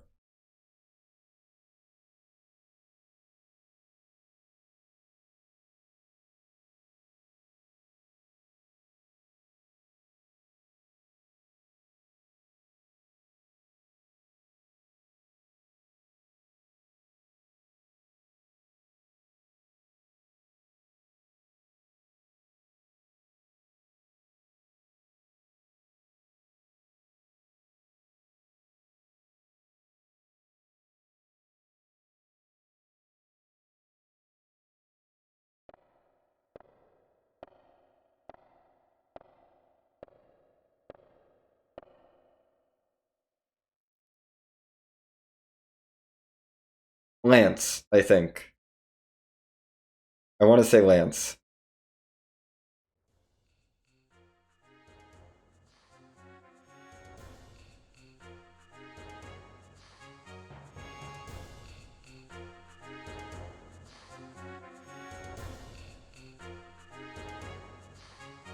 Also, the Captain of the Thames is fine.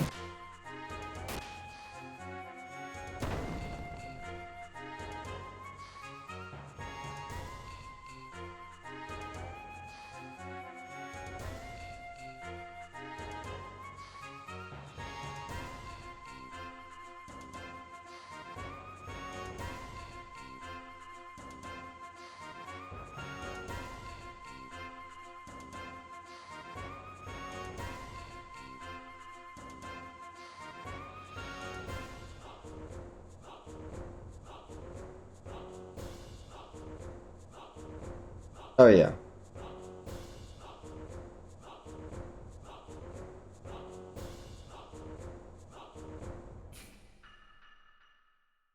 That's our little cutscenes there.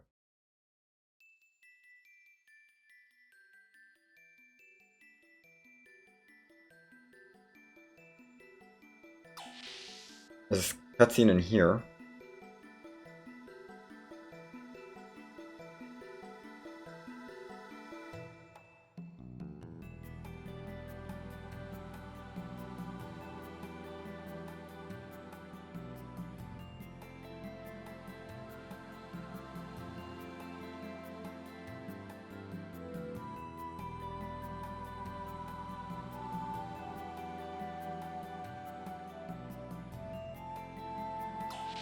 Bye.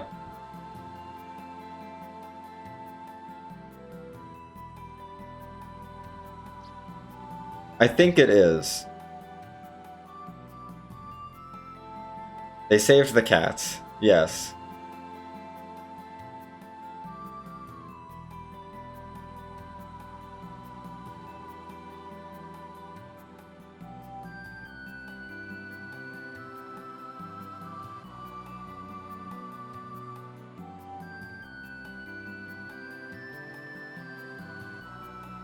Anyway, we're gonna talk to Zephyr up here because she has a cutscene for us. We got a lot of little cutscenes here.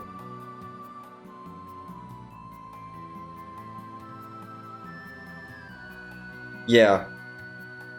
I think so. Do I have that one?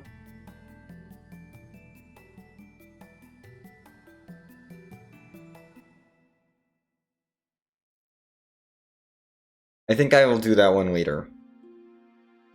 No, because we have to do a party swap anyway.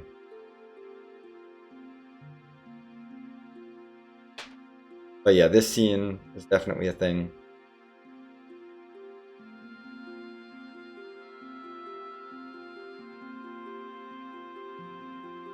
There's a lot of cutscenes.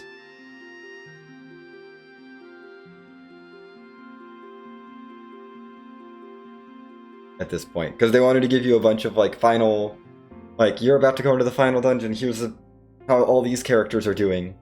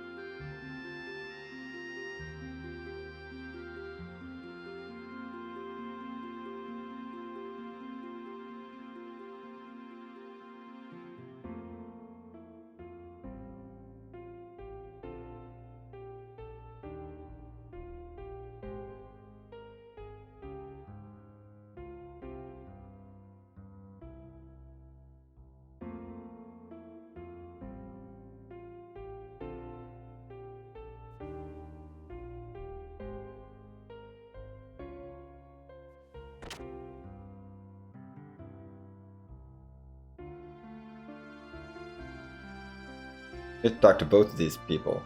Both these kids.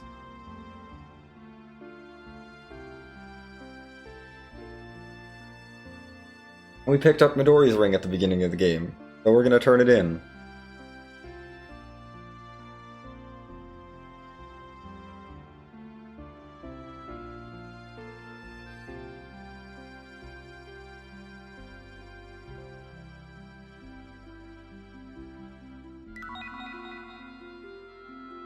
Not gonna use that, but it's cool. Dan has a little scene here. We're gonna talk to Dan.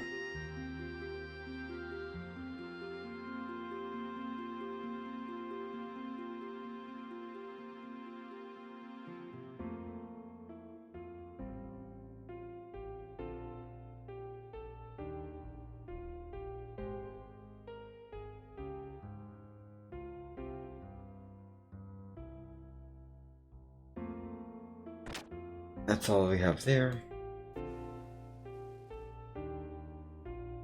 Yeah, we're gonna be we have to go swap party members now.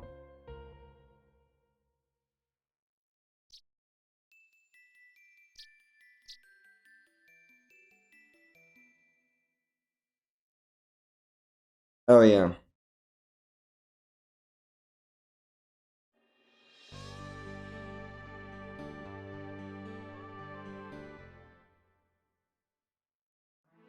Well, it's so hard to like tell why because, you know, it's spoilery.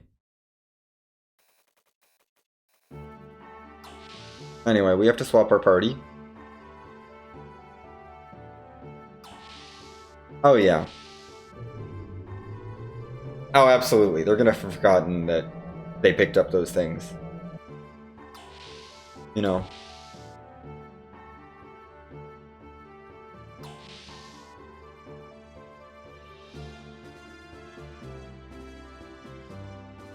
We're gonna talk to Margie here. She has a little cutscene.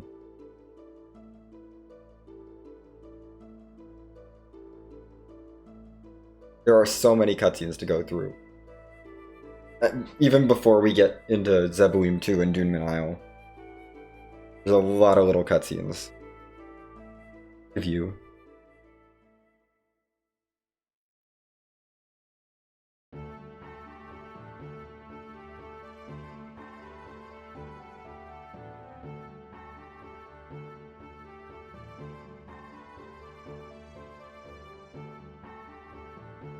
Yeah.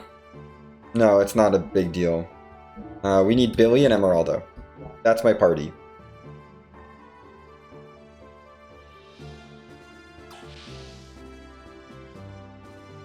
I'm sure you know why I need Emeralda. Billy is for actual use, using Billy.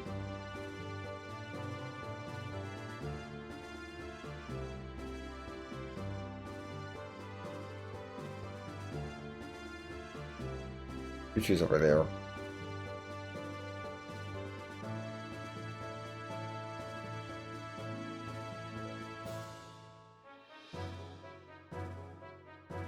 No! Don't enter this hangar. Don't care.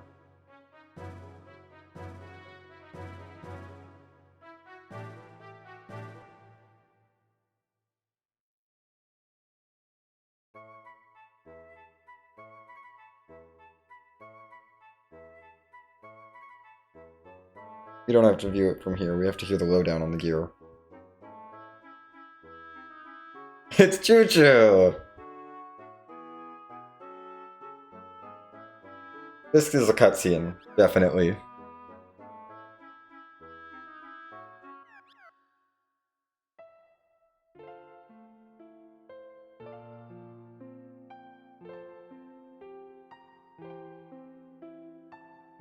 I think this is the most she talks in, like, this is like the scene that's the most devoted to her through the whole run, is just this little scene here.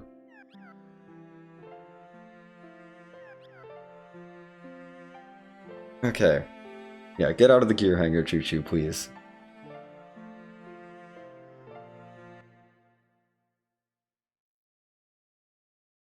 Fortunately, she doesn't get auto-put in my party. I don't want her in my party. I'm very happy with the party I have. Okay. Now we have to basically get back up.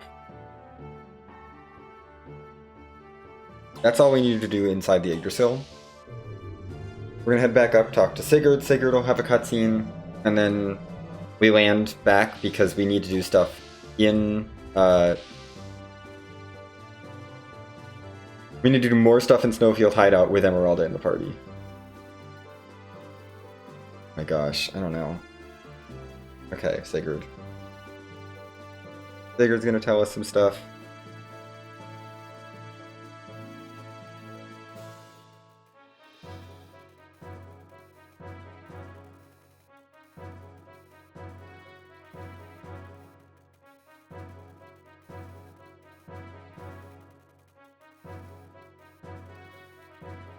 Nice little cutscene here.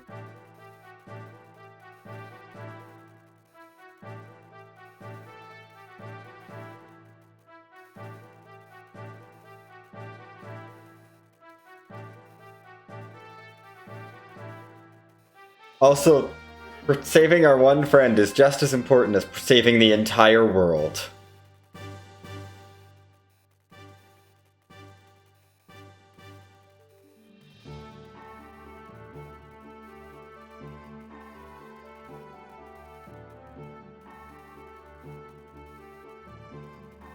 Yes, let's go.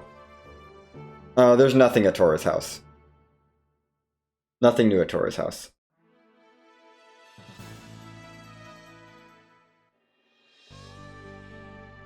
So actually we're starting by just landing immediately and heading right back to Snowfield Hideout because there's more at Snowfield Hideout to do.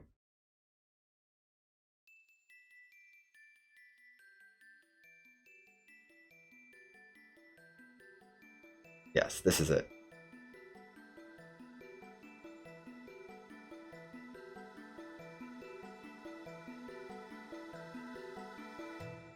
I don't think this is a scene, this is just a...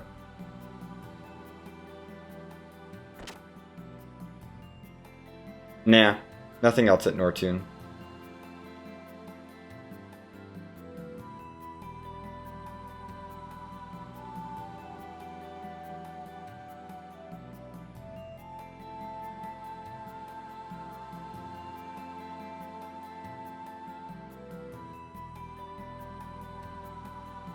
There's nothing at Nortune, there's nothing going back to the Anima Dungeons. Just Dune Isle and the Lighthouse. No! Oh my gosh, I talked to you.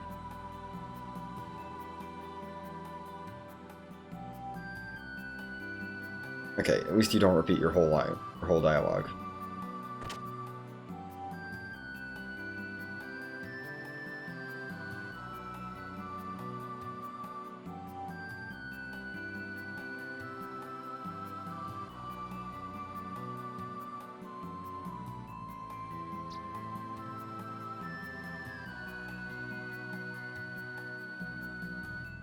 Now we're ready to leave.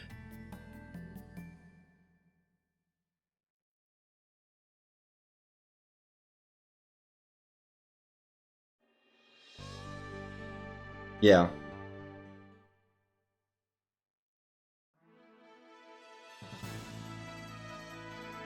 No, it's head straight to the lighthouse. My route is now head straight to the lighthouse, head to Doom Isle, and then head to,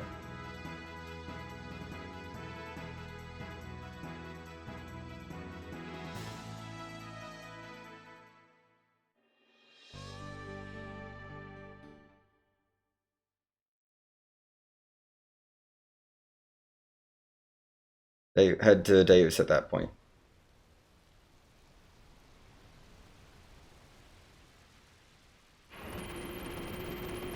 Yeah, I don't care. I don't care about Joe's shop. I don't care about shopping. Okay. Yeah, I have max money also. If I cared about shopping, I have max money. Nothing matters.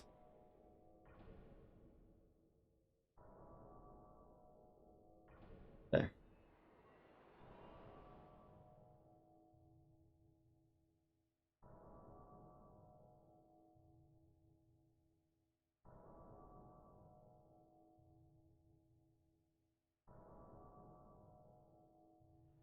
Yes, there's some scenes in here.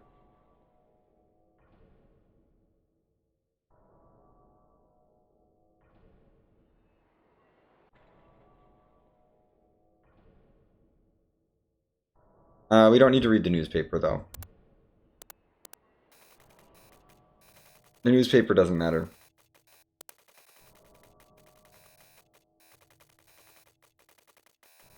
But this counts.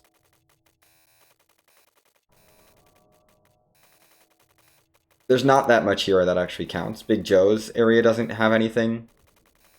A lot of the environmental clues don't count for cutscene percent. They don't matter. This one does because we're actually viewing like a movie.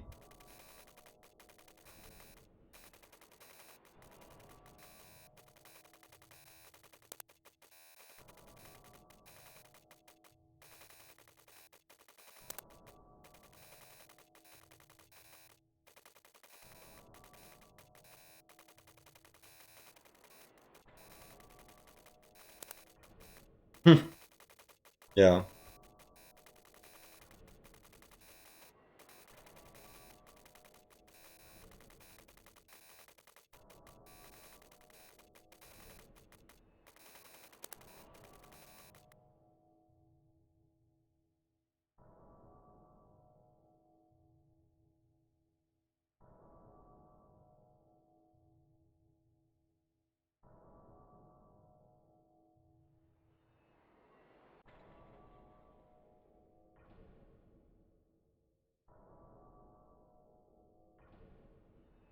Oh yeah.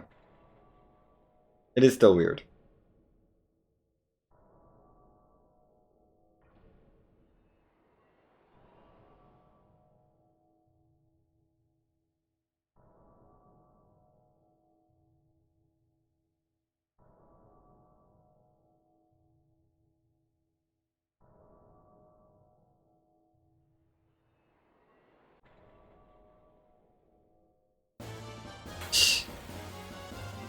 Oh my gosh. Oh, a dragon. I have no interest in fighting dragons.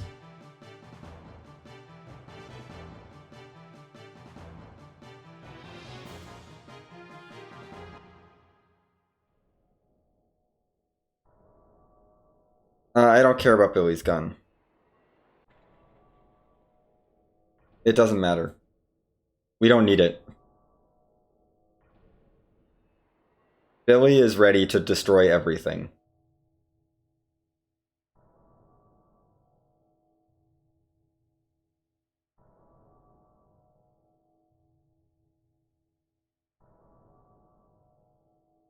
Nah, we actually don't. We don't fight any dragons. Doesn't matter. Obviously, we have to come over here and do this scene.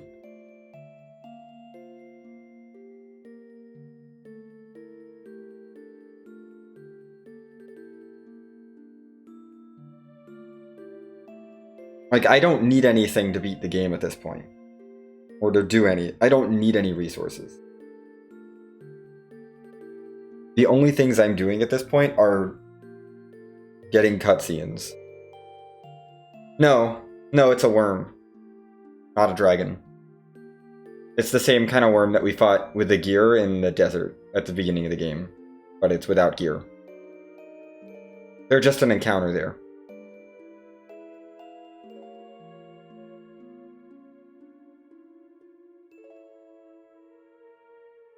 And we don't mess with them.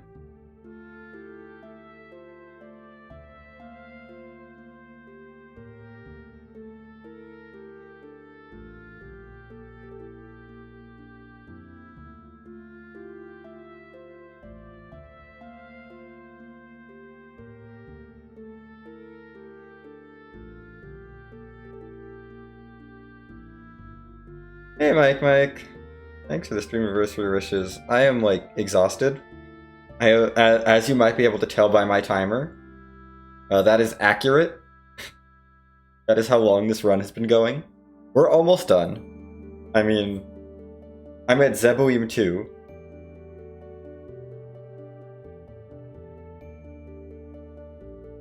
Still viewing cutscenes. Yes, also Zebuim does have some sort of Yule-type festival for the new year, around the new year.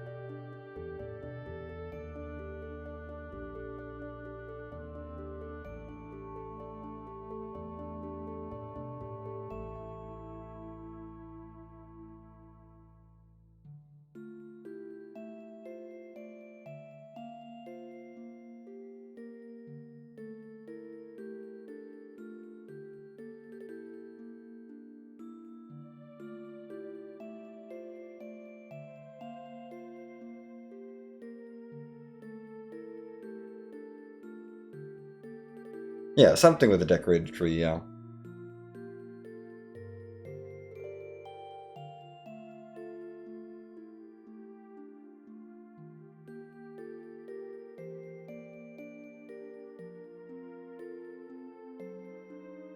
Look at that plane of a fish tank.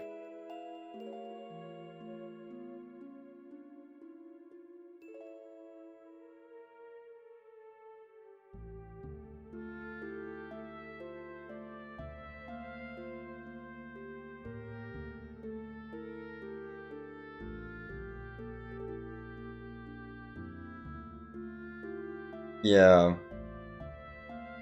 Also, yeah.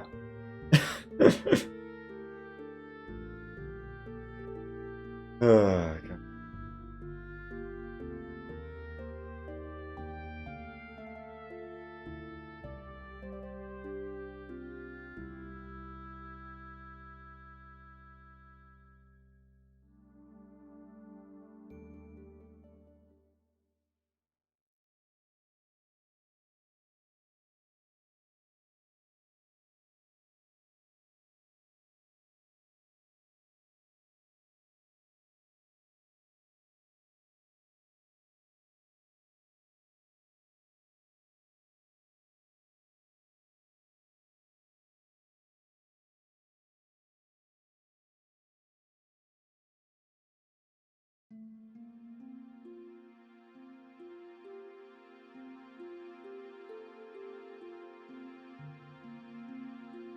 Uh-oh.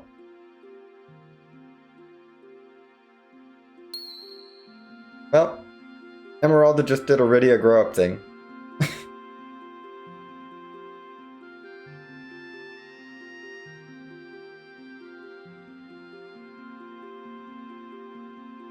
It's really too bad this happens so late in the game that we can't make any use of it, because we're done. You know, we're done, like, powering up at this point.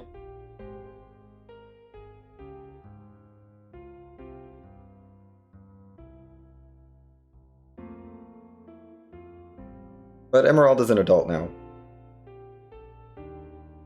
Because, you know, it's a cutscene, we have to do it. And I think that's everything we have here. That's literally it.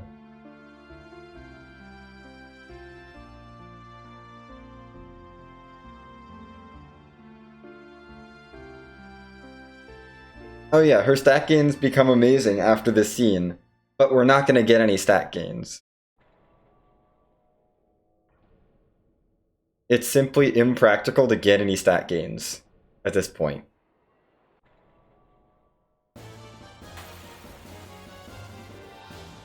Like, we're not going to level up. I don't think. Maybe we'll level up. I don't think we will. I think we're just going to go. I might decide to equip Emeralda with stuff. I don't know.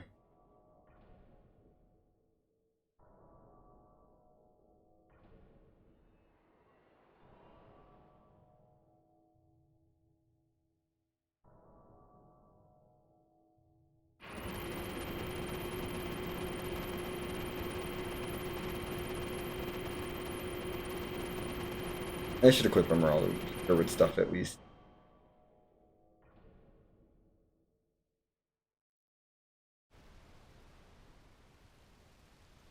I'm gonna equip Emeralda with stuff.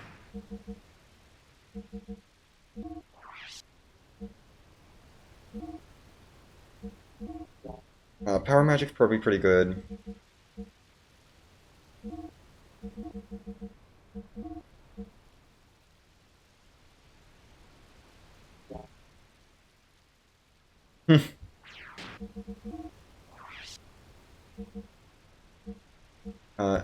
Emeralda just gets an ether doubler, and I don't care about anything else on her. She's got enough EP, it'll be fine. I mean, I'm not going to be using her EP anyway. We're going to be probably just doing the NRS 50 stuff. I should just triple up on those. Yeah. And this equipping Emeralda is like,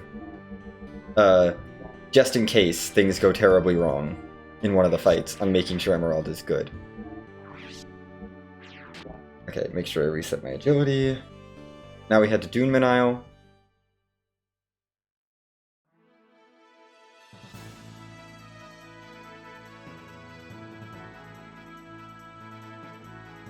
Doonman Isle is this one.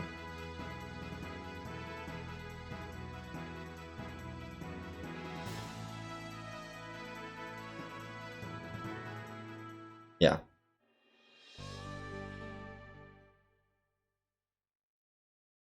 We are almost done.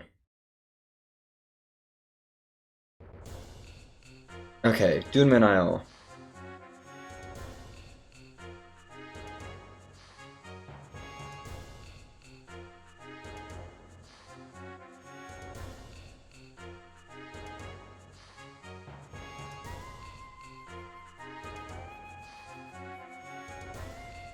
Yeah, we're fine. No. I'm not afraid of this place.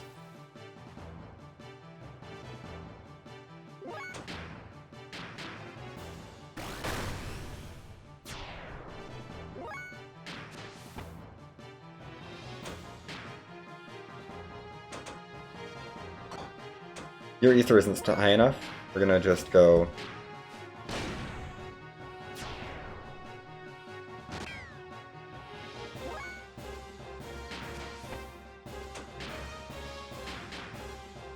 like that. Emeralda's ether's not good enough here. She's just hanging out because she's here. I just don't want to take the time to swap her out of the party.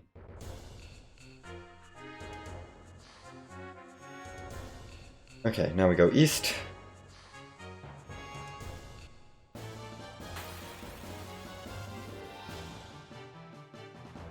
This is the dragon. That is a random encounter.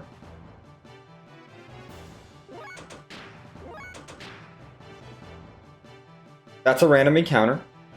Just as a heads up. Here, it's fine. Random encounter.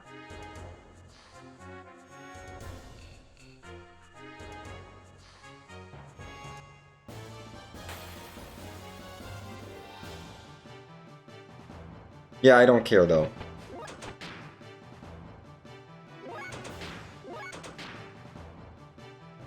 No, it's just a random encounter. It's definitely harder than the boss, but it's a random encounter.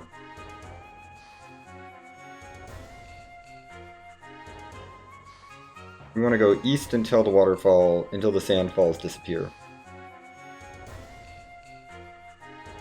Okay, now we go north.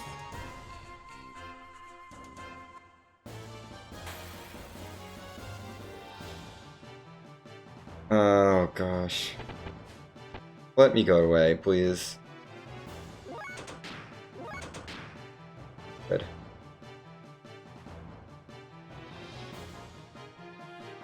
I should probably save before I come here, just in case the dragons get me.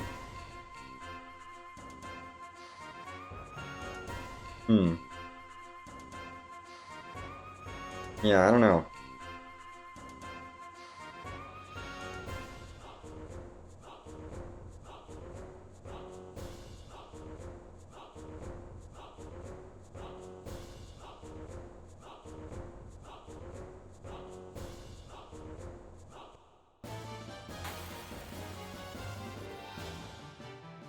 Okay, not dragon.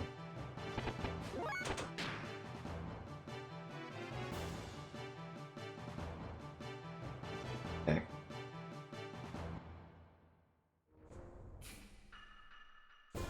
Yeah. We do have to collect the thing on the skeleton because it counts as a cutscene.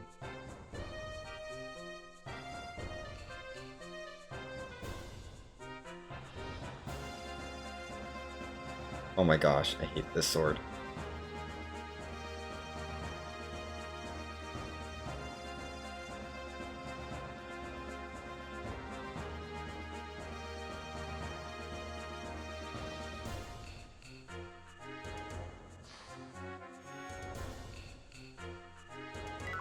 Yeah, we do get the sword, the Yamato sword. We never use it, but we do get it, because this cutscene happens after you pick it up.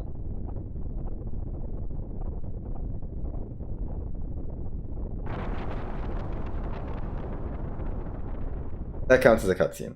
That's the only reason, that's like the main reason we do this.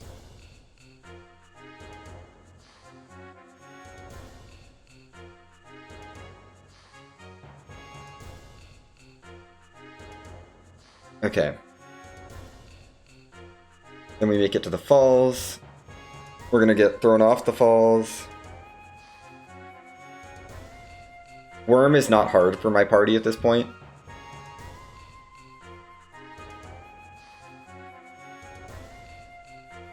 I just want to get straight down the falls, basically.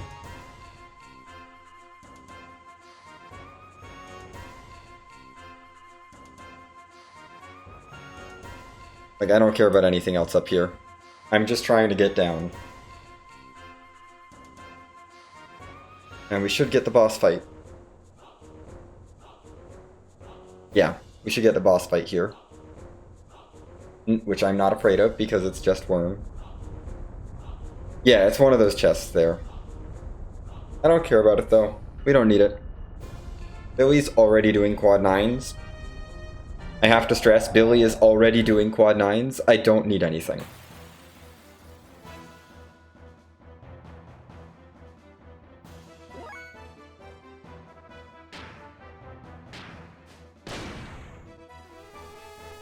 We shoot this thing with one square attack and it dies.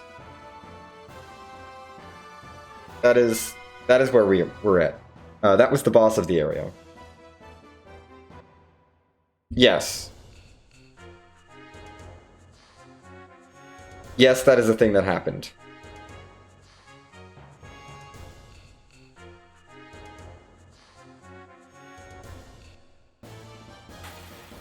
Okay, we're gonna take this buggy out of the desert. We may get away from this dragon. Okay, good. No dragon. Almost done.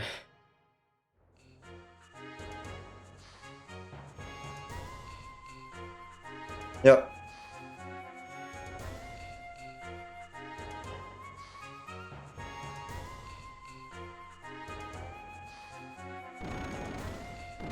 We're gonna get this guy unstuck, and we'll take his ride out of the desert, because we're done here.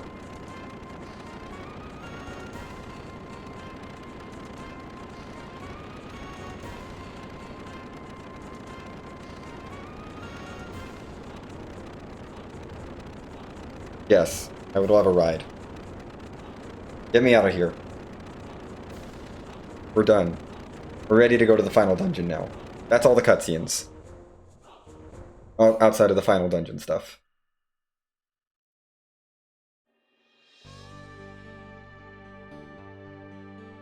Up in here.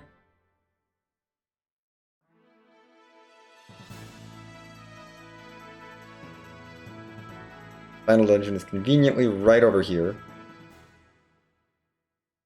Super close by.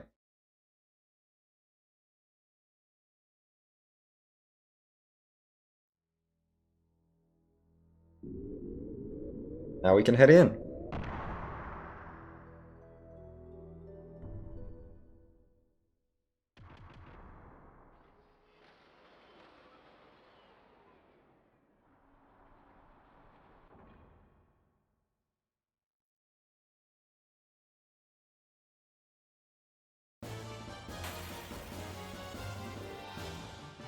We shouldn't have any trouble running from things, hopefully.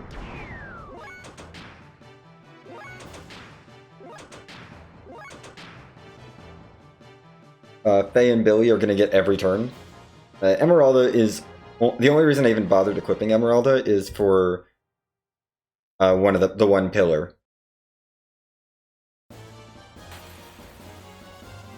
Like the one mini boss before, like sub boss before the final boss.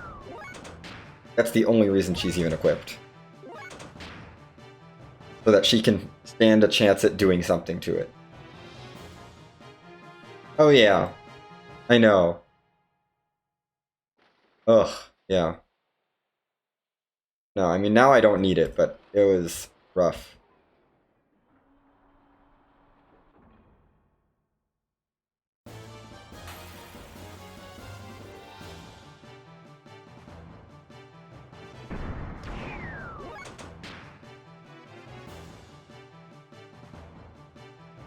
Okay. We are getting very close to the end. I think this might go just over 20 hours, but that's okay. Because the ending sequence is kind of long. Like, I think the ending sequence is like 25 minutes. From starting the Deus fight. Roughly, to the end of the game. So it's not trivial. So we're going to be over 20 hours. Here we go. Magic spot. I won't get hit. But we won't be a lot over 20 hours at least.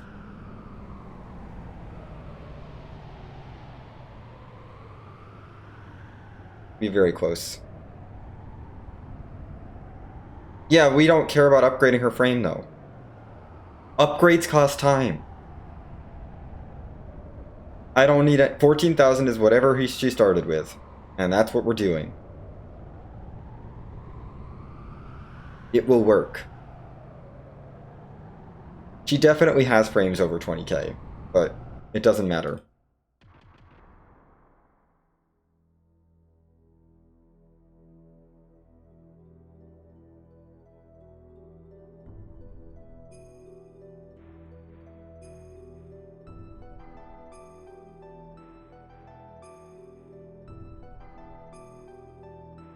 Okay, let's do this bridge room as quickly as I can.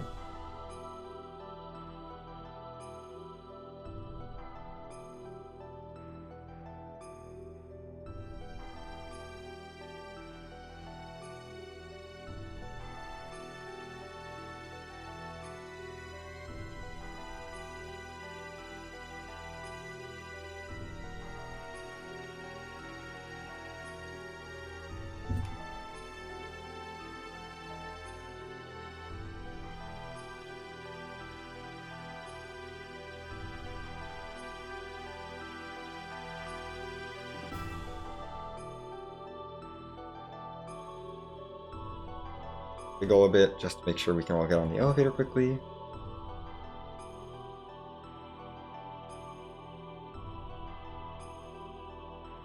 We go here.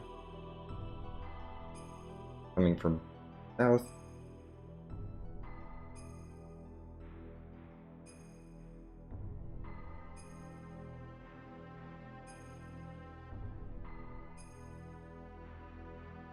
Okay, push this switch.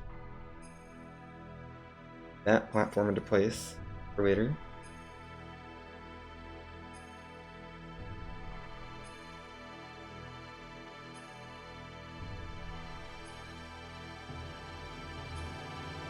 Good. Fast elevator, good.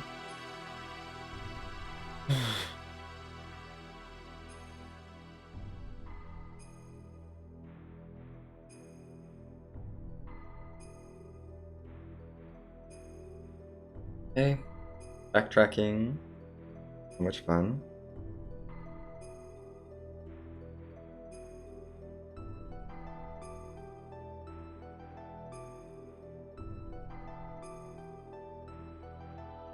Backtrack all the way. We're here.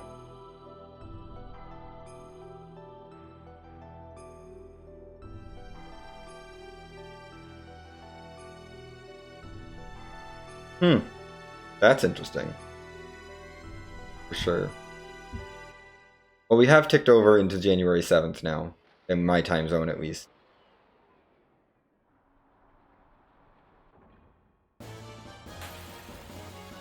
So I guess technically it's no longer my streamiversary, but we started this stream in my streamiversary, gosh darn it. And it's still my streamiversary somewhere, and we're gonna finish it before too long. We're gonna finish it within an hour.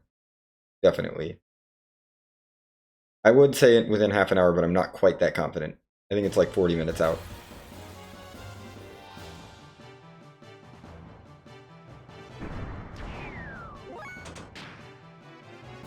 Yep.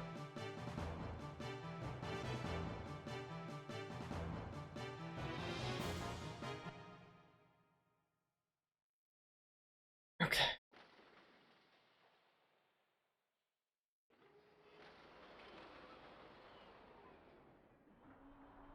Wait, one more screen with random encounters, ever.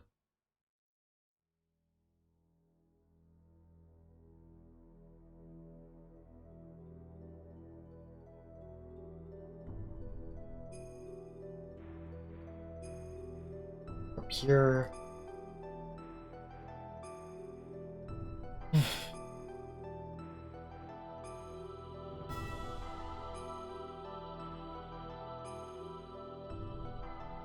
Okay, that's the puzzle solved. Now we just have to get there.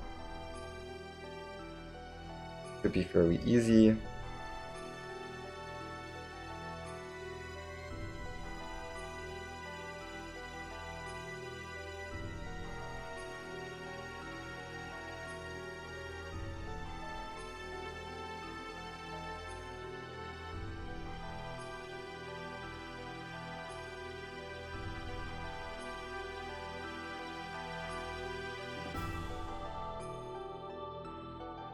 Don't need to turn this one.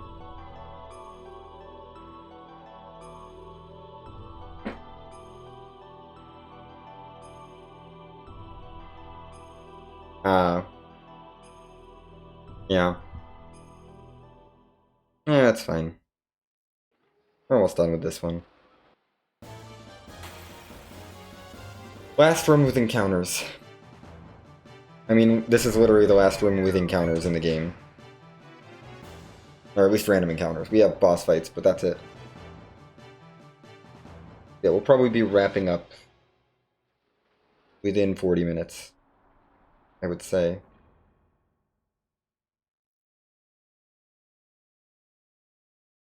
So like 2015 isn't 20 hours and 15 minutes isn't the worst. I'd probably give a 20 or a 30-minute estimate just in case. Just to be safe for my marathon run. But there's definitely things in this run that would be tidied up, probably.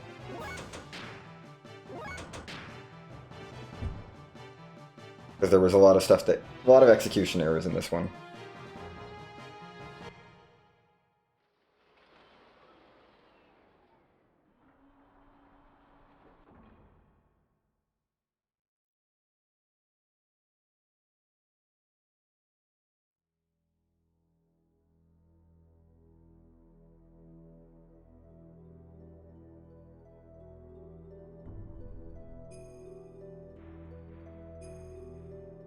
Yep.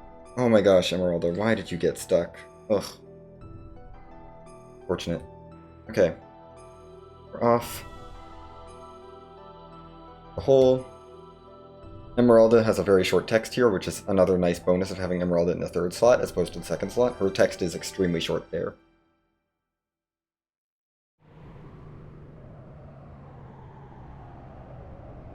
And now we just have some auto-scrolling.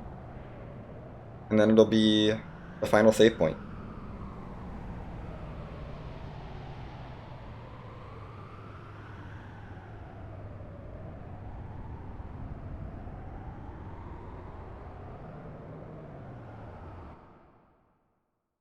Okay.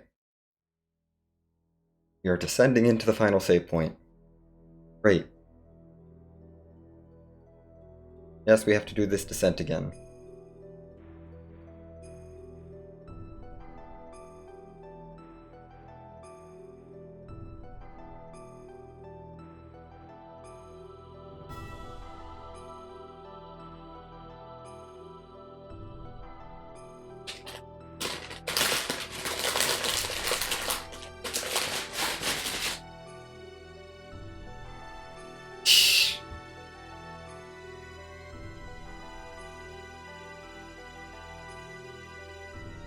I'm gonna take a save. Just in case something goes terribly wrong, because it could go terribly wrong. The pillars do not mess around.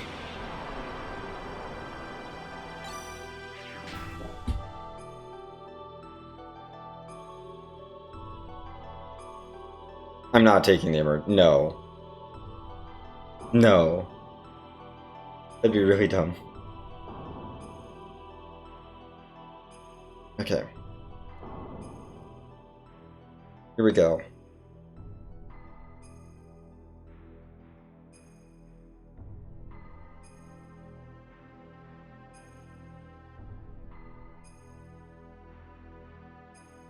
Oh yeah. No. The reason we're taking out the 4 orbs is to satisfy the little dialogue at the end that says something has been sealed. Because that counts as a cutscene. Not because I need to. Billy alone can absolutely take out Deus without taking out any of the orbs. So like that's why I wasn't worried about bringing Emeralda here, even though she's not super powerful. Like I don't need Emeralda's power. It's just not worth the time it would take to swap party members.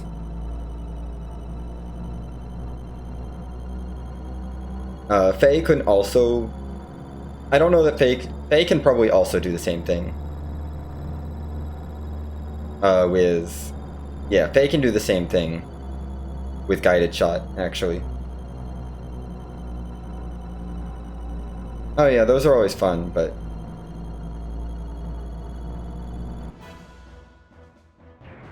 And that's what I did casually, but they take too long to set up. Not worth it.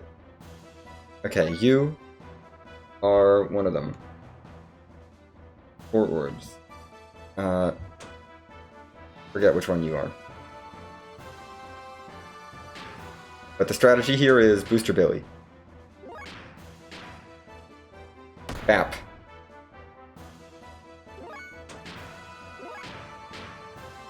Bap. Metatron, I should be guided shotting you. We'll throw a guided shot out. Just to make sure we're getting all the damage we need.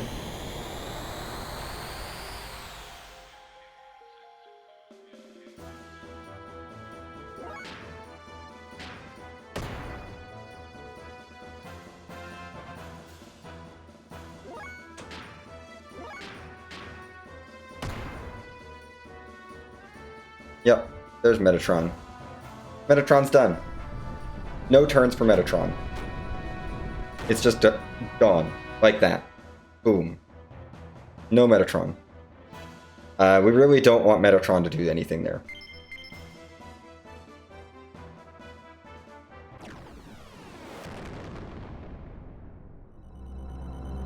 And now we... Wait. Yeah, Harwoot's the flat one. Okay, Harwoot, yeah. The other two don't matter. I think this is Sundle. I don't care about Sundle, though. Sundle's not scary. No, Marwoot's the flat one. This is Sundle, though. I don't care about Sundle. Sundle is the least scary.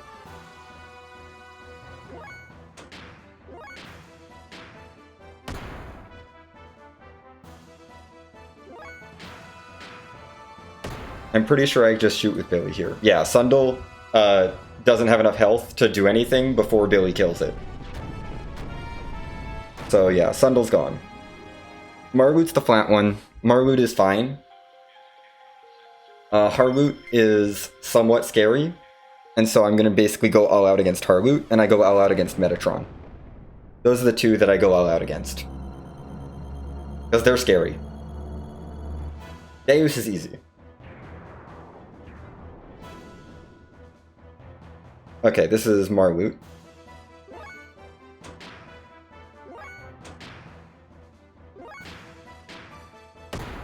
Bap.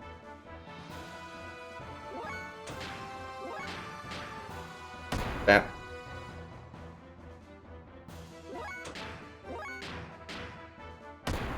Bap.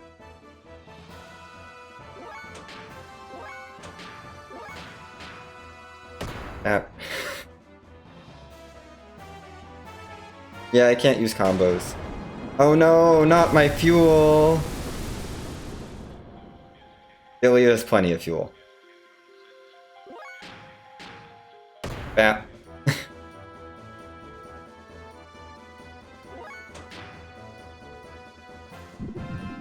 Oh no. Whatever will I do? You hit someone. Bap. Yeah, Marlute's not scary.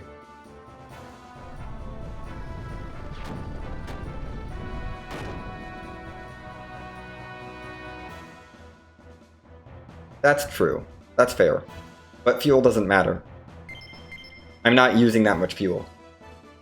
If I were using, like, big moves, I would be scared. But I'm using square attacks. Nothing scares me.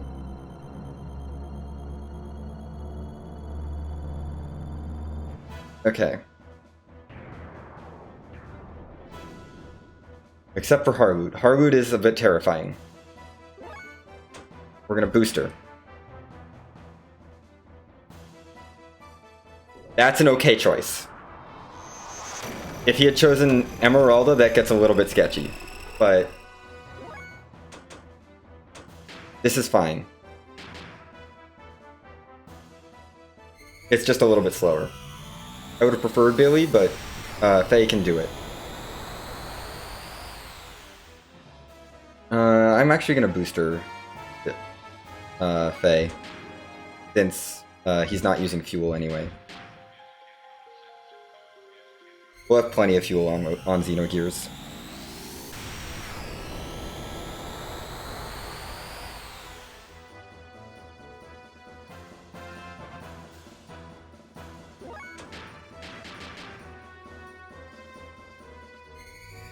So yeah, this is what the Harloot fight looks like with Faye. Billy gets to go faster, basically. It's not really that different. Emeralda is an interesting Harloot fight. She has to try to build up for hyper mode. She actually gets to build up for hyper mode and try to get hyper mode off. And try to get, like, combos off. Which is kind of fun. But scary.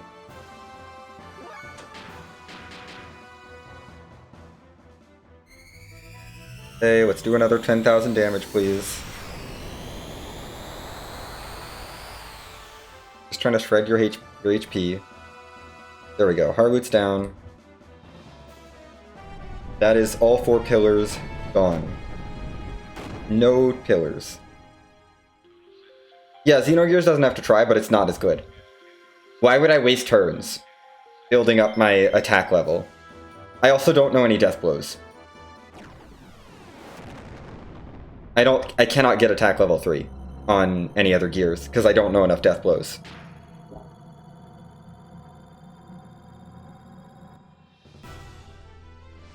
And it's not worth it. I can do quad 9s every turn. Why would I bother with hyper mode? There's no reason to even think about you worrying about it with Faye.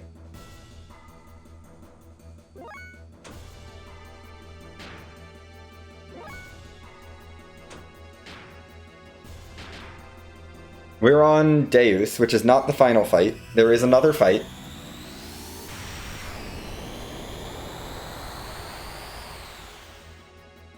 That's fine stuff. This is the real final fight. This is the final, like, real fight, though. It's not a hard fight.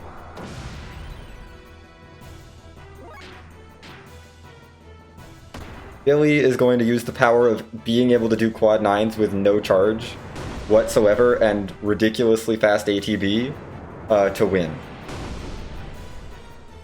Yes, it's the final fight sequence.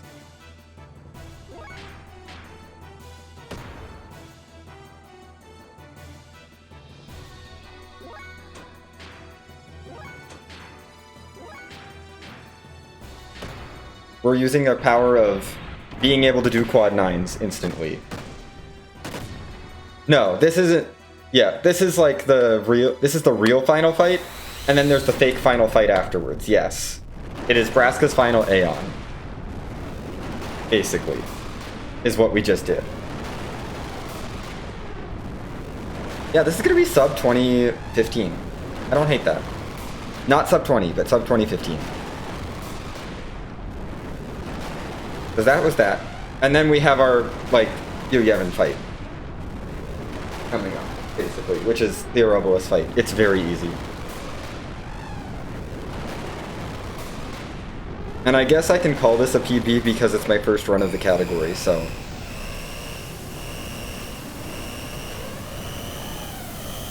I suppose I will sing.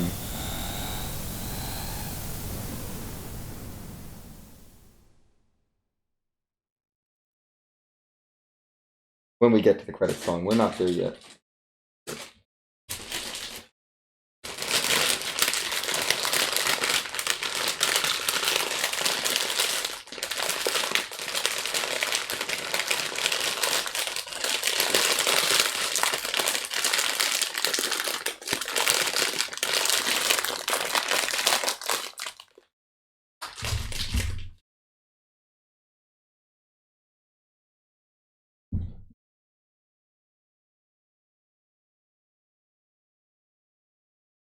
I mean, PB because I haven't completed a run yet, but it's fine.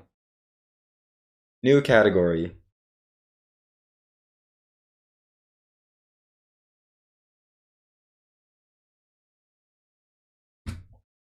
I'm guessing this is going to be a 20-something. 20, like, 14-something. Ish. Maybe a 2012-something. Oh, no, that is a giant bag of Twizzlers that I'm trying to hold up. It's fine. Sorry about that. I will leave it alone. I have been snacking on, like, giant Twizzlers this whole run. And I've eaten half the bag. It is not good.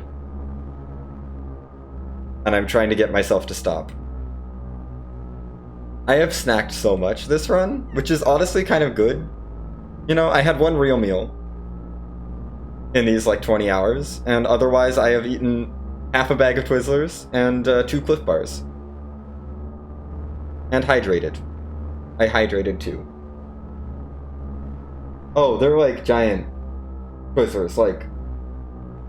They're those like 18-inch long Twizzlers, you know?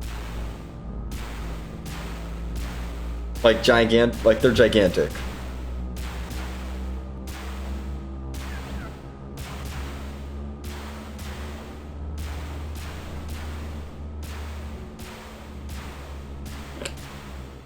And they are...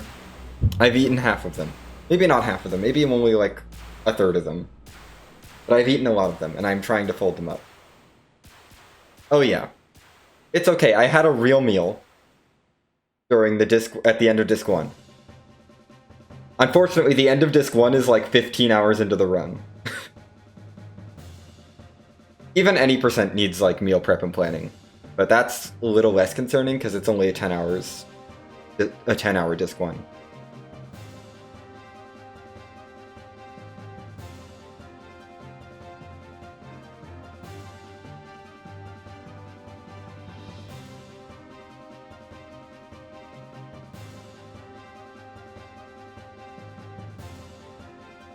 Oh, gosh, okay. We still have one fight, technically, that I have to actually pay attention for.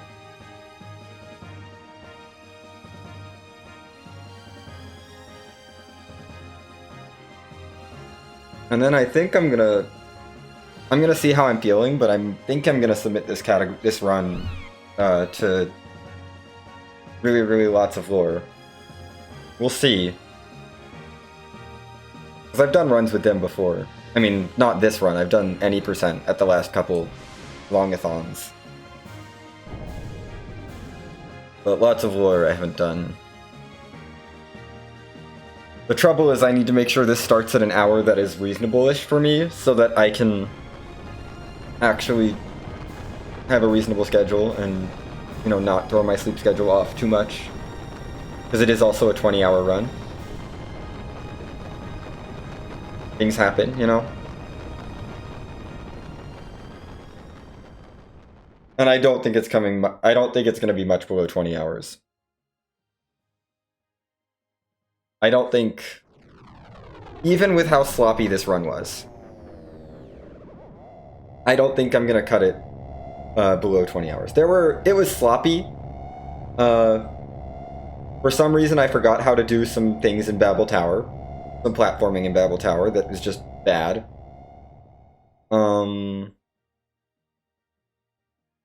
Yeah, game clock. This clock that I have listed is a bit behind because I didn't start the run until then. That's timing my run. That's not timing my stream. I had some music playing before I started, you know, and I did some talking and stuff before getting started. But I think an estimate of like 20 and a half hours is probably good for this, I think. I'm just thinking out loud. That should keep, you know, if the run goes even worse somehow, should still be finishable in 20 and a half hours. This game does not have a lot of variability. There is some RNG present in the run, absolutely, but it's not that much. Because it's mostly cutscenes. And those are consistent. And the boss fights are very consistent. Overall. The only, like, sort of major boss RNG is... honestly... I mean, the one RNG Deus boss, and then Harloot. Harloot is RNG because he can give me Emeralda, and that kind of can mess me up. I mean, I have a strat in place in case he gives me Emeralda, but we had the medium option this run of Faye. Billy is obviously the fastest. Anyway, Krellion's talking to us a bunch. I don't really care.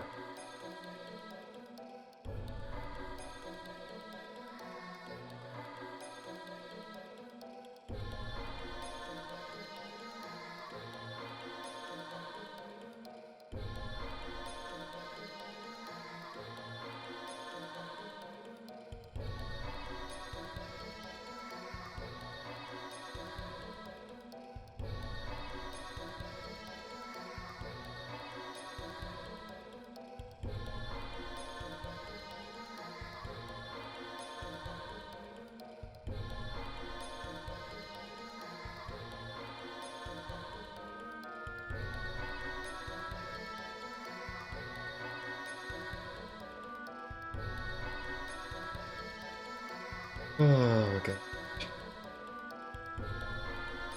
Yeah, no, this is the only time he really monologues.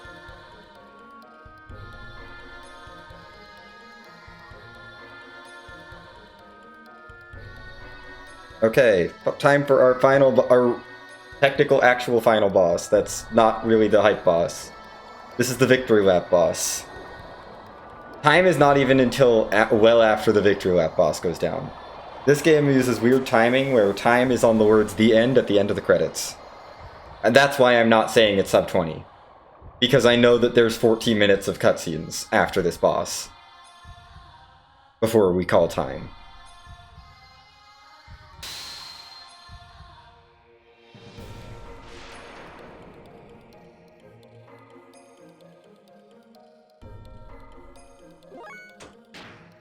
Booster, triangle, and expand.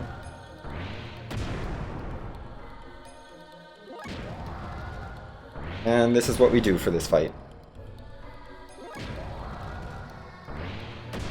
This is this whole fight.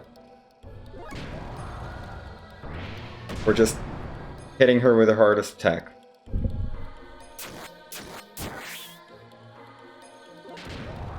Yeah.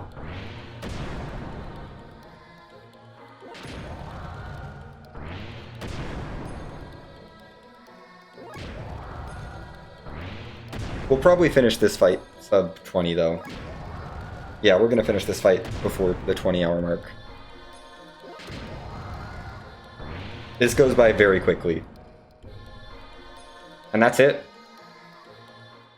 That is the last hit on the fight. We're done with the fight. Now it's 14 minutes till time. And there's just a few text boxes to clear. And as long as I'm turboing X, it'll autoplay. to the end of the game.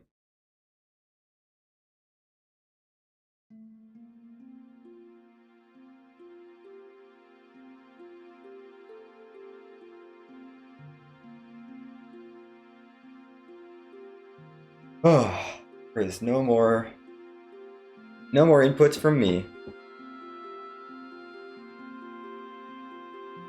You know, considering I gave it a 20-hour estimate at the start of the run, not too far off. I'll take it. I was like, this will probably be about 20 hours. And it was.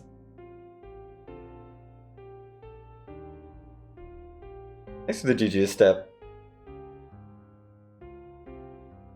And yeah, this was a W, I guess. I don't know. It was not great. There was a lot of room for improvement in this run, but for a first attempt at this category, testing this route. I mean, I tested the route a little bit, but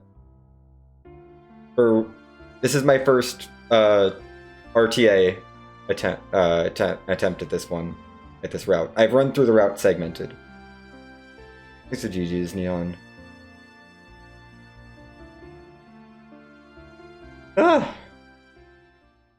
Okay. Yes, great way for Streamiversary. Okay, I no longer need to be turboing X. Now we're in full movie to the end of the game. But yeah.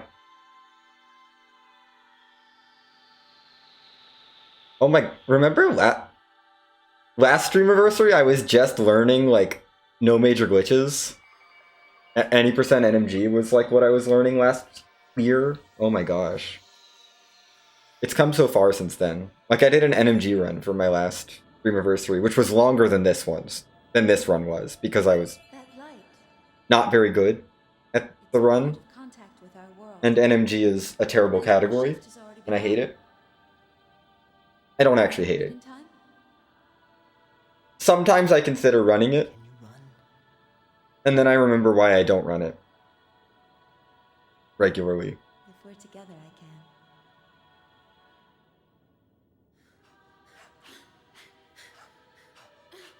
can. And that is because of all the things you have to do in NMG. NMG is really cool conceptually. I do really like it conceptually. But in practice, it's not that fun. It's not that fun of an endurance test. Because it's roughly this length for me. But I actually have to think about every boss strategy. And I have to be very precise with a bunch of menus and stuff through the whole run. And no. I don't want to have to do that. This run is not that. I only have to think about menus twice. And otherwise there's a couple little things, and mostly it's just whatever. And if I slightly mess up a menu, it probably won't be a run killer. Whereas with NMG, it can absolutely be a run killer.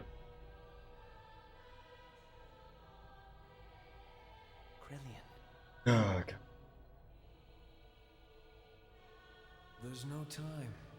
This place is about to be destroyed. Now there is no more God. This is no longer their planet. This is your home planet that you are now standing on.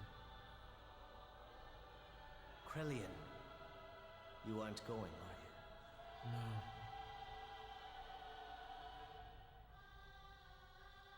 Since that time, I have stopped being human. I've committed so many sins that any attempt at living like a human is impossible. The only one who could have forgiven me was God.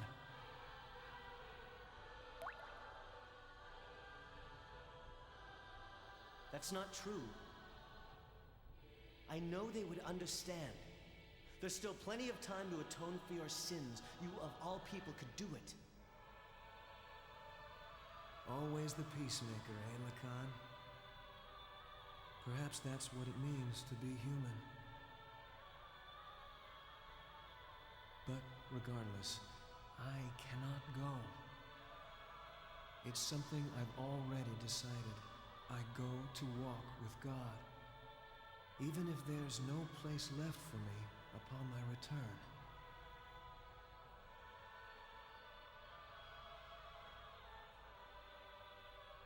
I must go now. Krelian.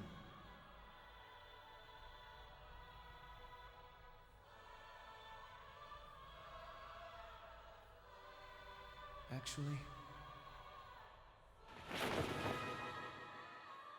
I envy you two. Hi, Krelian. Yeah, this is probably like a 2012-ish, I think. Something. I think that's where we're gonna end up.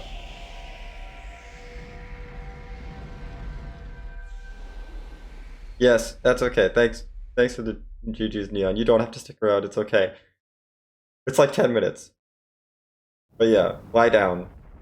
If you need to lie down, lie down. I'm not gonna ask anyone to stay. You know.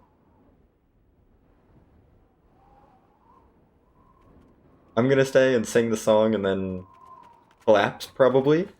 So, What happened? oh yeah, this guy. From the explosion disrupted the I have no ionosphere. idea who this guy is Impossible to get a with the visual. radio equipment. They were probably caught up in the explosion. That's a lie! He'll come back. He promised us he would. I know it.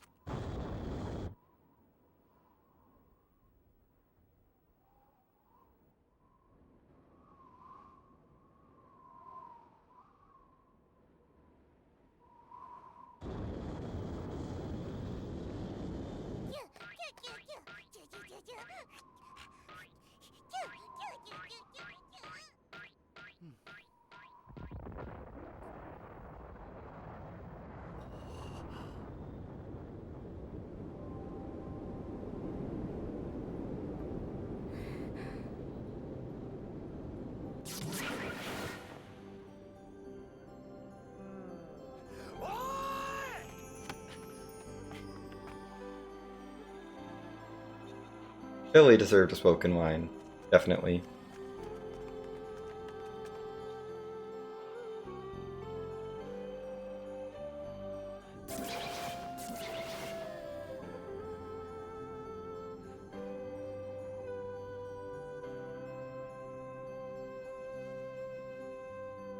Run Through the cold of the night, as passion burns in your heart. Ready to fight, a knife held close by your side. Like a proud wolf alone in the dark, with eyes that watch the world. And my name like a shadow on the face of the moon. Broken mirror, a million shades of light. Your echo fades away, but just you and I can find the answer, and then we can run to the end of the world. We can run to the end of the world.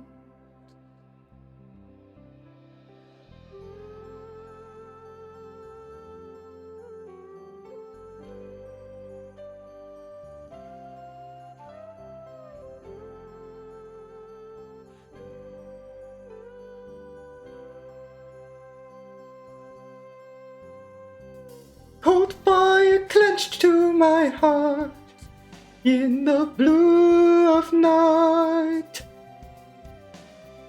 Torn by this pain, I paint your name in sound. And the girl of the dawn with eyes of blue, an angel wings. The songs of the season are heard only only crown. Broken mirror, a million shades of light.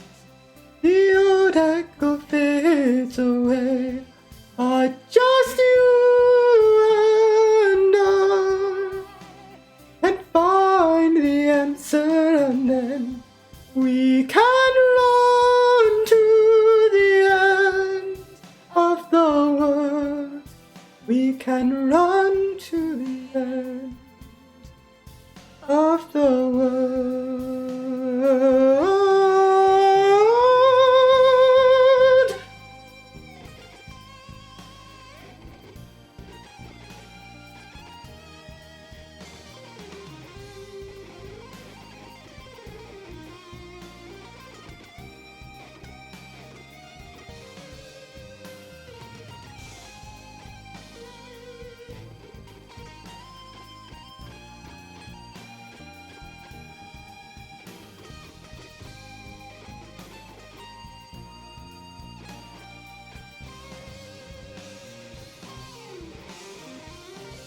We met in the mist of morning and parted deep in the night. Broken sword and shield and tears that never fall but run through the heart, washed away by the darkest water. The world is peaceful and still.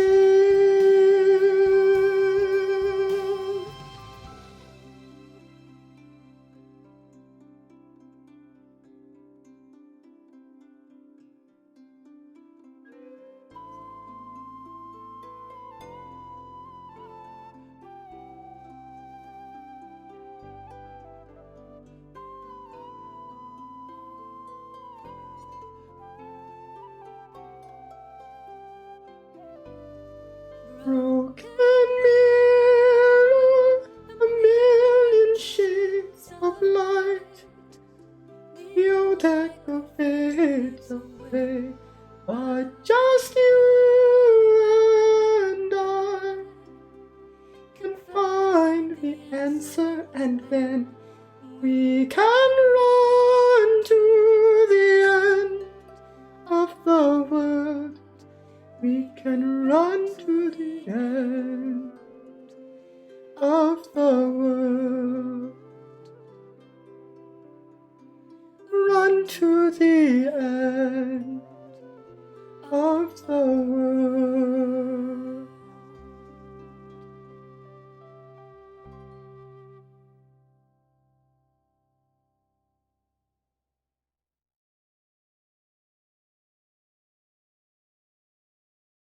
That is time.